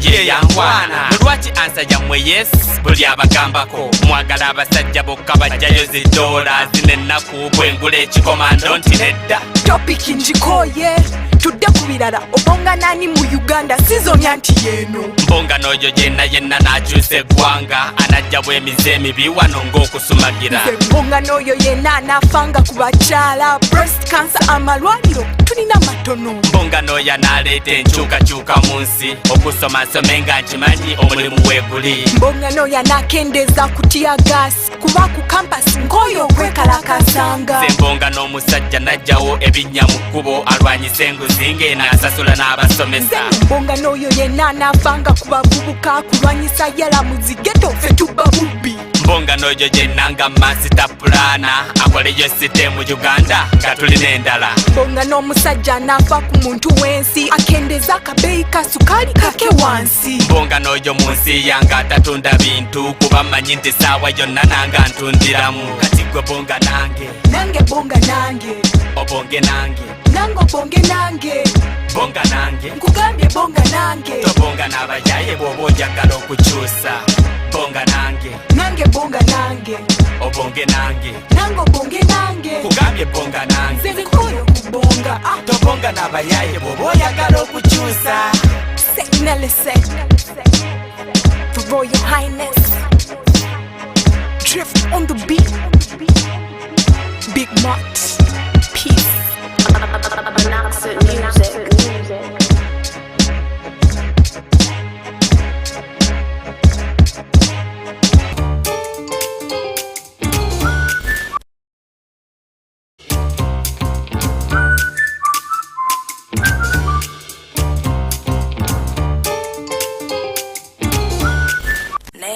Yes, listen.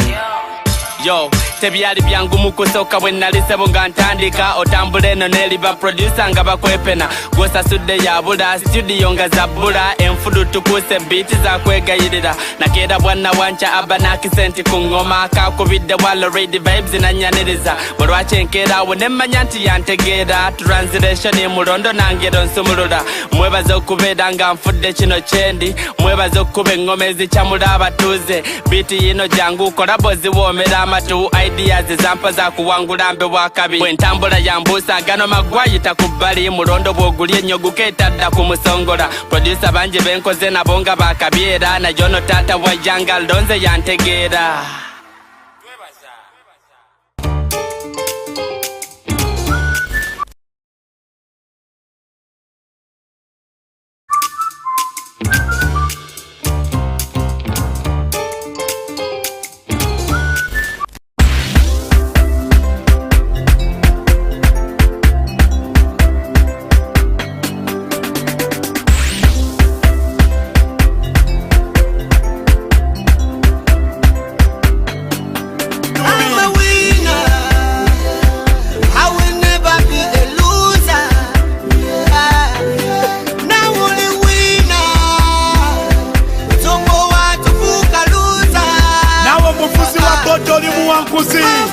Afuka bode chiro mupeo ngononya ziweza wa mawuje Asindike chikari oli muwanguzi Afuka taxi no conductor muli bawanguzi Nebu kwa musuri Kano kayimbye nkajja ku mutima nange nebuuza zani wamma gwe bavuma mufana n'ekima kati kuba shows neziwuma nga nasomba scrap n'ebyuma ng'abalala bagamba nkyuma mu baana bonna tebaŋŋema mu byaddala obulwadde bwannuma n'okusoma blood kwalema sapu era obulamu tebwantama nze kyemmanyi katonda gy'ali nasula ku kapeti ng'obuliri tewali n'ebivulo ebyali ku 2,000 omutujju nayitanga mu kituli ng'obuzibu muzeeyi bumaali n'abakazi nga bampita bali kati ndi wina ebankubira entoli kabo tabu oli muwanguzi omuyimbi akyeyiya olaba edikeza ava ku street n'atuusawo stamina ne Bobi Wine muwanguzi yava mu geto z'ekamoja n'agula eryata eryakalenje oli muwanguzi asikali okuuma bukireko ne kufuuwa togwamu maanyi omutembe yoli muwanguzi togwamu ssuubi oli muwanguzi goba mwavu oba kyenena ne bomanyi nga banno bakwegaana buli akulaba agamba tosaana balinda kuŋŋaana ku ntaana bakuwa obuyinja nga bakuwaana bwe batonazaawa bakugeya nkoona oli muwanguzi yongera kazana saasira oyo taata w'abaana atembeeye binyeebwa mu musana mu site site kanso tagiwona gwakyasoma girango pambana tayimu gy'omala toddamu gifuna obatunda ebinyeebwa kitaawo ye wiina mwawette ne baganda bo 8 abamu bamazeko abala ne bigaana nera taata we suubya kyalina kitaawo ye wiina essuubya kyalina kitaawo ye wiina essuubya kyalina oli muwanguzi eyeetikka emigugu mu kibuga togwamu maanyi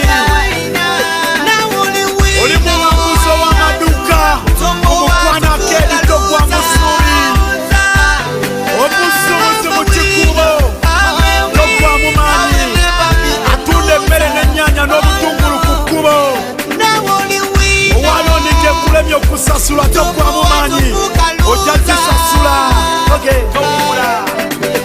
ewakiseka bakyala beetala banoonya sente anti zaabula kasitoma emmere onoogula nedda bambi mpozi ng'ompola owulira ennaku beemusensera maama tunda kasooli ku bbala sente z'ekikazi zo ziva wala ewaka atuukira ku ngwala sente ziriwa z'ova okukola ze njagala kuzannya zaala bambi zakoze nga taata zitwala baddukire maliye gye yagyewala golwakuma omutima guyimirira amanyakeramu owina okukola kumba muli okwokyeza emidaala agenda alowooza nti bamufera asanga vuuli bali mukwera asanga vuuna miranga oli muwanguzi ayoza emmotoka bwoshimbe togwamu maanyi omupangisa akyapangisa togwamu ssuubi atunda ebyokulya mu takisi paka togoba omulimi asuubula amatoko kuvekasesera ngayingiza ekibuga togwamu ssuubi omuzanyi w'omupiira naawe bwotyo mala yeyetunda ku kkubo togoba kyokola tokikka ku mutima okola kubeesawo mabuje naawe akola mu bbaala togwamu ssuubi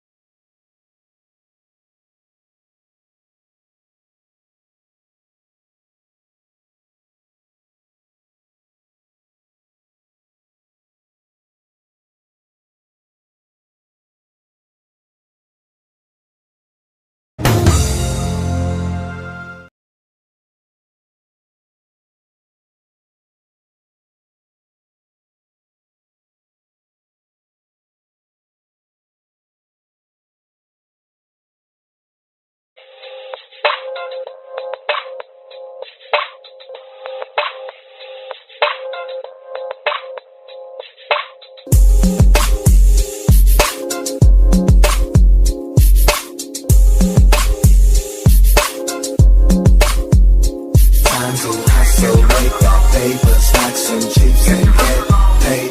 Get your radio, just that cheddar, stack your chips, go get paid. Time to hustle, make that paper, stacks and chips and get paid. Get your radio, just that cheddar, stack your chips, go get paid. It's just another day in the life of a cut named Dale. I'm thinking and scheming of ways how to stack that mail. I'm on the roll, so you know when in really can't slouch. That's the grind, so I hustle all night till it's daylight. Daylight, GC, what's poppin'? Where you been at? The one to know if I got some brand new reach out. And why I don't hang out much, I'm like, wait, I've been working on some different things to get paid. I'm a hustler, so you know I got to chase paper. You know you can't eat if you don't get your weight up. It's time to stack those chips and make those hits. You know I love to live good, plus my son gotta eat well. Hustle, make that paper, stack some chips and get paid. Get your radio, just that cheddar, stack your chips, go get paid. Time to hustle, make that paper, stack some chips and get paid. Get your radio, just that cheddar, stack your chips, go get paid. kuba kola okusinga okwogera ebigambo ne batenda nga bamanyi g'okukyusa embeera ate ne basunga kugattagatta bongo manyi n'empisa okusinga ntuuke kulyengedde bampita omu kubasinga kulwanyisa mpewo enzigi nziguddewo mikisa mpezezza mingi n'abatesibiddeko nsonda byankya kubanga nekkubo gazeemu nnyo na sukaali bwe mmala ntegeka ekyenkya byankya entuuyi z'olaba ntegeka fyuca nfubye okupatikana nnemeddeko nnwanye masajja ninda binajja sebo sibyo ya byanswa Uganda byenkoledde matenda olugendo lwanca. Celebrate that paper, stack some chips and get paid. Get your radio, just like cheddar, stack your chips, go get paid. Time to hustle, make that paper, stack some chips and get paid. Get your radio, just like cheddar, stack your chips, go get paid. The plot thickens, the hands on the clock steady ticking. Time to get ready to flip another chicken. The streets is rough and tough out here, and nothing for free. So you gotta strive just to get a grip. And so I stay busy, slanging CDs, distributing my product all over this class. See the streets, it's a roller coaster ride, so I'm strapped, no doubt. I heard the music is ain't money makes the world go round. I'm a hustler, so you know I got to get paid. But you know you can't eat if you don't get your weight up. Time to stack those chips and make those hits. You know I love to live good, plus my son gotta eat. So make that paper, stack some chips and get paid. Get your radio, just like cheddar, stack your chips, go get paid. Time to hustle, make that paper, stack some chips and get paid. Get your radio, just like cheddar, stack your chips, go get paid. Time to hustle, make that paper, stack some chips and get paid. Get your radio, just like cheddar, stack your chips, go get paid. Time to hustle, make that paper, stack some chips and get paid. Get your radio, just that cheddar, stack your chips, go get paid.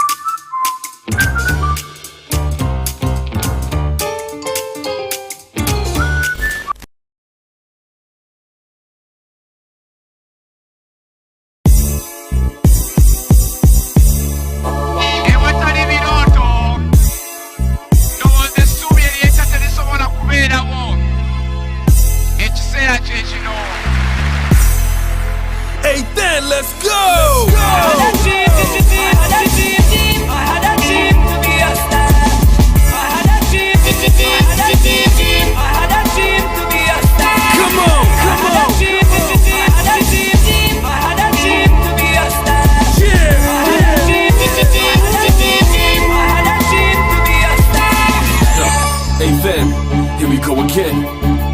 Alan, you ready?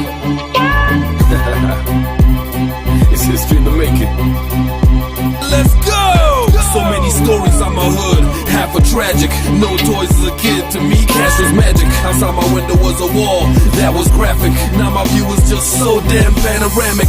Way before we were dodging all of the camera flashes. I never prayed much, I just asked for answers. No excuses, I just felt like I had to practice. Rhyming was a disease, I just had to catch it. Battling was my sport, I just had to match it. Number one was my spot, I just had to grab it. The industry was my drug, I just had to crack it.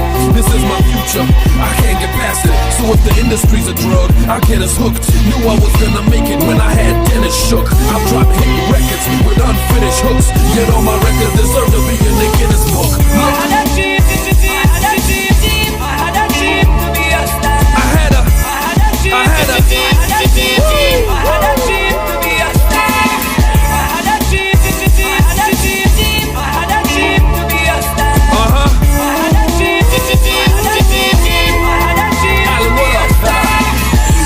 off the court, I am an all-star.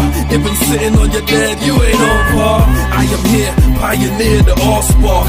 Transform the whole pitch to a small park. So anything you pitch should be before dark. Cause that's where battles stop and war starts. Organizers try push me to perform lost. There's one difference between me and you, it's called hard. If there's anything I'm bleeding, it's the fifth. Act like it's a movie set, get a grip. I'm directing the game, flip the script. Zookeeper mentality, pound it, kicks. It's all good, you gotta have a dream. But finish up the equation, going at a scheme. Divide the conscious, subtract the lack of green. And that equals you up on a plasma screen. See? I had a dream, I had a dream, I had a dream to be a star. I had a dream, I had a dream, I had a dream to be a star. I had a dream, I had a dream, I had a dream to be a star. I had a dream, I had a dream to be a star.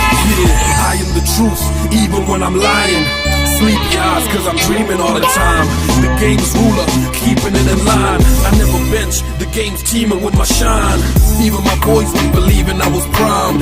And how my dreams, I'm achieving them with rhyme. And the awards I'm receiving for the lines. Like Tony Hawk, I'm succeeding with the grind. TIA, nobody uses that phrase. R.I.P. to my boy who's in the grave. VIP, not how I choose to behave. CID, with how I abuse the game. Bad news is the news of the day. But mama didn't raise me to have the views of a slave. When it comes to hits, I do 2 in a day. We run the game, so who wanna play? Hey, hey.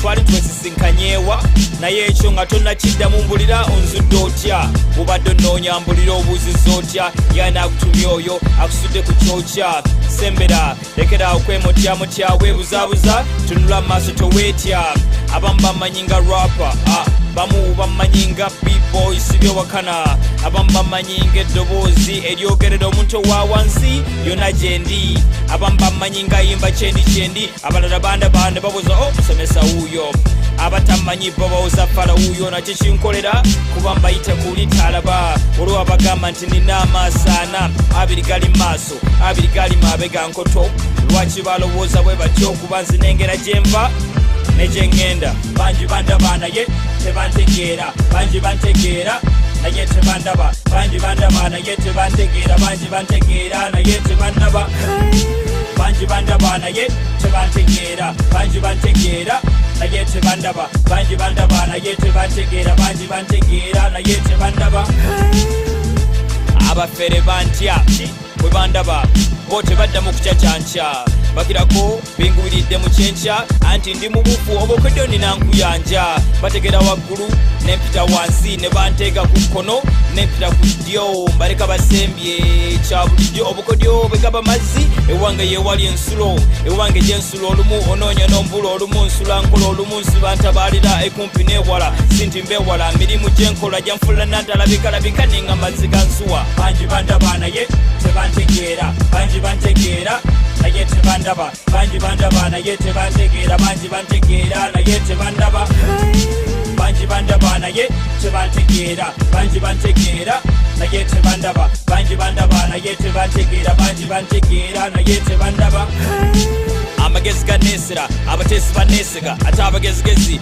bo batandika okuneesiga kuba bakungula ebiva mu nsigo z'ensiga ate ab'omululu bo baswama bakeraga ensega mujja kunzisa enseko kubandaba nze musumba olumu gotayawulwa mu ndiga nkulengera nga tondaba era nga sinnaba kulabika nsirika nga gwolokopya tonnalabuka nsiterebuka ate era sittakibe nga sinnakikenenya ndusu nze ndi ku manduso n'olwekyo kakkana nkujje ekifu ku maaso bagamba ntyekuba omunaku tekya eyange yakya neyabalala nenjikeesa era bwenjagala nebakootulo n'obudde nenkeesa awakana kikyoteesa banji bandaba naye tebantegeera banji bantegeera naye tebandaba banji bandaba naye tebantegeera banji bantegeera naye tebandaba banji bandaba naye tebantegeera banji bantegeera naye tebandaba banji bandaba naye tebantegeera banji bantegeera naye tebandaba Abrams Techa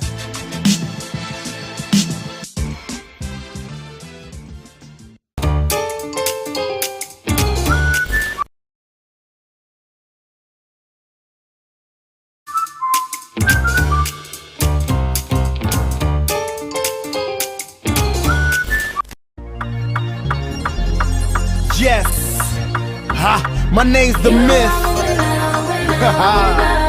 Okay. I'm not to make it and I'll get it my way. You gon' respect it cause I get it all day. Under pressure but it's all good. And I do it just like I should. You know that I'm a winner, winner, winner. I came to win, I don't know about you. You know I'm a winner, winner, winner. I came to win, I don't know about you. Look 72 Akibu a victory. At the podium, all gold, my accessories. I learned to win from the footprints that were left for me, meant for me. Now my reign's long like my 70s. Been a G, so my pants sag to the floor like Mwai Kibaki when I give my winner speech. This is UG, this is East Africa. For top dollars, we cross borders and cause massacres. My team, the best in this league. Score on fine bros to keep testing the D. Corporates now know to be investing in me. Got the competition all resting in peace. Amen, you've gotta hate him, but that's the fuel I use to stay ahead of them. Got some jewels for you who keep listening. Checkered flag in hand, I am all about the win. I'm not to make it and I'll get it my way. You gon' respect it cause I get it all day. Under pressure but it's all good. And I do it just like I should. You know that I'm a winner, winner, winner. I came to win, I don't know about you. You know I'm a winner, winner, winner. I came to win, I don't know about them. My team is all African and we are bound to score. Uganda Cranes, Super Eagles, we're bound to soar. Black stars or rap stars, actors or actresses, walking around like we just bagged awards. we're built for it too. Ride through any walls, rise like temperatures. When times are getting hard, we strive with no regard. Stay on our grind 9 to 5, just to show y'all that we are in charge.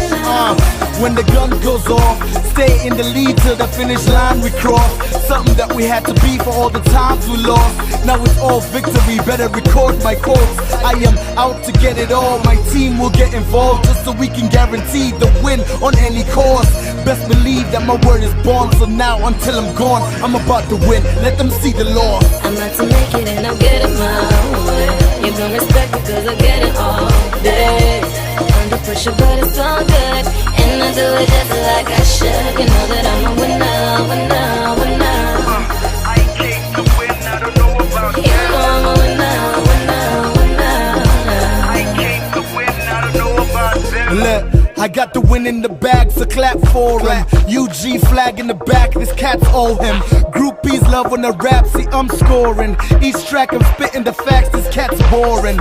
I got the win in the bag, so clap for him. UG flag in the back, this cat's owe him. Groupies love when I rap, see I'm scoring. This here's my victory lap, nigga, I'm bowling. I'm about to make it and I'll get it my way. You gon' respect it cause I get it all day. Under pressure but it's all good, and I do it just like I should. You know that I'm a winner, winner, winner. I came to win, I don't know about you. You know I'm a winner, winner. I came to win, I don't know about them. Look, KUT's in here, yes. KMG's in here, yes. Sammy Rise in here. Ain't nobody stopping us, not this year, nah. KUT's in here, KMG's in here, Sammy Rise in here. Ain't nobody stopping us, not this year, nah.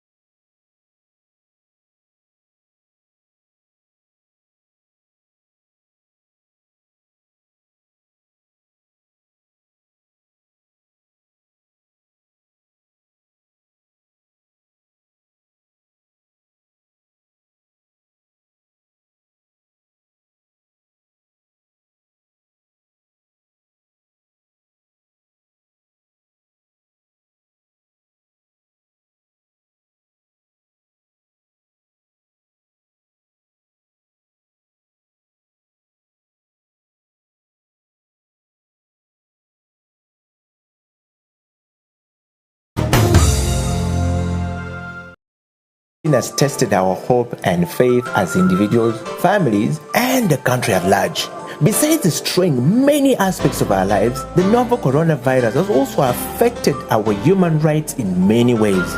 You and the Law, the COVID edition, is a 30-minute weekly television program that focuses on the impact of COVID-19 on human rights in Uganda. The program engages experts to explain the importance of rights-based approaches to the success of any public health response to ensure the respect, protection, and fulfillment of human rights amidst the challenges presented by COVID-19. You and the Law, the television program, brought to you by Legal Hub Uganda, taking the law to the last mile in proud association with I4C Africa Hub and House of Talent Television.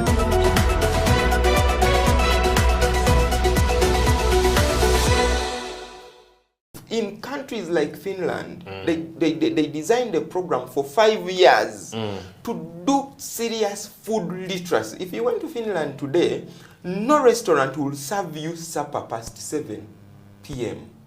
No restaurant. Here in Uganda, you can eat at midnight. 2 p.m. You go back home and sleep.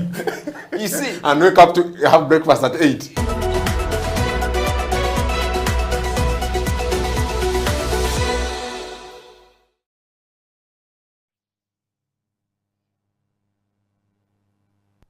Hello viewers, welcome to yet another episode of You and the Law, the COVID edition. My name is Jonathan Ochom, your host.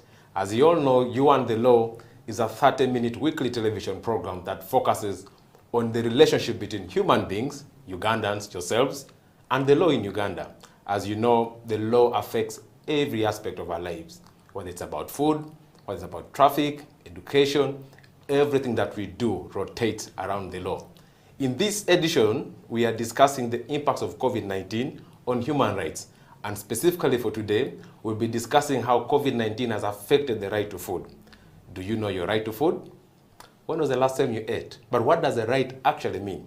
To help us unpack this complex area, we have a seasoned lawyer, Mr. David Kabanda from the Center for Food and Adequate Living Rights. David, you're welcome to You and the Law. Thank you so much. How have you been? I'm fine. How have you been? Great. You know, COVID-19 has sort of come and disorganized our normal lives. I wonder how, you've been coping up as a professional, as a family man. How has it been? Well, it is difficult to everyone, as individuals and also families and communities. We find ourselves in those unprecedented times. There is no community cohesion as it used to be. So I personally, I find myself in challenging times, but of course, we soldier on. Okay. I'm interested, when we're introducing your organization, the name is a bit of a mouthful. Yeah. Maybe could you just help us understand, why you came up with this organization, what do you actually do, and how I can benefit as an ordinary person from the work that you do? So this is the Center for Food and Adequate Living Rights, and it is looking at having a one-stop center for law and adequate living. But you see, adequate living starts with food.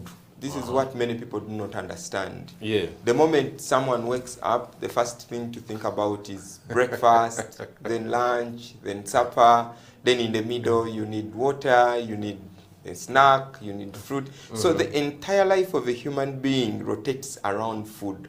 And being lawyers who do social justice, we started this organization to be able to contribute to unpacking, articulation, and also giving legal services to people for the realization of their right to food, but also adequate living.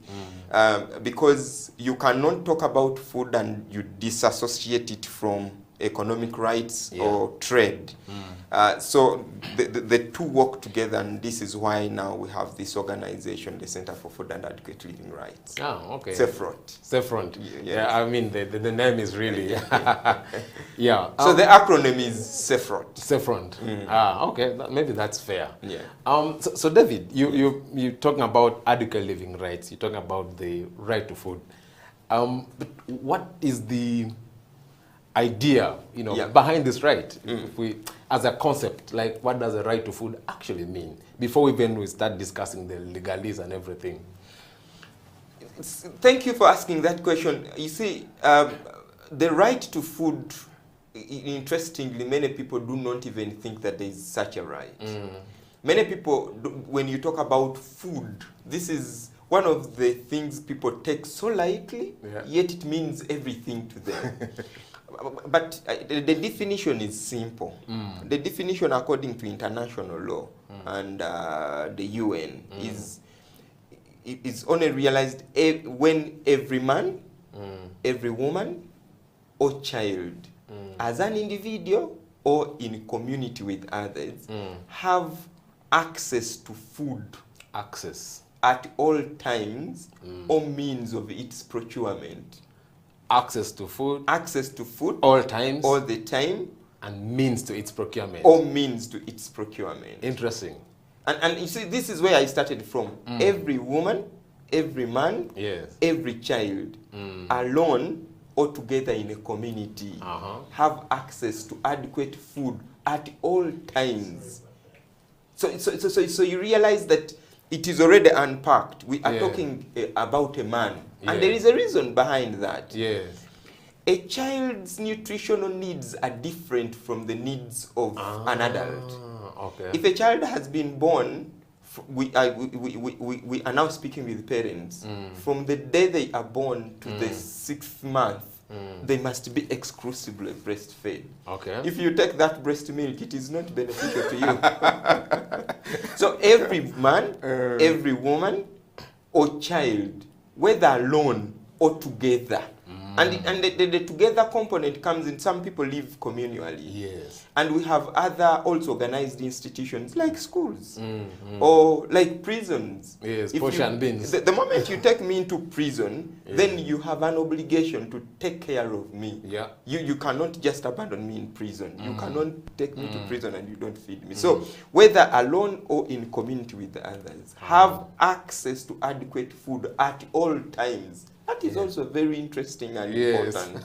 At all times and all means to its procurement. And that last one is also very important. Means. Because all means How to to its get it. procurement. Because procurement is a bit bringing in the economic issues. Yes. Not everyone has a garden. And you see, it is a choice. Not everyone wants to go to the garden to dig and get food.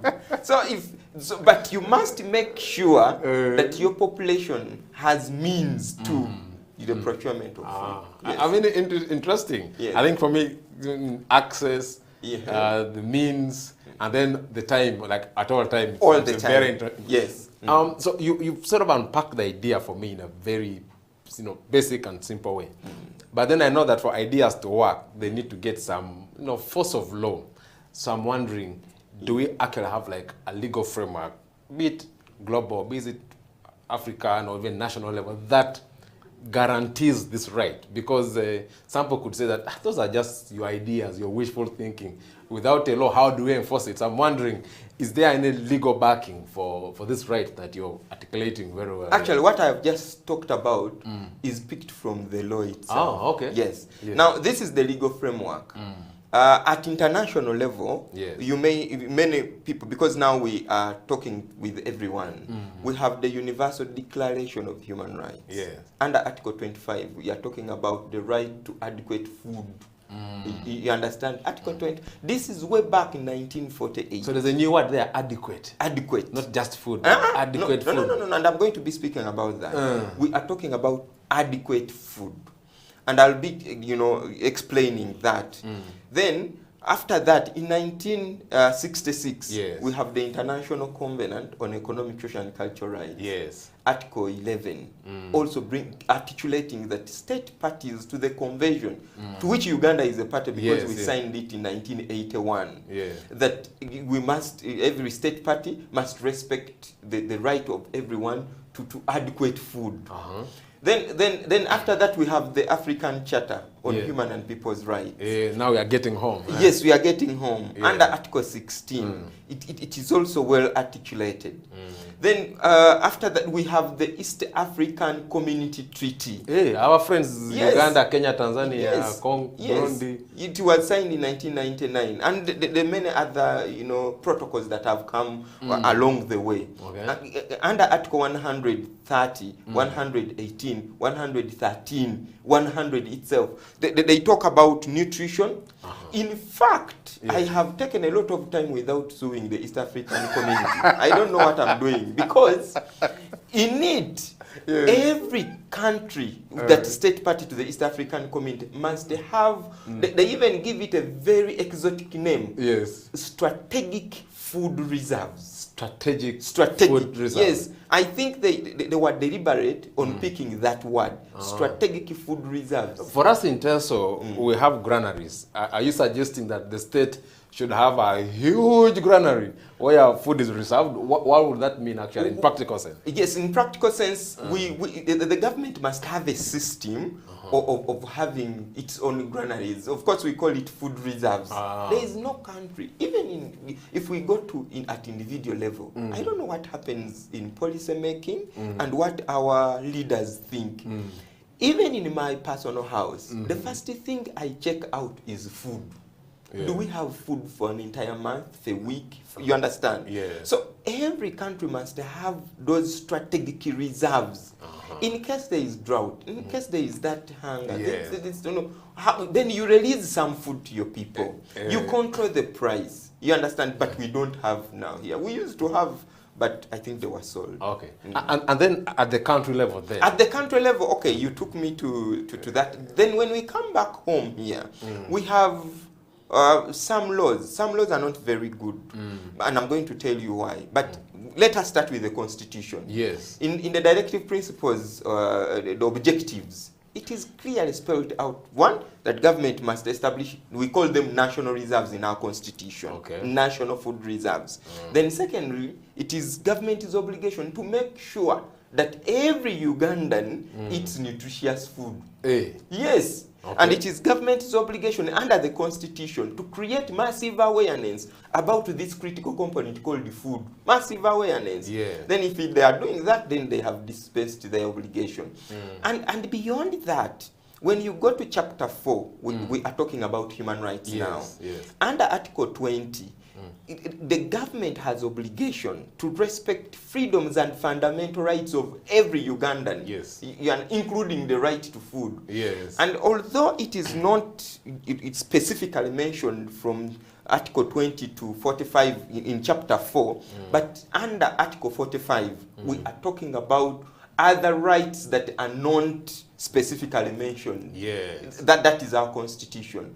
And in the amendment of 2005, when they were scrapping all those other things, I don't know who smuggled into Article 8A, because Article 8A operationalized the objectives. Yes. And in fact, the Chief Justice, as he then was, Bat Katreve, in Nyakana's case, they have come up to articulate that now all these objectives are justiciable. So when we come back home, the legal framework is very expansive and very accommodative, because we even have the Food and Drugs Act. Oh. Yes.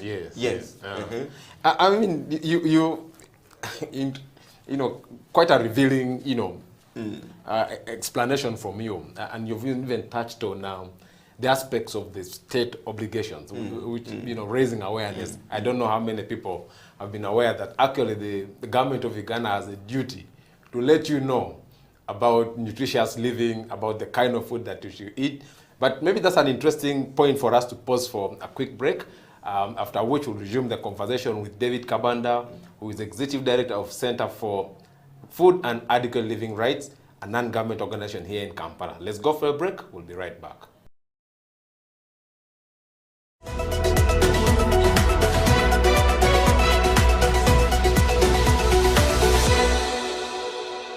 When it comes to the law, we basically live the law, on a day-to-day basis, Whether it is in your bedroom, there is a law that governs it. If you're married, for example, even if you're single, there could be something touching on the law, because you might be in your bedroom with an underage girl, or you might be with another person's wife, all the things are the law, If you're a human being, you have rights.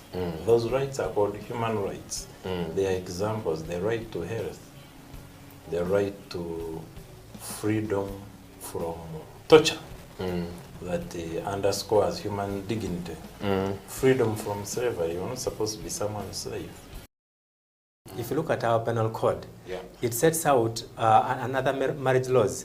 It sets out the persons who can marry and those who cannot marry, right? For example, you can't marry your close relatives. If you did, you'd be committing a crime. The state is not supposed to tell you who to worship, how to worship, how many times a day. No, you have a right to work. A right to work. You have freedom of association. Cohabitation for whatever period of time does not make you husband and wife, right?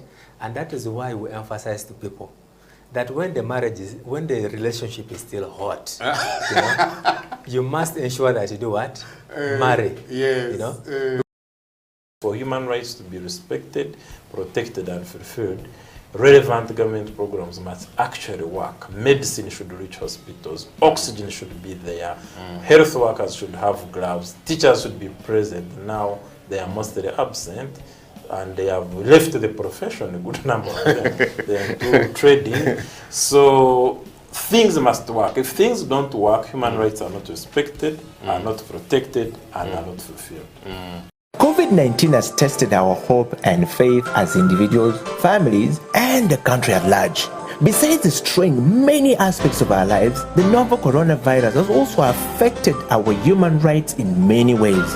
You and the Law, the COVID edition, is a 30-minute weekly television program that focuses on the impact of COVID-19 on human rights in Uganda. The program engages experts to explain the importance of rights-based approaches to the success of any public health response to ensure the respect, protection, and fulfillment of human rights amidst the challenges presented by COVID-19. You and the Law, the television program, brought to you by Legal Hub Uganda, taking the law to the last mile in proud association with I4C Africa Hub and House of Talent Television, coming soon.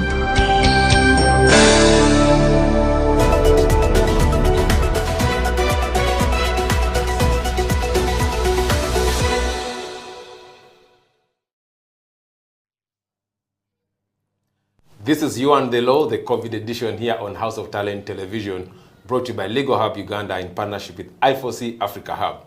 Today we're discussing another human right that has been affected by COVID-19. And I know for many viewers this seems like obvious because we're talking about the right to food. And who else than David Kampala can help us unpack this right, because David has been a social justice lawyer and has been working on the right to food for a long time. He comes from the Center for Food and Adequate Living Rights. David, welcome from the break. Thank you. So before we went for the break, we're trying to demystify this right, what actually it means. You've touched on what the state obligations are in as far as the right is concerned. So let's now switch modes to COVID-19. Like, you know that this edition of You and the Law is focusing on COVID-19 and how it has affected our human rights. And for today, we're specifically focusing on the right to food. So from where you sit, David, how has COVID-19 affected the right to food? Because I know this is your space and perhaps you've been having interventions here and there. But from a broader lens, how has this right been specifically affected by COVID-19? I think where we start from is it has helped, first of all. COVID has helped? Yes, okay. It has helped this particular kind of theme, the food.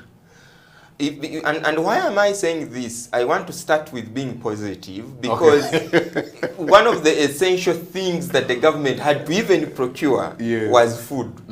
And you remember that even the markets were left open and the people were meant to sleep there to sell food. Yes, please. And you also remember that government also declared that farmers are essential workers. Oh yeah, so more than lawyers. More than even us as lawyers. But for me, that one is a positive because it shows how important farmers are, how important food markets are, how important making provision in terms of emergencies is. But we have seen many violations. We have seen many, hunger and death, by the way. It is just because we haven't done an audit. But I know many people have died because of hunger in COVID-19. And why am I telling you this? During COVID-19, the first lockdown, we, as an organization, we did a survey. And we found out that 65% of the people, at least in Wachiso, were in their homes and they did not have any hope of 60%? 65. Yes. And we found many people who are living with illnesses, chronic illnesses, dying not because of the illnesses, but because they don't have access to food.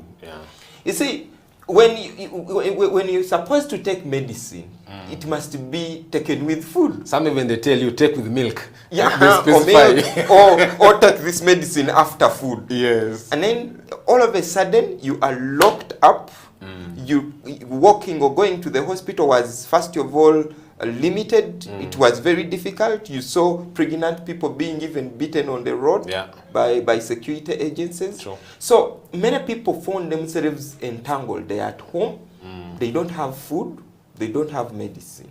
or they have the medicine, they don't have food. That is number one. The number two, it affected food safety. Yeah. How? Many people who had contaminated food put it out cheaply. Many people bought contaminated food, I'm telling you. And it showed out that even the food which government decided to give to people, 38% of that food was contaminated. The portion... The portion beans that people ate. David, how does food get contaminated? Well, that is...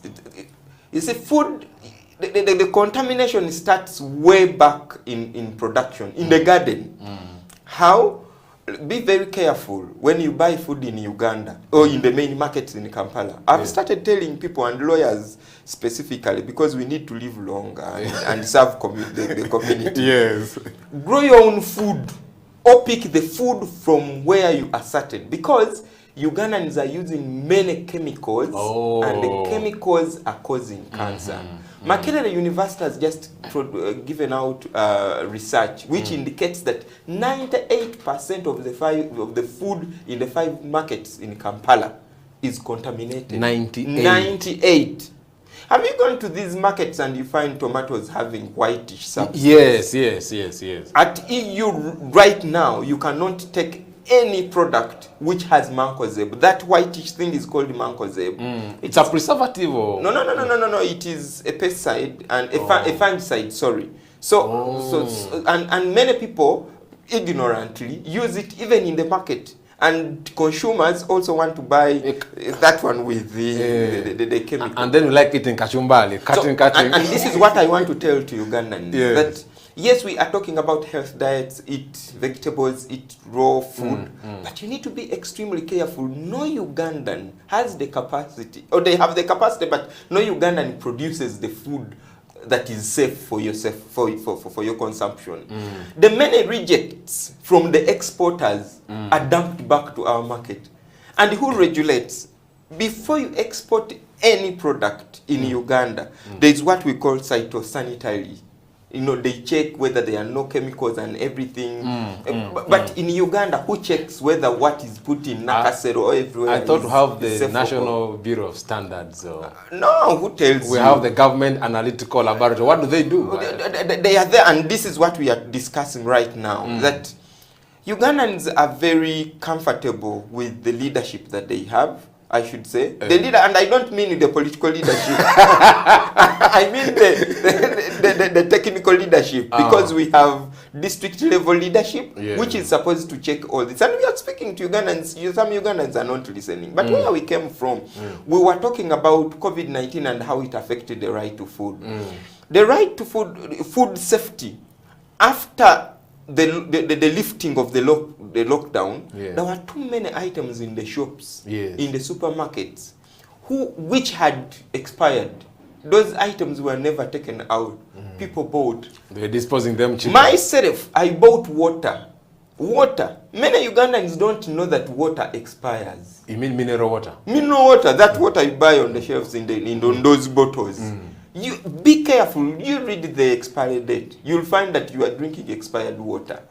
Many people just bought and do. There is something that I want to tell to Ugandans. They might make me stop eating at all. No. Have you seen many people from Western countries? When we go to these conferences, whether abroad or everywhere, they carry water in their bottles. Yes. Why do they do that? Or they have water in the tap. They get it from. There is something that I want to communicate to all Ugandans. If we were very concerned, today we would be suing this country. Each family that has lost a person to diabetes should be suing this government for compensation. David, so let's get back to, you're raising very pertinent issues. And this is where it is coming from. I know you're talking about COVID-19 and the food. But this is what I want to tell you. When the government decided to give out posho, the kind of posho the government gave out, even when it is not contaminated, it is dangerous to your health. Because they were giving out refined posho. Refined. Government, that was illegal from the word go. David, we all get maize, take to the machine, the meal for us. Again, you see, that's what we eat even at home. So what are you expecting the government for to... the right to food has 3 obligations, like any other right. We have the obligation to protect, we have the obligation to respect and to fulfill. Yes. Let me talk about the obligation to protect. Government must protect us from third parties or protect our right to food. Third parties, I mean, 94% of maize millers in Uganda are not operating food grade materials. David, every time you drop a statistic, my heart just this is where we shrinks. And this is why we are doing this work. Yes. Now, the milling machines wear out. Yes. So you are eating metal in the food. And here is government of Uganda accepting whoever donated kaunga. But what you are giving to your people, we even warned them. Have you heard about food terrorism? What if food terrorism? Yes, someone can wake up and they supply tons of posho, you give it to your people and they die. And many people die. Yeah. If I'm talking about 38% of the food being affected or contaminated, it was contaminated with metal, it was contaminated with aflatoxins. Yes, I think there was a time they rejected our maize in Kenya. You know? Yeah. He was, and so many other things. The beans, you couldn't eat them. So it left many people beyond what government supplied, but these suppliers also. But again, also prices. Yes. We even went to court to challenge government. Yeah, I wanted to ask you about that. Yes, case. Our organization went to court to challenge government on its failure to regulate food, COVID and the food. Because if you decide to give out people food, and this is public expense, it must be with guidelines in the Gazette. Yes. But that didn't happen. But maybe that was not time, David. No, we're all in rushing. But we have regulations about you going to hospital, spitting. Yes, spitting. You must report whoever you've seen having. Did you read those regulations? Yes. If a minister sat and passed regulations under the Public Health Act, wasn't it proper that government ought to have passed regulations under the Food and Drugs Act? We'll have time to talk about the legality of all these things that.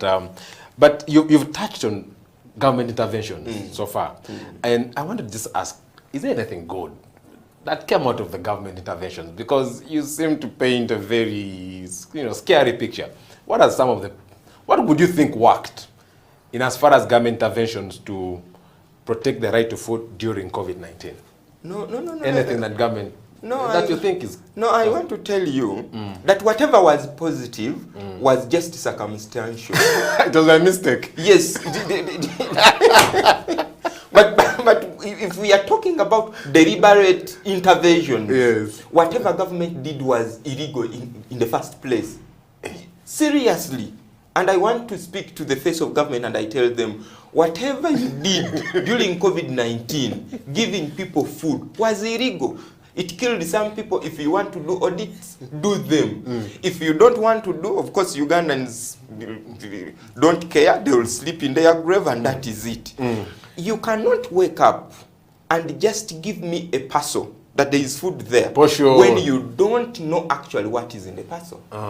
And this is what I'm saying. So meaning the government's duty to ensure that food is safe, of good quality, yes, is adequate, nutritious. They didn't do that. They didn't do that. David, I mean, it's a heart-wrenching, revelation. But I think let's go for a break at this point, and then when we resume, we'll then try to tackle a bit of the challenges and look forward, cast a picture that if we got into the situation in future, what are the lessons we learn? What do we need to do best? We'll have that after the break.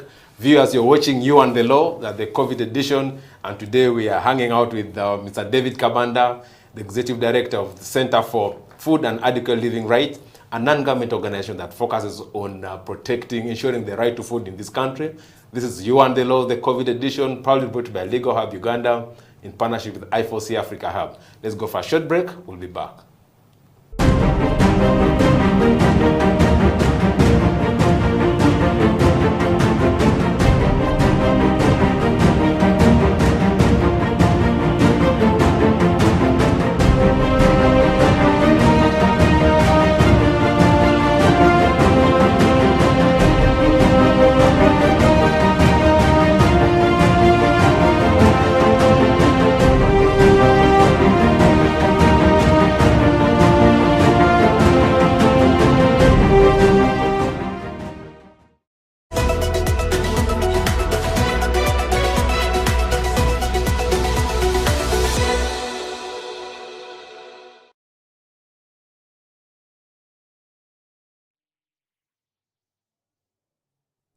Welcome back. This is You and the Law, the COVID edition here on House of Talent Television. My name is Jonathan Ochom, and today we're having Mr. David Kabanda, the Executive Director for Center for Food and Adequate Living Rights, to expound for us the right to food, which I think is ably done from the start. Explain how it has been affected by COVID-19, what the state has done, what has worked, perhaps what were the challenges that we encountered. And now we're trying to look to the future, David. And welcome back, really, from the break. Thank you, sir. I know we started from the first segment. We slightly hinted on some of these challenges that we encountered in this process. I don't know if there are any other successes or failures that you can give in the context of protecting the right to food during the pandemic. Well, I think the government ought to have also understood, because when we are talking about right to food, there are three critical elements that we must put on table. I already talked about availability of food, that the food must be available. Then the food must be adequate. Adequate in terms not only that it is enough to fill the stomach, but nutritious. But it must also be accessible. Yes. Now, during COVID-19, we had very disturbing facts. We had food rotting in people's gardens. Yeah. You could even find on the road when people have even powered cabbage. You understand? We have places like Isingiro where we had matoke, a batch was going to 1,000. 1,000. Yes. You understand? So what government ought to do, and a system that government must put in place, they should now own up the system. The food system? The food system. We have private and government hospitals. Yes. We have private and government schools.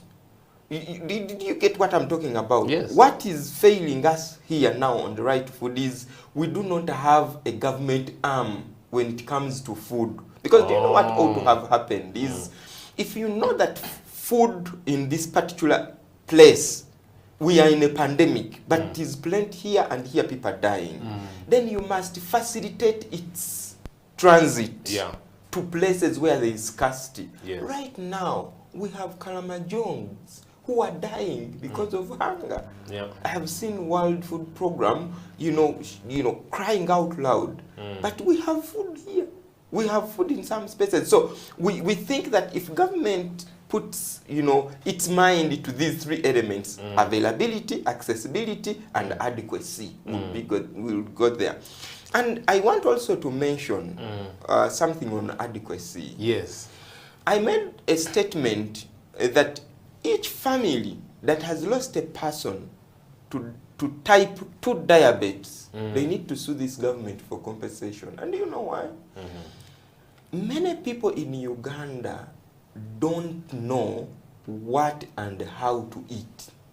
What and how to eat? Yes, including us who think that we have gone to school. Yeah, for us, I come from Teso, we get our cassava flour. You leave the Teso. Mix it and No, you leave the Teso thing. I don't know what you want us to do again. When you leave Teso, you come to Kampala. Yes. And when you come to Kampala, you get accustomed into the lifestyle that happens in these streets. But here it is matoke, David. I don't know what you're talking about now. Are you sure it is matoke? No, it is the chapati. Oh. It is the Rolex. Didn't we have a minister for tourism who was promoting Rolex? But I want government to come here and challenge me on where do we grow wheat in Uganda? Yes. This is all imported. Wheat. Did you hear about people who were given food in Pade and Amudat and died? They ate food and died. They ate food which was imported. And we are questioning, we are asking government, where did this food pass from? People are just consuming chapati, but chapati is going to eat into our communities. Chapati is going to kill people. And you know why? It is delicious, people want it. Yes. But I'm telling you, this refined flour is going to kill all our people. You know, David, I studied in Busoga region. So Yes. now I'm concerned when you say Rolex is problematic. We might be dealing with, it will be a genocide of sorts, because then it's a popular snack in Jinja, if someone cares to do an audit on how chapati and rice is even rice, David. Yes. Yes. Do you know the growing kibimba as you go to Tororo? First, listen to me. The communities or rice-eating populations don't eat rice the way we eat it. I've been in India. The way they eat chapati is not how we eat chapati. The way they eat rice is not the way we eat rice. People eat vegetable rice. Here, you just put in the saucepan, you get a mass of white stuff, and you put it in your stomach, and then you sleep with it. It is going to kill you. Let me tell you, seriously speaking, many Ugandans are going to die before 60 years. Do you know that 85% of Ugandans are dying between 45 to 60? You know, every time you drop a statistic, David, yeah, my heart disappears. For me, I'm telling people, but people don't want to listen. And this is where government must come in to regulate. Yeah, regulation. Regulation, but also create massive. In countries like Finland, they designed a program for 5 years to do serious food literacy. If you went to Finland today, no restaurant will serve you supper past 7 p.m. No restaurant. Here in Uganda, you can eat at midnight. 2 p.m. You go back home and sleep. You see, and wake up to have breakfast at 8. Yes. So what we are talking about, that COVID-19 found us with our problems. Yes. It has it has increased them because we are now talking about low COVID-19 and food. Many people couldn't even get inputs to grow food because you see the entire ecosystem rotates around my mother. I work in Kampala. I work, get money, buy inputs and send to my mother. Yes. That didn't happen during COVID-19. No movement. There's no movement. Shops are locked down, and the entire chain was, disturbed. But of course, we are now talking about a new season. People are planting. Perhaps we'll have enough food. But when they grow the food, is the food safe? Is the food transported? Many people here are eating beef from these cows from Western Uganda, from Chiboga, from everywhere. But do you know how those cows are transported? Have you ever found a cow shivering? Yes. Do you know what that means to that meat? The moment that meat is slaughtered, it is already toxic. The shaking of the cow. Do you know how they tie their tails? And up, you see that pain on a truck for 200 kilometers, and then you bring it to the, this place and then you. Have you heard about formalin in meat? Yes, in Kampala? yes. Do you know where that story ended and why nobody is talking about it? No. Who told you that formalin stopped? Have you heard about people who pump chemicals into chicken? I mean, there was a time we were happy if you're eating and you see flies. Actually, when you're buying meat, one of the tests was that you should see flies in the bush. Otherwise, if it doesn't have, then there's a problem. Then we have a problem. Then we have fish. Everyone now has a fish pond. Not everyone, many people have fish ponds. Who regulates the fish industry? How do they feed? You understand? What do they feed on? What do they feed on? If you, my brother Jonathan, if you still eat chicken in any of the restaurants in Kampala, you are doomed. I don't. Do you know why? I have ever been involved in the chicken business. And one time I found out that the practice is when they fall sick, sometimes it is tragic. They can even die in one day. Yes. They pump with, antibiotics and everything, and they bring it to the market. It's like I want the heavy thigh. So who regulates it? The issue is not because every farmer here is a veterinary officer in this country. So who regulates the poultry business? Yeah. Have you seen chicks coming from Nairobi coming in on trucks? Who regulates that? Yeah. So, David, you mentioned, you were talking about regulation, and it's really a core, state obligation. At the certain point, you talked about inputs, about seeds that we actually plant. And I wanted to sort of try to see how can we link that to actually food safety, ensuring that we eat right food. Because I think there have been a lot of conversations around GMOs, around what. Yeah, I wonder what your mind is in this area, because I mean, we are talking about COVID, but all these are interlinked. Ultimately, if I plant something which is bad down, you don't expect it to give you anything better anyway. Yeah. I want to be on this camera, and I thank President Museveni. He has rejected the GMO bill twice. And President Museveni, I want to thank you so much for that. And I want to appeal to members of parliament. Now that the president rejected that GMO bill, please don't pass it into law. What we need to work on is to advance community seed banks. Community seed banks. People don't have seeds. Companies have come here, they've introduced hybrids and other varieties, and our indigenous seeds are being eroded away. It's a curious case, because again, where I come from, we used to have one groundnut. It was called etesot. Like etesot would mean like from teso. And then suddenly these days we're talking about Serenat 1, Serenat 2, Serenat 3, like all the local names, all the things that we used to have local names for. You can't find them. I can't ask you, where have they gone? So I think now that takes us into another discussion of food sovereignty. Because it borders on food security and everything. But the only thing that I want to thank President Museveni for, he has been for our indigenous knowledge, our indigenous food. But what defeats is policy implementation and plans. Because, President, if you want us to have safe food, then you must also implement the extension workers' policies and agroecological practices in our communities, because people no longer have the seed to plant.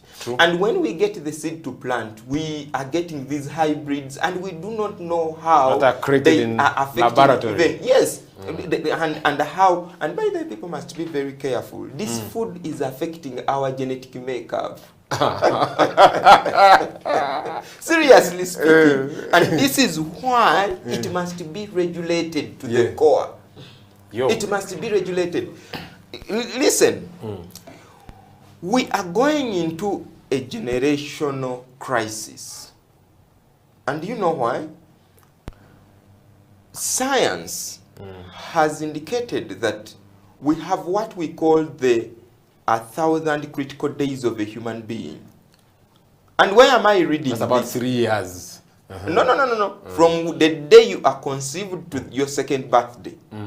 That is the first phase. And where am I reading this? I'm reading it from NDP 3, National Development Plan 3. Yes. You understand? Talking about human capital development. The moment someone conceives, or before they conceive, they must prepare the body using nutrition. You understand? Not swallowing some... You understand? Pills then immediately after conceiving the baby, you must change diet. You understand? And after that, throughout pregnancy and giving birth, I have already talked about exclusive breastfeeding. But what do children eat after? We did a study, and people are picking sodas and everything to give to children. Poison. Dangerous. David, man. Let's move now, looking at the future. Worst case scenario, in another 5 years, we get another pandemic. I mean, I hope it doesn't happen. What are those lessons that we pick from COVID-19 that can enable us safeguard the right to food? What those recommendations that you would give, so that, because when the thing started, we thought it is fine in China. So, and I thought we had enough time to prepare.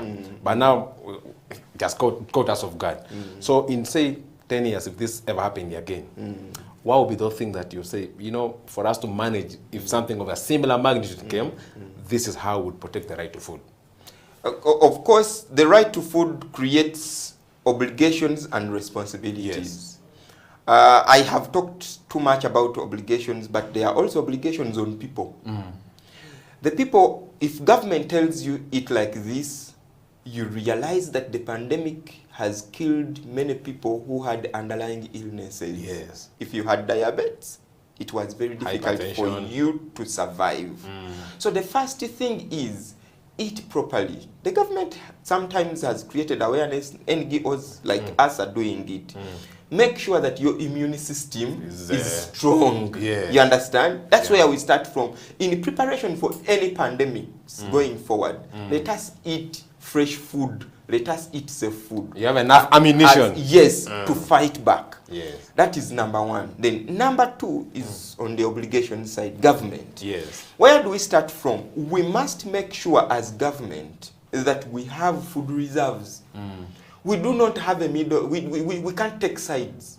It must be a well-planned system of making sure that we have a fallback position. Yes. Because the government was caught off guard. They didn't know where to get food from. They called the suppliers, donors, and it couldn't help. Even MPs were looking for food to buy for their constituents. So why would we be going into that mess? We ought to have our system. That is number one. Then number two, I know that Uganda is a liberal economy. But when it comes to food, government must have some level of control. It may not be upper hand, but it must have a level of control in terms of prices. Do you know I have colleagues who are lawyers who called me, Commander, what are you doing? The prices of food, the price. And people were crying about the price. Do you know that we ran out of salt during that time? It was Kenya that saved us. Even lemon. Lemon. People even started selling wild fruits as lemon. You understand? So government must retain some control over prices and over food. So I think the point I want to make here, COVID has taught us that the capitalistic approach to food does not work. We need to respect smallholder farmers. Government must regain some level of control, and we must have food reserves. But lastly, let us embrace environmental justice, agroecology, and make sure that people grow food within their own communities, and by within their own communities to cut down on the food miles. That you call me here one time, I'll be talking about the law and food miles. I mean, yeah, definitely. Viewers, this has been a bit of an overdose, really. And really have to thank David Kabanda. I think David makes very, very valid points, and they are very simple. One, look after yourself. Ensure that your immunity is boosted. You're eating the right food, you're exercising, so that in case a pandemic came again, personally you're in position to defend yourself. But to our government, he's made a very strong case for regulation. Food is a sensitive matter. It's what enters into our bodies. So if we let people who are after money to control what enters our bodies, that could be a problem. That could be a problem for you. That could be a problem for our families, a problem for this country. With that, viewers, we come to the end of today's edition of You and the Law, the COVID edition. I've been your host, Jonathan Ochom, and we've been having Mr. David Kabanda from the Center for Food and Adequate Living Rights. Thank you so much. Next week, we'll be looking at another topical right that has been hit by the virus. Tune into House of Talent Television, and you'll get to know what that is. Bye for now.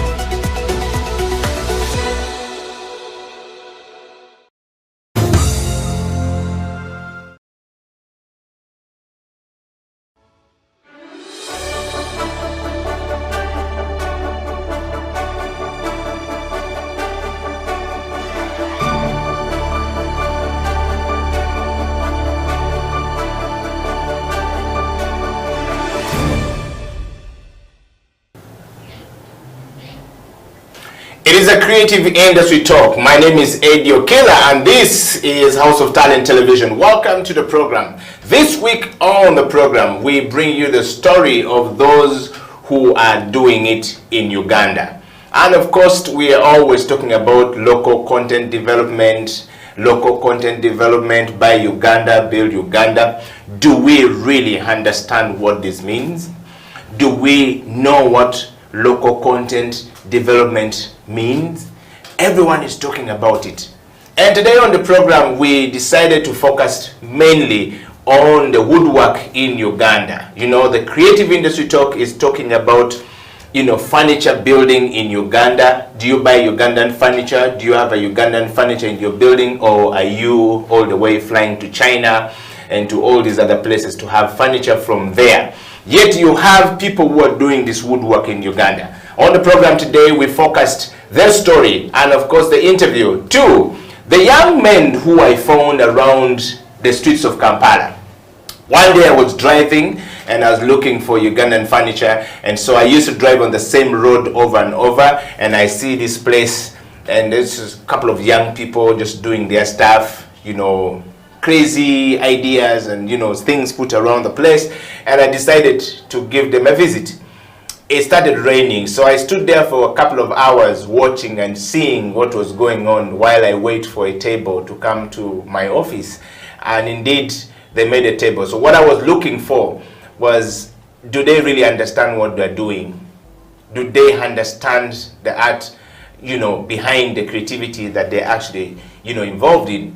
And along the way, I realized that they just simply need, you know, somebody to believe in them. So we decided to bring them onto the program today so that we can enjoy the creative minds and the creative people of Uganda in the woodwork in Uganda, in the furniture business in Uganda. Ladies and gentlemen, all across the world, welcome you all to the Creative Industry Talk.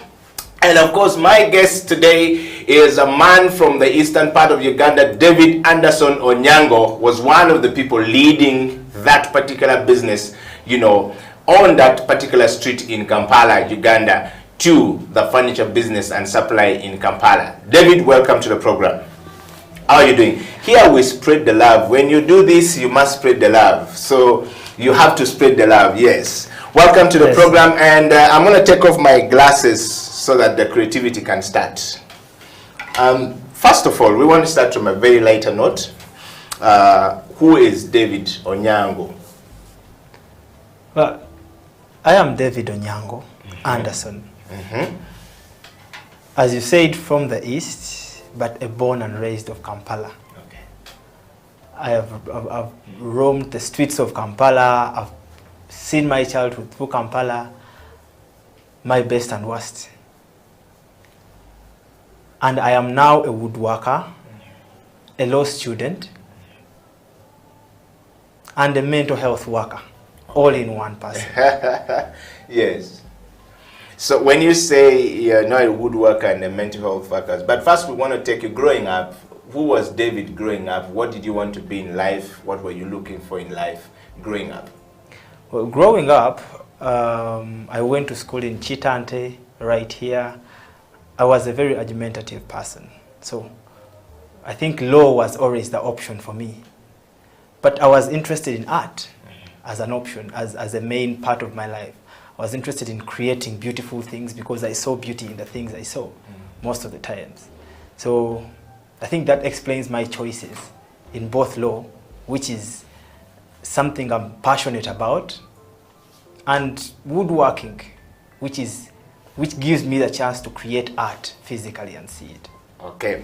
So we want to just, get straight to this interview and just try to sort of like know you from a certain, angle and with a certain lens. When you were growing up, did you ever make those wired cars, things we used to use when we were learning how to drive, making those things, were you that creative when you were growing up? I was, actually. What is the memorable thing that you think you created when you're growing up that when you look back today, you can say it all started from here? I think it was around 2002. I created my first tipper with actually the ability to tip its content. All in the streets of Mulago, and it had lights, it had the tipping part. Yes. I refused to sell it off. I would sell a lot of items, but I kept that one for myself because Wow. I think it was the beginning of it. Yes. Now, talking of that, did your father or your mother ever see you as a creative person? Well, I grew up with my mother for most of the time, and as you know, life in Kampala, you don't really get time to be with your parents. Yeah. A lot of the times because they're always pulling ends together. But I think, I don't know if she saw it, but she gave us the freedom to explore. Yeah. She did not control us a lot. Okay. She controlled our behaviors, but she gave us the freedom to do our own things that were within her rating of moral and fine. So we had that chance. We could do this, as you said, small wire cars and sell them off, and she would let us use our money for our things. And I think that pushed us forward to know that, well, if you create something good, then you can get money from it. And I think the greatest motivation is always money at the end of the day. You speak with the word plural, which means us. Who are we? Us referring to who? How many are you in the family, and are you the firstborn or the lastborn? I am the second lastborn. Yeah. We are in a family of 4 children.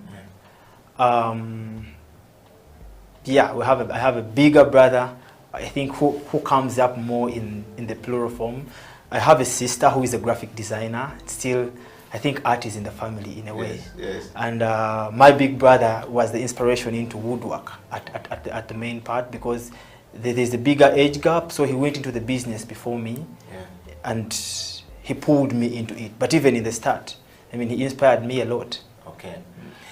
Talking of that, we are talking to David Onyango here. We're talking about woodwork. This entire interview today on the Creative Industry Talk, we're talking about furniture in Kampala, furniture in Uganda, furniture in Africa. Do Africans buy their own furniture? Do we buy things made from our own people? Do we sit in things made by our own people? Today's topic is looking at the local content development, focusing on Ugandan made furniture. And of course, we have David Anderson Onyango from he's the business development director at, formerly it's called Arc Furniture, but now it's called Chronicle Furniture. I learned this morning, Oracle Furniture. I learned this morning, and it's a new business. They are situated on Bukoto Kisasi Road, and these guys do amazing stuff. So we brought them on the show today so that you can actually understand that there are some simple Ugandans creating local content that are good for our businesses. David, we want to go back to this interview and start this interview from a very interesting point. So let's talk about woodwork. Furniture, Ugandan made furniture. What is your definition of a Ugandan made furniture? Well, my definition of Ugandan made furniture has expanded a bit the deeper I went into the industry.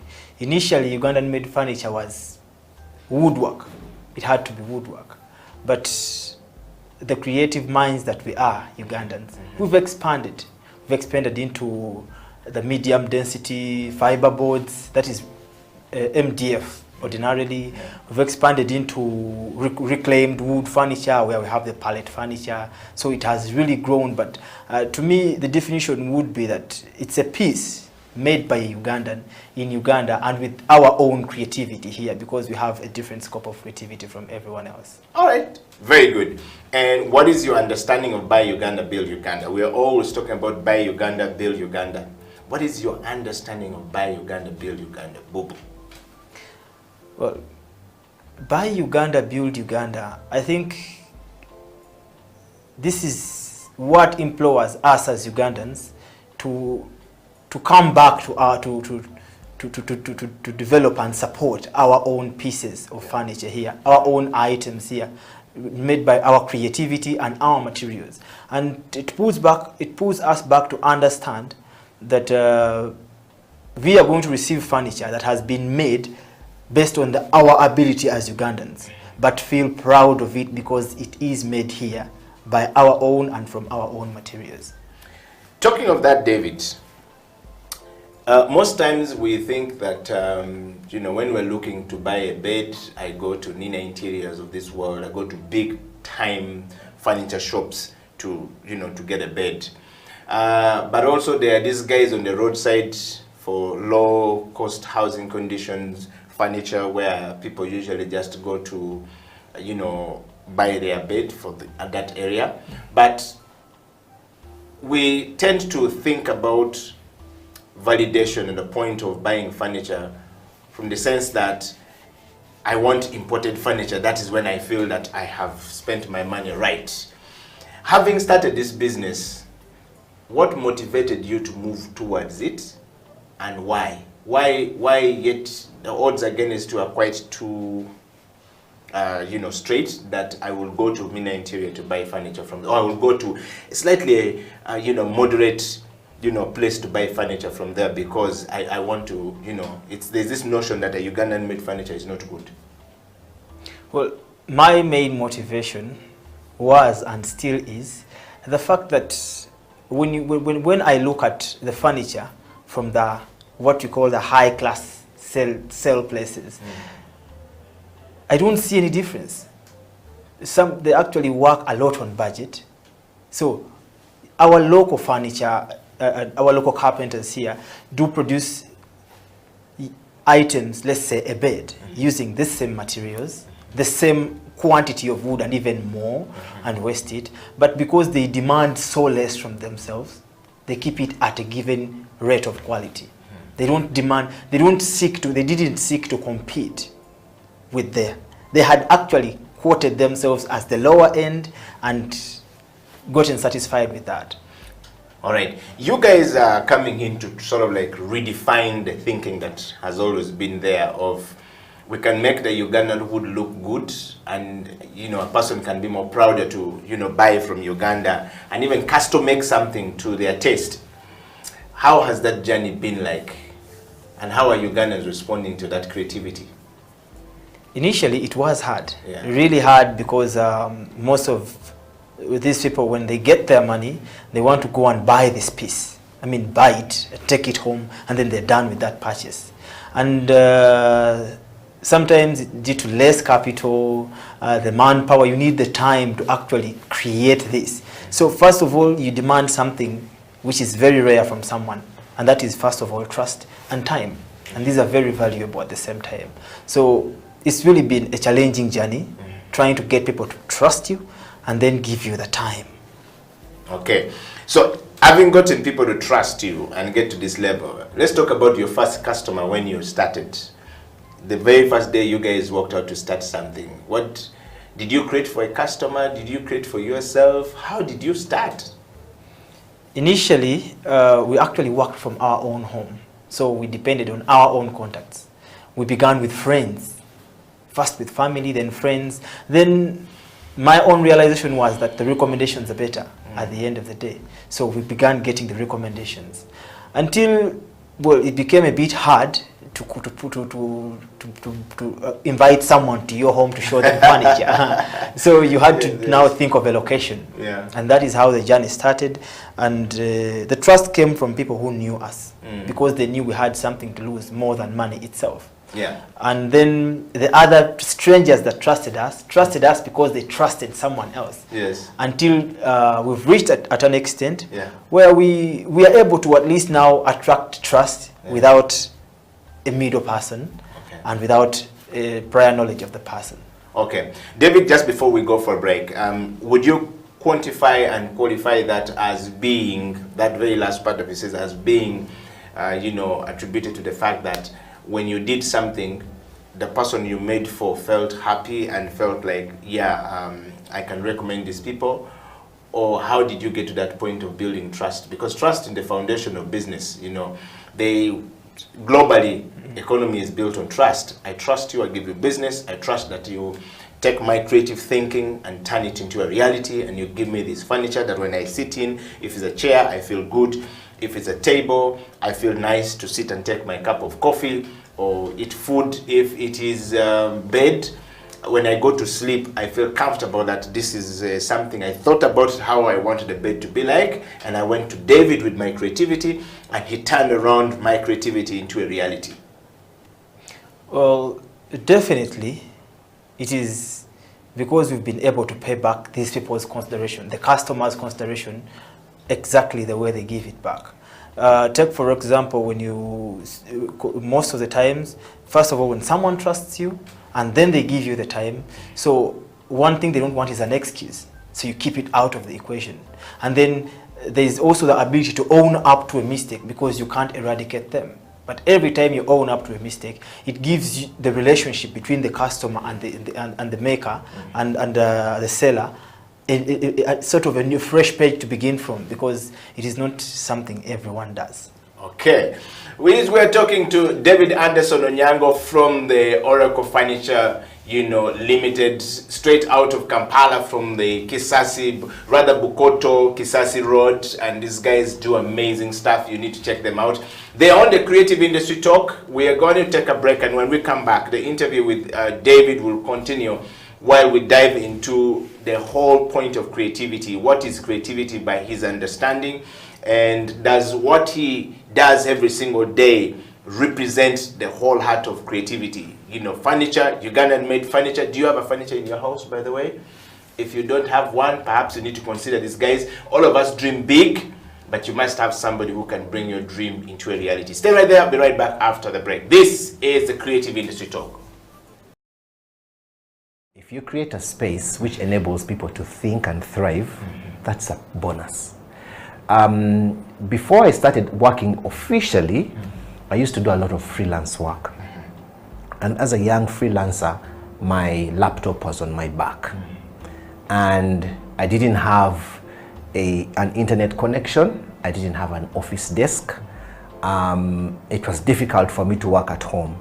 So what I did is I would go and sit in a restaurant, buy some tea or breakfast, and ask for a Wi-Fi password. And then I would sit there and have my breakfast slowly, as I did my work, and I sent work to clients and everything, But before long, it would be lunchtime, and they would to be forced to eat also. They would bring you lunch menu. You see what I mean? Yes. So when you find a space where people can come and sit and pay for a full day. 10,000, I'm told. Yes, you see, that is creativity. Yeah. Because the owner of this building or the owner of this space knows that people, there's a certain segment of the market that can't afford to rent a premises per square meter or 10 square meters or 100 square meters and pay monthly and bring their own furniture, their own internet connection, carpeting, light and everything, a working bathroom, and then lunch for staff members. So they think about it creatively and they say, how many people can this space take? 100 people per day. Okay, good. If each of those people pays 10,000 per day, and they come and have access to the internet and a nice chair and a desk and a good environment where they can concentrate and deliver. That is brilliant. That is creativity in the workplace.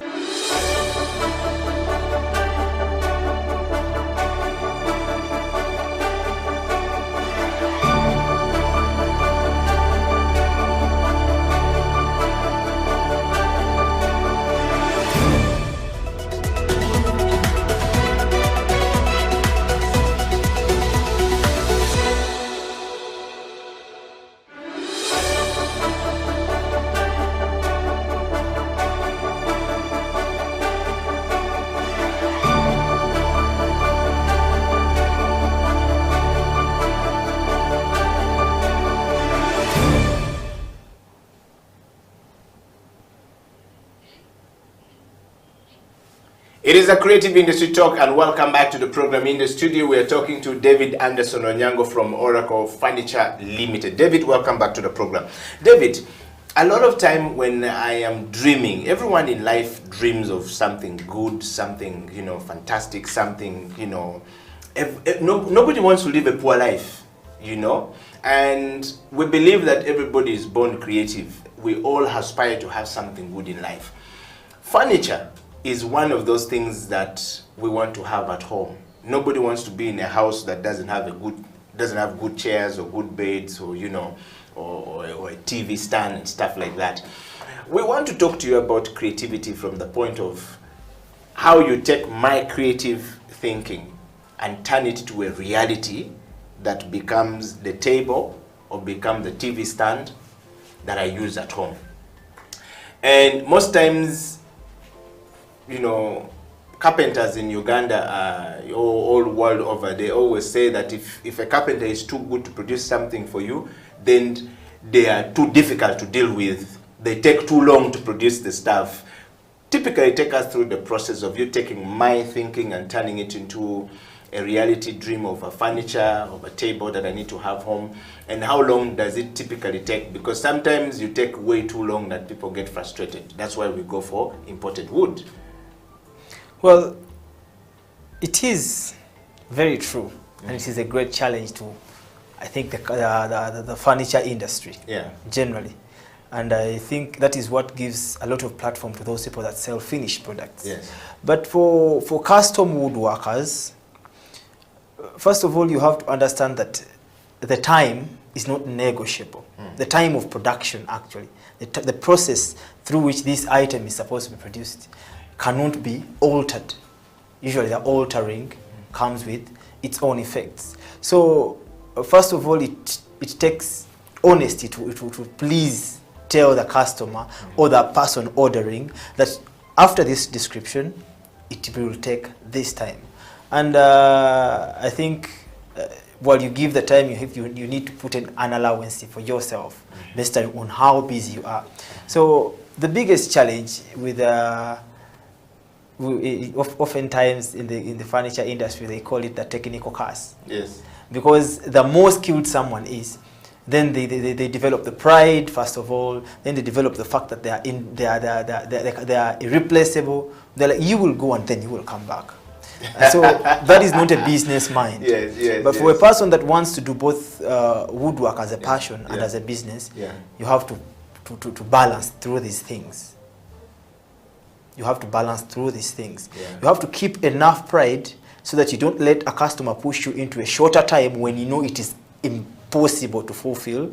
And then you have to lower the pride a bit to be able to alter and know that the customer is key. And you are going to need them either through a recommendation or a second job. So when you balance the two, you treat the customer right, you treat the furniture right, and then you receive their ideas, but still you don't alter the carpentry principles, the woodworking principles, because the customer is ordering.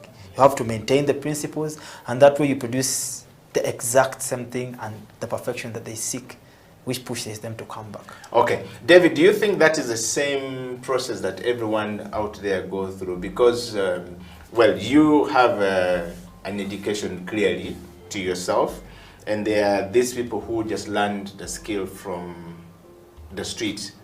They are creative people. They started from there. They are able to do something great for themselves, but they don't have a business mind. How would you help such a person have a business mind and turn around?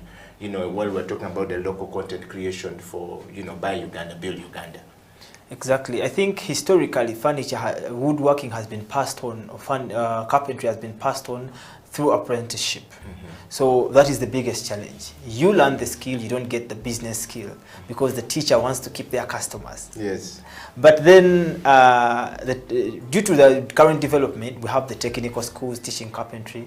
They're teaching the theoretical part, but they are indulging less business. And then the business methods they indulge in are also less practical. They have been written in books. They have not been actually applied sometimes. So I think one needs to first of all learn the dynamics. Consider carpentry as a business, as a trade. And the rules of trade are the same regardless of which trade you're going in. We have standard rules that don't change. So currently, I think it is something I personally took upon myself, and in our kind of business, we do have apprentices, by the way. We do take in students. They learn, especially through the lockdown. We've had a lot of them coming in and to take on the skill. But we always give them 1 or 2 days in a month where they come into the selling desk and they get to see what it means to actually do the sale. You don't have to be on the planer all the time, on the circular saw. You need to know that after the circular saw, this customer doesn't know it exists. How do you inform them that it is the step that is going forward on their object? And then we've opened up the industrial part of pack carpentry to the customers. They're actually very thrilled when they see how these things are done.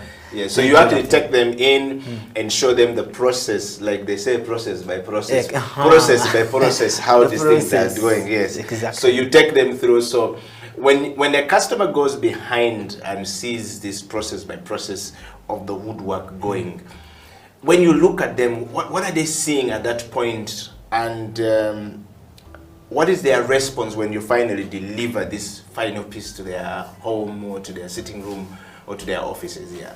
Well, they're always very thrilled. It is surprising, even to some of us sometimes. Yeah. Sometimes someone will order something custom, and then you make a work plan, and then you sit and you're like, is this achievable? But it's a creativity from you. Exactly. And then as the process goes on, there are customers who have, before the process, who ask for pictures of the process. And then even ourselves take pictures of the process sometimes. And then sometimes you move to a certain level and you call your fellows, and then this is how it's turning out. Okay. And then there's advice.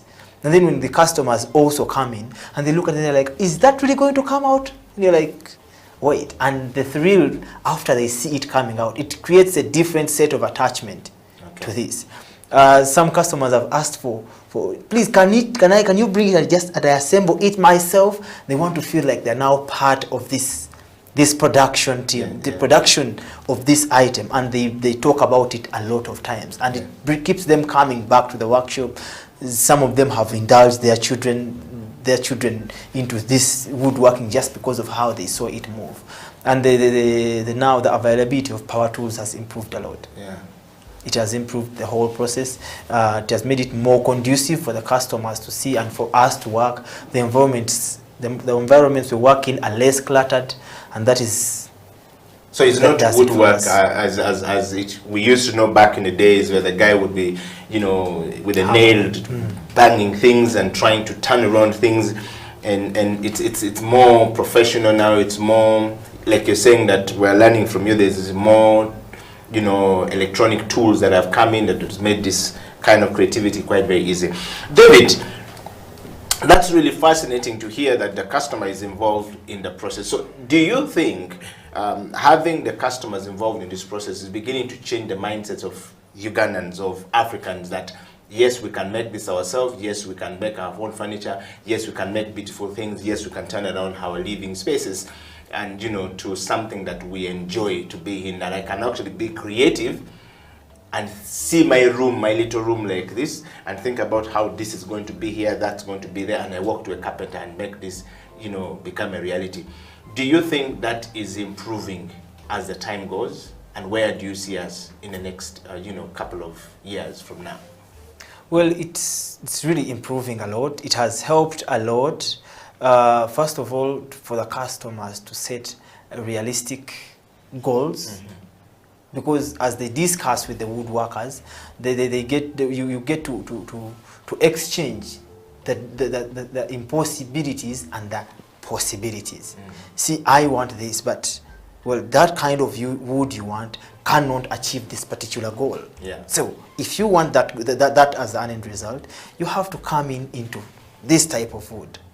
And then the advantages and differences and disadvantages of each type of wood. I'll give a live example. If you want a white item to be in color white, a piece of furniture to be in color white, it is more difficult to use a muvule piece of wood, because muvule is naturally yellow. So if you paint white on it, the yellow will always come out. Yes, so yes. These kind of lessons to customers has made it more easy. And it has also helped the industry grow a lot. It is now more interactive, and interaction has always yielded good fruits, because in that way you get to know each other's challenges and work ways around them every time you're doing transactions with those people. Okay, so I've seen there are people who come up with good ideas. They have an understanding of what they are looking for as a place, or as a wood, or as a furniture to have at home. And in most cases, they say, I want a black and green and yellow furniture at the same time. do you always advise them, you know, like, do you go to somebody's house and say, look, the kind of furniture you want, looking at the space you have and looking at the colors that you have in the house will clash, and maybe you'll have to have this, and do customers usually respond to it? Because I see also another side where people are so obsessed with the, you know, spraying things and putting different colors. Natural things like the ones we have in the studio here is not very much, you know, looked at as beauty, you know. How do you deal with that? Do you advise them, or do they just come and say, I want the green table, give me a green table, and you give them? Like you said, Muvule is yellow. If you paint white, it's not going to come out very well. How do you go through that process of turning around the customers, you know, crazy creative ideas into a beautiful idea? Well, it depends on how much the customer invites you in. Yes. We have customers that will pack up and then say, please, can I steal you away for 30 minutes? Yeah. I want to show you something, and then you can advise me. Okay. Now, when you give me that kind of platform, I'm going to advise you without even considering how much money I make. Well, sometimes someone will come to you and then they're like, I want a Mugavu TV stand, but I want it wall mounted. But you see, a Mugavu TV stand is going to be extra kilograms. Yes. So if you mount it on the wall and your wall is not strong, basically you're saying it will come down. It is going to come down. Yeah. So how do I help them achieve such, sometimes, unrealistic goals? Yeah, most of the time, you do advise them. Yeah. If you want to wall mount, you're going into, you can go into something lighter. We have other lighter pieces of wood, and they look beautiful too. And we can tone them in different ways. Usually wood has a lot of its own tonation, but then when we are going to tone it artificially, we prefer the lighter varieties, the musambias, the pine. Well, pine has been embraced very much because of the environmental impact of the other hardwoods. We have pine, we're reclaiming with cypress. But you do advise the customer very much, and if they really came into a custom shop and they knew where they were coming, they'll just try to modify their ideas based on your advice, and then you can come up with a consensus on what exactly is going to work for them. And then the other idea is the idea of people taking custom measurements. This is your house, so if you want a TV stand, from where to where do you want it to run? So I'll advise you. Wow. Well, we're talking to David Onyango, who is the business development director of Oracle Furniture Limited, a company based in Uganda. Started by local Ugandans, very young people. As you can see David here, the people he leads are very young.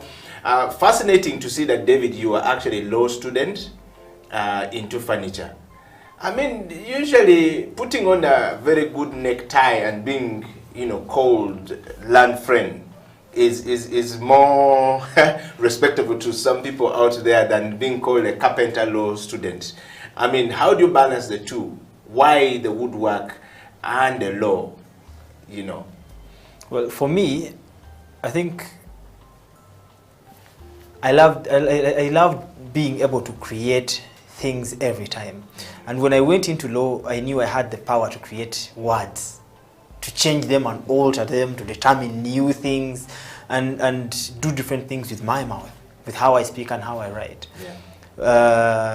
So I had one part of my creativity that I had not tampered with, and that is the physical, creating something that I can actually see. That is why I decided to have the same combination. Funny story, when I finished with my A-level and I had a sponsor actually, and he engaged me on what the way forward was. I told him I have two options. See, I'm going into law school, or I'm going into carpentry school. Say, but those are not two options. That is one. You're going into law school. Yes. I said, okay, then that is law school. So I went into law school, but the passion did not go away. So I brought myself back into carpentry personally, after chasing after law, and I'm still chasing after it. And the carpentry has been able to pay for the expenses of law school in excesses.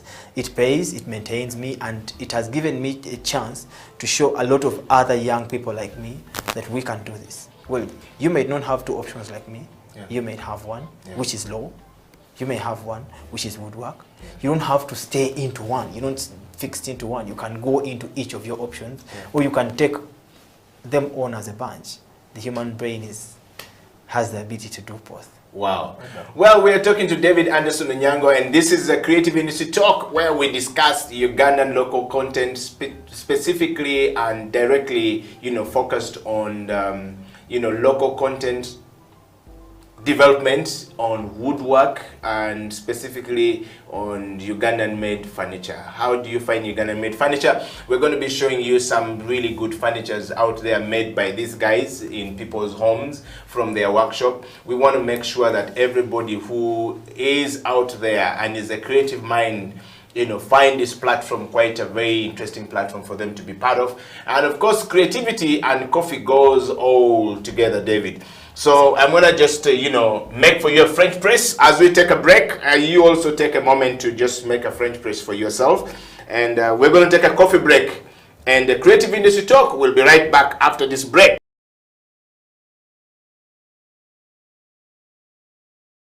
Actually, my editor told me, Jeremy, there is no way you can call your book Man on Top. Yes. And I said, no, I'm actually going to call it Man on Top because I think I can sell it. Yes.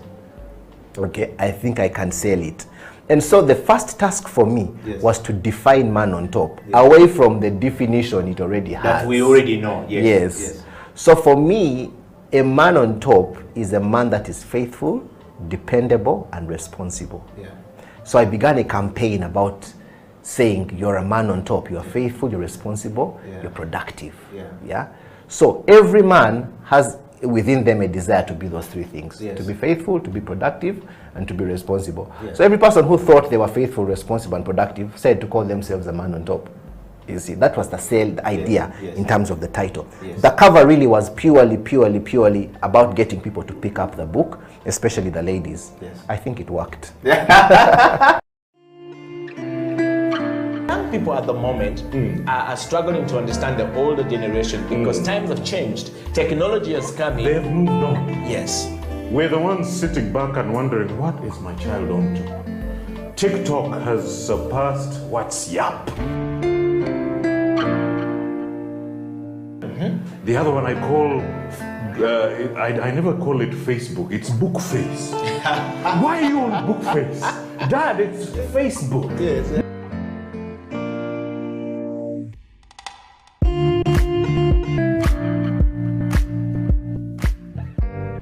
Me, I keep saying, I have a foot amongst the millennials. And I understand the traditionalists. Okay.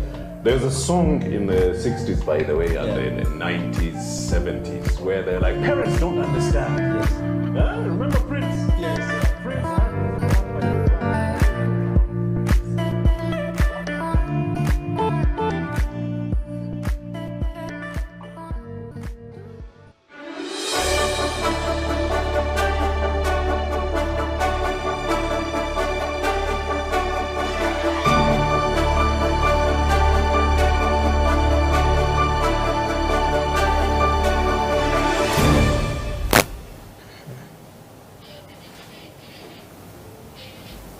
Welcome back to the Creative Industry Talk. My name is Eddie Okela and this is House of Talent Television. Of course, we're talking to David Anderson Onyango from Oracle Furniture Limited. A Ugandan, authentic Ugandan outfit making furniture for people's beautiful homes, beautiful furnitures, beautiful people. And you can go there and create your own. And he's earned himself the right to be on the Creative Industry Talk because some of the things in the studio where we're seated today is actually done by David and his people. The first time I met these guys, I went into their workshop, sat there and decided I have something I need them to do for us. And so I like to, work with creative people, creative Ugandans, young people, whether young or old. I want to bring them together. I love to bring the best out of people. So I decided to give them an opportunity to be able to build a woodwork and to build a studio with me, and we did this together. David, welcome back to the program. And we want to talk about it. So this studio here is built by you guys. The woodwork in this studio built by you guys. We gave you guys a recommendation and we've got a fantastic review coming back from Legal Hub that they're very happy with their studio. You were never traditionally doing studios. You didn't even do them. we open up the door for you. How does that make you feel like when somebody takes you away completely from making chairs and beds and, you know, the living, you know, room, you know, furniture, to now building, you know, TV studios, radio studios and audio studios? How does that make you feel like? Seriously, it is a very good experience. When I'll begin from your items here, the studio work. When we first produced them, everyone was stopping at the workshop. So what is this? Is this for decoration? So it was a totally new thing to us, to the viewers, to the people that pass by, other customers. We actually, before we got, after doing your studio work, before we got a second recommendation from you people, we did these items for a few other people. Others wanted them for decoration. Pastors wanted them in churches. I want it at the pulpit. I want this. And they didn't know why we were doing them, but they looked beautiful. It was even more fascinating for us who knew why we had done them in the first place. And they are yes. So it is really, really great. And since we did decide to embrace custom woodworking as a trade, we are always comfortable with this. Someone can come in. We have a rule at my workplace with and me and my guys that even if you came in and told us you want a wooden Range Rover, we would ask for a year, but we would make it. All right, and then of course, so you see the beautiful work here at House of Talent is made by these guys. David, we want to dive into the last part of the show, which is about, you know, understanding the local content. We're talking about, you know, local content development in Uganda. Everybody's talking about it. The politicians are talking about it, but nobody actually really goes down to, you know, the deep end dive into the local content. Nobody puts their mind to know how does it work. Nobody wants to talk to a carpenter to see how a carpenter is doing it. Do carpentry people make sense? We have many carpentry shops around, or, you know, workshops around, but we don't give them opportunity to produce something beautiful. We want to be able to live by example, to say this is built by Ugandans, this is built by the local people. When I go to the US or to Europe or to America or to the UK or to Asia, you know, do it your way is the main thing. The skilling of people is done from that point, that I am able to build my furniture from home. I was talking to a friend of mine in Germany and he said, man, I built every furniture in my house myself. He left Uganda, he had no skill at all. Our education didn't teach him that. And when he got there, he said it's more expensive to bring a carpenter to build something for you than when you build it for yourself. But they're willing to come and teach you how to do it, and then you can do it by yourself. That I found that very fascinating. So a lot of us are talking about local content development, but we don't know. We're talking about build Uganda, buy Uganda, build Uganda. But the quality of what we're talking about, the quality of the production we're producing, the products we're producing to give, you know, to people is not worth, it cannot compete with the international, you know, or imported products coming into Uganda. What is your say in that regard, now that you have carved a niche in the market for you and your people, that we want to be people who bring out custom made? You have a crazy idea, bring the crazy idea to us, we will bring it to a reality. Well,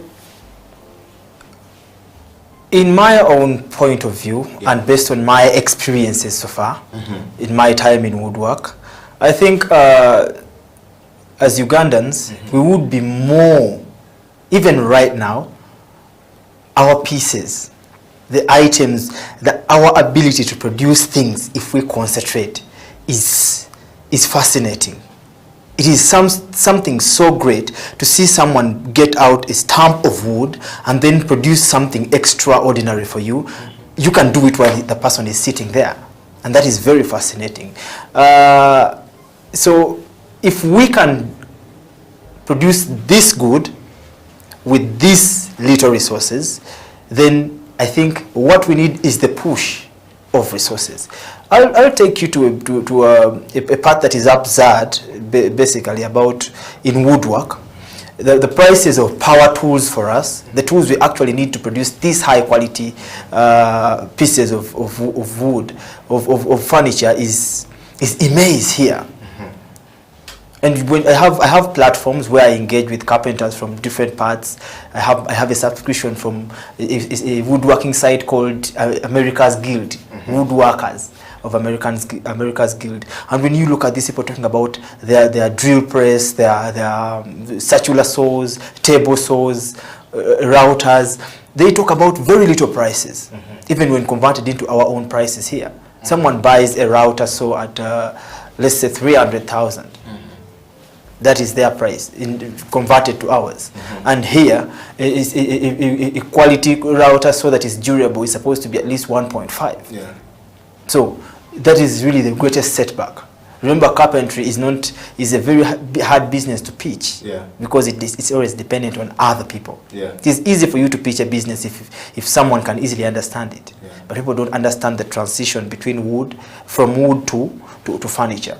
So it is hard to pitch, so you don't get people investing, and if you're willing to invest, then you may find yourself having capital to only buy 3 power tools, and they can't produce a piece of furniture. So I think that is our biggest challenge here. Otherwise, I've had a lot of foreigners coming in, even personally at my workshop, and then someone says, well, I didn't know we can have this kind of furniture here. Yeah. This is so good. I've seen young men that have gone as far as following up on the background of the trees they are going to use for furniture. So someone will give you a furniture piece and tell you that one was made from a tree that was 50 years old. And these people have methods of measuring these things, the whites, and then they're going to prove it. It's 50 years old. And this is fascinating, how someone is able to explain a piece of furniture in their house back to the tree and how old it was. So this shows how our capability as Ugandan furniture creators, as young people. Actually, woodwork has been stormed by young people, and this is somehow a good thing, because how our brains work is. I would say personally, at my workshop, at our workshop, at Oracle Furniture, our oldest, our age gap is between 38 and 14. So we have people who are as young as 14 years, and our oldest person is 38. So you can see that we are between the range that is ready to risk, that is ready to experiment with new ideas, and to think outside the box, and that gives us an edge. And this is what, as Ugandans, not only in carpentry but in any other trade, we are supposed to embrace. If someone is willing to risk, and they are positively sure that their risk is going to produce something great, you need to trust them a bit. You need to give them a bit of a gap to experiment. So in other words, you're saying that we must be able to allow people room to express themselves. Exactly. And when they have something new, we should be able to give them opportunity and a platform for them to express themselves and to do it. David, let's go straight to your workplace. Earlier on when we started the show, you were talking about how you guys started and the motivations, and how you walked through in the first place. I want to just put a few pictures up to actually show you that these guys, talk about things that they are doing. That's right there. Is that you and David? And that's the workshop, and how it all started. Yeah, this is how we started. Yes. And actually this was our first big addition, the metal structure. Yes.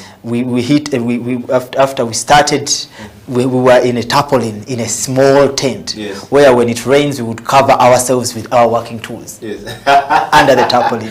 Okay, and yes, so is that the whole business creative idea starting there of the workshop itself? Yes, now that is, we are creating our first structure of a house. After hitting one big job, I think, and we are sitting down now. We have to begin looking at protecting our materials, but also creating something someone can look at. Yeah. Okay. And so when you are sitting with your young people and you're all coming with ideas, were your business ideas written down, or was it just there in people's heads that you sit down there and jazz about these things and make it a reality, or you actually wrote a proper business plan and said this is how we're going to do it? Again, there you are. Well, I think the business plan is something we've written way deep into the business. Yes. That's when we decided, this could become something greater. At first, we got into this whole idea as people seeking to earn a living.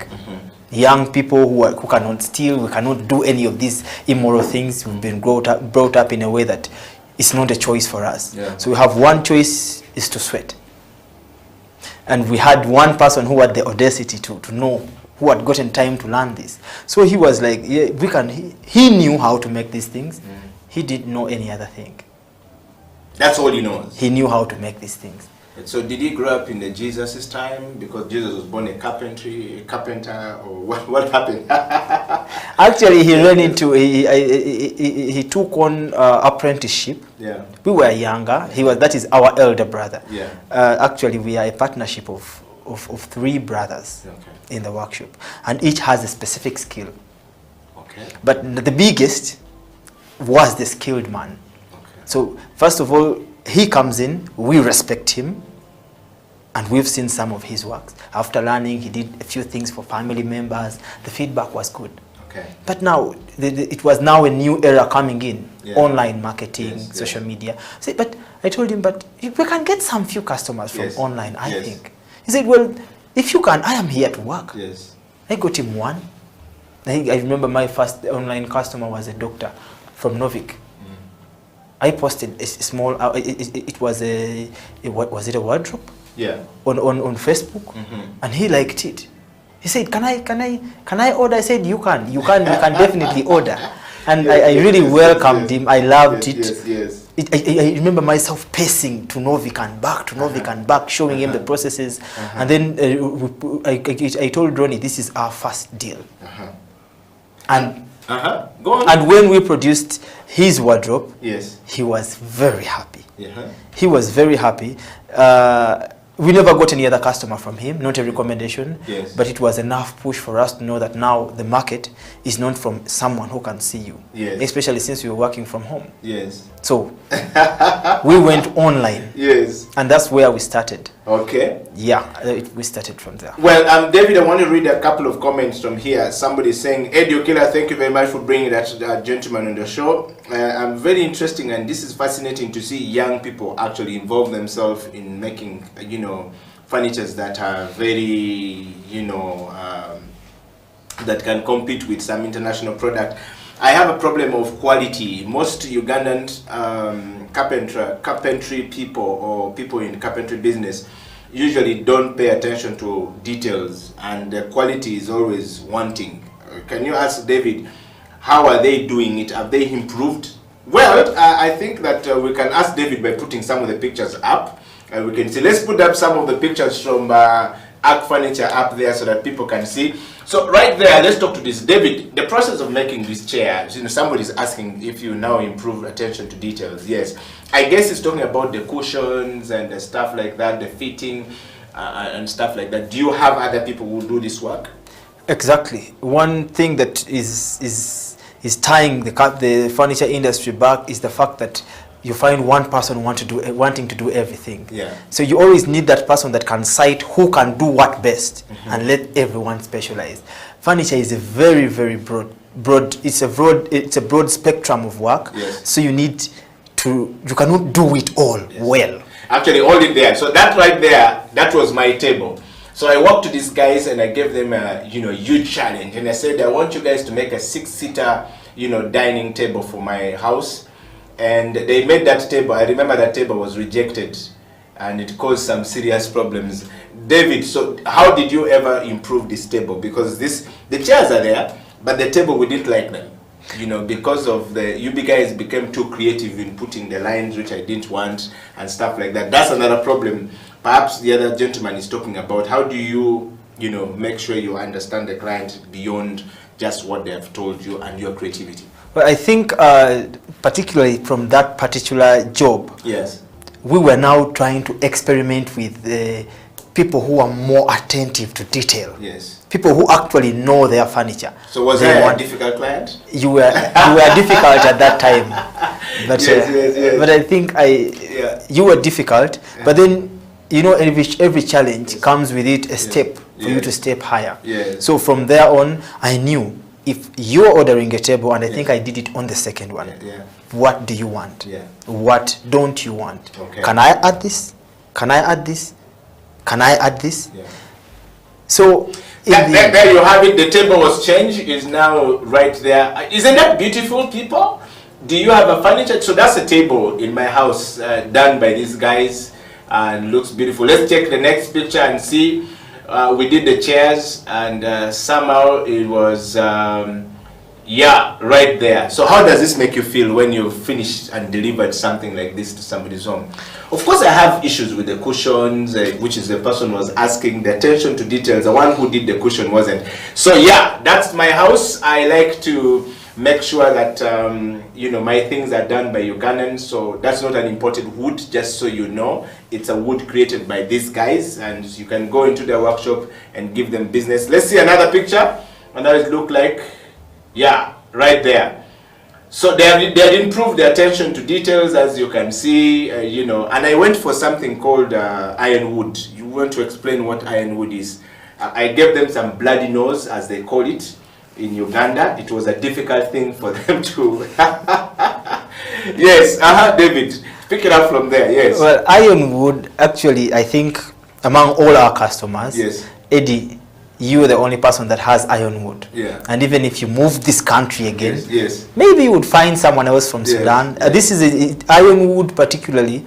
This is a wood type from Sudan, from Central Sudan, from the Central Sudan forests mostly. It is a very hard piece of wood. It is too hard that even working it, you need to know it. And it's mostly worked by people from the north because they have access from it to it, so they've gotten time to experiment with it. In the central here, it is very hard because even the materials we have here, like the wood glue and everything, will not work with it. We actually had to order a specific amount of a specific type of glue called I'm forgetting the name. Pono glue from Kenya to work with your pieces, because every other type of wood we had here kept rejecting. Every other type of glue kept rejecting the piece of wood. It would again split. But it was a nice experience working with the ironwood, and it is very beautiful. It's very grainous. It is really a rich type of wood. It supplements mugavu, which is the most grainous wood we have here, locally growing here in Uganda. But ironwood was a new experience for me. And when I recommend it to customers, well, I recommend them. You must have an exquisite taste to certain things. The first time I interacted with that wood, I was out of Uganda, and I found out that some of the furniture in White House in the US is made by some of the finest woodwork from, Sudan and, this place is called Congo. And you too can actually make sure you get something that you love and you can be part of.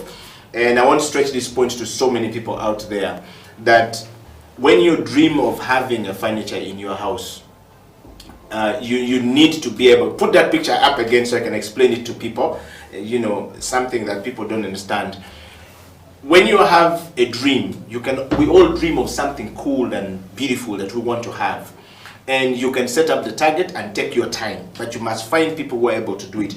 That type of wood is what is used in White House. If you look at the White House and many of these state house, particularly in Europe, they have some very exquisite taste for wood. I mean, President Putin, for example, his wood in his in the state house, if we call it, or the Russia house, whatever we call it, is such an amazing taste of wood. Now, it's created by a carpenter.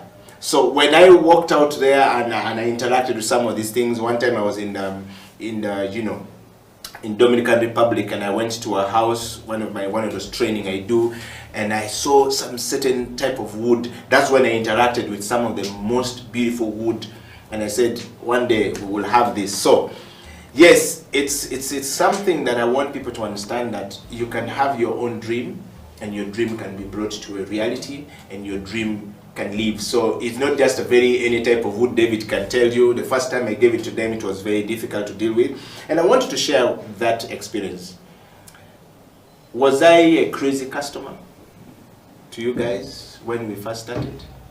Well, Unfortunately, I will say yes. Yes. Because when you talked about, well, I want ironwood. I went to the procurement guy and told him, you know what, Ronnie, that is my big brother, by the way. Yes. We need ironwood. He said, what is that? I said, no, there is ironwood. So he goes to Industrial where we purchase this wood. He tried to call every wood person he knows, asking for ironwood, and they told him, unless you're looking for ebony, which you're also not going to get, there's nothing like ironwood. I said, but no. I went online, I gave him pictures of ironwood. So now he goes with a picture, I want this type of wood. And it was lucky for us, that lucky for Eddie too, that we came across someone who had a full warehouse of ironwood. You could tell them the story of how long that wood has been there. He had a full warehouse of ironwood. This was a foreigner. This guy was Indian. I don't know if the warehouse had been captured in the 76 war that took off Amin. Yes. Then it had been kept locked for all this time. And this wood had been purchased with the intention of using it to make lorry bottoms. Yes. That is the wood that you find in the lorry bottoms. Yeah. Because it even if you dipped it in water for a year, it will not react. It will not break. It will not dissolve. It won't even lose color. So that was ironwood. We find a full warehouse of ironwood and mahogany, and Ronnie says, well, there's a warehouse here. I said, let's go and look at it. And when I first had this, the wood had of course withered a bit, that you could not identify it from the top. I told him, no, let's go with our plane and let's plane one piece. And the beauty of it was excess. Actually, I think besides Eddie, I too have ironwood in my house. Yes. Because it was superb. It was something good. We first of all bought a section of the wood in the warehouse, but we ended up buying everything. Yeah. We bought everything. We had a sales agreement with this guy, and I told him, if you sell one piece, you're going to court. And 90% of that wood is at House of Talent. Exactly. So again, I want to just make everybody understand that it is possible. We're talking about Buy Uganda, Build Uganda. Just put it up there. We're talking about Ugandan made furniture. Can you make it possible? Can Ugandans do it? So when we're talking about local content development, focusing on Ugandan made furniture in this particular show today, we want you to know that buy from these guys, go to these guys and give them opportunity. These guys on Facebook, write to them, give them an order, and they'll be able to produce something very good for you. A lot of us are talking about these things. If you're a carpenter out there, send us a message, show us what you're having, and we'll definitely be able to bring this to you. IKEA has or makes the best type of woods and creativity in the whole world. All of us dream of buying IKEA, but do we have the money to buy IKEA? Do our earnings take us there? Can we reach there? If not, then it's something that we need to be able to think about the alternative, and these guys do much better. David, we've got to bring this show to a close. Let's go back to your workshop and finalize some of the take us through the process of creativity that some of these furniture go through, so that somebody who's looking for what's that. For example, I see you fitting in a house. So do you custom made fitting? When you're talking about custom made fitting in a house, is that a new house? Yes, that is a new house. We were on site in Imbarara. One of our customers, from a recommendation, he's a Kano, okay. Kano Baguma. Okay. I'll mention. So he gave us his whole house to furnish it. We first of all did his door work, door frames and everything. We shut the house. Then he said, I want now items. We always we have an album. That's the door woodwork you're talking about? Yes. Those were some of his doors. So we first of all have an album. We give you options. Then you pick your options, and then we produce what you choose. Okay. You can even alter some of these options. I want this, but we are going to change this to this. So when we create this for you, then we come on site and fit it ourselves, because the fitting determines everything. If it's even if it's good and the fitting is wrong, it won't come out. Okay, let's check on the next picture up there. The next picture, if you put the next picture up there, you were attempting to make this was your first creation. Okay, let's talk about this. That's David Anderson Onyango up there, you know. So what was the story behind this desk? We see this thing on Pinterest. We don't know how it is made, but you guys are making up a table, yeah? Huh? So that was our first attempt at a picnic, a folding picnic table. Yes. We get this customer, guy is Indian. That guy right there is a law student who is into carpenter. Continue. Guy is Indian. He says, I want a picnic table that folds. He sent us a video from Pinterest, of course. Yes. So he's like, but you people can't make this. I know. You just make one that is static. So I told him, if I make this and it folds, we are doubling the cost. He says, well, as long as it does what I want, I'm going to pay. So the initial cost was supposed to be 800,000 for one that doesn't fold. So he's like, oh, I told him it won't be 1.6. It will become 2 point something. He says, as long as I get this thing and it folds. He has a smaller compound, but he wants to be able to expand it when he has more guests. And you know, people host a lot of people over the weekends. So why don't you make House of Talent a gift of that, you know, table? We want to see if you can make another one. You made one table. Put that picture up again and we see that video. If we can task Onyango to actually make this with his people and make one more table. Put it up right there. Let's see. Well, that is me checking it out. Yes. How long ago has this been? Well, that was, I think, 4 months back. Okay. And it is still working? Perfectly. So why don't you make this for House of Talent? We want one just to give us a sample and we see if we can use it here and see if you can recreate this same thing you have done before. Well, the first agreement will be if you don't want it in ironwood. Because that will be the only issue.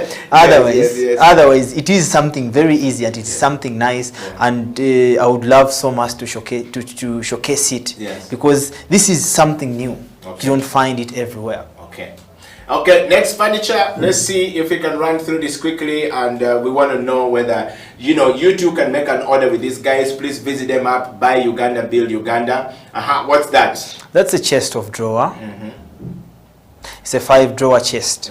Yeah, but that was made for a customer who had purchased a baby coat from one of the big shops, but it didn't come with a chest of drawer. So he's like, because he couldn't afford that one. I know it's very expensive when you go from there. So he says, come around, see my bed and produce something. Okay, so next, let's look at the other pictures. Okay, so that's the bed right there. That's a mahogany bed. It's totally hardwood. It is all mahogany. It was made for one of our customers that is also a staunch wood fan like you, natural wood, no paint. It simply varnished to coat it, but it is no paint, all that is natural color. Okay, next. This is the inside fitting. Yes, now these are fitted wardrobes, the ones that are unmovable.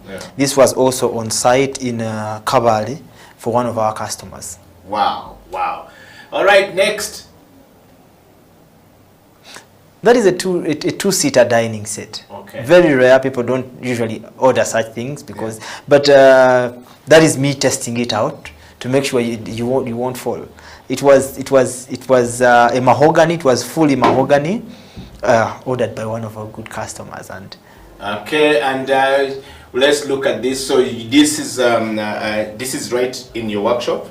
Yes. So how do we make sure that the cushions up there actually fit better? Because the downer one is fitting very well, but the upper one is fitting. And I met a friend of mine who said that we need to be able to use high density foam to be able to make sure that the seats are much more comfortable and stuff like that. Are you guys going into that? Are you partnering with people who are making this? Who makes the cushion?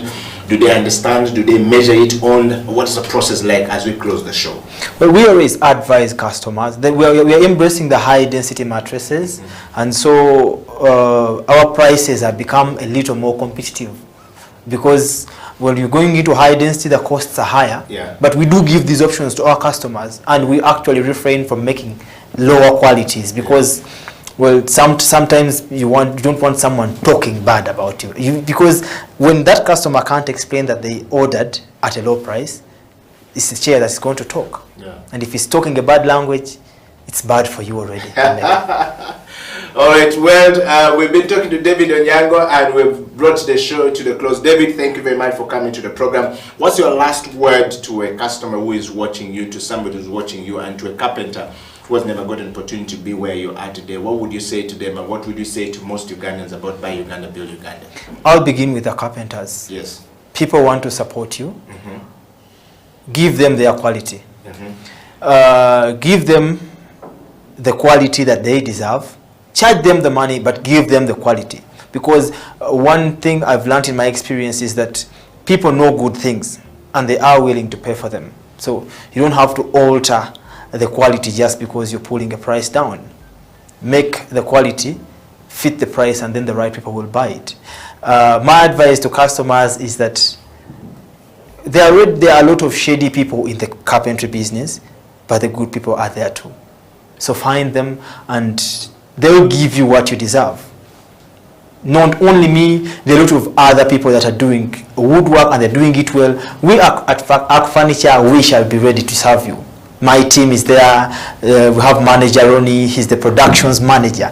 When you come to Arc Furniture, you're going to find him there grinding these machines one by one, making sure items are coming out.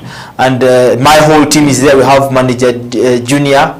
He's the general manager running the whole place. Usually you find him up in front, and he's a finishing man. You always find him criticizing the surface of an item, critically checking it out, but he's there at the job. And we have a lot of other workers, Gideon, a lot of them. I'll mention names, I will not, but they are all there and they're dedicated to produce the quality that we have set for ourselves. And our pace is still on the run up. And my advice to everyone else that is doing production, their creativity is that creativity alone is not enough until you monetize it, because at the end of the day, even if you have a passion for it, the money is what matters. You cannot push forward without money. You cannot develop it without the money. You cannot expand it and actually feel proud of it after 5 years if it has not given you anything. So go and see how you can monetize that creative work that you're doing. If you are an artist, if you are a woodworker, whatever you do that is part of creativity, do monetize it. Give it, go and do research, read the books, there's general knowledge that will apply in your business, and then you can consult. I mean, to those of other people that have seen enough of woodwork and of those professions that you're working in, are always free to share. If anyone is gluttonous with their knowledge and they don't share it, then they're not the right person for the job. These are people who know their crafts are always willing, because they know they're also growing. You can never outgrow them. They didn't stop. Yeah. So go and ask that person, come to Arc Furniture, to Oracle Furniture, we are there. I'll take you through my business because I don't care. I am running on a high-speed app. You will never catch me. Or if you try, I love the competition. Well, we've come to the end of the show. Creative Industry has come to the end of the show. We want to say thank you very much, everybody, and thank you very much for joining me. We're looking forward to, bring you another great show next week, same time, same place, right here on House of Talent Television. It's a wrap from us here, and from us and the crew, all behind the camera, the guys who make everything look beautiful, the guys who bring you the beautiful pictures and make sure that this production reaches you. We want to say a shout out to all of you guys. And until then, Creative Industry has come to an end. Stay blessed and stay creating. Tell a neighbor and share it far and wide. Edio Killer, David Anderson Onyango, signing out.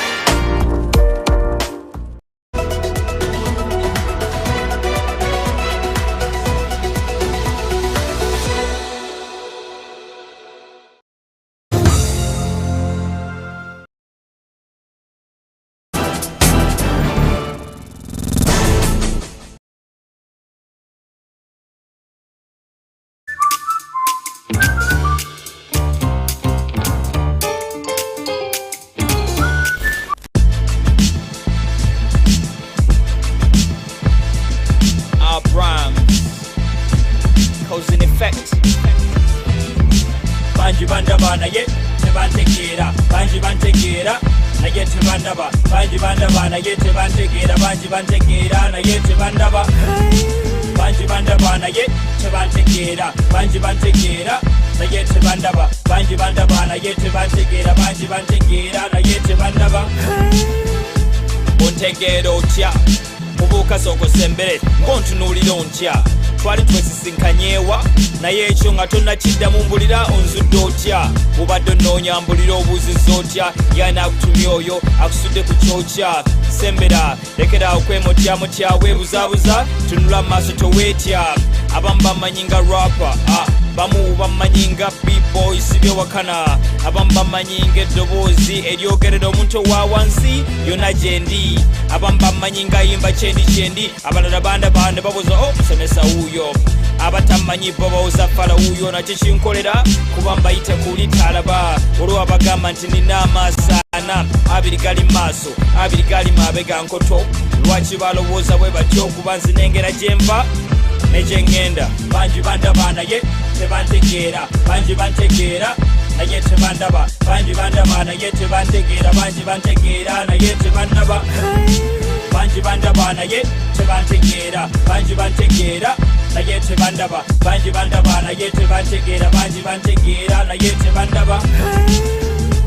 Abafere bantya bwe bandaba bo tebaddamu kucacyanca, bakirako bingubiridde mu kyenkya anti ndi mu bufu obukodyo nina nkuyanja, bategera waggulu nempita wansi ne banteega ku kkono nempita ku ddyo, mbaleka basembye kya bulijjo obukodyo bwe gaba mazzi, ewange yeewali ensulo, ewange gyensulo olumu onoonya n'ombula, olumu nsula nkola, olumu nsiba ntabaalira ekumpi n'ewala, sinti mbeewala mirimu gyenkola gyanfulira naddalabika ninga mazzi gansuwa. Banji bandaba naye tebantegeera, banji bantegeera naye tebandaba, banji bandaba naye tebantegeera, banji bantegeera naye tebandaba, banji bandaba naye tebantegeera, banji bantegeera naye tebandaba, banji bandaba naye tebantegeera, banji bantegeera naye tebandaba. Amagezi ganeesera abateesi baneesiga, ate abagezigezi bo batandika okuneesiga, kuba bakungula ebiva mu nsigo z'ensiga, ate ab'omululu bo baswama bakerako ensega, mujja kunzisa enseko kuba ndaba nze musumba olumu gotayawula mu ndiga, nkulengera nga tondaba era nga sinnaba kulabika, nsirika nga gwologopya tonnalabuka, nsiterebuka ate era sitakibe nga sinnakikenenya ndusu, nze ndi ku manduso, n'olwekyo kakkana nkujje ekifu ku maaso, bagamba nteekuba omunaku tekya eyange yakya neyabalala nenjikeesa, era bwenjagala nebakotulo n'obudde nenkeesa, awakana kikyoteesa. Banji bandaba naye tebantegeera, banji bantegeera naye tebandaba, banji bandaba naye tebantegeera, banji bantegeera naye tebandaba, banji bandaba naye tebantegeera, banji bantegeera naye tebandaba, banji bandaba naye tebantegeera, banji bantegeera naye tebandaba. Abrams Techa.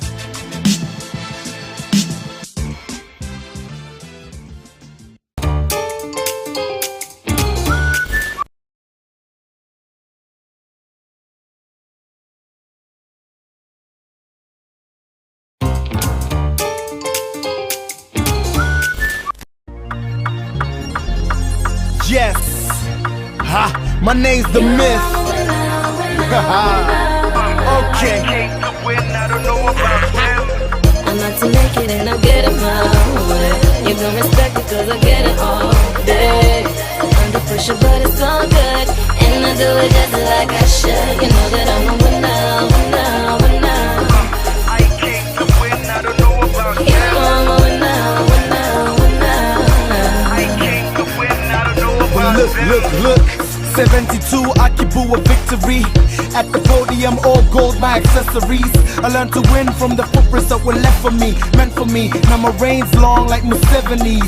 Been a G, so my pants sag to the floor like Mwai Kibaki when I give my winner speech. This is UG, this is East Africa. For top dollars, we cross borders and cause massacres. My team, the best in this league. Score on fine bros to keep testing the D. Corporates now know to be investing in me. Got the competition all resting in peace. Amen, you've gotta hate him, but that's the fuel I use to stay ahead of them. Got some jewels for you who keep listening. Checkered flag in hand, I am all about to win. I'm about to make it and I'll get it my way. You gon' respect it cause I get it all day. Under pressure but it's all good, and I do it just like I should. You know that I'm a winner, winner, winner. I came to win, I don't know about you. You know I'm a winner, winner, winner. I came to win, I don't know about them. My team is all African and we're bound to score. Uganda Cranes, Super Eagles, we're bound to soar. Black stars or rap stars, actors or actresses, walking around like we just bagged awards. We're built for it too, ride through any walls, rise like temperatures. When times are getting hard, we strive with no regard. Stay on our grind 9 to 5, just to show y'all that we are in charge. When the gun goes off, stay in the lead to the finish line we cross. Something that we had to be for all the times we lost. Now it's all victory, better record my quotes. I am out to get it all, my team will get involved just so we can guarantee the win on any course. Best believe that my word is born, so now until I'm gone, I'm about to win, let them see the loss. I'm about to make it and I'll get it my way. You gon' respect it cause I get it all day. Under pressure but it's all good, and I do it just like I should. You know that I'm a winner, winner, winner. I came to win, I don't know about you. You know I'm a winner, winner, winner. I came to win, I don't know about them. Look, I got the win in the bag, so clap for him. UG flag in the back, this cat's owe him. Groupies love when I rap, see I'm scoring. Each track I'm spitting the facts, this cat's boring. I got the win in the bag, so clap for him. UG flag in the back, this cat's owe him. Groupies love when I rap, see I'm scoring. This here's my victory lap, nigga, I'm bowling. I'm about to make it and I'll get it my way. You gon' respect it cause I get it all day. Under pressure but it's all good, and I do it just like I should. You know that I'm a winner, winner, winner. I came to win, I don't know about you. You know I'm a winner, winner, winner. I came to win, I don't know about them. Look, KUT's in here, yes. KMG's in here, yes. Sammy Rise in here. Ain't nobody stopping us, not this year, nah. KUT's in here, KMG's in here, Sammy Rise in here. Ain't nobody stopping us, not this year, nah.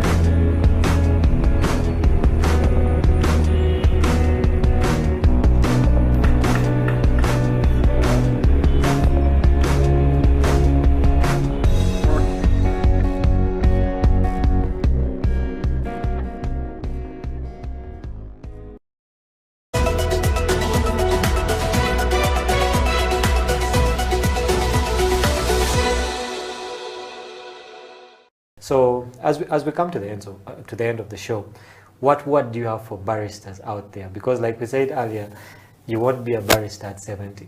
Okay, what can these baristas do to make themselves more relevant in the coffee chain and the coffee process, and also more relevant for their lives going ahead? Okay. I usually meet baristas and I'll tell them you're going to be active for 10 years maximum. You know, if you stretch it, 20 years. But you can, graduate yourself first. You've learned barista, basic barista, add more skills, but also advance to maybe quality control. Because if you do R or Q grading, then you can get a job in a private farm or a coffee exporting or a coffee processing farm. That's one plus. Another thing, if you're a barista who has a background in agriculture, you can work backwards, switching back to your profession. It's going to be good if you applied for a job, let's say quality control, and you're a barista, you have studied R or Q, and you also know some coffee agronomy. Definitely they will take you. Also, you're going to be better than someone who has studied quality control but is not a barista, because every employee wants a bigger package of you at the same price. So the thing is, if you're a barista, you're 40 years, you've overstretched maybe 40, 45, at least learn Q or R. UCD has free, these are free courses. I'm not speaking for UCD, but they are free. R and Q grading, they are free. You stand a chance to get a job in the coffee industry, in growing or processing farm. But another thing, we have some people we are with who have a background in agriculture or biotechnology. I know some who have switched back to research, and they stand a higher chance, because if I applied for a job with a counterpart who is just an agriculture expert, but I'm also a barista expert, I know some basic of quality control, then I stand higher chances. And I'm going to get a job. I know guys who have done that. Done barista, then switched back to research. And they're doing amazing things. Because also the researchers don't know how good coffee is. They are preparing it, but then they don't know that you can make a mocha, latte, and you can make all these variations. It's also helping the research industry. When I was, still in coffee research, as an intern, our director by then banished instant coffee. He was a new director. He was like, guys, we are a coffee research institute. Why are we taking instant coffee? Like, come on, guys. And not just instant coffee, imported instant coffee. Dude, you people should be taking the best coffee because you make it. You've earned it. Now, they have an espresso machine, they brew, they're enjoying. You see? But to bring that vibe, it takes someone who understands coffee beyond the bean to bring that vibe. Now they're happy people. They're like, man, I didn't know that my variety tastes this good. Because most probably the guy has made the variety and has not been drinking it.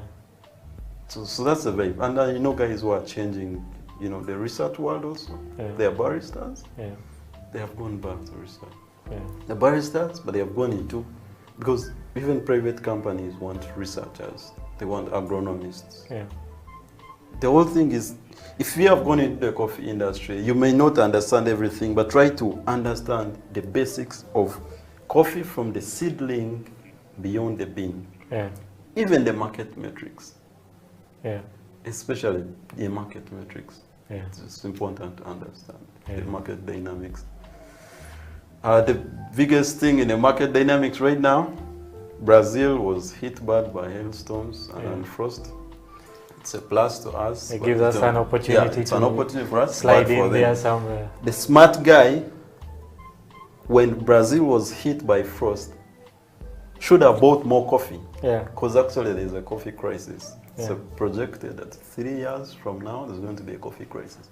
If you can buy coffee, buy it as much as you can, because it's going to be high. Sorry for the Brazilians.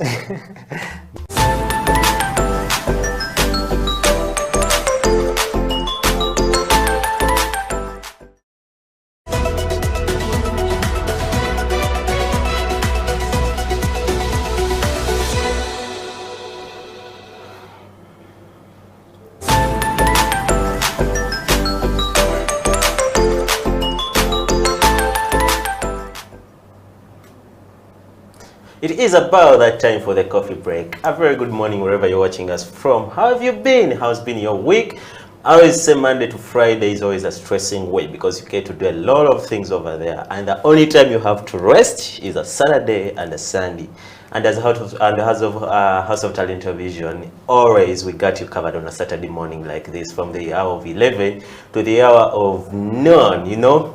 We get to bring you a break so that we can talk to you, get to know how you've been doing, like health-wise, in terms of drinking coffee, you know, and then discuss a lot about many things related to coffee. This is the Coffee Break Show. My name is Amon Mukisa, and today many of you have been asking us questions about coffee. What are the health benefits of coffee? What are the side effects of coffee? If I take this happens to be. If I drink coffee, this happens to be. Sometime back, I had a friend of mine called Fari. Fari used to tell me, you know what? Whenever I drink coffee, just a slight taste of coffee like this, I get headache. He's a guy.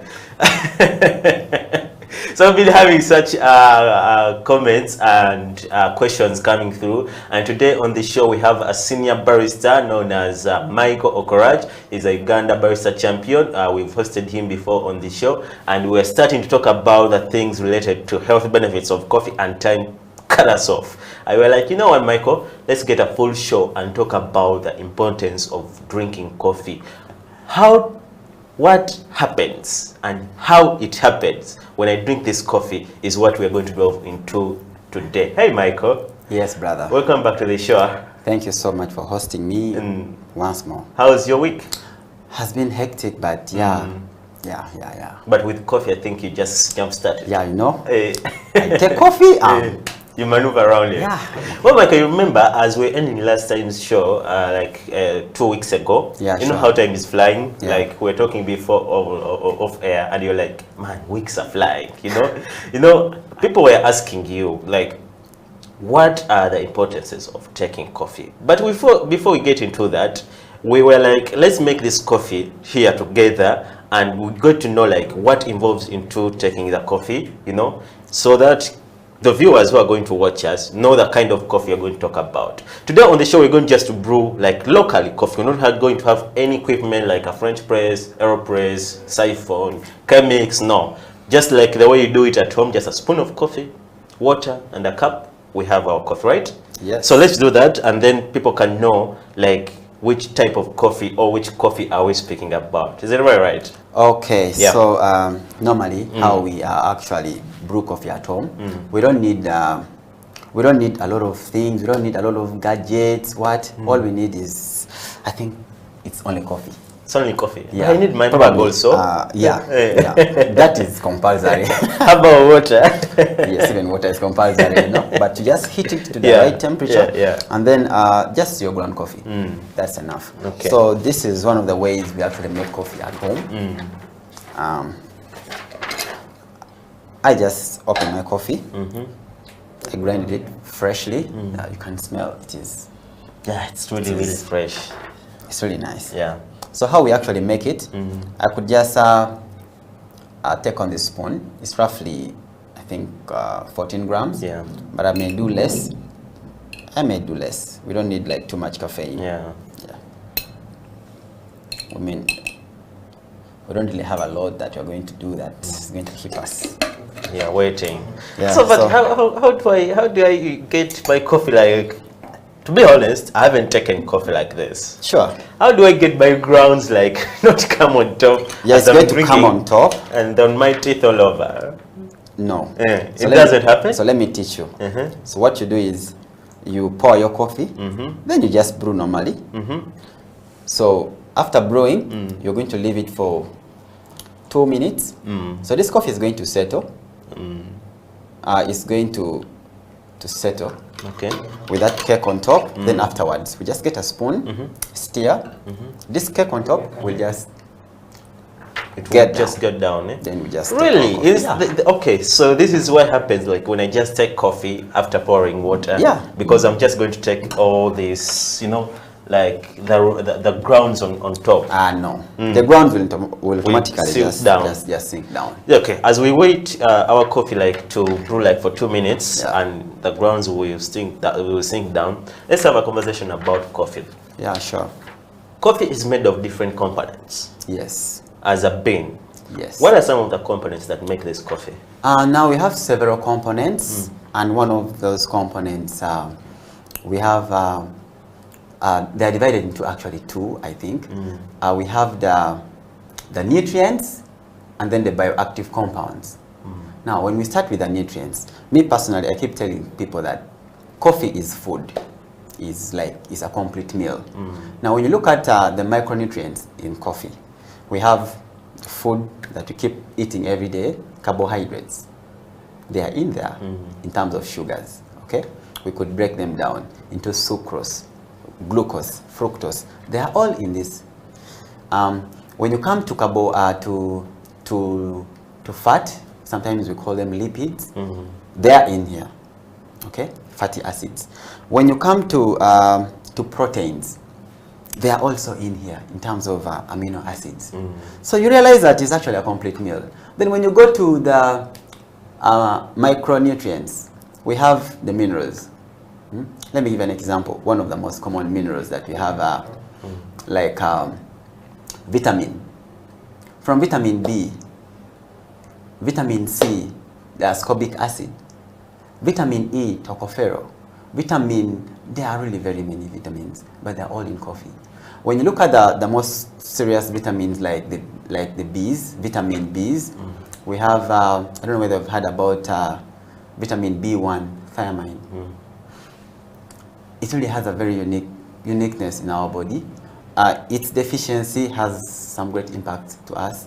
When you look at vitamin B2, that is like riboflavin, is also one of the major compounds. But I think besides all that, there is one big nutrient that is vitamin B3. It's called niacin.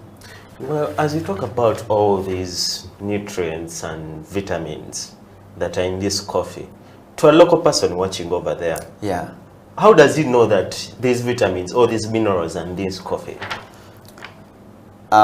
Because it starts all the way from the farm. Coffee is grown from the ground. Okay, the grounds have thousands of minerals. Then these minerals are actually transported all the way through the stems, to the branches, to the fruit. Just like any other crop. Exactly, that's it. What doesn't coffee have? Because like Clifford, you've mentioned every mineral in coffee. Man. What doesn't it have? I don't know. Me, I just say it's a meal. It's really about a meal. You know, I don't know if you guys have tasted something like oatmeals, you know. Coffee is having all these components that Michael has mentioned. But one thing that I'm seeing is different from such crops or such plants like oats. Yeah. The oats expand. Coffee also expands. Like if you pour in water. Yes. What creates that? The expansion. When you're brewing it, I think when you pour in the coffee and then you pour in the water, that expansion I think comes as a result of the carbon dioxide gas being evaporated out. Yes. For oats, I may not go deep there. Okay, for us we might not go deep in there, but one of the things we're going to talk about is like weight loss, which is associated with coffee. So I don't know if I'm right to apply that chronology of like this expansion that happens when you're brewing coffee also happens to me when I take coffee. No, I totally don't think that is true. I don't think that is true. Yeah. Okay. Still talking about this coffee as a bean. It has a component called caffeine, right? Sure. What is caffeine to a normal person watching over there? Woo! Because it sounds like a complicated word. Caffeine. Okay, let's look at caffeine. Caffeine is one of the strong compounds, we could say, that coffee has. because of its own uniqueness, its characters makes it extremely unique. Okay. Now, caffeine, scientifically, we call it 137 trimethylxanthine. What's that? It's 137. It is a compound, of course. It is a compound. Now, these compounds are made from different elements, different structures. Okay. Did you remember what when we used to study? I think we studied something about the benzene ring. That was in chemistry. Chemistry, something like benzene ring. So those structures actually make up the caffeine, with of course others like the carbon, like oxygen and all that. They make up that component of caffeine. So it's just a structure. Does caffeine have like a local word to use? A local name? I've never heard of that local name. Caffeine. It's just caffeine. It's just caffeine. Yeah, but scientifically, as we talked about it, it's 137 trimethylxanthine. Yes. Because I really wanted us like to give it to this normal person who's watching at home, who hears the word caffeine and is like, okay, what's that? I think we can just break it down to something that that when you take it, it hypes you up.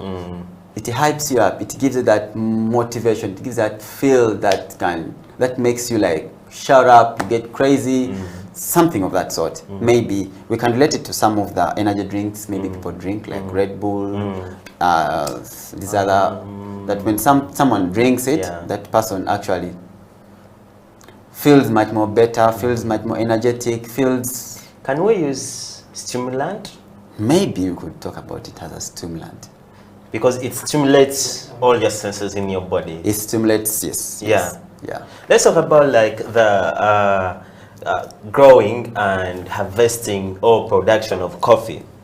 Like let's start from the stage of like drying, okay? Yes. Because this coffee, as you can see here, we just got the coffee grounds, infused them with water, and now we are drinking this coffee. So it means if I'm drying my coffee in a very, very poor, bad environment, yes, I'm going to drink all the germs, all the fungus, all the bacteria that is involved in this coffee during the drying process. Do you think that affects the coffee when we're making it, and how best can we dry this coffee?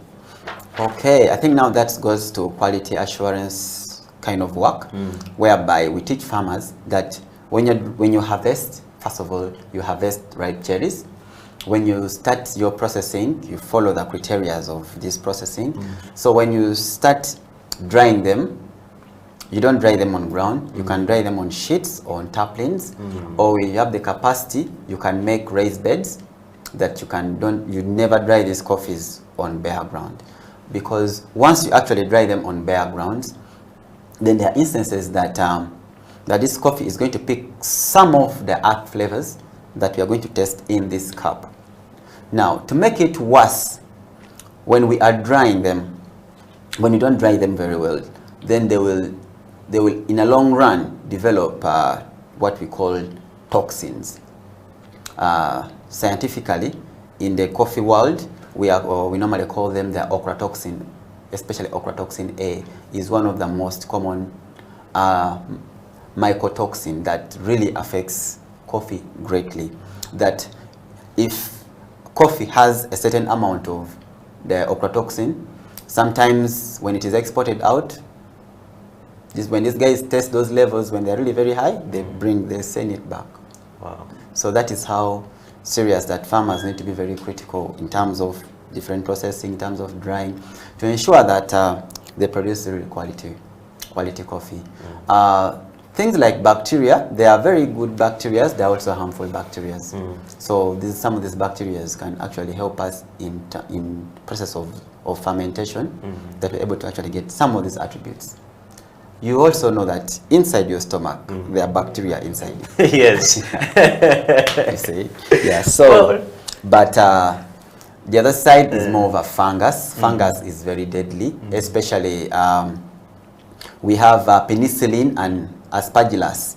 Those are one of the most deadly fungus that cause ochratoxin.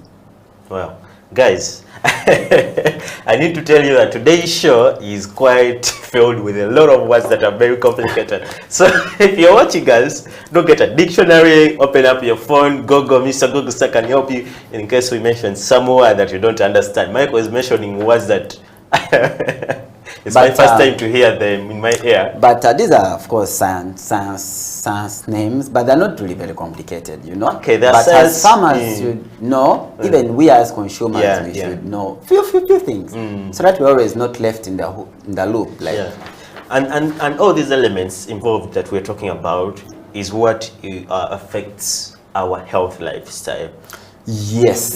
Now, especially when it comes to that fungus, because now that fungus is actually related to, since it is a toxin, it is actually related to a cancerous kind of a way, you know, that when you consume it, there's a way it runs to the DNA and then it stabilizes the structure and all that. Then boom, cancer. Before we get into that, I need to remind you that we are streaming live on Facebook as House of Talent UG. You can go over there, look for our Facebook page, and then you can watch the show live. But also, you can follow us on our Twitter handle platform, that's at HTV1 Uganda, and the conversation is getting hot over there.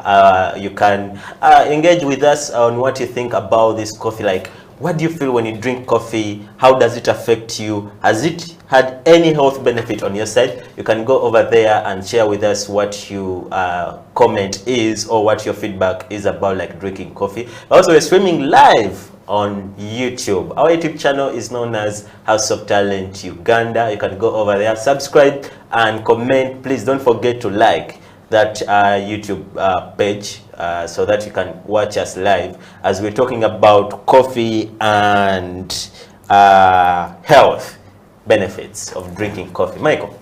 Yes, brother. Let's talk about the real essence related to health when you're drinking coffee. Some people say if I drink coffee, I feel headache. But others say if I drink coffee, I feel fine. My day is fine. What's the difference between the two? People. Coffee, I don't know. There's the way people perceive everything so differently. Everything, I just don't get it. Me, when I drink it, it just keeps me, it keeps me really feeling so good. But now, when you look at some of the compounds that are in coffee, that actually what makes certain things happen or affect certain people, one of the compounds is still caffeine. You know, caffeine, as we said, it is a stimulant. We talked about it being a stimulant. Okay. Now, when you consume this coffee, studies say like 300 milligrams of caffeine per day is okay. That is like 3 to 5 cups a day. It's actually okay. So when you take that, of course, being a stimulant, it will get into the body, get into the stomach, then it is absorbed through the blood, then it flows all the way, and boom, all the regions that needs the caffeine, actually, it goes through the blood and then increases on the blood pressure. So you realize that when you actually take coffee, your heartbeat slightly skips a little bit. Not badly, but it slightly skips. You realize that when you take this coffee, the caffeine travels all the way through the neurons to the brain, and then it interacts with another structure called adenosine. So it attaches that adenosine, because we realize that adenosine is that neuroreceptor that causes drowsiness. Sometimes you feel like you're so weak, that kind of drowsiness. So what caffeine does, it comes. Now, this is how it's so interesting it is. Like the structure of caffeine and the structure of adenosine, they are almost like brothers and sisters. So what caffeine does, it goes and it attaches itself like this onto the receptor. It brings out its craziness.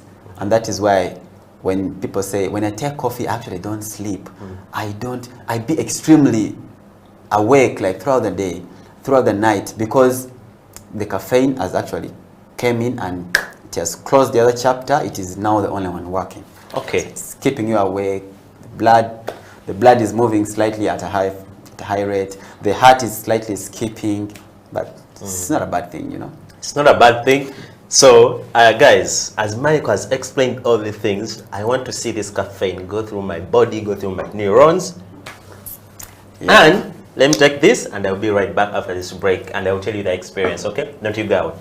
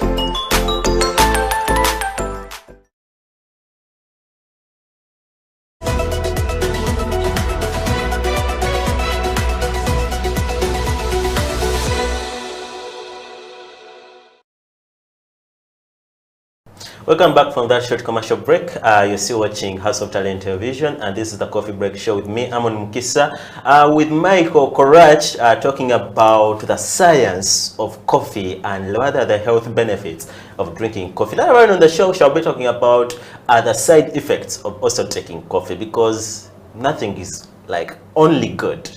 Something is good, but also has some effects when misused.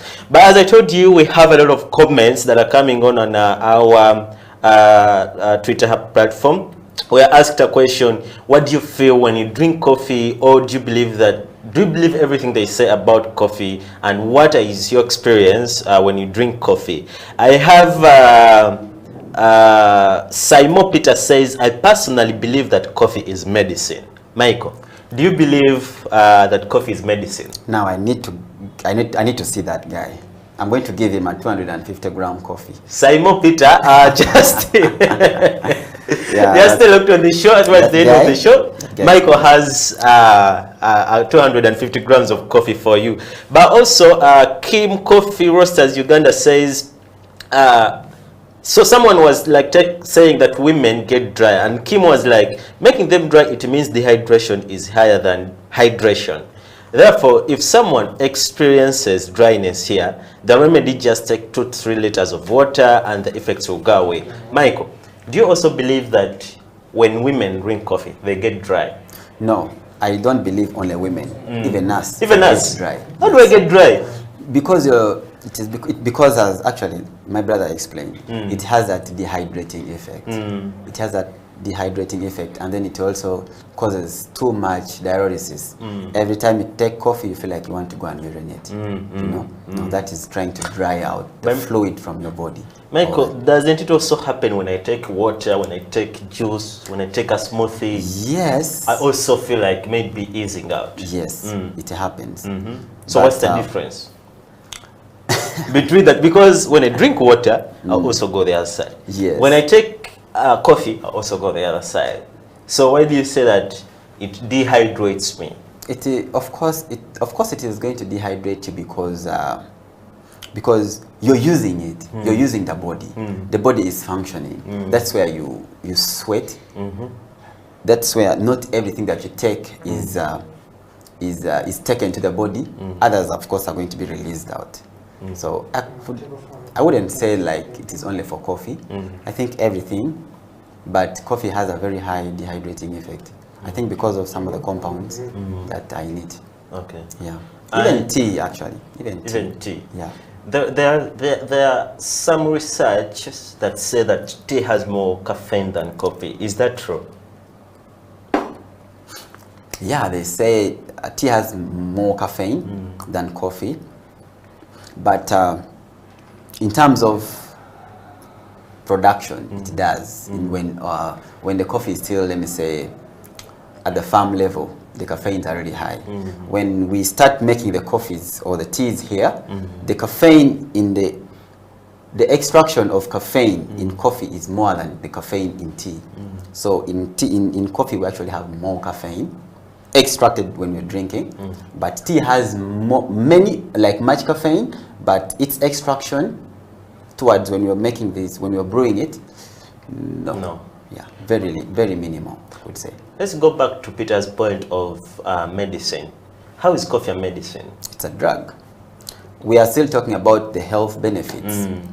Coffee has been, they have done over 80,000 studies, medical studies on coffee and health so far, and they've realized that coffee is actually having more health benefits than the disadvantages. Okay, so with that research, I think people can come up with conclusion that wow, this is a drug.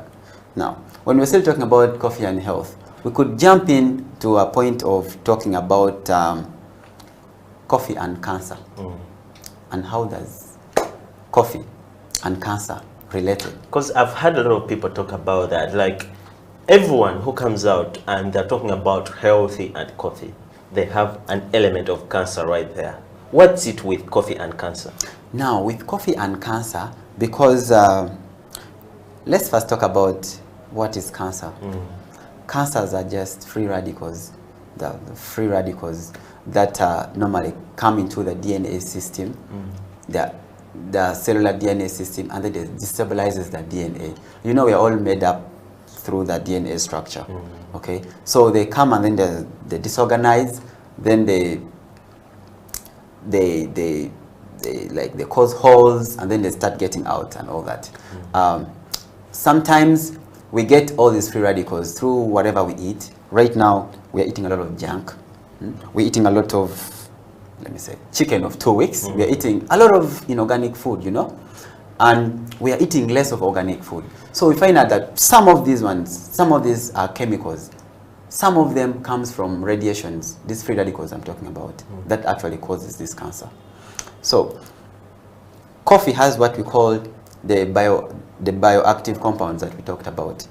The highest percentage is chlorogenic acid. Now chlorogenic acid has the highest percentage, and it has the highest antioxidant activity and inflammatory activity as well. So when we consume this coffee, it gets into the body. What next? So when it gets into the body, the antioxidants are released out. So when they are released out, they go. What they do is they enter into through the blood DNA, the DNA, they try to neutralize that harmful, those harmful cells. They neutralize them. For instance, I think they even burst them, okay, so that they actually lower the risk. Because just imagine 1,000 cells have been released out, okay, and then when we take this coffee, 70 cells are busted out or are neutralized out. So which means they are actually trying to reduce the risk, but they don't cure. You get it? They just reduce the risk of they just cancer. reduce the risk of certain cancers, of course. Not all cancers. Not all cancers. What are some of the cancers that are in specific that it reduces? We could talk about colon cancer. We could talk about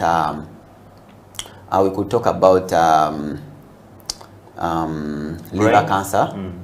We talk about what did you say? Is there something called like brain cancer?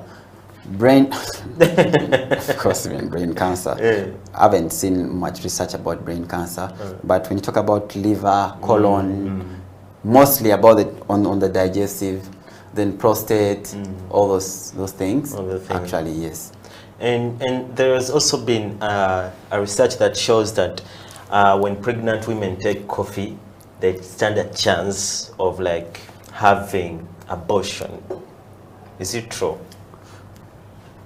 We talked about the minimum per day of coffee consumption. You know, when you consume 3 to 4 cups a day is actually okay.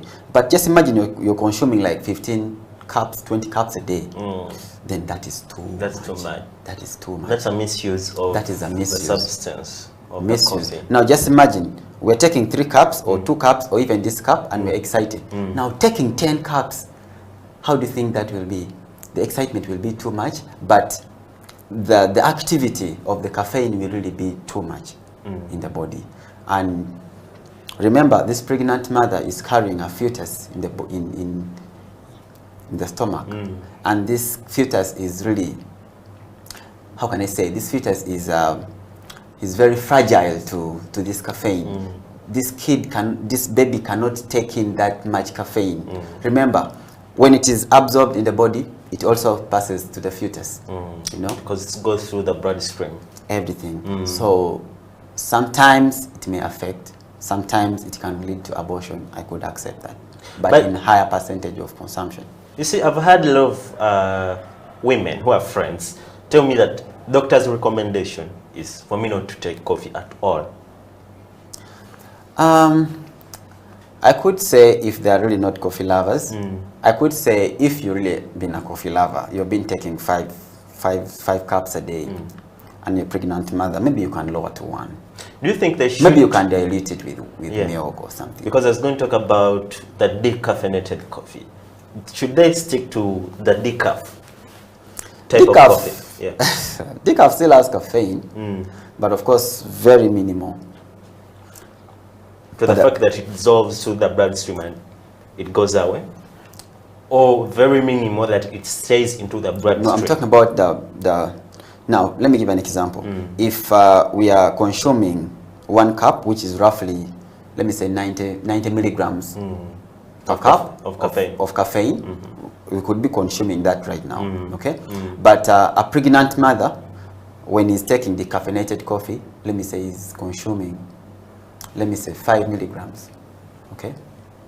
5 milligrams, I could say, because the reduction and the process that the decaffeination process has undergone through, researchers say there is not any process that has extracted out 100% of caffeine. So you find that they have extracted 96, 93. So you realize that the 7 is there. It is still there. Yeah. Okay. And also, let's talk about the point of like those who work out.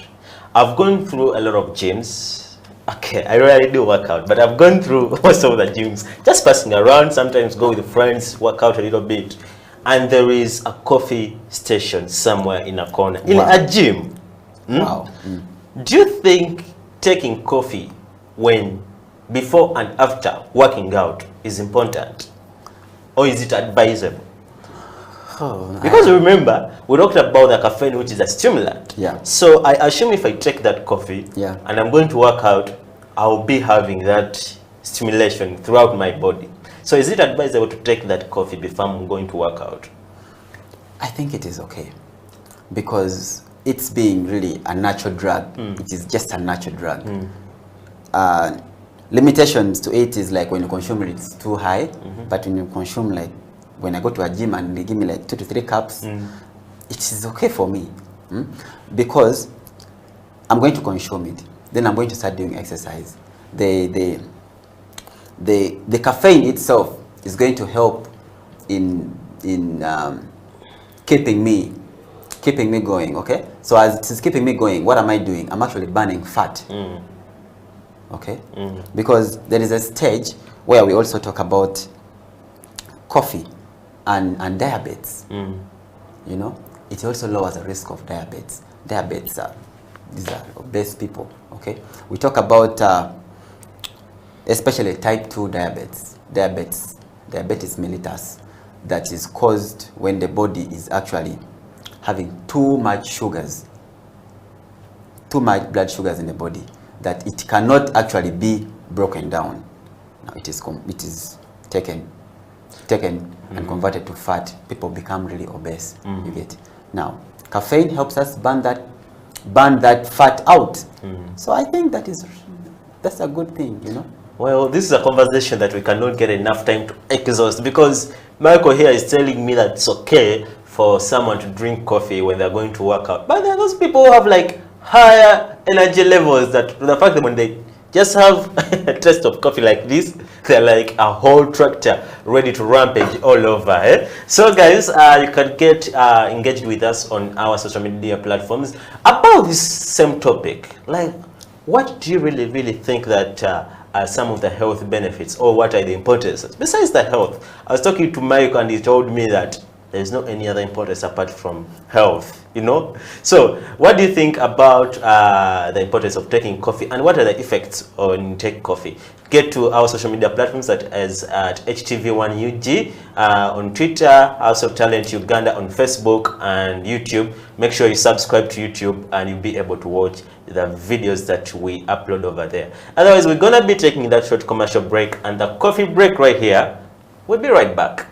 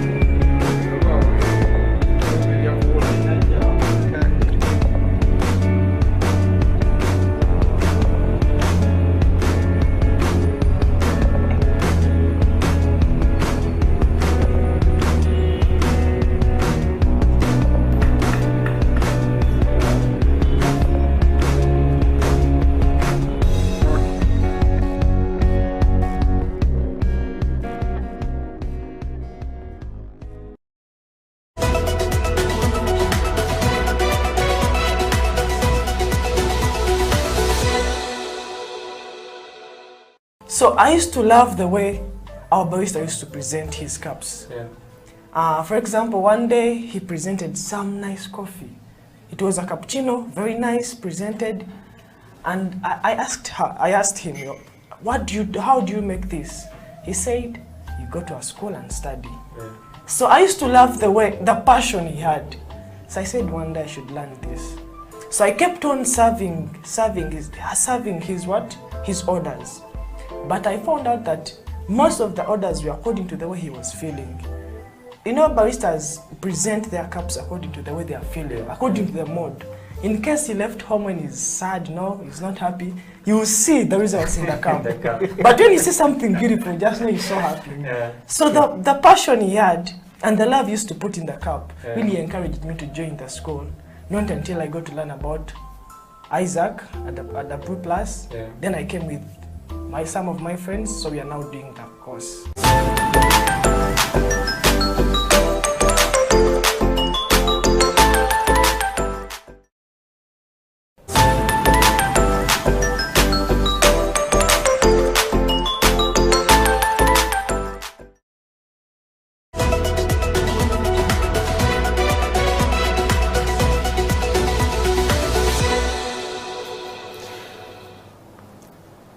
Welcome back from that short commercial break. My name is Amon Mukisa, and we're still here on the Coffee Break Show with Michael Crash talking about coffee and health.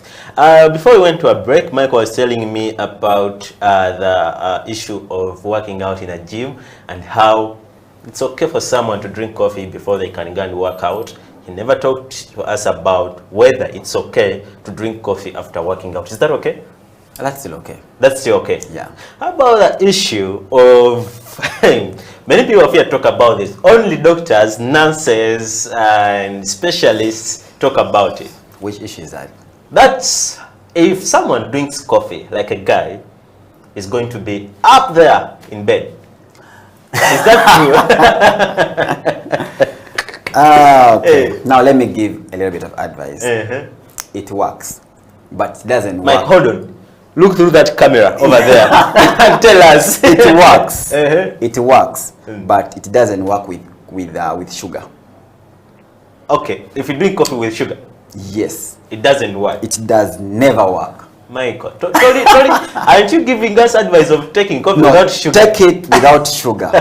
And you call me the next day, I will be in position to answer that query, you know? Well, guys, you're watching House of Talent Television. This is the Coffee Break Show on House of Talent. My name is Amon Mukisa. I can remind you that, please, if you want to watch this show, go on your YouTube channel, that's House of Talent Television. You'll be able to catch this show right over. Don't forget to subscribe as you're watching these brilliant episodes. But also, you can follow us on Facebook, that's House of Talent Uganda on Facebook, and also Twitter. You can follow me up. You can follow us up on Twitter, that's HTV1. Okay. You can also follow me up as Amon Mukisa. All right, Michael, there are a lot of coffee mints over there. I'm going to read a few of them here, and you'll be able to tell us whether that's true or false. Okay. One is coffee.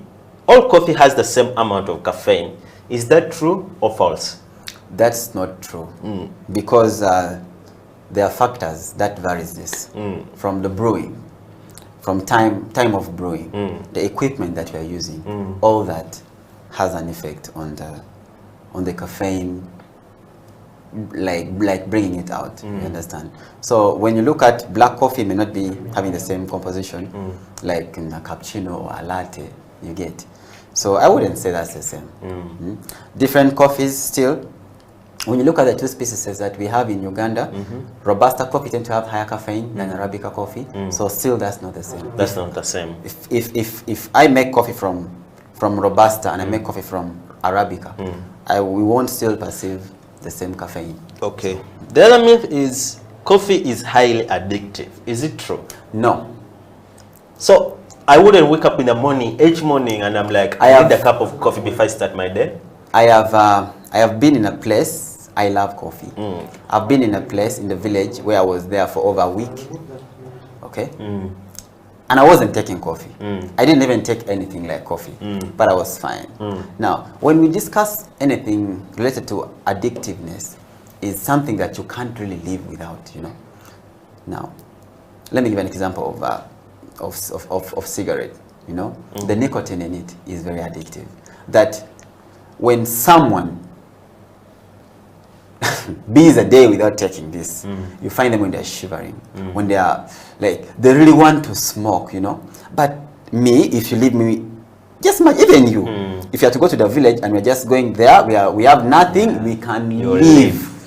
So anything that is addictiveness for coffee, scientifically it is not proven. Maybe one last one, because there are a lot of mints out there, a lot of them. But one last one, and this is very funny for me. It says coffee stunts your growth. How true is that? I think that's a myth. I don't agree, because it would be short. But really, we would be really very short. Some of us, you know. But I don't think that's true. You're like saying those short people do take coffee maybe in the morning. I mean, at their early age, and that's why they're short. That is genetical. That's genetical, not related to coffee. It is not related to coffee. How is coffee impacting my DNA anyway? Man, it goes through my bloodstream. Yeah, it goes through everywhere. Yes, but how is it really related to? I don't think that science is still. It's not real. For me, I say this is a myth. Well, this is the Coffee Break Show for you. We debunk and tell you what is right and what is wrong. And you'll be able to only know that if you're watching the Coffee Break Show. Michael, you know, over the seas, I'm talking about the diaspora countries, UK, US, all those countries, Arab countries. Yeah. These guys take a lot of coffee. A lot. Too much coffee. A lot. And when we come down here to Uganda, we take, our domestic consumption of coffee is very, very low. I think compared to those countries. I think our domestic consumption right now stands at around 6.5%. Okay, so why don't we have a culture of taking coffee like those people, and those people don't complain so much about all the things we talked about the show. Yeah.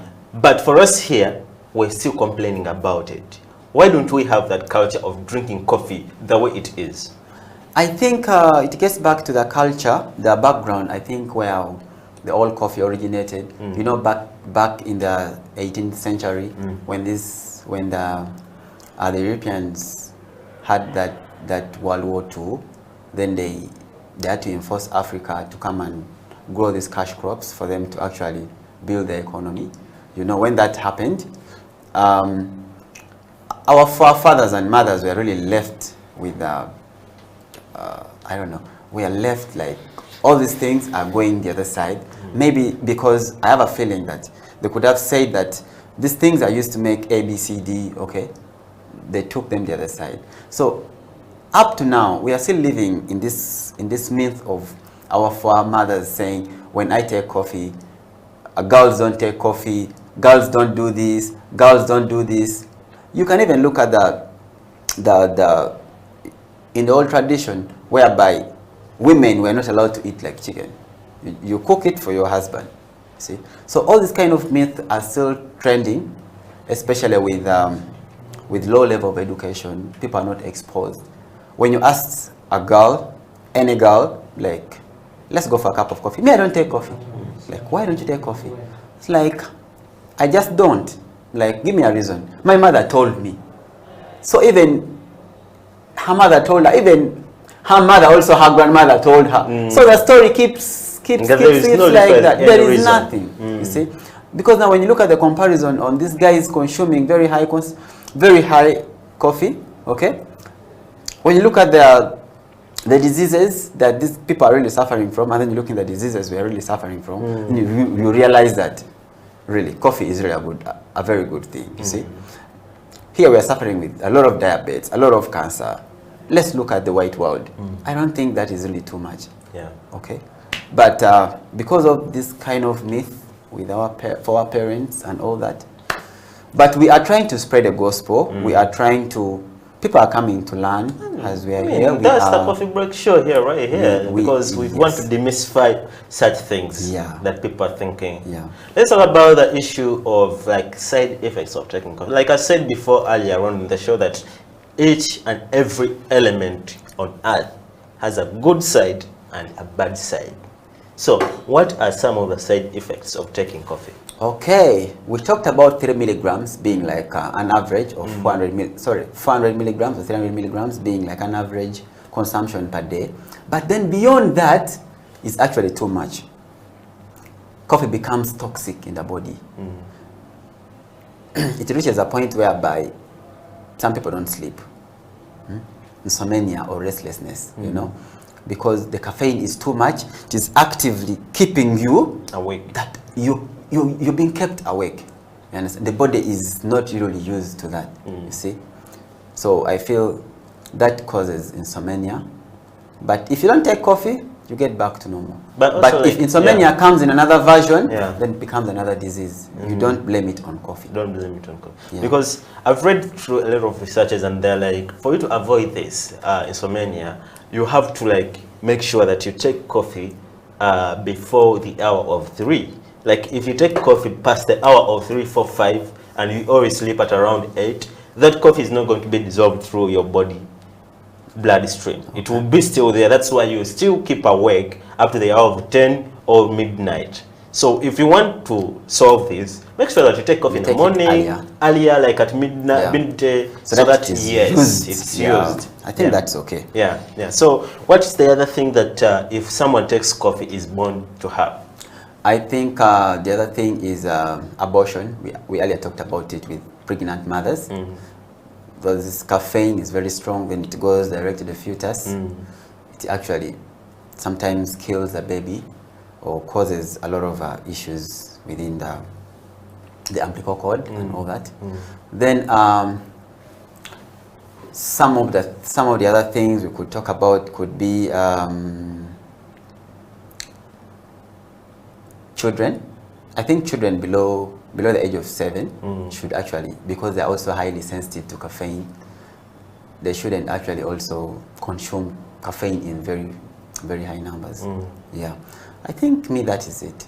Well, how about about taking coffee when you're going like to, yes, we talked about like working out, but when you take coffee, for example, when you're going to like a football match, how does it affect you? Being a stimulant, as caffeine names it, it will just increase on the rate of everything. You know, it will actually increase on your performance. I think that is what you really need. How about these ones who take coffee without eating anything? How badly does it affect them? It causes drowsiness. Drowsiness. Yeah. Because of the caffeine, because remember, it is using a lot of energy. It is using a lot of energy to make you do a lot of things. Blood is moving at a very high pressure. Everything in the body is just hyped up. So when that happens, then the body will demand for more food, like real food, to be digested, for you to get the energy that is supposed to be converted to all this. So I feel that is what normally happens. Okay. Yeah. Does coffee also has an element of alcohol in it? Like, do those two mix? Like mixing coffee and alcohol? If you drink, for example, I have a cup of alcohol here and I have a cup of coffee over there, and I'm drinking all of them at the same time. Now we're having coffee cocktails. We mix coffee cocktails, both alcoholic and non-alcoholic cocktails, you know, with coffee and alcohol. So they don't really matter whether you're doing them at the same time. They don't affect you in any way. Maybe just like hyping you up, I don't know. Because the alcoholic content could be, depends on actually the brands of the alcohol you're using, you know. Yeah. All right, Michael.